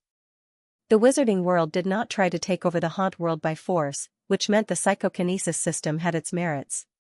Also, Angor had personally checked Grea's new body. The modified psychokinesis energy was very pure. Besides, Greya did mention that telekinesis was a good match for her talent. What was Greya's talent? Creativity. There must be something special about psychokinesis. Otherwise, it would not be so compatible with Greya's talent. Angor did not believe that a creative energy system was weak and had no merits. While Angor was busy thinking, Dragon Fong Zither was still explaining her knowledge about the realm of psychokinesis. The realm of psychokinesis is a huge world. Speaking of the development of its territory, it's quite similar to the Sun Mirror domain. Currently, the realm of psychokinesis only has a psychic master's territory. Beyond the psychic master's territory is the ocean, and at the end of the ocean are dangerous subcontinents. Even the strongest psychic master can run into danger at any time in a subcontinent. Dragon Fong Zither glanced at Angor and continued slowly, as far as I know, some wizards have explored the subcontinents before. But most of them ended up missing or dead. Those who came back. Most of them did not explore too deeply. Angor knew something about this. According to Planar Expedition Log, the map of the Haunt world was incomplete. Only the main continent in the center had a detailed map. The larger and vaster subcontinents outside the ocean were all gray. The Moonfrost Union gave them a classification of dangerous forbidden area. The Moonfrost Union's comment was barren land where void monsters come and go. Space is extremely chaotic and dangerous. Not worth exploring. It was not that the subcontinents were not worth exploring. But compared to other worlds, the risk involved was not worth the risk. Plus, the chaotic space meant that even using plain passageways could lead to space disasters. This was why the maps of the subcontinents were all gray. Most importantly, not many wizards were willing to explore them. Speaking of which, Greya had been to a subcontinent before. When she was looking for ingredients, she was in the subcontinent. Unfortunately, she ran into Granny Xiuan not long after she left. They managed to escape, but due to the chaotic space in this subcontinent, Granny Shikazu and Granny Shikazu were caught off guard and fell into a strange tunnel that led to the Nightmare Realm. The existence of the subcontinents was one of the reasons why wizards could not conquer the Haunt world. Besides, if Granny Xiuan could train in such a dangerous place, why couldn't other psychics? Could there be a psychic master stronger than a 3-star psychic living in the subcontinent? Anyway, Angor believed that the Haunt world had its secrets. Angor did not care much about the Haunt world in the past. But now, because of the teapot and the young man inside, he was curious about the place. Maybe he could ask Greya about the Haunt world and the current situation of the subcontinent after leaving this place. That's how the psychic realm is divided. However, even though they have the concept of a country, psychics are above the country and have special privileges in every country. Dragon Fong Zither continued to explain about the psychic realm. However, since she was talking about geopolitics, Angor did not pay much attention. Gu Dun continued. This teapot is nothing special. However, the special energy on the teapot is called psychokinesis. As for the youth in the teapot, if I'm not wrong, he was a psychokinesis master before he became a hollow man. Dragon Fong Zither finally reached the core of the psychic realm, psychics and the psychic system. Angor knew something about psychics, but only a general idea. He only knew that psychics were classified according to their stars. The strongest psychic master he knew was a 3-star psychic, and there were 5 3-star psychics. Apart from Granny Shikaku, Angor also knew of a man called Raven. His real name was Raven Eendik, and he came from the Eendik family. The essence of psychic power was the origin. Angor once read something in a magazine. Raven once sneaked into the wizarding world and ambushed Sunders and Flora. But he still lost in the end. Angor did not know the details of the battle.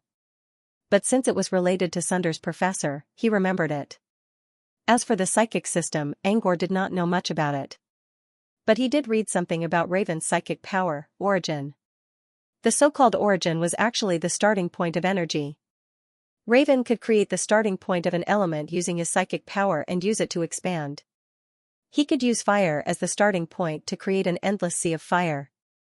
He could also use water as the starting point to create a vast ocean.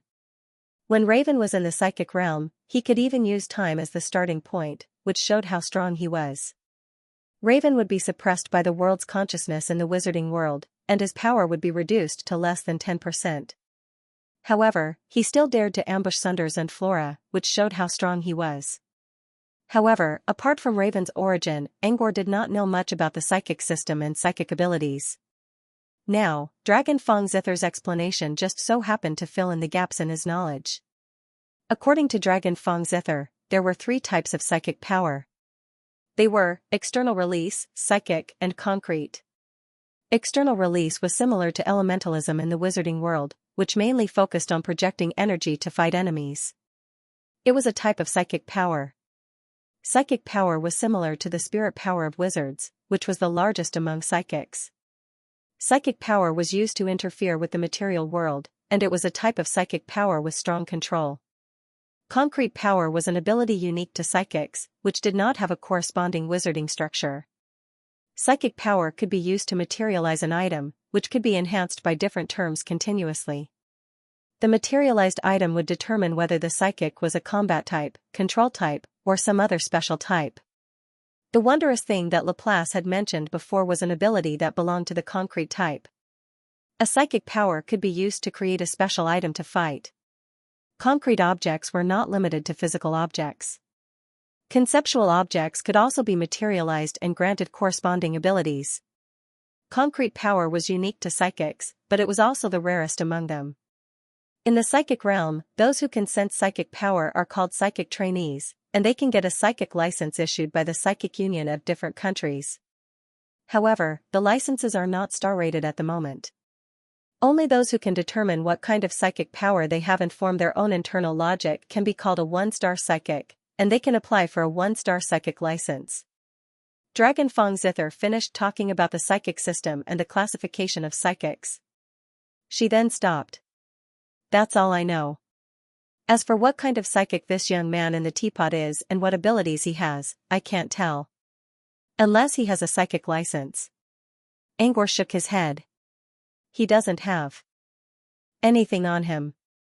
The young man in the teapot had nothing on him apart from the clothes he was wearing, let alone a psychic license. Dragon Fong Zither said, then I can't help you. But I heard that there are psychics who don't need a license, but there aren't many of them. Maybe this young man is one of them. Only psychics with a psychic license could enjoy the privileges of different countries in the psychic realm. There were only 2 types of psychic trainees who didn't need a license, ascetics and vagrants. Ascetics were people who didn't care about privileges and didn't want to enjoy life. They trained themselves by going through hardships in the outside world. They didn't need a psychic license to prove themselves. Wanderers, on the other hand, included many groups of people. There were criminals and their families, wild cultivators, and exiled people. It wasn't that they didn't want a psychic license, but they weren't qualified to apply for one. This young man didn't have a psychic license, so Dragon Fong Zither believed he was either an ascetic or a vagrant. Of course, it was also possible that the young man's license was washed away soon after he entered the Sea of Mirrors. As for which kind, Dragon Fong Zither couldn't tell. Even if the young man regained some of his consciousness, he wouldn't be able to find an answer because he had no memories of his past. Thank you. The information is very valuable. Angor sincerely thanked Dragon Fong Zither. Dragon Fong Zither nodded with a smile. After chatting with Angor for a while longer, she took her leave. She took Shark Fong Scale and Wolf Fong Bone Flute to another room. After the ancient tooth fairies left, Glepner spoke in a small voice. I thought you'd use this chance to talk to the tooth fairies about the dream crystal. There's no need to worry about the dream crystal. The main purpose of my visit this time is related to that. Angor pointed at the gemstone teapot. Overall, I got a lot of things. A lot? Laplace looked at Angor. So you still have high hopes for the young man in the teapot? Angor chuckled. I don't really care about the young man in the teapot. As for what I said, it doesn't have much to do with him. Oh? Laplace gave Angor a puzzled look. As far as she knew, Angor was looking for Wolf Fong Flute and Dragon Fong Zither because he wanted to find the teapot and the young man's past. So why did he say that it had nothing to do with them? Angor continued. At first, I was only looking for the teapot and the young man's past out of curiosity. But now, I have another idea. It's an interesting idea worth trying. It's still related to the teapot, but it's different from what you think. What's different? Laplace asked. Angor didn't answer this time. Instead, he smiled meaningfully. You'll see. I noticed that you've been acting weird ever since you came to Gold Rush City. Laplace looked at Angor from head to toe. Are you comparing yourself to Gleipnir? Whose words are more like Hidden Mirror? Gleipnir forced a smile on his old, sagging face and said nothing. I don't think I have the potential to be a Riddler. When I said later, I meant it literally. You'll know when we leave Gold Rush City. Laplace gave Angor a thoughtful look and nodded. Then, do I need to look forward to it? Angor looked at Laplace in surprise. You're joking, aren't you? Or are you trying to be humorous?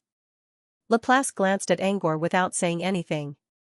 I'm just joking. Angor chuckled awkwardly and put on a serious look. I don't need to look forward to it. I just have some inspiration, and I need to test it out to see if it can take shape. If it turns out to be meaningless in the end, there's no point in looking forward to it. Laplace retorted in a low voice, looking forward to something doesn't mean you'll succeed. Failure may reduce your expectation, but it's still something to look forward to. Laplace paused and looked into Angor's eyes. Besides, I'm not looking forward to something. I'm looking forward to you as a person. In Laplace's mind, Angor was already an unknown, amazing, and a miracle. Look at what Angor did on his way here. Angor changed the layout of Moonlight Chamber, created the dream crystallization, and there was also the fact that he had forged a half-step mysterious item without any warning. To Laplace, these were all miracles. They were miracles that could not be replicated, and no one could hide from them. Therefore, Laplace had great expectations for Angor. He had great expectations for Angor. Of course. Laplace did not believe that Angor could create miracles all the time, but as long as there was the slightest possibility, it was enough to make Laplace look forward to it. Angor raised an eyebrow. He looked at Laplace and said, Then I'll pray a little. I hope I don't disappoint Lady Laplace. Laplace smiled faintly. Then I'll wait and see. Although, she didn't care whether her expectations fell through or not, but there was no need to say it out loud. Every miracle that happened to Angor meant nothing to her. There was no point in trying to stop him. He only needed to be a witness. Since they had to wait for Reeves, Angor and the others did not leave immediately. They remained in the VIP lounge. While waiting, he sank into his own thoughts. Laplace didn't know what Angor was thinking, but he was sure that Angor was planning a miracle. In order not to let the miracle die before it happened, Laplace didn't bother him. Instead, he talked to Gleipnir telepathically. And what they were talking about was exactly what Gleipnir had done on his own. Angor did not seem to mind. However, Laplace was the main body of the time, so she couldn't ignore it. Previously, due to various matters, he had only issued a slight warning. Now was the perfect time to make things clear. Especially her attitude toward Angor was different. He had to make it clear. Laplace and Gleipnir were talking in secret. However, he remained calm on the surface. It looked like he was taking a nap. Angor, on the other hand, was also thinking. The dazzling VIP lounge fell into a rare silence. The peaceful time passed quickly. A quarter of an hour passed quietly, and Angor also came back to his senses. Several minutes later, Reeves did not see him. Instead, Dragon Fong Zither brought Little Scale and her old father. They returned to the VIP lounge again. Dragon Fong Zither entered the VIP lounge. He immediately bowed to Laplace, and the Little Scale hurriedly followed suit.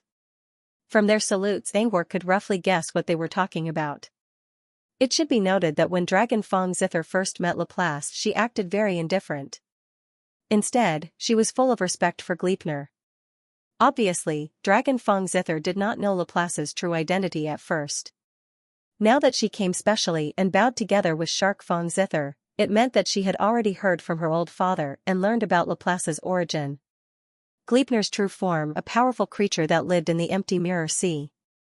How powerful Laplace was, Dragon Fong Zither did not know. But to be able to live in the empty mirror sea was enough to earn her respect. Anyone who dared to touch the empty mirror sea was a great existence standing at the top of the pyramid in the White Sun Mirror region. Scholars of the Mirror Sea often came into contact with the empty mirror sea, but they could only look at it from afar and lament their own inadequacies. As for coming into contact with it for real?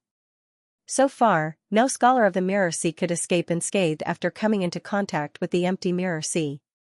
Her old father, Wolf Fong Flute, once came into contact with the empty mirror sea. Even though it was just a brief contact, he still forgot many things. This was the price he had to pay. This was why Dragon Fong Zither came in a hurry after learning about Laplace's identity as a boss and apologized for her previous neglect. However, Laplace did not care about this at all. After some small talk, he dismissed Dragon Fong Zither and her father and Little Scale, and sent them away. However, before Dragon Fong Zither left, she sent him an invitation. Little Scale just told me a piece of news. In a week, Crystal City will hold a gathering hosted by the scholars of the Mirror Sea. It's a routine gathering for the support of the Paluxiu clan. If you have time, please come and take a look. Dragon Fong Zither was looking at Laplace in awe. It was clear that Dragon Fong Zither's real intention was to invite Laplace. Shark Fong Zither must have told Dragon Fong Zither something. Since Angor and Laplace were quite close, Dragon Fong Zither decided to use a complicated method to invite him.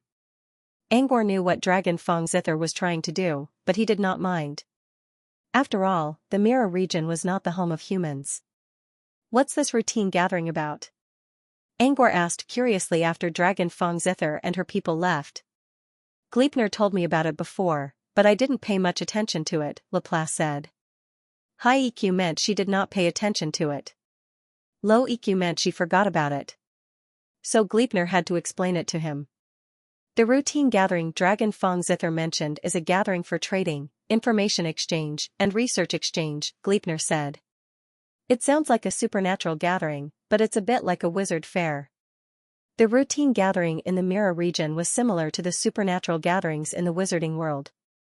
Supernatural gatherings allowed people to exchange items, exchange information, and publish their research projects.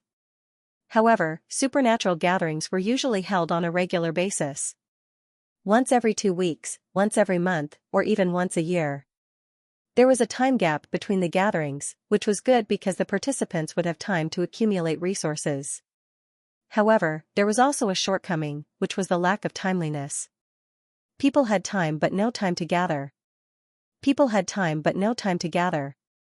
Therefore, under such circumstances, the Transcendence gathering slowly turned into a market. With a wizard fair, there was no need to worry about timeliness.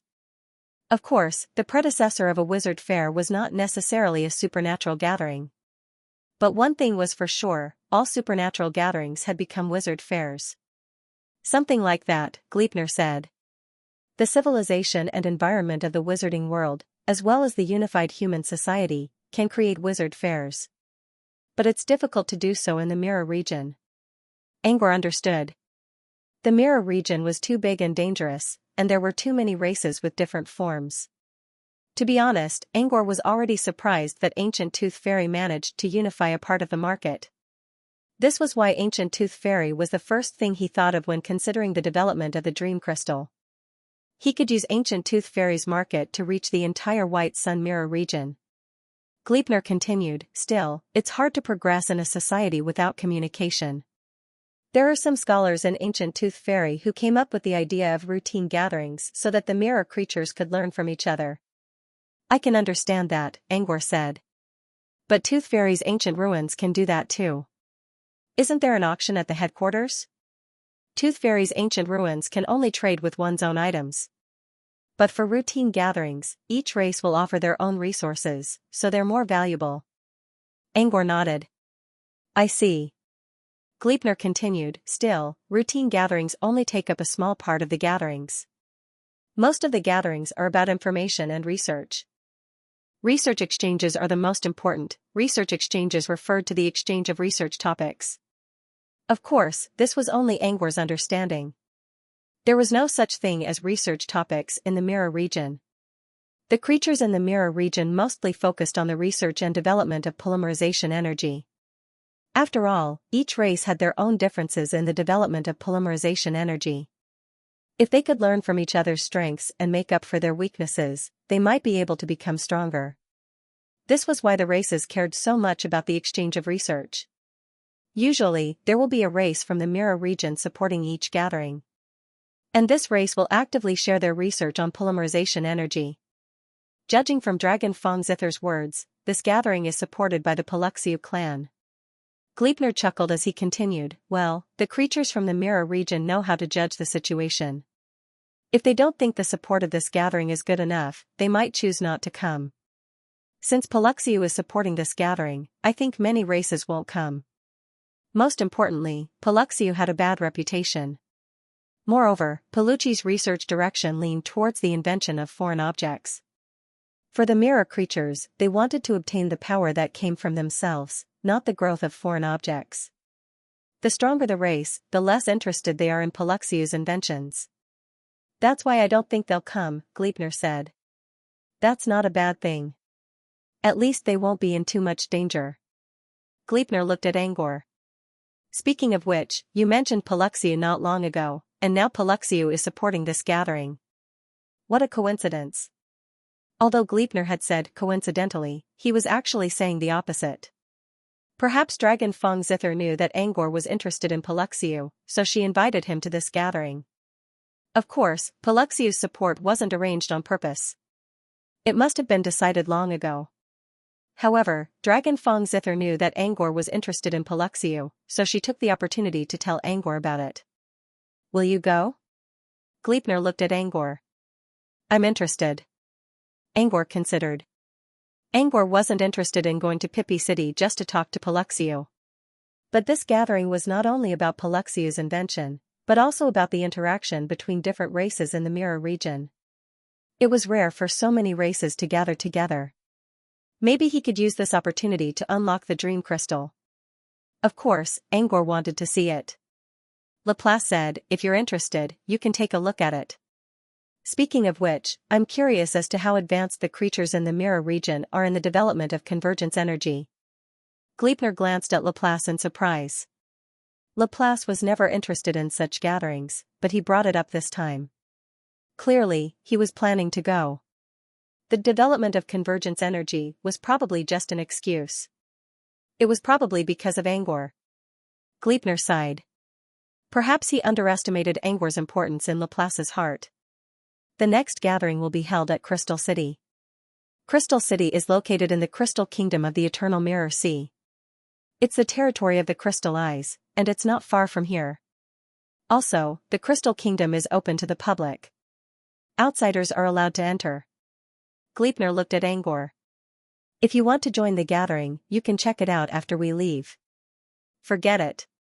If you really want to go, you'll have to wait until the meeting starts. Angor didn't think that there would be any surprises if he went early. Besides, compared to checking out the gathering, he was more interested in the inspiration he got from before. Once he left Gold City, he planned to test the feasibility of this idea. As he pondered, the door of the VIP room next door was pushed open. End of chapter. The door of the VIP room next door opened, which meant Reeves and Yagulo's conversation was over. As Angor tried to figure out what they were talking about, a pink ball came out of the door and dashed toward Angor at lightning speed. The next second, Angor felt his arm being wrapped by the pink ball. I didn't think you'd be so considerate. Thank you so much. I didn't think you'd find Tootsie's past so quickly. I'm so touched. Excited words came out of the pink ball's mouth. Without a doubt, the pink ball was Tootsie. You're welcome. But when he looked down, he saw that Tootlie was glaring at Angor with hatred in her eyes. Next, Tootsie spoke in a low voice, take that mushroom spirit away and don't come back anytime soon. And don't bring a mushroom spirit to Mirror Domain next time. Mushroom spirit? Were they talking about Reeves? As soon as Tootsie finished speaking, footsteps came from behind the door. Yagulo, who used the name Tootsie, came out with Reeves. Duduli had warned fiercely in a low voice before, but the next second it turned into soft, excited words of gratitude. It's all thanks to you that we found Tootsie's past. I'm so happy I don't know what to say. Duduli's tone was as if she was about to cry, at least in the eyes of others. Tootsie was very touched. Tootsie also looked at Tootsie in gratitude. It gently called Tootsie's name. Tootsie and Tootsie looked at each other from several meters away. It looked like they were full of affection. Seeing this scene, even Reeves, who was standing to the side, was moved to the point of wiping away non-existent tears from the corners of his eyes. But Angor still felt something was wrong. He didn't forget Duduli's vicious clamor from before. The pink ball, it had two faces. Yagulo came to him while he was still thinking about it. She thanked Angor with a serious expression. He only thanked Angor for helping him find Reeves, and so on. That was not a very important topic. Just as Yagulo was about to express his thoughts and his vision for the future, Tootsie quickly cut him off. You're still very excited. It was difficult to make an accurate decision when one was agitated. Furthermore, Reeves also needs to go back and talk to your elder sister about this matter. We'll go back first and discuss it. Reeves still didn't understand what Doodle was thinking. At this time, he even helped Duduli and said, Duduli, Darren is right. I also need to go back and tell Granny E about this. Moreover, those enemies are also targeting the family. Lord has lost his memories, and if he returns now, he might be attacked again. Duduli, that's right. Take a look. The Mushroom Kid has already said so. Are you still not going to stop? Yagulo was actually still a little confused. But since Duduli and Reeves were persuading him, he agreed. Then, under Doodle's urging, they went back to the mansion again. Then, he left in a hurry. However, not long after Duduli and Yagulo left, Duduli used the reason that he wanted to buy something. He returned to the Tooth Immortal Ancient Ruins branch. Doodle quickly came to Angor's VIP room. Then he quickly whispered something into Angor's ear. Then, he left in a hurry. This caused Reeves to stare blankly. Why did he come back? Reeves asked in confusion. Angor did not answer. Instead, he looked at Reeves. You persuaded Yagulo? Reeves scratched the mushroom on his head. Lord Yagulo can't remember many things. But he can still feel the bloodline connection. Rather than saying that I persuaded Lord Yagulo, it's better to say that the bloodline connection made Lord Yagulo consider accepting the Purcell family again. But I can feel that Lord Yagulo doesn't have any thoughts about the Purcell family at the moment. What he wants more is to see Granny E. After all, Granny E is Lord Yagulo's sister. Reeves roughly described their conversation inside. In summary, Lord Yagulo said that Lord Yagulo's relationship with Lord Yagulo could be summarized.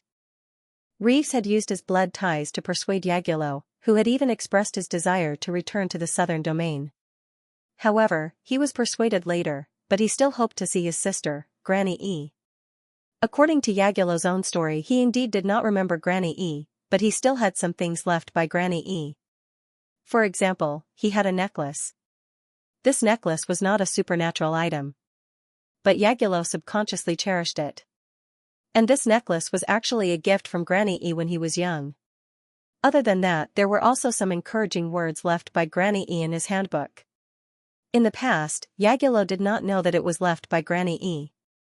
Now, after hearing Reeves' story, he finally knew the existence of his sister. From these small details, Yagulo could already feel Granny E's love for him. So, even if Yagulo had forgotten Granny E's existence, what he wanted to do the most now was still to see the sister who loved him. Reeves spoke about these things with emotion. However, after hearing this, Angor did not feel anything. He understood why Tuchuli showed two faces. She was probably worried that Yagulo would be snatched away. By the way, Lady Tuchuli suddenly came back to see you just now. Did something happen? After speaking, Reeves remembered Tuchuli who came and went in a hurry just now. He felt that Tuchuli's expression was very serious just now, a little different from before. Well, although he could not be sure if it was serious or not. After all, it was difficult to judge the emotions of the pink ball's facial features. Speaking of which, Mr. Yagulo's taste was really strange. Angor replied, nothing. Just asked me to do something. If Granny wants to see Tuchuli, I hope I can act as an intermediary and bring her to the mirror domain. Reeves was touched. Lady Tuchuli is really kind. No wonder Mr. Yagulo loves it so much. Angor smiled but did not say anything. Next, Reeves returned to the Sabbath flower and went back to sleep. Angor looked at Laplace. Shall we go as well? Laplace nodded and followed Angor out of the City of Gold together with Glepner. When they returned to the corridor, Laplace looked at Angor. Where are you going next? He asked because Angor mentioned that he had some ideas he needed to put into practice. As for what the inspiration was and what it was, Laplace did not know. Angor considered. The Nether Cave. Along the way, neither Laplace nor Glepner asked Angor what he was going to do in the subterranean cavern. They only talked about trivial things. Did Tuchuli really come back just to ask you to bring Granny E to the mirror domain? Laplace asked.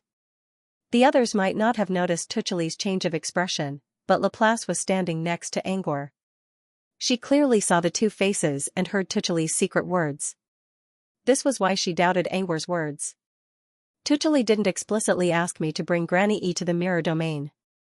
But she did say that if Granny E wants to see Yagulo in the mirror domain, I can help her. Of course, I won't help her for free. Tuchuli also promised to compensate me.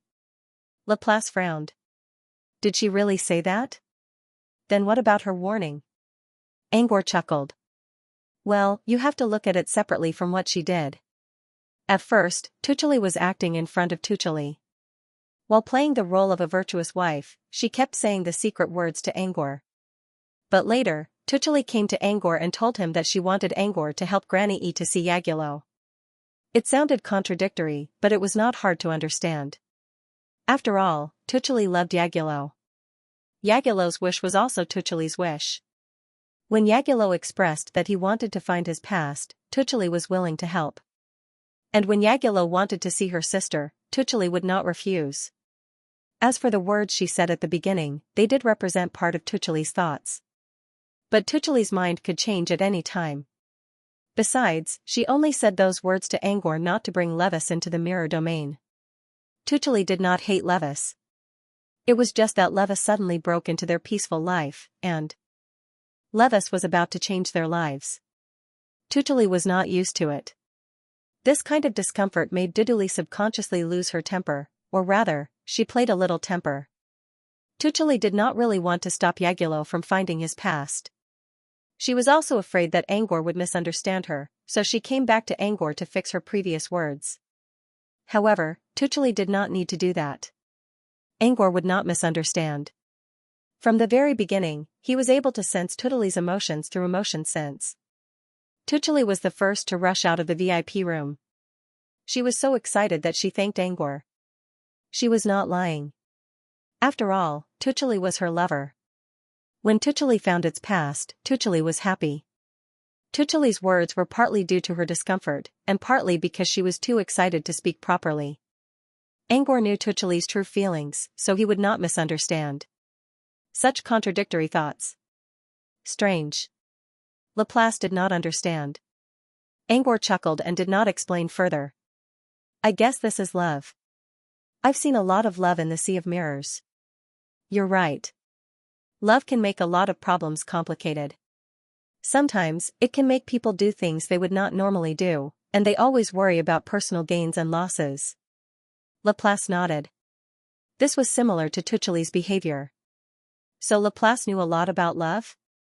She was also an avid drama follower. Angor wondered if Tuchuli's hobby was to watch dramas in the Sea of Mirrors. Moreover, it was a romance drama in the general dimension. Angor had to admit, he was quite jealous. But he did not need to be jealous of Laplace anymore. With the heart space, he could also watch dramas. Besides, if his idea and inspiration worked out, he would not only be able to watch dramas, but he might also find some unexpected surprises while doing so. By the way, the man in the teapot is probably from the telekinesis realm. Do you have any plans for him now? Laplace asked. About him. Let's put it aside for now. We can talk about it later. Angor did not change his mind. Whether or not Tuchuli was worth training would depend on Dodora's prophecy. Until then, he would keep Tuchuli in his bracelet. He already had more than one living creature in his bracelet anyway. By the way, Ms. Laplace, what do you think about the telekinesis realm? Earlier, Laplace told Angor that she had seen many images of the telekinesis realm. However, she did not know the name of this world. Now that Dragon Tooth Zither had supplemented this information, what Dragon Tooth Zither knew was only superficial information about the realm of telekinesis. As a girl who always stayed in the empty mirror seat to watch dramas, would Laplace have seen other information related to the realm of telekinesis? Laplace pondered for a moment and said, I don't have any particular opinion. Besides, I didn't try to look for memories of the telekinesis realm. Most of my impressions of this world are those strange things. What do you want to know? Do you know about the subcontinent outside the telekinesis realm that Dragon Fong Zither mentioned? Laplace shook his head. Maybe I've seen pictures of the subcontinent, but I'm not sure. After all, the Sea of Mirrors would not indicate which world the image came from. To determine which world it came from, one would need to use other methods to locate it. Laplace did have some special methods, such as leaving images in the Forest of Memories, which would allow her to analyze them and use astrology to locate them. However, the Forest of Memories had a limited capacity, so Laplace would only leave her special images in the Forest of Memories. She would forget about those meaningless reflections after seeing them.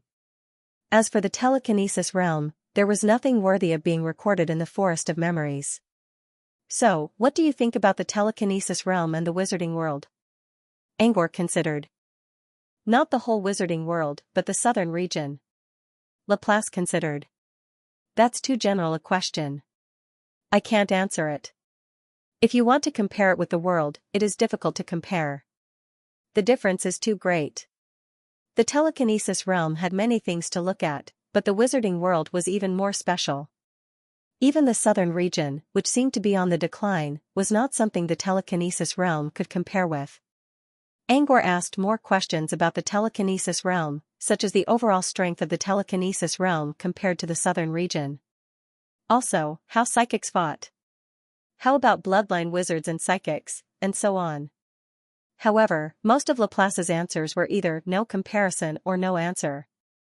The only answer that surprised Angor was something Laplace told him when he asked about the strongest psychics. There were 4-star psychics in the telekinesis realm. According to Laplace, she once saw a scene where a certain country in the telekinesis realm was attacked by a giant beast that ravaged its capital. Even with the help of all the 3-star psychics, the country still could not stop the disaster. Then, a 4-star psychic showed up. With the help of the 4-star psychic, the disaster was finally stopped. It sounded like an ordinary hero story, but Angor was shocked by what he learned. According to the information he got from the southern region, the strongest psychics in the haunt world were the 5 3-star psychics. And now, a 4-star psychic showed up? Was this not recorded in the records, or did the 4-star psychic exist thousands of years ago and have nothing to do with the present?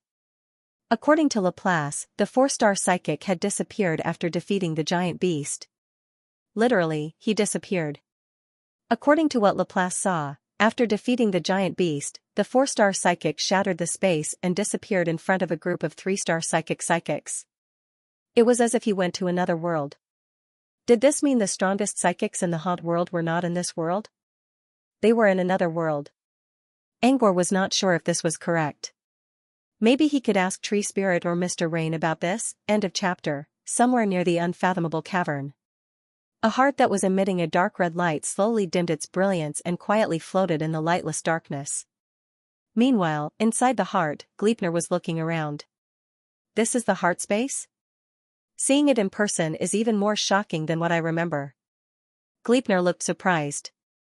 Although she had already seen the situation inside the heart space from the memories of her main body, it was a different feeling for her to be a spectator and to experience it for herself. For example, Laplace could show Gleipnir images, but he couldn't replicate the mystery aura in them. Laplace did not understand mysteries at all. She had only described mysteries to Gleipnir in one sentence: think of the aura of Sweet Dream.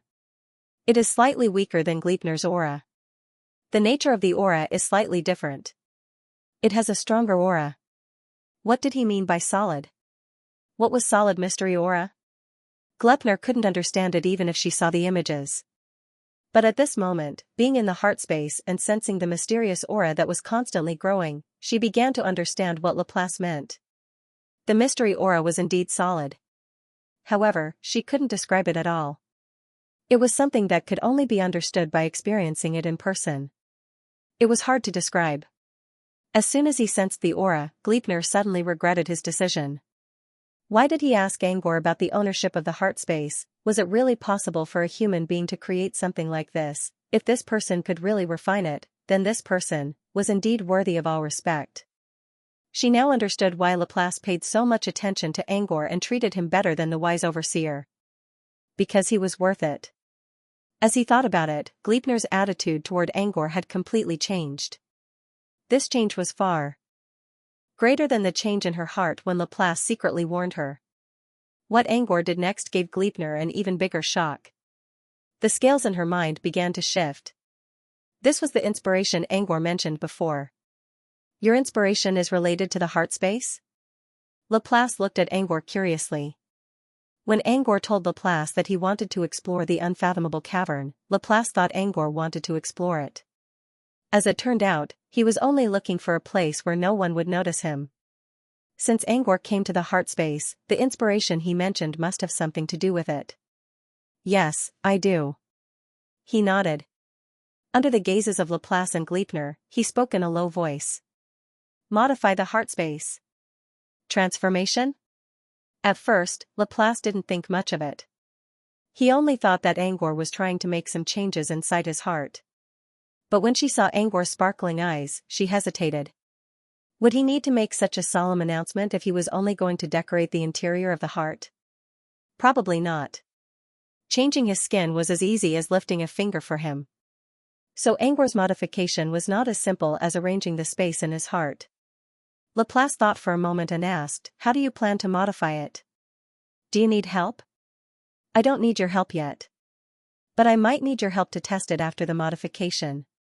Laplace was convinced that Angor was not only going to decorate the interior of the building, but also the interior of the building. Why would he need to test it if he was only going to decorate the interior? Besides, he still needed her help to test it. Laplace nodded. Before Angor could tell him the details, he gave a firm answer, yes. Angor chuckled in surprise. Thanks. But I'm not sure if I'll succeed. I might fail the test too. It's fine. Like I said, it's also a kind of hope if you don't get what you want. It was normal for people to get what they wanted. Miracles were rare. Without the accumulation of failure after failure, where would the accumulation come from? Where would miracles come from? Angor didn't expect Laplace to be so supportive. In fact, he wasn't very confident himself. Inspiration was inspiration, while ideas were ideas. Whether they could be realized or not, he had to do it himself. Angor considered for a moment. My first inspiration came from Pippi City. Pippi City? Laplace and Gleipnir looked at each other. They didn't know what Angor meant. Of course, they remembered Pippi City on their way here. But the city didn't seem to have anything special to them apart from being shameless. Angor noticed their confusion and didn't beat around the bush. It's a pity that the heart space can't be moved. So, I hope it can be moved around freely like Pippi City. Laplace. Did you forget something? What? Laplace said, the heart space can be moved. Have you forgotten that we've been running around with the heart space all this time? In Laplace's opinion, the heart space was even more convenient than Pippi City in terms of mobility. Pippi City couldn't be shrunk. Not only could the heart space shrink, but it could also hide its aura. It was almost like a sorcerer's garden. In fact, it was even better than a sorcerer's garden in the mirror domain. Laplace also had a sorcerer's garden, which was the forest of memories. The forest of memories was very useful. However, it usually stayed in Laplace's stomach because it couldn't withstand the waves of the empty mirror sea. But the heart space could. Also, when the forest of memories faced the eternal mirror ocean, although it wouldn't be destroyed immediately, it could still be damaged after a long period of time. However, the heart space wouldn't be damaged. Most importantly, the forest of memories was a small world that was completely isolated from energy. Even if it was placed in the eternal mirror sea, it would not be able to absorb the convergence energy of the outside world. However, the heart space could. Not only could it withstand the impact of the eternal mirror sea, as a special mirror space, it also had the effect of drawing convergence energy, allowing the creatures living in the heart space to cultivate without any worries. Also, the heart space looked like a palm-sized heart to the outside world. As long as one had the permission, they could move around freely with the heart space. Just like Pippi City, it was not a problem to constantly occupy the best position to absorb and gather energy. Laplace believed that Angor must have misunderstood something. It was great that Pippi City could move around freely. However, the mobility of the heart space was not inferior to Pippi City at all. In terms of energy permeability, cultivation effect, internal area, degree of firmness, convenience of carrying, and so on, it was much, much better than Pippi City. In Laplace's eyes, Angor was insulting the heart space by comparing it with Pippi City. The heart space is more mobile than Pippi City, Glepner said. We already have the ability to move around freely. We don't need to copy Pippi City, do we? Angor chuckled when he saw Laplace and Glepner's doubtful looks. I know what you mean, but you're mistaken. The freedom of movement I'm talking about is not that people outside can bring the heart space around, but that the heart space can move on its own, or it can be controlled by people inside the heart space to move. My plan is to modify the heart space so that it can move by itself or by telekinesis, just like Pippi City. Laplace considered for a moment and began to understand what Angor meant. The heart space was indeed portable. However, it still needed someone to carry it around. If there was no one outside, the heart space would just float in place. For example, at this very moment, they were all in the heart space. There was no one outside the heart space, and no one was moving the heart space. Therefore, the heart space could only be suspended in the void. This function was indeed a little useful, but it didn't seem to be very useful. So this was Angor's idea? Laplace didn't say it out loud, but Angor could guess what she was thinking from her doubtful look. Angor didn't feel offended. He explained with a smile, at first glance, it doesn't seem to be very useful. But, what if it can move freely in the sea of mirrors? Laplace was taken aback and subconsciously denied it. That's impossible. Why not? Angor asked. Laplace looked at Angor. You're right. If the heart space can move freely in the sea of mirrors, it'll be very useful. It will make it easier to explore the empty mirror sea, and it will also make it easier to observe special reflections. But have you ever thought that the reason why the heart space is unaffected in the empty mirror sea is because it is protected by the mysterious aura? Laplace said, although I don't know much about mysterious objects, I can guess that if you want to modify the heart space and move it in the sea of mirrors, you will definitely destroy the unity of the mysterious power. Once the unity is destroyed, the internal stability may also fall apart. By then, it will be impossible for you to enter the sea of mirrors, let alone move it. If you don't destroy the integrity of the mystery energy and only add some energy to the heart space, it won't work either. Without the protection of the mystery energy, the heart space won't be able to withstand the waves of the sea of mirrors. It was a good idea, but it wasn't easy to implement. The only way to do it is to reforge it. But that's too expensive, and there's a high chance of failure. To Laplace, it was already a miracle that Angor was able to create a semi-mythic item. Laplace did not believe that Angor would be able to create another miracle again. Even if Angor could create a half-step mystery item or a complete mystery item in the future, it wouldn't be a mirror. Gleipnir said, only mystery can allow the heart space to exist in the empty mirror sea. If you destroy the mystery energy, you'll lose the ability to stay in the sea of mirrors. Angor chuckled. You're right. Mystery energy is the only thing that can withstand the waves of the sea of mirrors. I agree.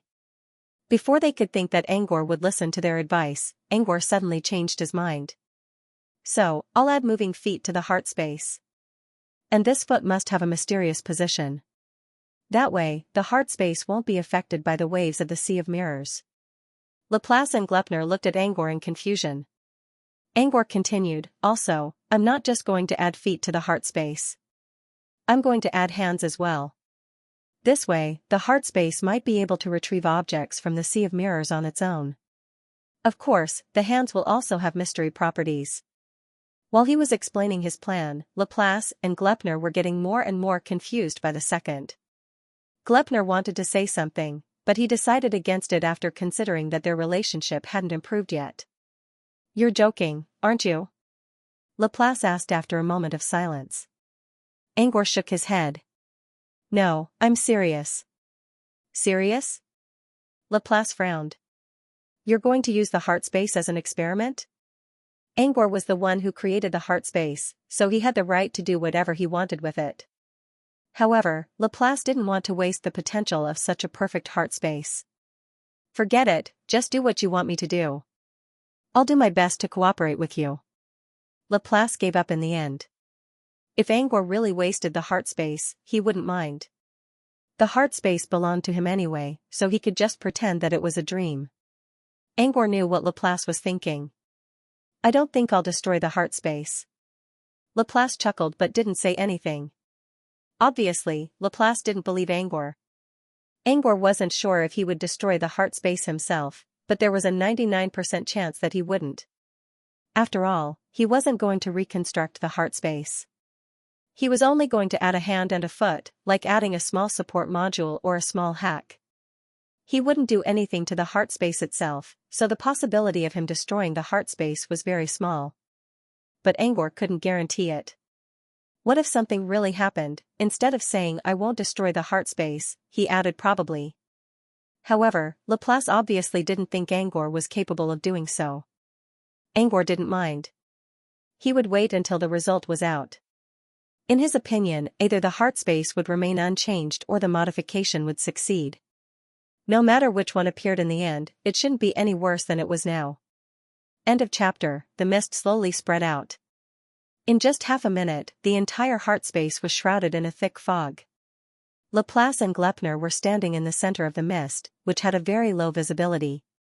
Anything more than 5 meters in front of them would become blurry. However, the two of them were very close to each other, so they could see each other. Why did he use such a wide area illusion before the modification?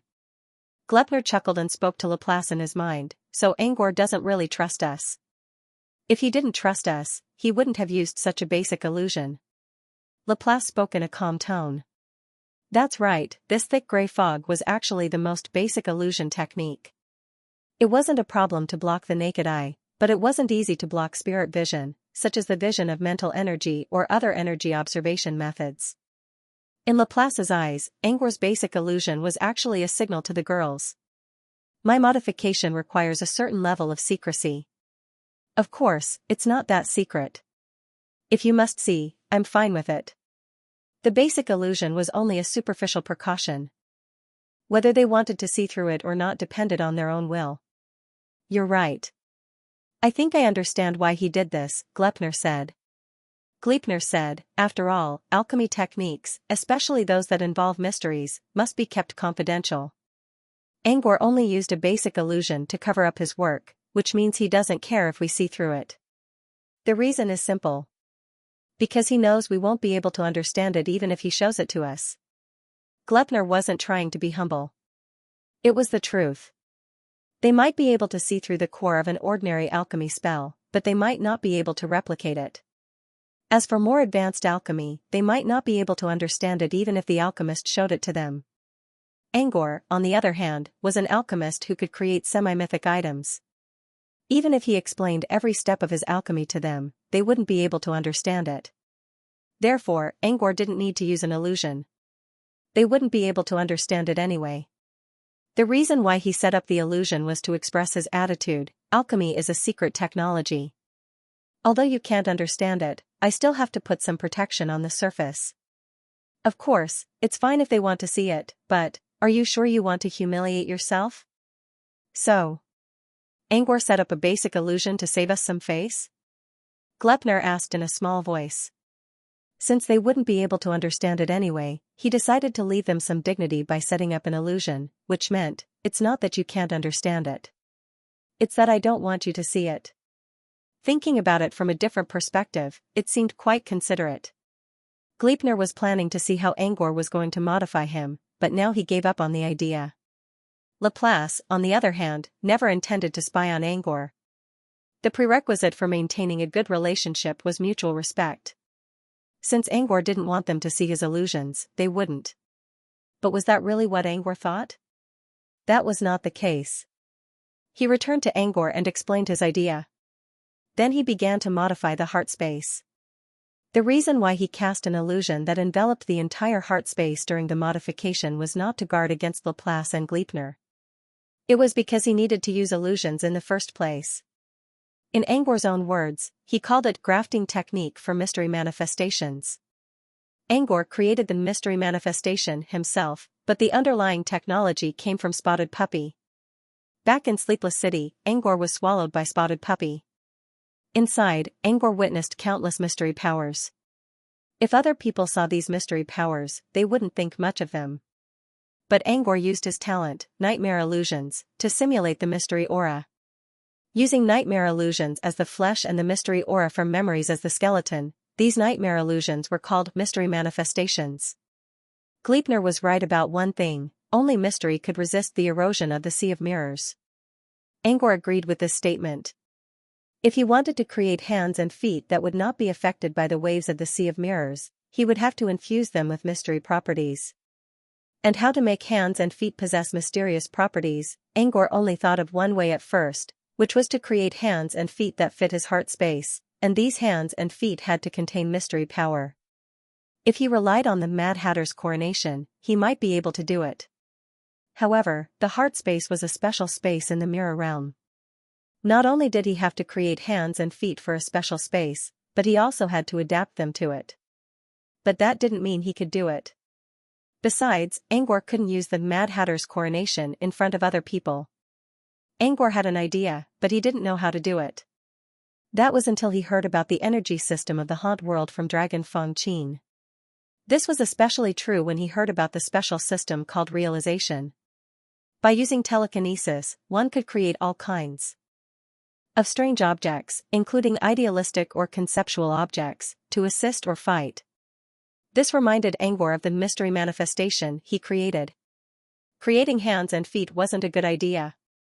But what if he used a mystery manifestation to create hands and feet? With a single thought, all kinds of inspirations came out of the cocoon of his mind and turned into butterflies. After using his brain to simulate and calculate, Angor believed that using a mystery manifestation to create hands and feet was feasible. Only mystery could resist the waves. A mystery manifestation would release mystery energy. If he could create a mystery manifestation that fit his heart space, it would have a better chance of resisting the waves. Of course, mystery manifestation wasn't enough. The mystery manifestation also had to have the property of interfering with the material world. This was something that the mysterious manifestation could do as well. The core of a mystery manifestation was actually a nightmare illusion. Nightmare illusions had the ability to mimic the effects of real illusions. Whether it was creating small objects such as sofas, tables, or large objects such as rooms or towers. Nightmare illusions could create everything perfectly. Also, as long as the energy source was not cut off, the real property would always exist. In other words, nightmare illusions had the property of interfering with the material world. The mystery manifestation created by nightmare illusions also had the same property. Whether it was an arm or a leg, Angor could create something that could interfere with the material world. This was the only way for his heart space to move around in the Sea of Mirrors and collect objects. That was Angor's plan. To create a mystery manifestation, Angor had to use illusions. After all, mystery manifestations were born from illusions. Therefore, Laplace and Gleipnir's guesses were nothing more than void comparisons. He didn't intend to test them at all, nor did he use basic illusions to test their self-awareness. Their guesses were all just guesses. Angor didn't really care whether they tried to test him or not. Angor used to hide the mystery manifestation from them because he didn't want to get into trouble. When he first created the mystery manifestation, he was too weak, and the mystery manifestation was too powerful. Also, Greya used the mystery manifestation to solve the mystery of her creation that had been bothering her for decades. This showed how powerful the mystery manifestation was when it came to helping someone achieve enlightenment. As the creator of the mystery manifestation, Angor wouldn't benefit from it. Instead, he would be blamed for it. For the sake of his own safety, he rarely used the manifestation of mystery, nor did he want to expose it on his own. But now, he was a member of the research department and the only mystery manifestation in the southern wizardry region. He didn't need to worry too much about revealing the mystery manifestation. Of course, Angor didn't want to expose it completely. He didn't mind revealing his trump card in front of powerful beings who were willing to maintain a friendly relationship with him. Laplace was one of them. Besides, Laplace witnessed Angor creating a semi-mythic item, so he knew about Angor's achievements in mystery alchemy. It wouldn't be too strange for Angor to reveal his mystery manifestation. However, if this ability was displayed in front of a narrow-minded person with no vision, it could still cause suspicion and trouble in the future. Therefore, Angor would always be cautious when he needed to be. Creating a simple manifestation of mystery wasn't a difficult task for him. He could already do that when he was still an apprentice. Back then, the mystery manifestation he created was random, and the mystery aura it contained was also random. But he couldn't do that now. If he wanted to create hands and feet that could be grafted onto the heart space, there was a very important condition: compatibility. The mystery manifestation had to be compatible with the heart space. What did that mean? It was easy to understand. Every mysterious object was different in nature. To put it simply, different mystery manifestations would produce different mystery auras. The heart space also had its own mystery aura. To fit the heart space, the mystery manifestation had to be similar or even identical to the mystery aura of the heart space. Only then could Angor's mystery manifestation be grafted onto the heart space and install a new program.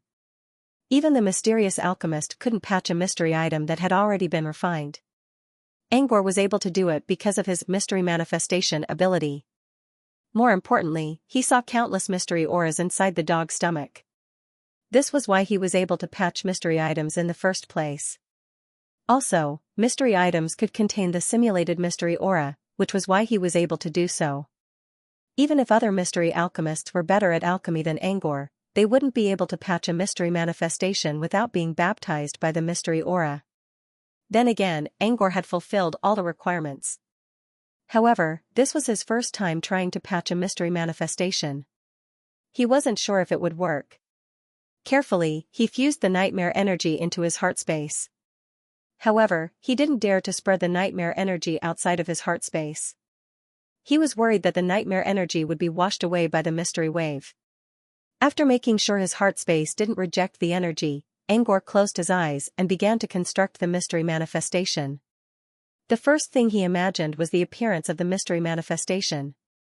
It was a morning glory. It looked like a morning glory, but there was a large sphere connected to the bottom of the flower, which was connected to two pipes. It was a material collecting device designed by Angor. The mouth of the morning glory could store objects from the outside world. The sphere was the core of the device, which was filled with special structures and pipes. Its main function was to separate the energy from the outside world by using the pressure difference between the energy sources. As for the pipes under the sphere, one of them was connected to the heart space to collect objects. The other was connected to the outside of the heart space to release the separated energy. The outside energy referred to the waves. After being separated, the waves would return to the sea of mirrors, while the objects would enter the heart space. Angor used a clever design to create a limited connection between the outside and the inside of the heart space. This was a small experiment before Angor built his hands and feet.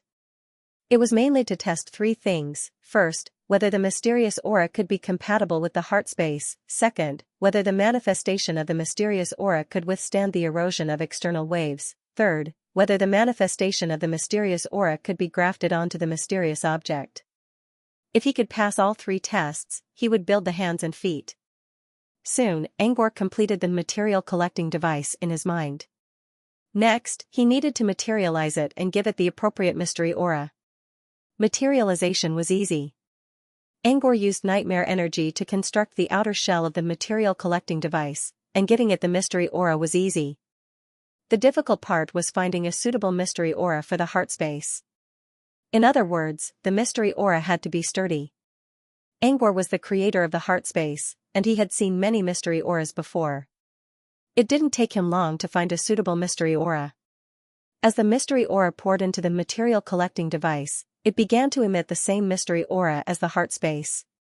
Laplace and Gleipnir also sensed the aura. However, since the aura was exactly the same as the heart space, they didn't think too much about it. They only thought that Angor was activating the mystery aura inside the heart wall. Several minutes later, the material collecting device finally took shape. This meant that Angor's soul manifestation alchemy was a success. However, this alchemy item didn't have any special functions. It only had the mystery aura outside and the material collecting device inside. But that was enough. Angor only needed to make sure he could complete the 3 tests. End of chapter. His first test was to see if the object collector was compatible with his heart space. The test was simple. He only needed to touch the object collector and the heart wall to see if their mystery auras rejected each other. If they rejected each other, it meant they were not compatible. Otherwise, it meant they were compatible. Angor took a deep breath and moved the object collector closer to the heart wall. At this moment, his heart was beating very fast. Although this step was simple, it was very crucial. This step was the prerequisite for all his plans. If something went wrong at this step, he would not need to do any more tests. Angor was very nervous. But, fortunately, the result was good. The object collector's mystery aura did not reject the heart wall. Because the object collector itself was a concept, it did not have a real entity. After it came into contact with the heart wall, not only did it not repel, it even successfully melted into the heart wall. That's fusion. Angor could not believe what he was seeing. His intuition told him that he had a high chance of success, but he did not expect it to go so smoothly. Yes, it went so smoothly. Angor thought that as long as the object did not reject each other, he would achieve a basic level of compatibility. Next, he needed to fine-tune the object's nature so that the object collector could fuse with the heart wall. But now, the object collector had completely fused with the heart wall without any fine-tuning. Angor could even make the object collector leave the heart wall and go outside with a single thought. This meant the test was not only successful, but also perfect compatibility. What did perfect compatibility mean? He did not need to do the second test. The second test was to see if the object collector could be grafted onto the heart space. The process was not important. The result was that the object collector must successfully fuse with the heart wall so that Angor could control the object collector while controlling the heart space. If he could control both at the same time with a single thought, the grafting would be a success. And now, the first test had already achieved this goal. The mystery object and the mystery energy on the heart wall merged perfectly.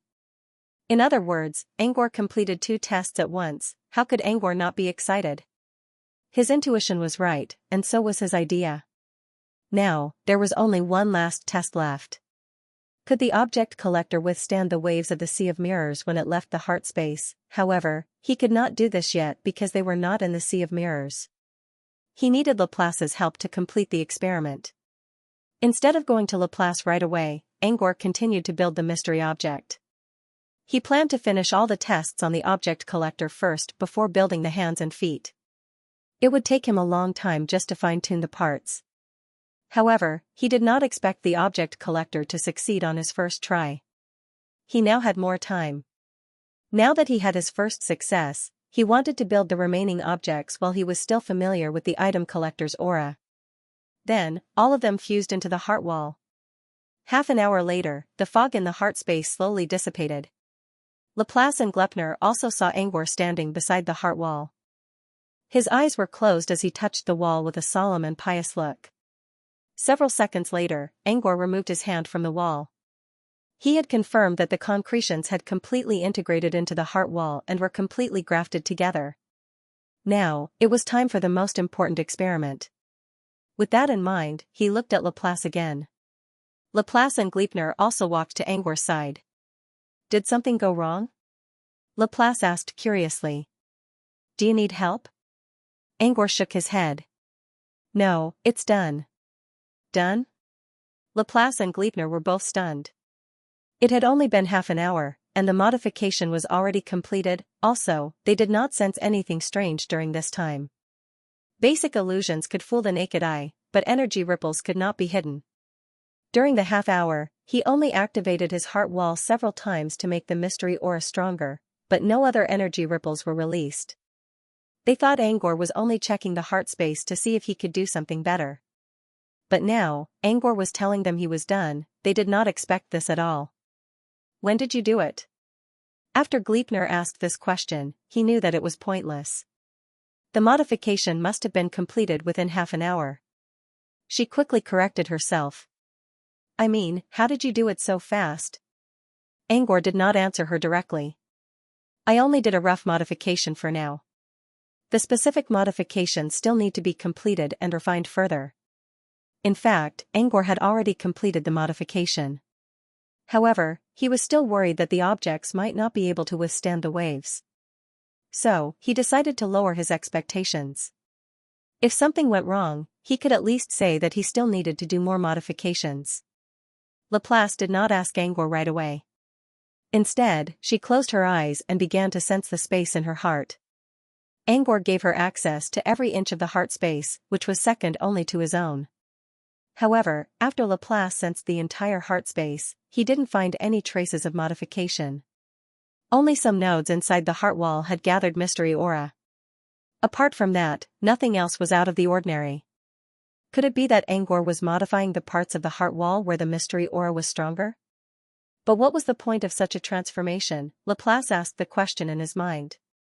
Here, these are your modifications? Laplace pointed at the nodes inside the heart wall where the mysterious aura was concentrated. Angor nodded. Yes. Laplace frowned. What's the point? Are the nodes some kind of rune? Let's take the test first. You'll know after that. The nodes were where Angor hid the mystery manifestation. However, because the aura of the mysterious manifestation was exactly the same as the aura of the heart wall, Laplace did not notice the difference.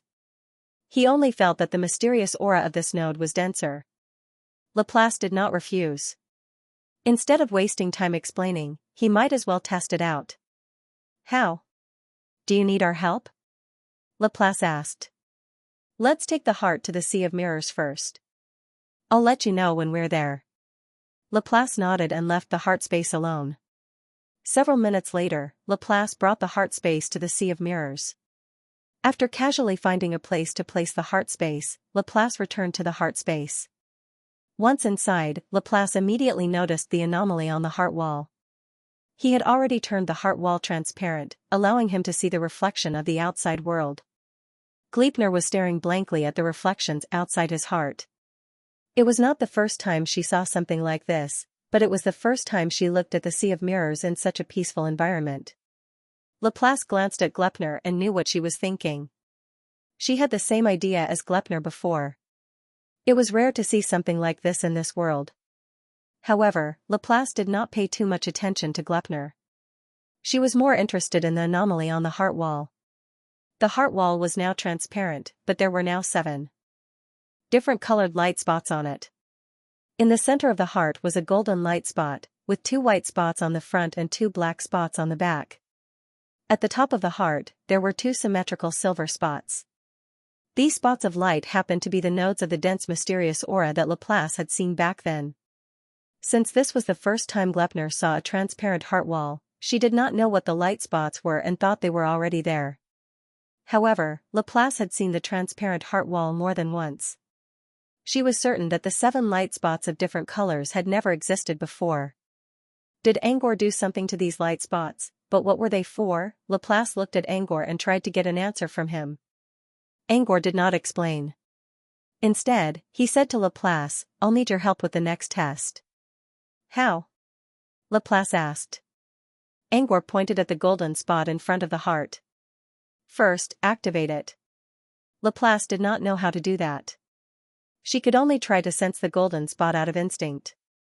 As Laplace extended his perception, he clearly sensed that as long as she willed it, the golden light spot could really be activated. However, her senses could not penetrate the golden spot, so she did not know what was inside. To prevent any mistakes, Laplace explained what she sensed. Are you sure this is how to activate it? Angor nodded. The activation method was set up by Angor. He could do it himself.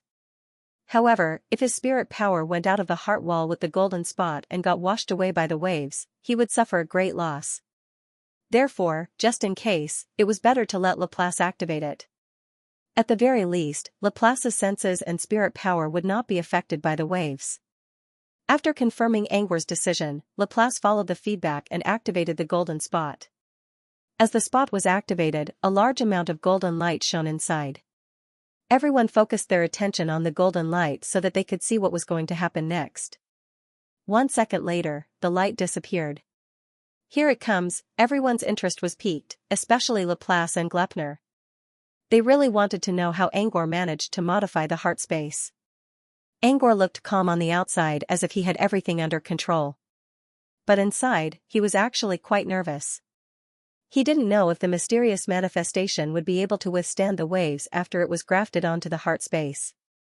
The moment the light dissipated, a dazzling golden morning glory bloomed in front of the heart. That's... Glepner was surprised. Morning glory? Laplace murmured. How could it be morning glory? And it was such a strange flower. There was a big ball connected to it, and there were 2 tubes on the ball. What kind of flower was that? What was the point of modifying a morning glory? Laplace looked at Angor in confusion and was surprised by what he saw. Compared to Laplace and Glepner's confusion, Angor's face was filled with excitement as if he had just found a treasure. Laplace did not have the ability to sense emotions, but she could tell from Angor's expression that the boy was excited and happy. Did all these positive emotions mean Angor's test was a success? But what kind of test was this?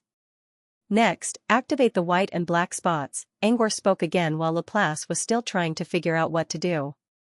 There are 2 white and 2 black spots each. 4 in total. You want to activate all of them? Angor nodded. All of them. Laplace did not understand Angor's idea, but she could tell from Angor's tone that he was excited. Without hesitation, Laplace activated 2 white and 2 black spots at the same time. The white spots were located at the front of the heart, while the black spots were located at the back. As the black mist and white light intertwined, a pair of forelimbs and a pair of hind limbs reached out from the front and back of the heart at the same time. The forelimbs and hind limbs looked very slender, like the legs of a spider. Not only did they have long legs, but they also had a very stable standing structure. However, there was an extra pouch on top of the 2 forelimbs, which looked like a Venus flytrap. There was no pouch on the hind limbs, which was the only difference between the forelimbs and the front limbs. Under Glepner and Laplace's shocked gazes, the 2 limbs exerted force at the same time, and the heart, which was floating on the sea, suddenly stood up steadily.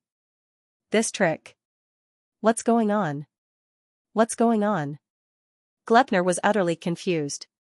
What the hell was this? How could there be something inside the heart? Was this the modification Angor talked about? Angor did not show any signs of shock, but he was already very excited. He could clearly see that the hands and feet of the heart were not affected by the waves at all. They even stood up steadily. The morning glory, or object collector, already proved that the manifestation of mystery could withstand the impact of the waves. However, the object collector was fixed, while the forelimbs had joints and could move. The meanings of the 2 mysterious objects were completely different. Now, Angor's front and back legs were able to withstand the waves and stand up. This meant that Angor's test was already half done. There was only one last thing left. Activate the black and white spots again. Make them move. End of chapter. Laplace didn't know what to do when she heard Angor's words. But as she sent her senses into the black and white nodes, she began to get some feedback. Laplace's eyes lit up. Following the feedback, she began to control her limbs. At first, Laplace could only lift her limbs up and down. She couldn't move them at all. This wasn't because it was difficult to control.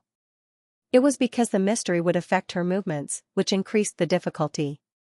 However, Laplace was immune to the mystery's interference since she spent a lot of time in sweet dream. About 5 minutes later, she took her first step.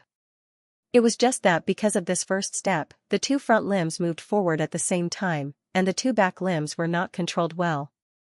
In the end, it only moved forward a small step before it lost its balance and fell on the reflection. Still, this was good enough. Someone who didn't know anything about mystery items would probably need a lot more time to learn how to control them. She made a huge mistake on the first step, but she still managed to do it.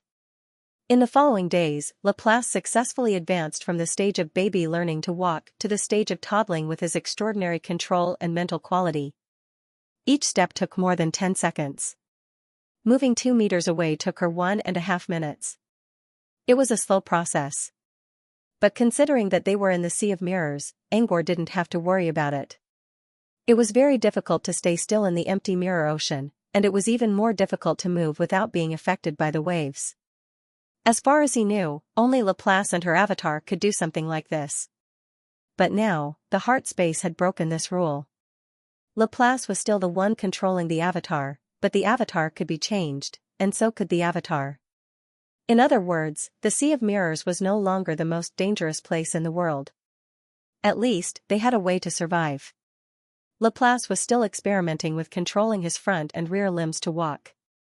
Simple walking could be learned in a short period of time, but it was very difficult for him to run fast. The mystery's influence would increase as one's senses went deeper. Even Laplace needed some time to get used to the mystery's interference while running. Angor didn't need to worry about the mystery or his interference. However, since he gave Laplace the right to do the test, he wouldn't interrupt the process. Going from standing to walking is already the biggest breakthrough. I'm sure you can walk to run, but you need some time to get used to it, Angor explained. As the manipulator, Laplace naturally understood this. Indeed, if we can walk, we can definitely run. It's only a matter of time. If it's just a test of mobility, it's already qualified. In that case, we'll put the black and white spots aside for now. Now, activate the silver spot. 2 symmetrical silver light spots were located at the top of his heart. Before they were activated, Laplace did not know what effect they would have. However, judging from the few activated light spots, Laplace already had an answer in his heart. She did not hesitate to activate 2 silver light spots at the same time. As the silver light bloomed, a pair of extremely dazzling wings unfurled from its curled body. It was like a flower bud blooming, full of shocking power. Furthermore, within this pair of white wings, there seemed to be a silver halo flowing. Just by looking at it directly, one could feel its brilliance and mystery. So it's wings.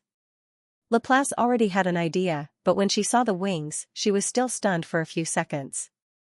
The movement of 4 limbs was already shocking enough. If the heart space could also fly above the Sea of Mirrors, it would be even more terrifying. Going from standing to walking was a process of complete transformation. From walking to flying, it was a qualitative change that was not inferior to being reborn. But could it really fly? There was no such thing as wind energy in the Sea of Mirrors. All energy would be slowly consumed in the Sea of Mirrors. The reason why tooth fairies could fly above the Sea of Mirrors was that they already had wings. Even so, they only dared to fly tens of meters above the ground. Only a few of them dared to enter the shadow mist. This was because the Sea of Mirrors would disturb the energy in the air. A careless mistake could easily drag a tooth fairy into the Sea of Mirrors and turn it into a hollow tooth fairy. It was very difficult for the heart space to grow a pair of wings and fly. Angor noticed Laplace's doubt, so he spoke in a low voice, "It's my first attempt. Let's see if it works." Laplace nodded and began to try activating the wings. The heart space had a shrinking property, which meant that the heart space did not look big from the outside. This also meant that the wings were not that big either. A single arm was only 72 centimeters long. Including the length of the wings and the distance between the heart and the wings were only about 1.5 meters. But this was only the data. If the heart was used as the core, the wings would be much bigger. If the heart was not shrinking, the wings would be more than 100 meters long. Therefore, when the wings flapped, it was quite a sight to behold. This was especially true when looking from inside the heart space. However, no matter how fast the wings flapped, the heart did not show any signs of flying. Several minutes later, Laplace shook his head. "I think it failed." After a pause, Laplace said, "However, the first 2 tests have been successful, which is already very surprising. The failure this time is nothing." "Oh right, I can understand that the front and back limbs are used for movement. Does the golden morning glory at the beginning have any special function? Is it some kind of emblem? He could tell that Laplace wasn't trying to comfort him. He really meant it. As for the sudden change of topic, although it was intentional, it was more because he really wanted to ask about the function of the morning glory. As far as Laplace was concerned, Angor's test only included movement, which was already done in the heart space. The wings test was only a side task. Compared to the failed wings, Laplace was more interested in the golden morning glory. I'll explain later. I want to try the wings. While speaking, Angor had already reached his spirit power into the heart wall. Laplace knew that Angor wanted to control the silver light himself. Laplace understood the researcher's unwillingness to give up. Therefore, she did not say anything and directly withdrew her perception. Meanwhile, Angor sent his spirit feelers into the light spot. Previously, he had already confirmed that once his mind power entered the mysterious manifestation, it would not be affected by the waves of the outside world. Therefore, he was not worried about his mind power being washed away. Very boldly, he directly controlled the mysterious manifestation. Soon, the wings in the outside world began to flap even more rapidly and rhythmically than when Laplace was controlling them. Why do I feel wind? Gleipnir muttered something and looked around. What's going on? Gleipnir muttered and looked around. Did I feel wind inside my heart space? But when he tried again, he could not find it. Was it an illusion? While Gleipnir was puzzled, Laplace said softly in his heart, it seems that he still hasn't given up. Gleipnir followed Laplace's gaze and saw the wings outside the heart wall moving so fast that they almost disappeared. Angor's control over the wings was much better than Laplace's. However, the wings still could not carry the heart space. They could not even move a bit. Still not giving up. Gleipnir shook his head and did not say anything. Angor could not hear the conversation between Laplace and Gleipnir, but he could already guess what they were thinking. Angor didn't mind because they were wrong about that. It was not that Angor did not want to give up. He just wanted to conduct a deeper test on the manifestation of mystery. Compared to the front and back limbs and the morning glory, the wings were a more complicated design. For example, moving was not difficult as long as the joints of the limbs were properly designed. Flying, on the other hand, required consideration of the external environment as well as the more complicated internal structure of the wings. If he could craft a pair of wings using alchemy, he would be able to complete the task in no time. However, the manifestation of mystery was not alchemy.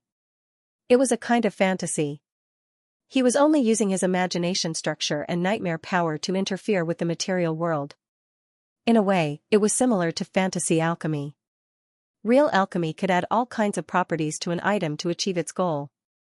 Fantasy alchemy, on the other hand, could only achieve alchemy effects by imagining the structure of an item. Imagining a structure was similar to the principle of a machine. All kinds of body parts were combined together through gears and chains to achieve a certain effect. Angor could not imagine a certain effect directly, so he had to try to simulate it in a roundabout way. In the end, the wings failed to fly, but Angor was not disappointed. Because, through this test, he had obtained his conjectures and also found his shortcomings. When designing the wings, he couldn't imagine that they were the manifestation of a mystery object that could fly. Therefore, his design was more practical. It was more like the body could fly. The heart and the wings were a complete body. The heart would act as an airbag, while the wings would act as a bearing structure.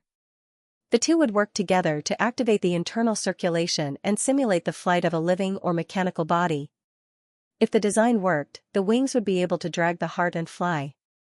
At first, he thought he was wrong about his theory of structure is king in fantasy alchemy. But during the experiment, he felt a breeze in his heart space. There was nothing wrong with the wind itself. After careful inspection, Angor found that it was caused by an error in the internal circulation of the wings. This made Angor very happy. This meant that his fantasy structure was useful. The wings did not fly this time. It was not a problem with the nature or the system. It was a mistake in the design. A mistake in the nature or the system meant that the structure of fantasy alchemy had to be completely destroyed. But if there was a mistake in the design, then there was room for correction. Angor also believed that it was normal. After all, it was his first time using a manifestation of mystery to create a mechanical structure. Maybe he could not make the wings into a single body. Maybe he had to use several auxiliary structures. Or maybe there was something wrong with the airbag and the internal circulation. Or maybe he had too few pairs of wings, and he could fly by adding more pairs of wings. Either way, it was fine as long as it could be fixed. Given enough time, he was confident that he could do it successfully. With this in mind, Angor did not feel too sad about the failure of the test. Next time, or the time after that, he was sure he would succeed. With confidence, Angor withdrew his spirit feelers. While doing so, he erased the manifestation inside the silver light spot and returned it to the wall of his heart. He would redesign it next time anyway. It was better to destroy the wings for now. On the other side, Laplace and Glepner also saw Angor erase the silver light spot. They weren't too surprised. It was normal for a failed product to be erased. Compared to the disappearance of the silver light spot, they were more surprised that Angor accepted the failure faster than they expected. Unwillingness to give up was a common problem for many researchers. They had seen too many similar situations, whether it was in the reflection or in Scholar Mirror C. However, it usually took a long time for a researcher to give up. Sometimes, it could even ruin a researcher's life. It was rare to see someone like Angor, who erased the test as soon as it was confirmed to fail. So you're going to test the morning glory next? They didn't ask Angor about the results so as not to irritate him. Laplace saw Angor looking at the flower, so she took the opportunity to ask. Angor nodded. Yes. But this time, we'll need more than just cooperation. We'll also need some luck. Luck? Laplace was puzzled. Angor nodded. Yes, it's luck. This is because the function of this morning glory is to collect objects floating in the empty mirror sea. To test the effect of the morning glory, Angor needed to find something in the mirror sea. But he didn't see anything around him. The ancient tooth fairy used the mirror sea as a place to restock, but it didn't mean there were goods everywhere. Ancient tooth fairy relied on the item-seeking relay method. First, they had to find an object, then use that object to search for other items. This method greatly increased the probability of finding something. Finding something floating in the mirror sea without using the item-seeking method required a lot of luck. End of chapter. Contrary to his expectations, finding the real object this time was not all about luck. Laplace had sent out hundreds of small, palm-sized figures to help him. These figures looked exactly like Laplace. They had long silver hair, green and yellow eyes, and looked as delicate as porcelain dolls. Even the disdainful look in his eyes was exactly the same, a complete replica of Laplace. The only difference was that these elf-like figures were much weaker than Laplace's. In terms of energy level, it was similar to the feedback from the shark-tooth scale. They were about the level of a level 2 or level 3 apprentice. Although their energy level wasn't high, these palm-sized figures could move with the waves in the empty mirror ocean. They moved with the waves and used this to expand their search area. In other words, Angor's heart space could only wander around the mirror sea to see if he could find anything. But now, with the help of these tiny figures, Angor now had an effective radar. This greatly improved his search efficiency. However, these palm-sized figures also had flaws. The smaller flaws were, their vision was short, they couldn't use energy in the empty mirror sea, which meant that they couldn't fly and could only go with the flow. The range of information that could be transmitted in the empty mirror sea would be greatly reduced. At most, it could only be transmitted within 10,000 meters of the center, which meant that Laplace couldn't control anything beyond 10,000 meters. However, these flaws could be made up for by the number of palm-sized people. Its real and biggest flaw was that it was not immune to the waves of the empty mirror sea. The tiny figures did not have memories, so the waves could not erase them. However, the waves could erase the energy inside them. Once the energy inside the tiny figure was exhausted, it would disappear for good. Normally, a tiny figure could only stay in the mirror sea for 3 to 5 minutes. The efficiency of the search was improved, but the improvement was limited. It only increased their chances of getting lucky. Luck was not the only factor, but it still depended on luck in the end. Under the constant consumption and banishment of the mirror spirit's clone, which was also the palm-sized person, half an hour later, they finally encountered a real object. It was a small book with a black cover. Angor quickly ordered his heart to move toward the booklet when he saw it through the tiny man's vision. Compared to Laplace's slow movements, Angor's movements were much smoother. The 4 limbs that were attached to his heart almost looked like real legs, which allowed him to move quickly.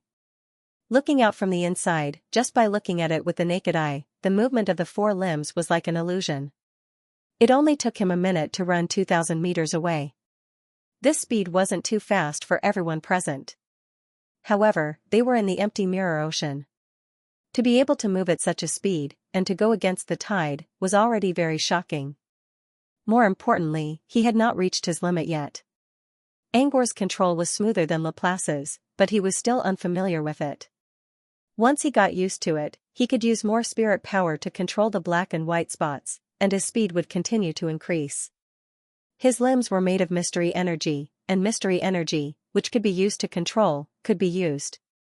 In the future, if more people could work together to control the black and white spots, they would be able to store more spirit power, which would increase their speed. Angor's current speed might not be fast, but it still had a lot of potential.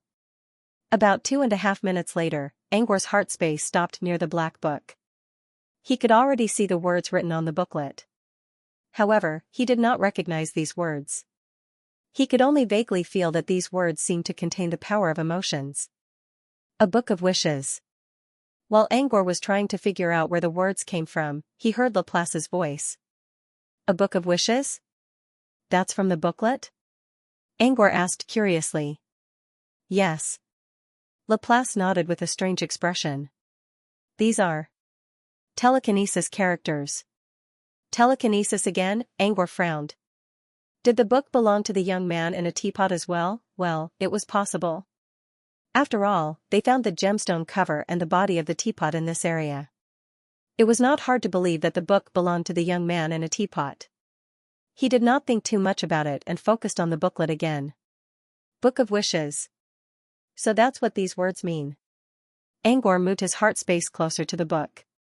I've never studied the Hanti language, but I heard that their characters have double meanings. The so-called double meaning could be understood as, a paragraph of text not only contained the meaning of the text itself, but also the meaning beyond the text. Generally speaking, the meaning of other than words referred to emotions. For example, someone could write a letter with such double meanings. When you ask your lover, "Are you still angry about what happened last time?" and your lover answers, "No." The no here could be used to confirm whether his lover was really not angry, or whether it meant I'm still angry in my heart, but I won't say it. You have to figure it out yourself. If you can't figure it out, we're finished. Double meanings could save a lot of communication costs. This was a unique writing system in the telekinesis realm. As long as someone wrote something with real emotions, they could sense it. It was the power of the mind. People from other worlds might think it was supernatural. But in fact, even mortals in the telekinesis realm could do something like this. Perhaps it was the soil of the telekinesis realm that gave birth to this kind of mental power. Yes. The characters in the telekinesis realm have double meanings. They haven't reached the supernatural level yet, but the double meanings contain the power of the mind. That's why the waves of the empty mirror sea will wash them away. One wave is all it takes, Laplace explained. But now, the power in this book hasn't been completely washed away after going through so many waves. I can only say that the power of the mind contained in the book has reached its limit. It's definitely at the supernatural level. That's very rare. Generally speaking, only words or languages that have evolved to 3 or more levels of meaning can reach the transcendent level. But this book only contains a few characters, and it already reached the supernatural level. It must be something special. That fits ancient Tooth Fairy's point of view. It's rare for something to show up in the empty mirror sea.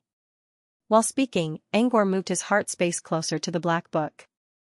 As he approached the book, the mystery power began to take effect.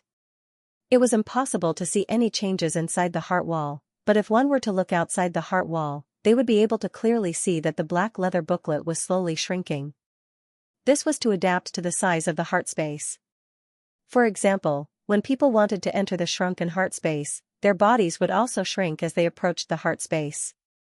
This kind of shrinkage was visible to the naked eye, but it didn't affect the shrunken body. For example, looking at the black leather booklet from the outside, it was shrinking. However, once it left the heart space, it would gradually grow bigger again. It looked like it had shrunk and expanded, but in fact, based on the black leather booklet, there was no change in its size at all. Strong observation didn't work on the heart space. After all, the heart space contained an illogical power, which was also a mystery power. As soon as the booklet entered the effective range of his heart, Angor began to manipulate one of the forelimbs. He slowly lowered his forelimbs, and the bag that looked like a Venus flytrap on the top of his forelimbs was opened. The black book was quickly washed into the bag. Next, the forelimb slowly rose from the water and pointed the bag at the stamen of the morning glory. The book slid down and entered the object collector. The whole process looked complicated, and it was complicated. However, this cumbersome process was mainly to increase the mobility when collecting the physical objects. The morning glory's first draft already had a fixed position, so it had almost no mobility when collecting objects.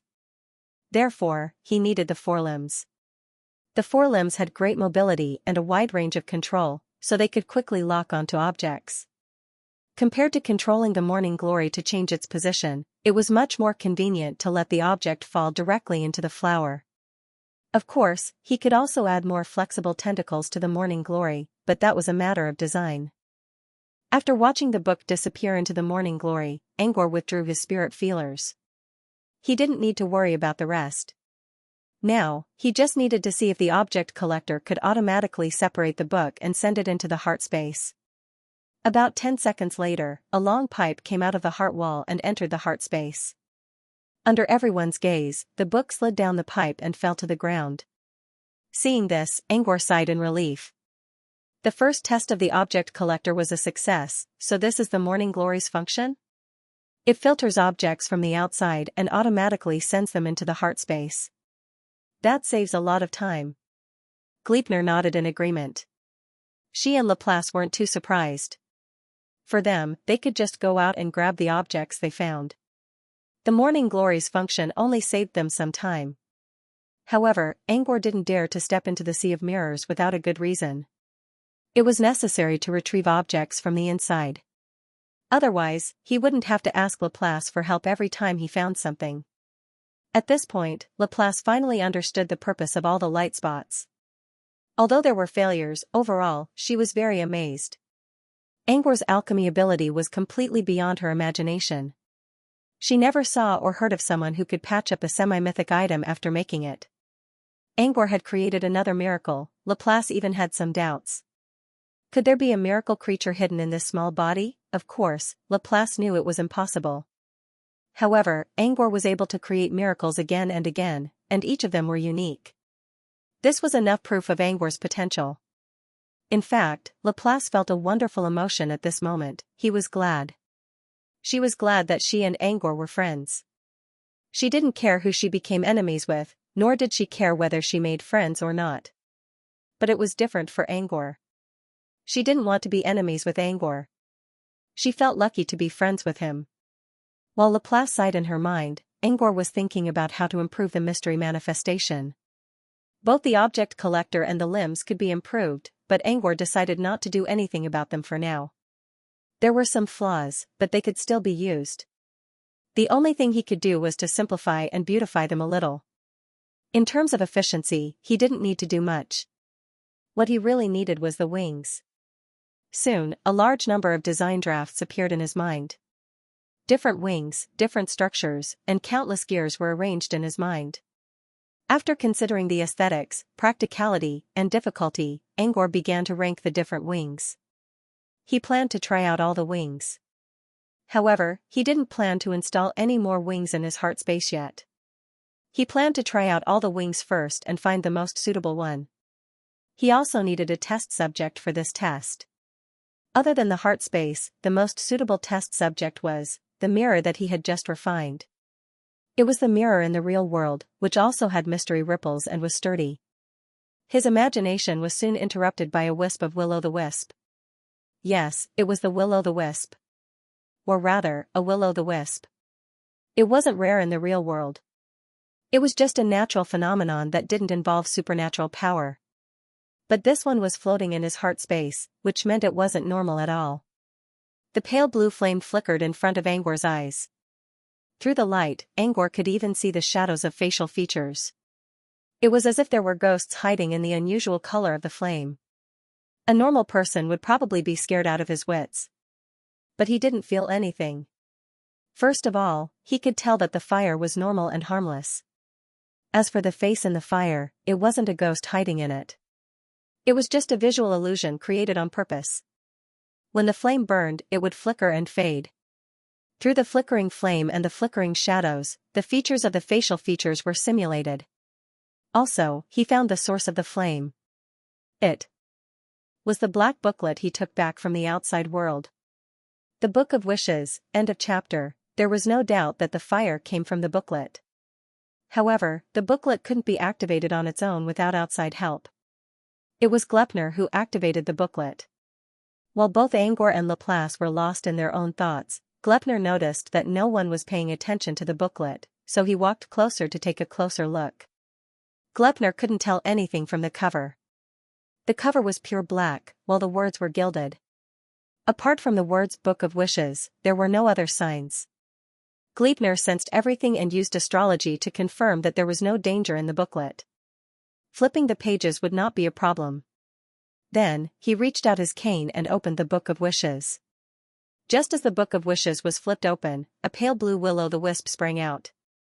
This was how the ghost fire was activated. Both Angor and Laplace snapped out of their thoughts and focused on the book. To be precise, the first page of the book was the one Glepner was looking at.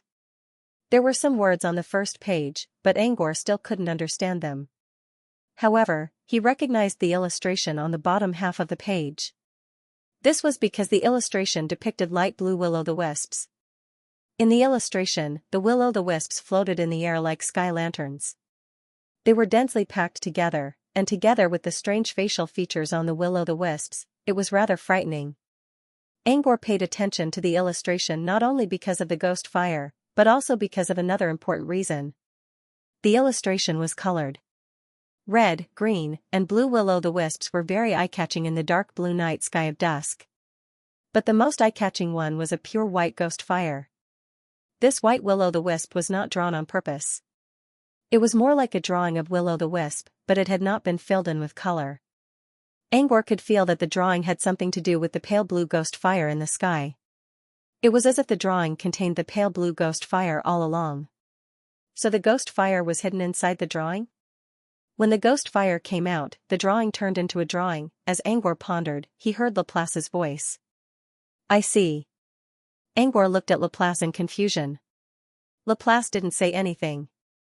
Instead, he walked to the blue ghost fire and flicked it with a finger. The ghost fire collapsed from the air as if it was hit by a great force. The ghost face became even scarier. However, it couldn't escape the fate of being destroyed. As the pale blue will-o'-the-wisp dissipated, a strange energy escaped from the will-o'-the-wisp. Finally, it returned to the illustration on the first page of the Book of Wishes. The ghost fire returned to the drawing and was dyed a pale blue again. The illustration was completed. There were no more blank spaces. Seeing this, Angor was sure that he was right. The will-o'-the-wisp came from the illustration. As for that strange energy, he sensed something similar inside the gemstone teapot before. It was telekinesis, no doubt. So, this is the will-o'-the-wisp that was summoned from the illustration through telekinesis? Is this booklet something similar to a magic scroll? Angor asked in a low voice. Laplace shook his head. No, it's different. Actually, I've mentioned this before. Did Laplace mention it before? Angor looked at Laplace and saw a strange expression on her face. Earlier, when they found the booklet, Laplace had the same expression on her face, which was quite strange. Angor considered and narrowed his eyes. Is this the strange object you mentioned before? Laplace nodded. Yes. It is a strange object. Angor was surprised as well. He remembered Laplace mentioning strange objects when she mentioned the realm of telekinesis. In Laplace's opinion, strange objects were the most interesting things about the realm of telekinesis. Angor thought the gemstone teapot was a strange object, but it turned out that it wasn't. Who would have thought that after going around in circles for a short while, a truly miraculous item would appear before them? A strange object is a materialization ability. So this booklet was created by a psychic? Angor wondered. Laplace nodded. Yes. The first page contains the general information about the psychic, as well as the rules he set for the book. Without hiding anything, Laplace began to explain the information on the first page one by one. The psychic did not record his real name on the book. He only called himself the astral attendant, the most loyal servant of the great wishing star. Next was a prayer to the wishing star, hoping that the wishing star would grant the book unlimited potential. Next was how the astral attendant set the rules for the book. The so-called rules were used to balance and restrict the creation of strange objects by a psychic. The psychic would grant special abilities to the strange objects. However, it was impossible to do so directly. The psychic had to set up the appropriate conditions. The simpler and harsher the conditions were, the higher the success rate of creating strange objects. However, the harsher the conditions were, the harder it would be to use the strange object. The simpler the ability, the weaker the power of the object. Therefore, it was a test of the psychic's choice. Of course, it also depended on talent. The more talented a psychic was, the more things they could take from the creation of strange objects, and the fewer things they had to give up. Also, the higher the level of the psychic would also gain some kind of bonus in the creation of strange objects. Generally speaking, every star level could create a strange object, including 0 stars. In other words, a 3-star concrete-type Psyche Master could concretize 4 mystical objects. Any more and it would be difficult to control. Other than that, there were also some hidden rules. For example, the higher the star level, the more powerful the strange object would be. However, in general, its compatibility would not be as high as that of a low star level. There were many types of strange objects. The more idealistic it was, the harder it was to create, but the more idealistic it was, the stronger it was. Other than the idealistic strange objects, the construction rules for other physical strange objects would definitely be hidden in the strange objects. This was also why the construction rules were written on the first page of the book, and so on. From this, it could be seen that in the world of psychic, the concrete type was a very complete system. It required the cooperation of objective laws, but also the restraint of subjective energy. The power of checks and balances was the essence of strange objects. This book also had a corresponding power of checks and balances, which were the rules. Book of Wishes. By making a wish in writing, you can obtain different abilities. Main rules: 1. Only one wish can be made on each page. 2. Every time you make a wish, you must describe the complete ability, the more detailed the better. 3. Only one ability can be used at a time. When using the ability, you need to turn to the corresponding page. 4. The more complex the ability, the more the release rules need to be drawn up separately on the page. 5. Abilities that need to be drawn up separately can only be used by the Star Guardian himself. First page, Deceiving Ghost Fire. Release a ghost fire that can only be used to scare people. It has a weak burning ability. There is no limit to its use. It can be used with psychic power. This page does not need to draw up a separate rule, just follow the main rules. Second page, Sorry Man-Eating Flower. Release a man-eating flower to attack. Can summon a maximum of 10 man-eating flowers per day. Restriction: 1. Every time before launching in attack, it will say sorry. 2. Can summon a maximum of 2 man-eating flowers at a time. If you say sorry to one man-eating flower, you don't have to say sorry to the other one. Third page, Forgiveness Holy Water. Create a bottle of holy water to assist in meditation. Can create a maximum of 3 bottles per day. Restriction rules: the right to create holy water can only be obtained when you are sincerely forgiven or forgiven by others. Fourth page, Ominous Earth Thorn. Release a powerful earth thorn. There is no limit to its use.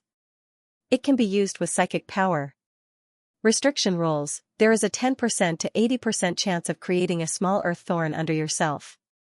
The more powerful the earth thorn released, the higher the chance of small earth thorns appearing. Fifth page, 10 minutes of golden touch. Sixth page, Can't go back through the wall. As Laplace turned the pages one by one, various abilities were displayed in front of everyone through the pages of the book. However, the use of these abilities would have some very strange restrictions set. The stronger the ability, the greater the restrictions. But to what extent the restrictions were, they did not know. After all the abilities of this wishing book needed to be activated with psychic power. Originally, there was still a lot of psychic power left in the wishing book, but it was almost washed away by the waves. The remaining psychic power also disappeared because the first page was opened and the ghost fire was summoned. Other types of energy could not activate the book. Also, only the astral guardians could use the ability to create a specific rule. Therefore, they could only look at the book's abilities but could not use them. However, they did not mind it too much. After all, although the abilities in this Book of Wishes seemed wonderful, in general, the effects weren't very good. Although the abilities in the Book of Wishes don't seem very impressive, the potential of this Book of Wishes is not bad. Laplace commented faintly before flipping to the first page of the Book of Wishes. Her gaze landed on the first page, where the astral attendant had written the most, wishing star. What's wrong? Gleipnir noticed Laplace's gaze. Laplace thought for a moment and said, I think I've heard about the wishing star before. There are similar legends in many civilizations. Even the wizarding world has legends about the wishing star. The wishing star you've heard of might not be the same as the one in the telekinesis realm. Laplace considered. I don't think the wishing star is a living creature. If it's not a living creature, then Angor is right. The star attendant claimed to be the servant of the great wishing star. Judging from this sentence, the wishing star was clearly a living being, and not a wishing star in concept. As for what kind of creature it was? It could be the codename of someone important in the telekinesis realm, or the name of some evil god. Evil god was because the people of Haunt World did not believe in true gods. They only believed in the power of telekinesis. If there was a belief in some kind of god, it was either a pretense or a foreign god. It was even possible that a powerful magus was behind all this. If the wishing star was the name of a god, then it was definitely an evil god. Still, he believed that the wishing star was a high-leveled psychic. The people of Haunt World had many different naming rules. It all depended on the culture of each place. However, no matter what the Haunt World's people's real names were, once they became psychics, they would have a codename. This was to make it easier for the psychic association of different countries to communicate with each other. For example, Granny Shikaku, Raven Man, and so on were all codenames. There were all kinds of strange codenames, which included both regional and cultural features. It was possible that a wishing star was one of them. Normally, the codenames of powerful people would refer to their abilities. If a wishing star was a codename, then the psychic's ability might be wishing? I can't be sure what the wishing star is for the time being. However, I can see some clues about this star attendant from this wishing book, Gleipnir said softly. As Laplace said, the wishing book had a lot of potential. The ability recorded in the book was nothing special, but according to the main law, the upper limit of this ability was extremely high. Of course, the higher the power, the more restrictions there would be. However, this was very common among mystical items, so it was not a big deal. The Book of Wishes could unlock more powerful abilities from low to high. This was the key, and also the reason why it had such high potential. To be able to create a wondrous item with such potential, it could be seen that the Astral Guardian's potential was definitely not low. However, potential was potential. It was another matter if the potential could not be used. This wishing book had only recorded 15 pages, and it had not yet unlocked a powerful ability. This also meant that the strength of the Astral Guardian was not strong. It was definitely not a high-star psychic. Looking at the ability on the first page of this wishing book, Deceive Will-o'-the-Wisp. This ability was almost non-existent. Will-o'-the-Wisp, which had no lethality, was at most used to deceive the audience in the circus. Any psychic with a little bit of ambition would not record such an ability. Judging from this ability, it was certain that this wondrous item should be the first wondrous item of the Astral Guardian. It was an introductory work. Combined with other abilities similar to Midas Touch, Wall Passing, and so on, as well as various information, it could be inferred that the Astral Guardian was not rich, weak, and a little clever. It did not have a strong background, and it preferred to deceive people from the side rather than fighting them head-on. The only thing that could be said was that it was a psychic with potential. Its strength should be a one-star psychic. And the most important thing was that this astral guardian should be the young man in the pot they had discovered before. The previous inference belonged to profiling, and the last conclusion was discovered by Gleipnir through astrology. According to Gleipnir, the residual psychic aura on this wishing book was exactly the same as the psychic information left in the body of the young man in the pot. There was a high probability that this young man in the pot was the astral guardian. Of course, it was impossible to give a clear answer at the moment. After all, astrology was only a kind of grasp in the dark and could not be used as evidence. However, it was not difficult to come to a conclusion. There was a rule in the wishing book: the ability to formulate rules separately can only be used by the astral guardian himself. Whether the young man in the pot was the astral guardian or not, they would know when they had the opportunity in the future to let him use this wishing book. If he could use the ability after the second page, then he would undoubtedly be the astral guardian. End of this chapter. As a matter of fact, Angor didn't really care whether the boy in the pot was a celestial attendant or not. He was more interested in the wondrous items. He wasn't referring to the Book of Wishes, but to the system of magical objects behind the Book of Wishes. Before this, Angor didn't care much about wondrous items because he never saw them with his own eyes. He couldn't tell whether they were beautiful, ugly, good, or bad. But when he saw the wondrous items with his own eyes, he couldn't help but feel astonished. The abilities recorded in the Book of Wishes weren't powerful, but there were so many of them. There were direct attacks, indirect attacks, crowd control, support, and even potion production, and these abilities were all combined by the Book of Wishes.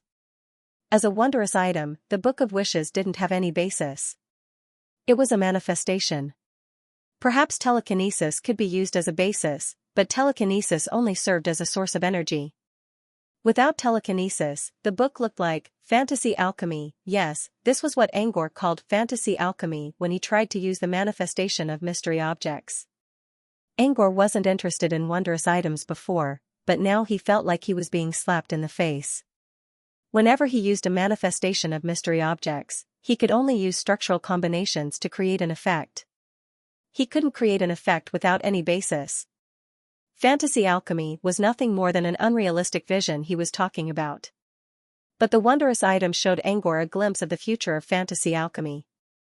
If he could combine the manifestation of mystery objects with a similar ability, or even create something similar to the manifestation of mystery objects, would he be able to create some special effects without any basis? If this idea was true, then this would undoubtedly be the right path for fantasy alchemy. Of course, Angor also knew that fantasy alchemy couldn't replace real alchemy. However, this kind of cheat-like ability that could add footnotes or fill in the gaps of mysterious items would definitely play a huge role in the future when he truly approached and explained mysteries. Angor's eyes lit up as if he saw a beautiful world waving at him. No, someone was waving at him. What's wrong? Out of instinct, Laplace reached out a hand and waved at Angor when he saw Angor's dazed, bright eyes. Angor shuddered. He quickly regained his composure and calmed himself down. It's nothing. I'm just thinking about something wonderful. A miraculous object of thought? Laplace handed the book to Angor. Is it something else? Not just a book of wishes? Angor nodded and took the book. Laplace played with his hair and speculated, did you associate it with alchemy? Angor chuckled. Sort of. I have some ideas about the system of mystical objects. Perhaps it can be integrated into alchemy. Do you think ancient Tooth Fairy has the knowledge to build such a system? Laplace shook his head. I don't know. However, even if there is, I don't think that knowledge is suitable for you. Why? Laplace said, I don't know how curious you are about these wonderful things, nor do I know how far you want to go to study them. But if you really want to learn something about alchemy from them, you won't get the answer you want in the mirror realm or the wizarding world. You mean, to go to the haunt world? Laplace nodded. Yes. You need to experience the laws of the haunt world and learn how to create mystical objects. Only then can you understand what a mystical object is. The knowledge you find in the mirror realm or the wizarding world is only knowledge. It doesn't touch the essence of another world. When I told you about mystical objects, you weren't interested in them. But when you really see the wishing book, you will have a new understanding. It's the same thing. Angor understood what Laplace meant. The knowledge he learned in the wizarding world was based on the laws of the wizarding world. Even if he only focused on training, the knowledge would still be inside him. However, the knowledge from another world was different. You might think you understood it, but it was only your imagination. In order to truly understand it, you had to overcome the unfamiliarity of the knowledge. Either they had accumulated a certain amount of knowledge and could analyze every aspect of the other world's knowledge from a strategic perspective. Or you had to go to another world and see what the knowledge really looked like. Angor didn't think he had reached the former. Moreover, in order to reach the former realm, one would need to truly experience all kinds of worlds and have a lot of experience. Only then would one be able to analyze from a strategically advantageous position. Angor couldn't do that. If he wanted to truly understand the essence of a mystical object, he had to go to the land that gave birth to it. If he wanted to modify it and use it for his own use, he had to understand it and practice it himself. Therefore, Laplace suggested that if Angor really wanted to learn more about mystical objects, the best way was to go to the telekinesis realm. Angor understood this, but he had a lot of things to do right now. He had to deal with the tidal realm and germinal organization, the upcoming invasion of Mahogany Theater, and the secret expansion of Heartbreak Realm near Brood Cavern. Brood Cavern had to deal with all of these. Besides, the tidal realm and Heartbreak Realm were closely related to Angor. He couldn't just leave whenever he wanted. Besides, these were only some of the things he had to do. There were many other things he had to consider. The tea party was about to begin, and the new city in the dream wasteland needed his support. Even if he didn't have to show up in public, he still had to make some arrangements, including the search for love affairs. There were also things like exploring Grea's body in the Nightmare Realm, establishing diplomatic relations with Dark Castle, and holding a press conference for the R&D department. Of course, he could choose to ignore most of them. After all, he didn't really have to do anything except for the press conference. However, there was one more important thing for Angor to do, and that was to settle down. He could do all the things mentioned above while he was meditating. That way, he wouldn't waste any time. However, there was a prerequisite: he couldn't leave the wizarding world for now. You can't leave the wizarding world for now? Laplace didn't know why Angor couldn't leave the wizarding world for now. But since Angor already mentioned it, there was no need to ask. If that's the case, you can consider creating a clone. Laplace meant that Angor's main body would stay in the wizarding world while his clone would go to the telekinesis realm. Laplace wasn't saying this for no reason. She had seen countless reflections of the wizarding world, and she also saw many wizards creating clones. For example, some alchemists would create a clone to study in an art school opened by mortals, because they didn't like aesthetics or designs. Some would even go to other worlds to study different styles of aesthetics.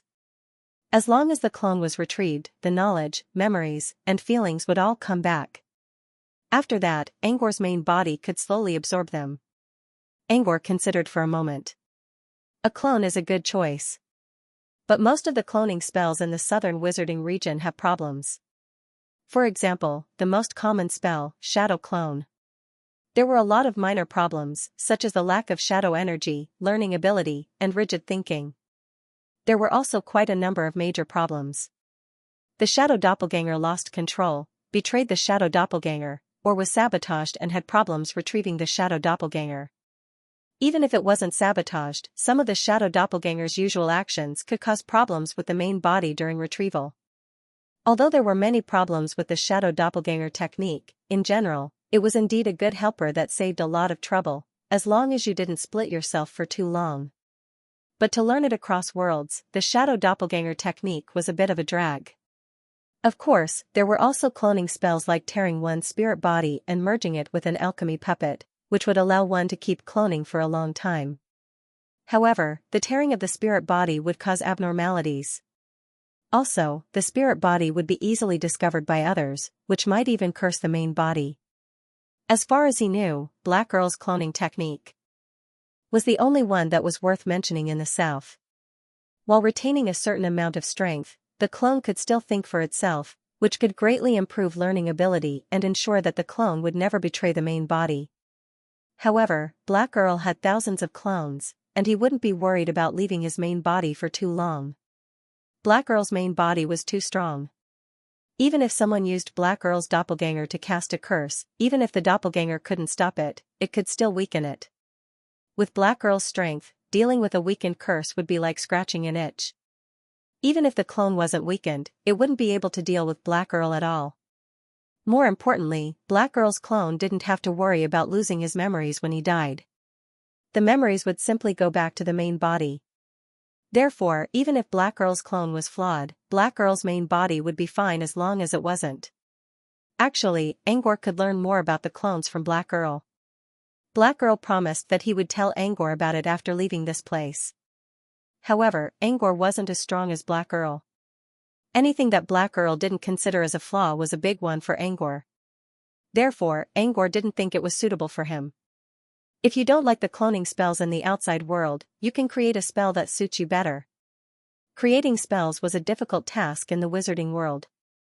The more powerful a spell was, the harder it was to create one. Whenever a new path or spell was created, it might even trigger some strange phenomenon. This was how difficult it was to create a new spell. Laplace didn't seem to care much about it. This was mainly because the wizarding world was different from the mirror realm. The mirror domain's energy was aggregation energy, which was a type of energy with greater activity. It was much easier to create new abilities. However, this also made it more difficult to use the mirror domain ability in some worlds filled with inert energy, and the suppression was also greater. Primal mana in the wizarding world was an inert energy. It was harder to create, but it also had less of an effect on other worlds. Laplace could easily create many new abilities in the mirror realm, but it was different in the wizarding world. However, Angor didn't refute Laplace's words. Create. He narrowed his eyes. His silent inspiration gushed out like a fountain, bringing new ideas to his mind. His new ideas slowly turned into a jumbled picture that he could understand.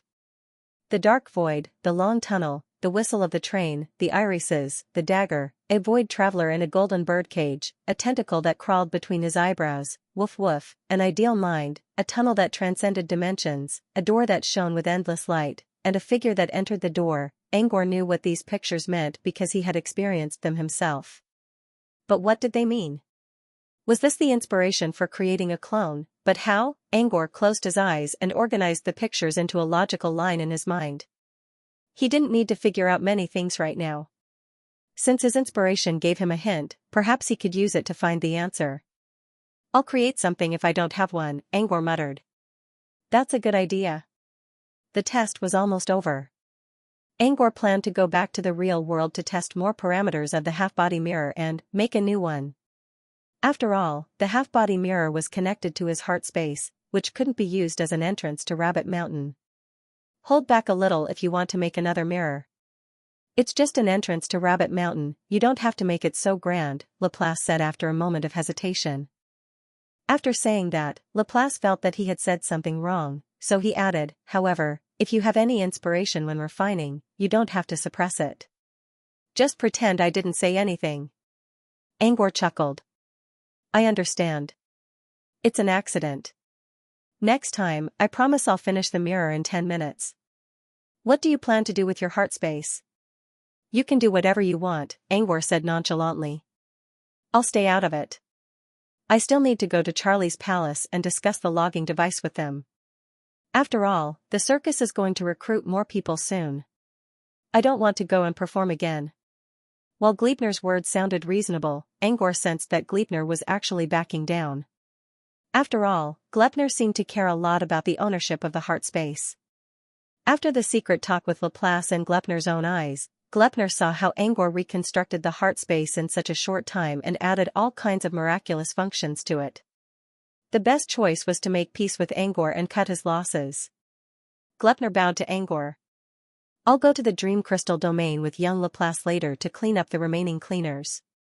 With that, Gleipnir left the heart space. Only Angor and Laplace were left in the heart space. Laplace was silent for a moment. Leave the heart space to me for now. Before you find someone more suitable, I will try to use the mirror spirit doppelganger to control the heart space and search for more objects in the empty mirror sea. Thank you so much, said Angor. Angor paused for a moment before he added, by the way, I'm going to test the half-body mirror on the outside. It might affect the heart space. Laplace didn't know what to say. Angor didn't explain how, but Laplace had a feeling that Angor would bring new changes to the heart space. Maybe it was a surprise, or a scare. End of chapter 2989. Don't forget to subscribe, like, and share the video to support the channel.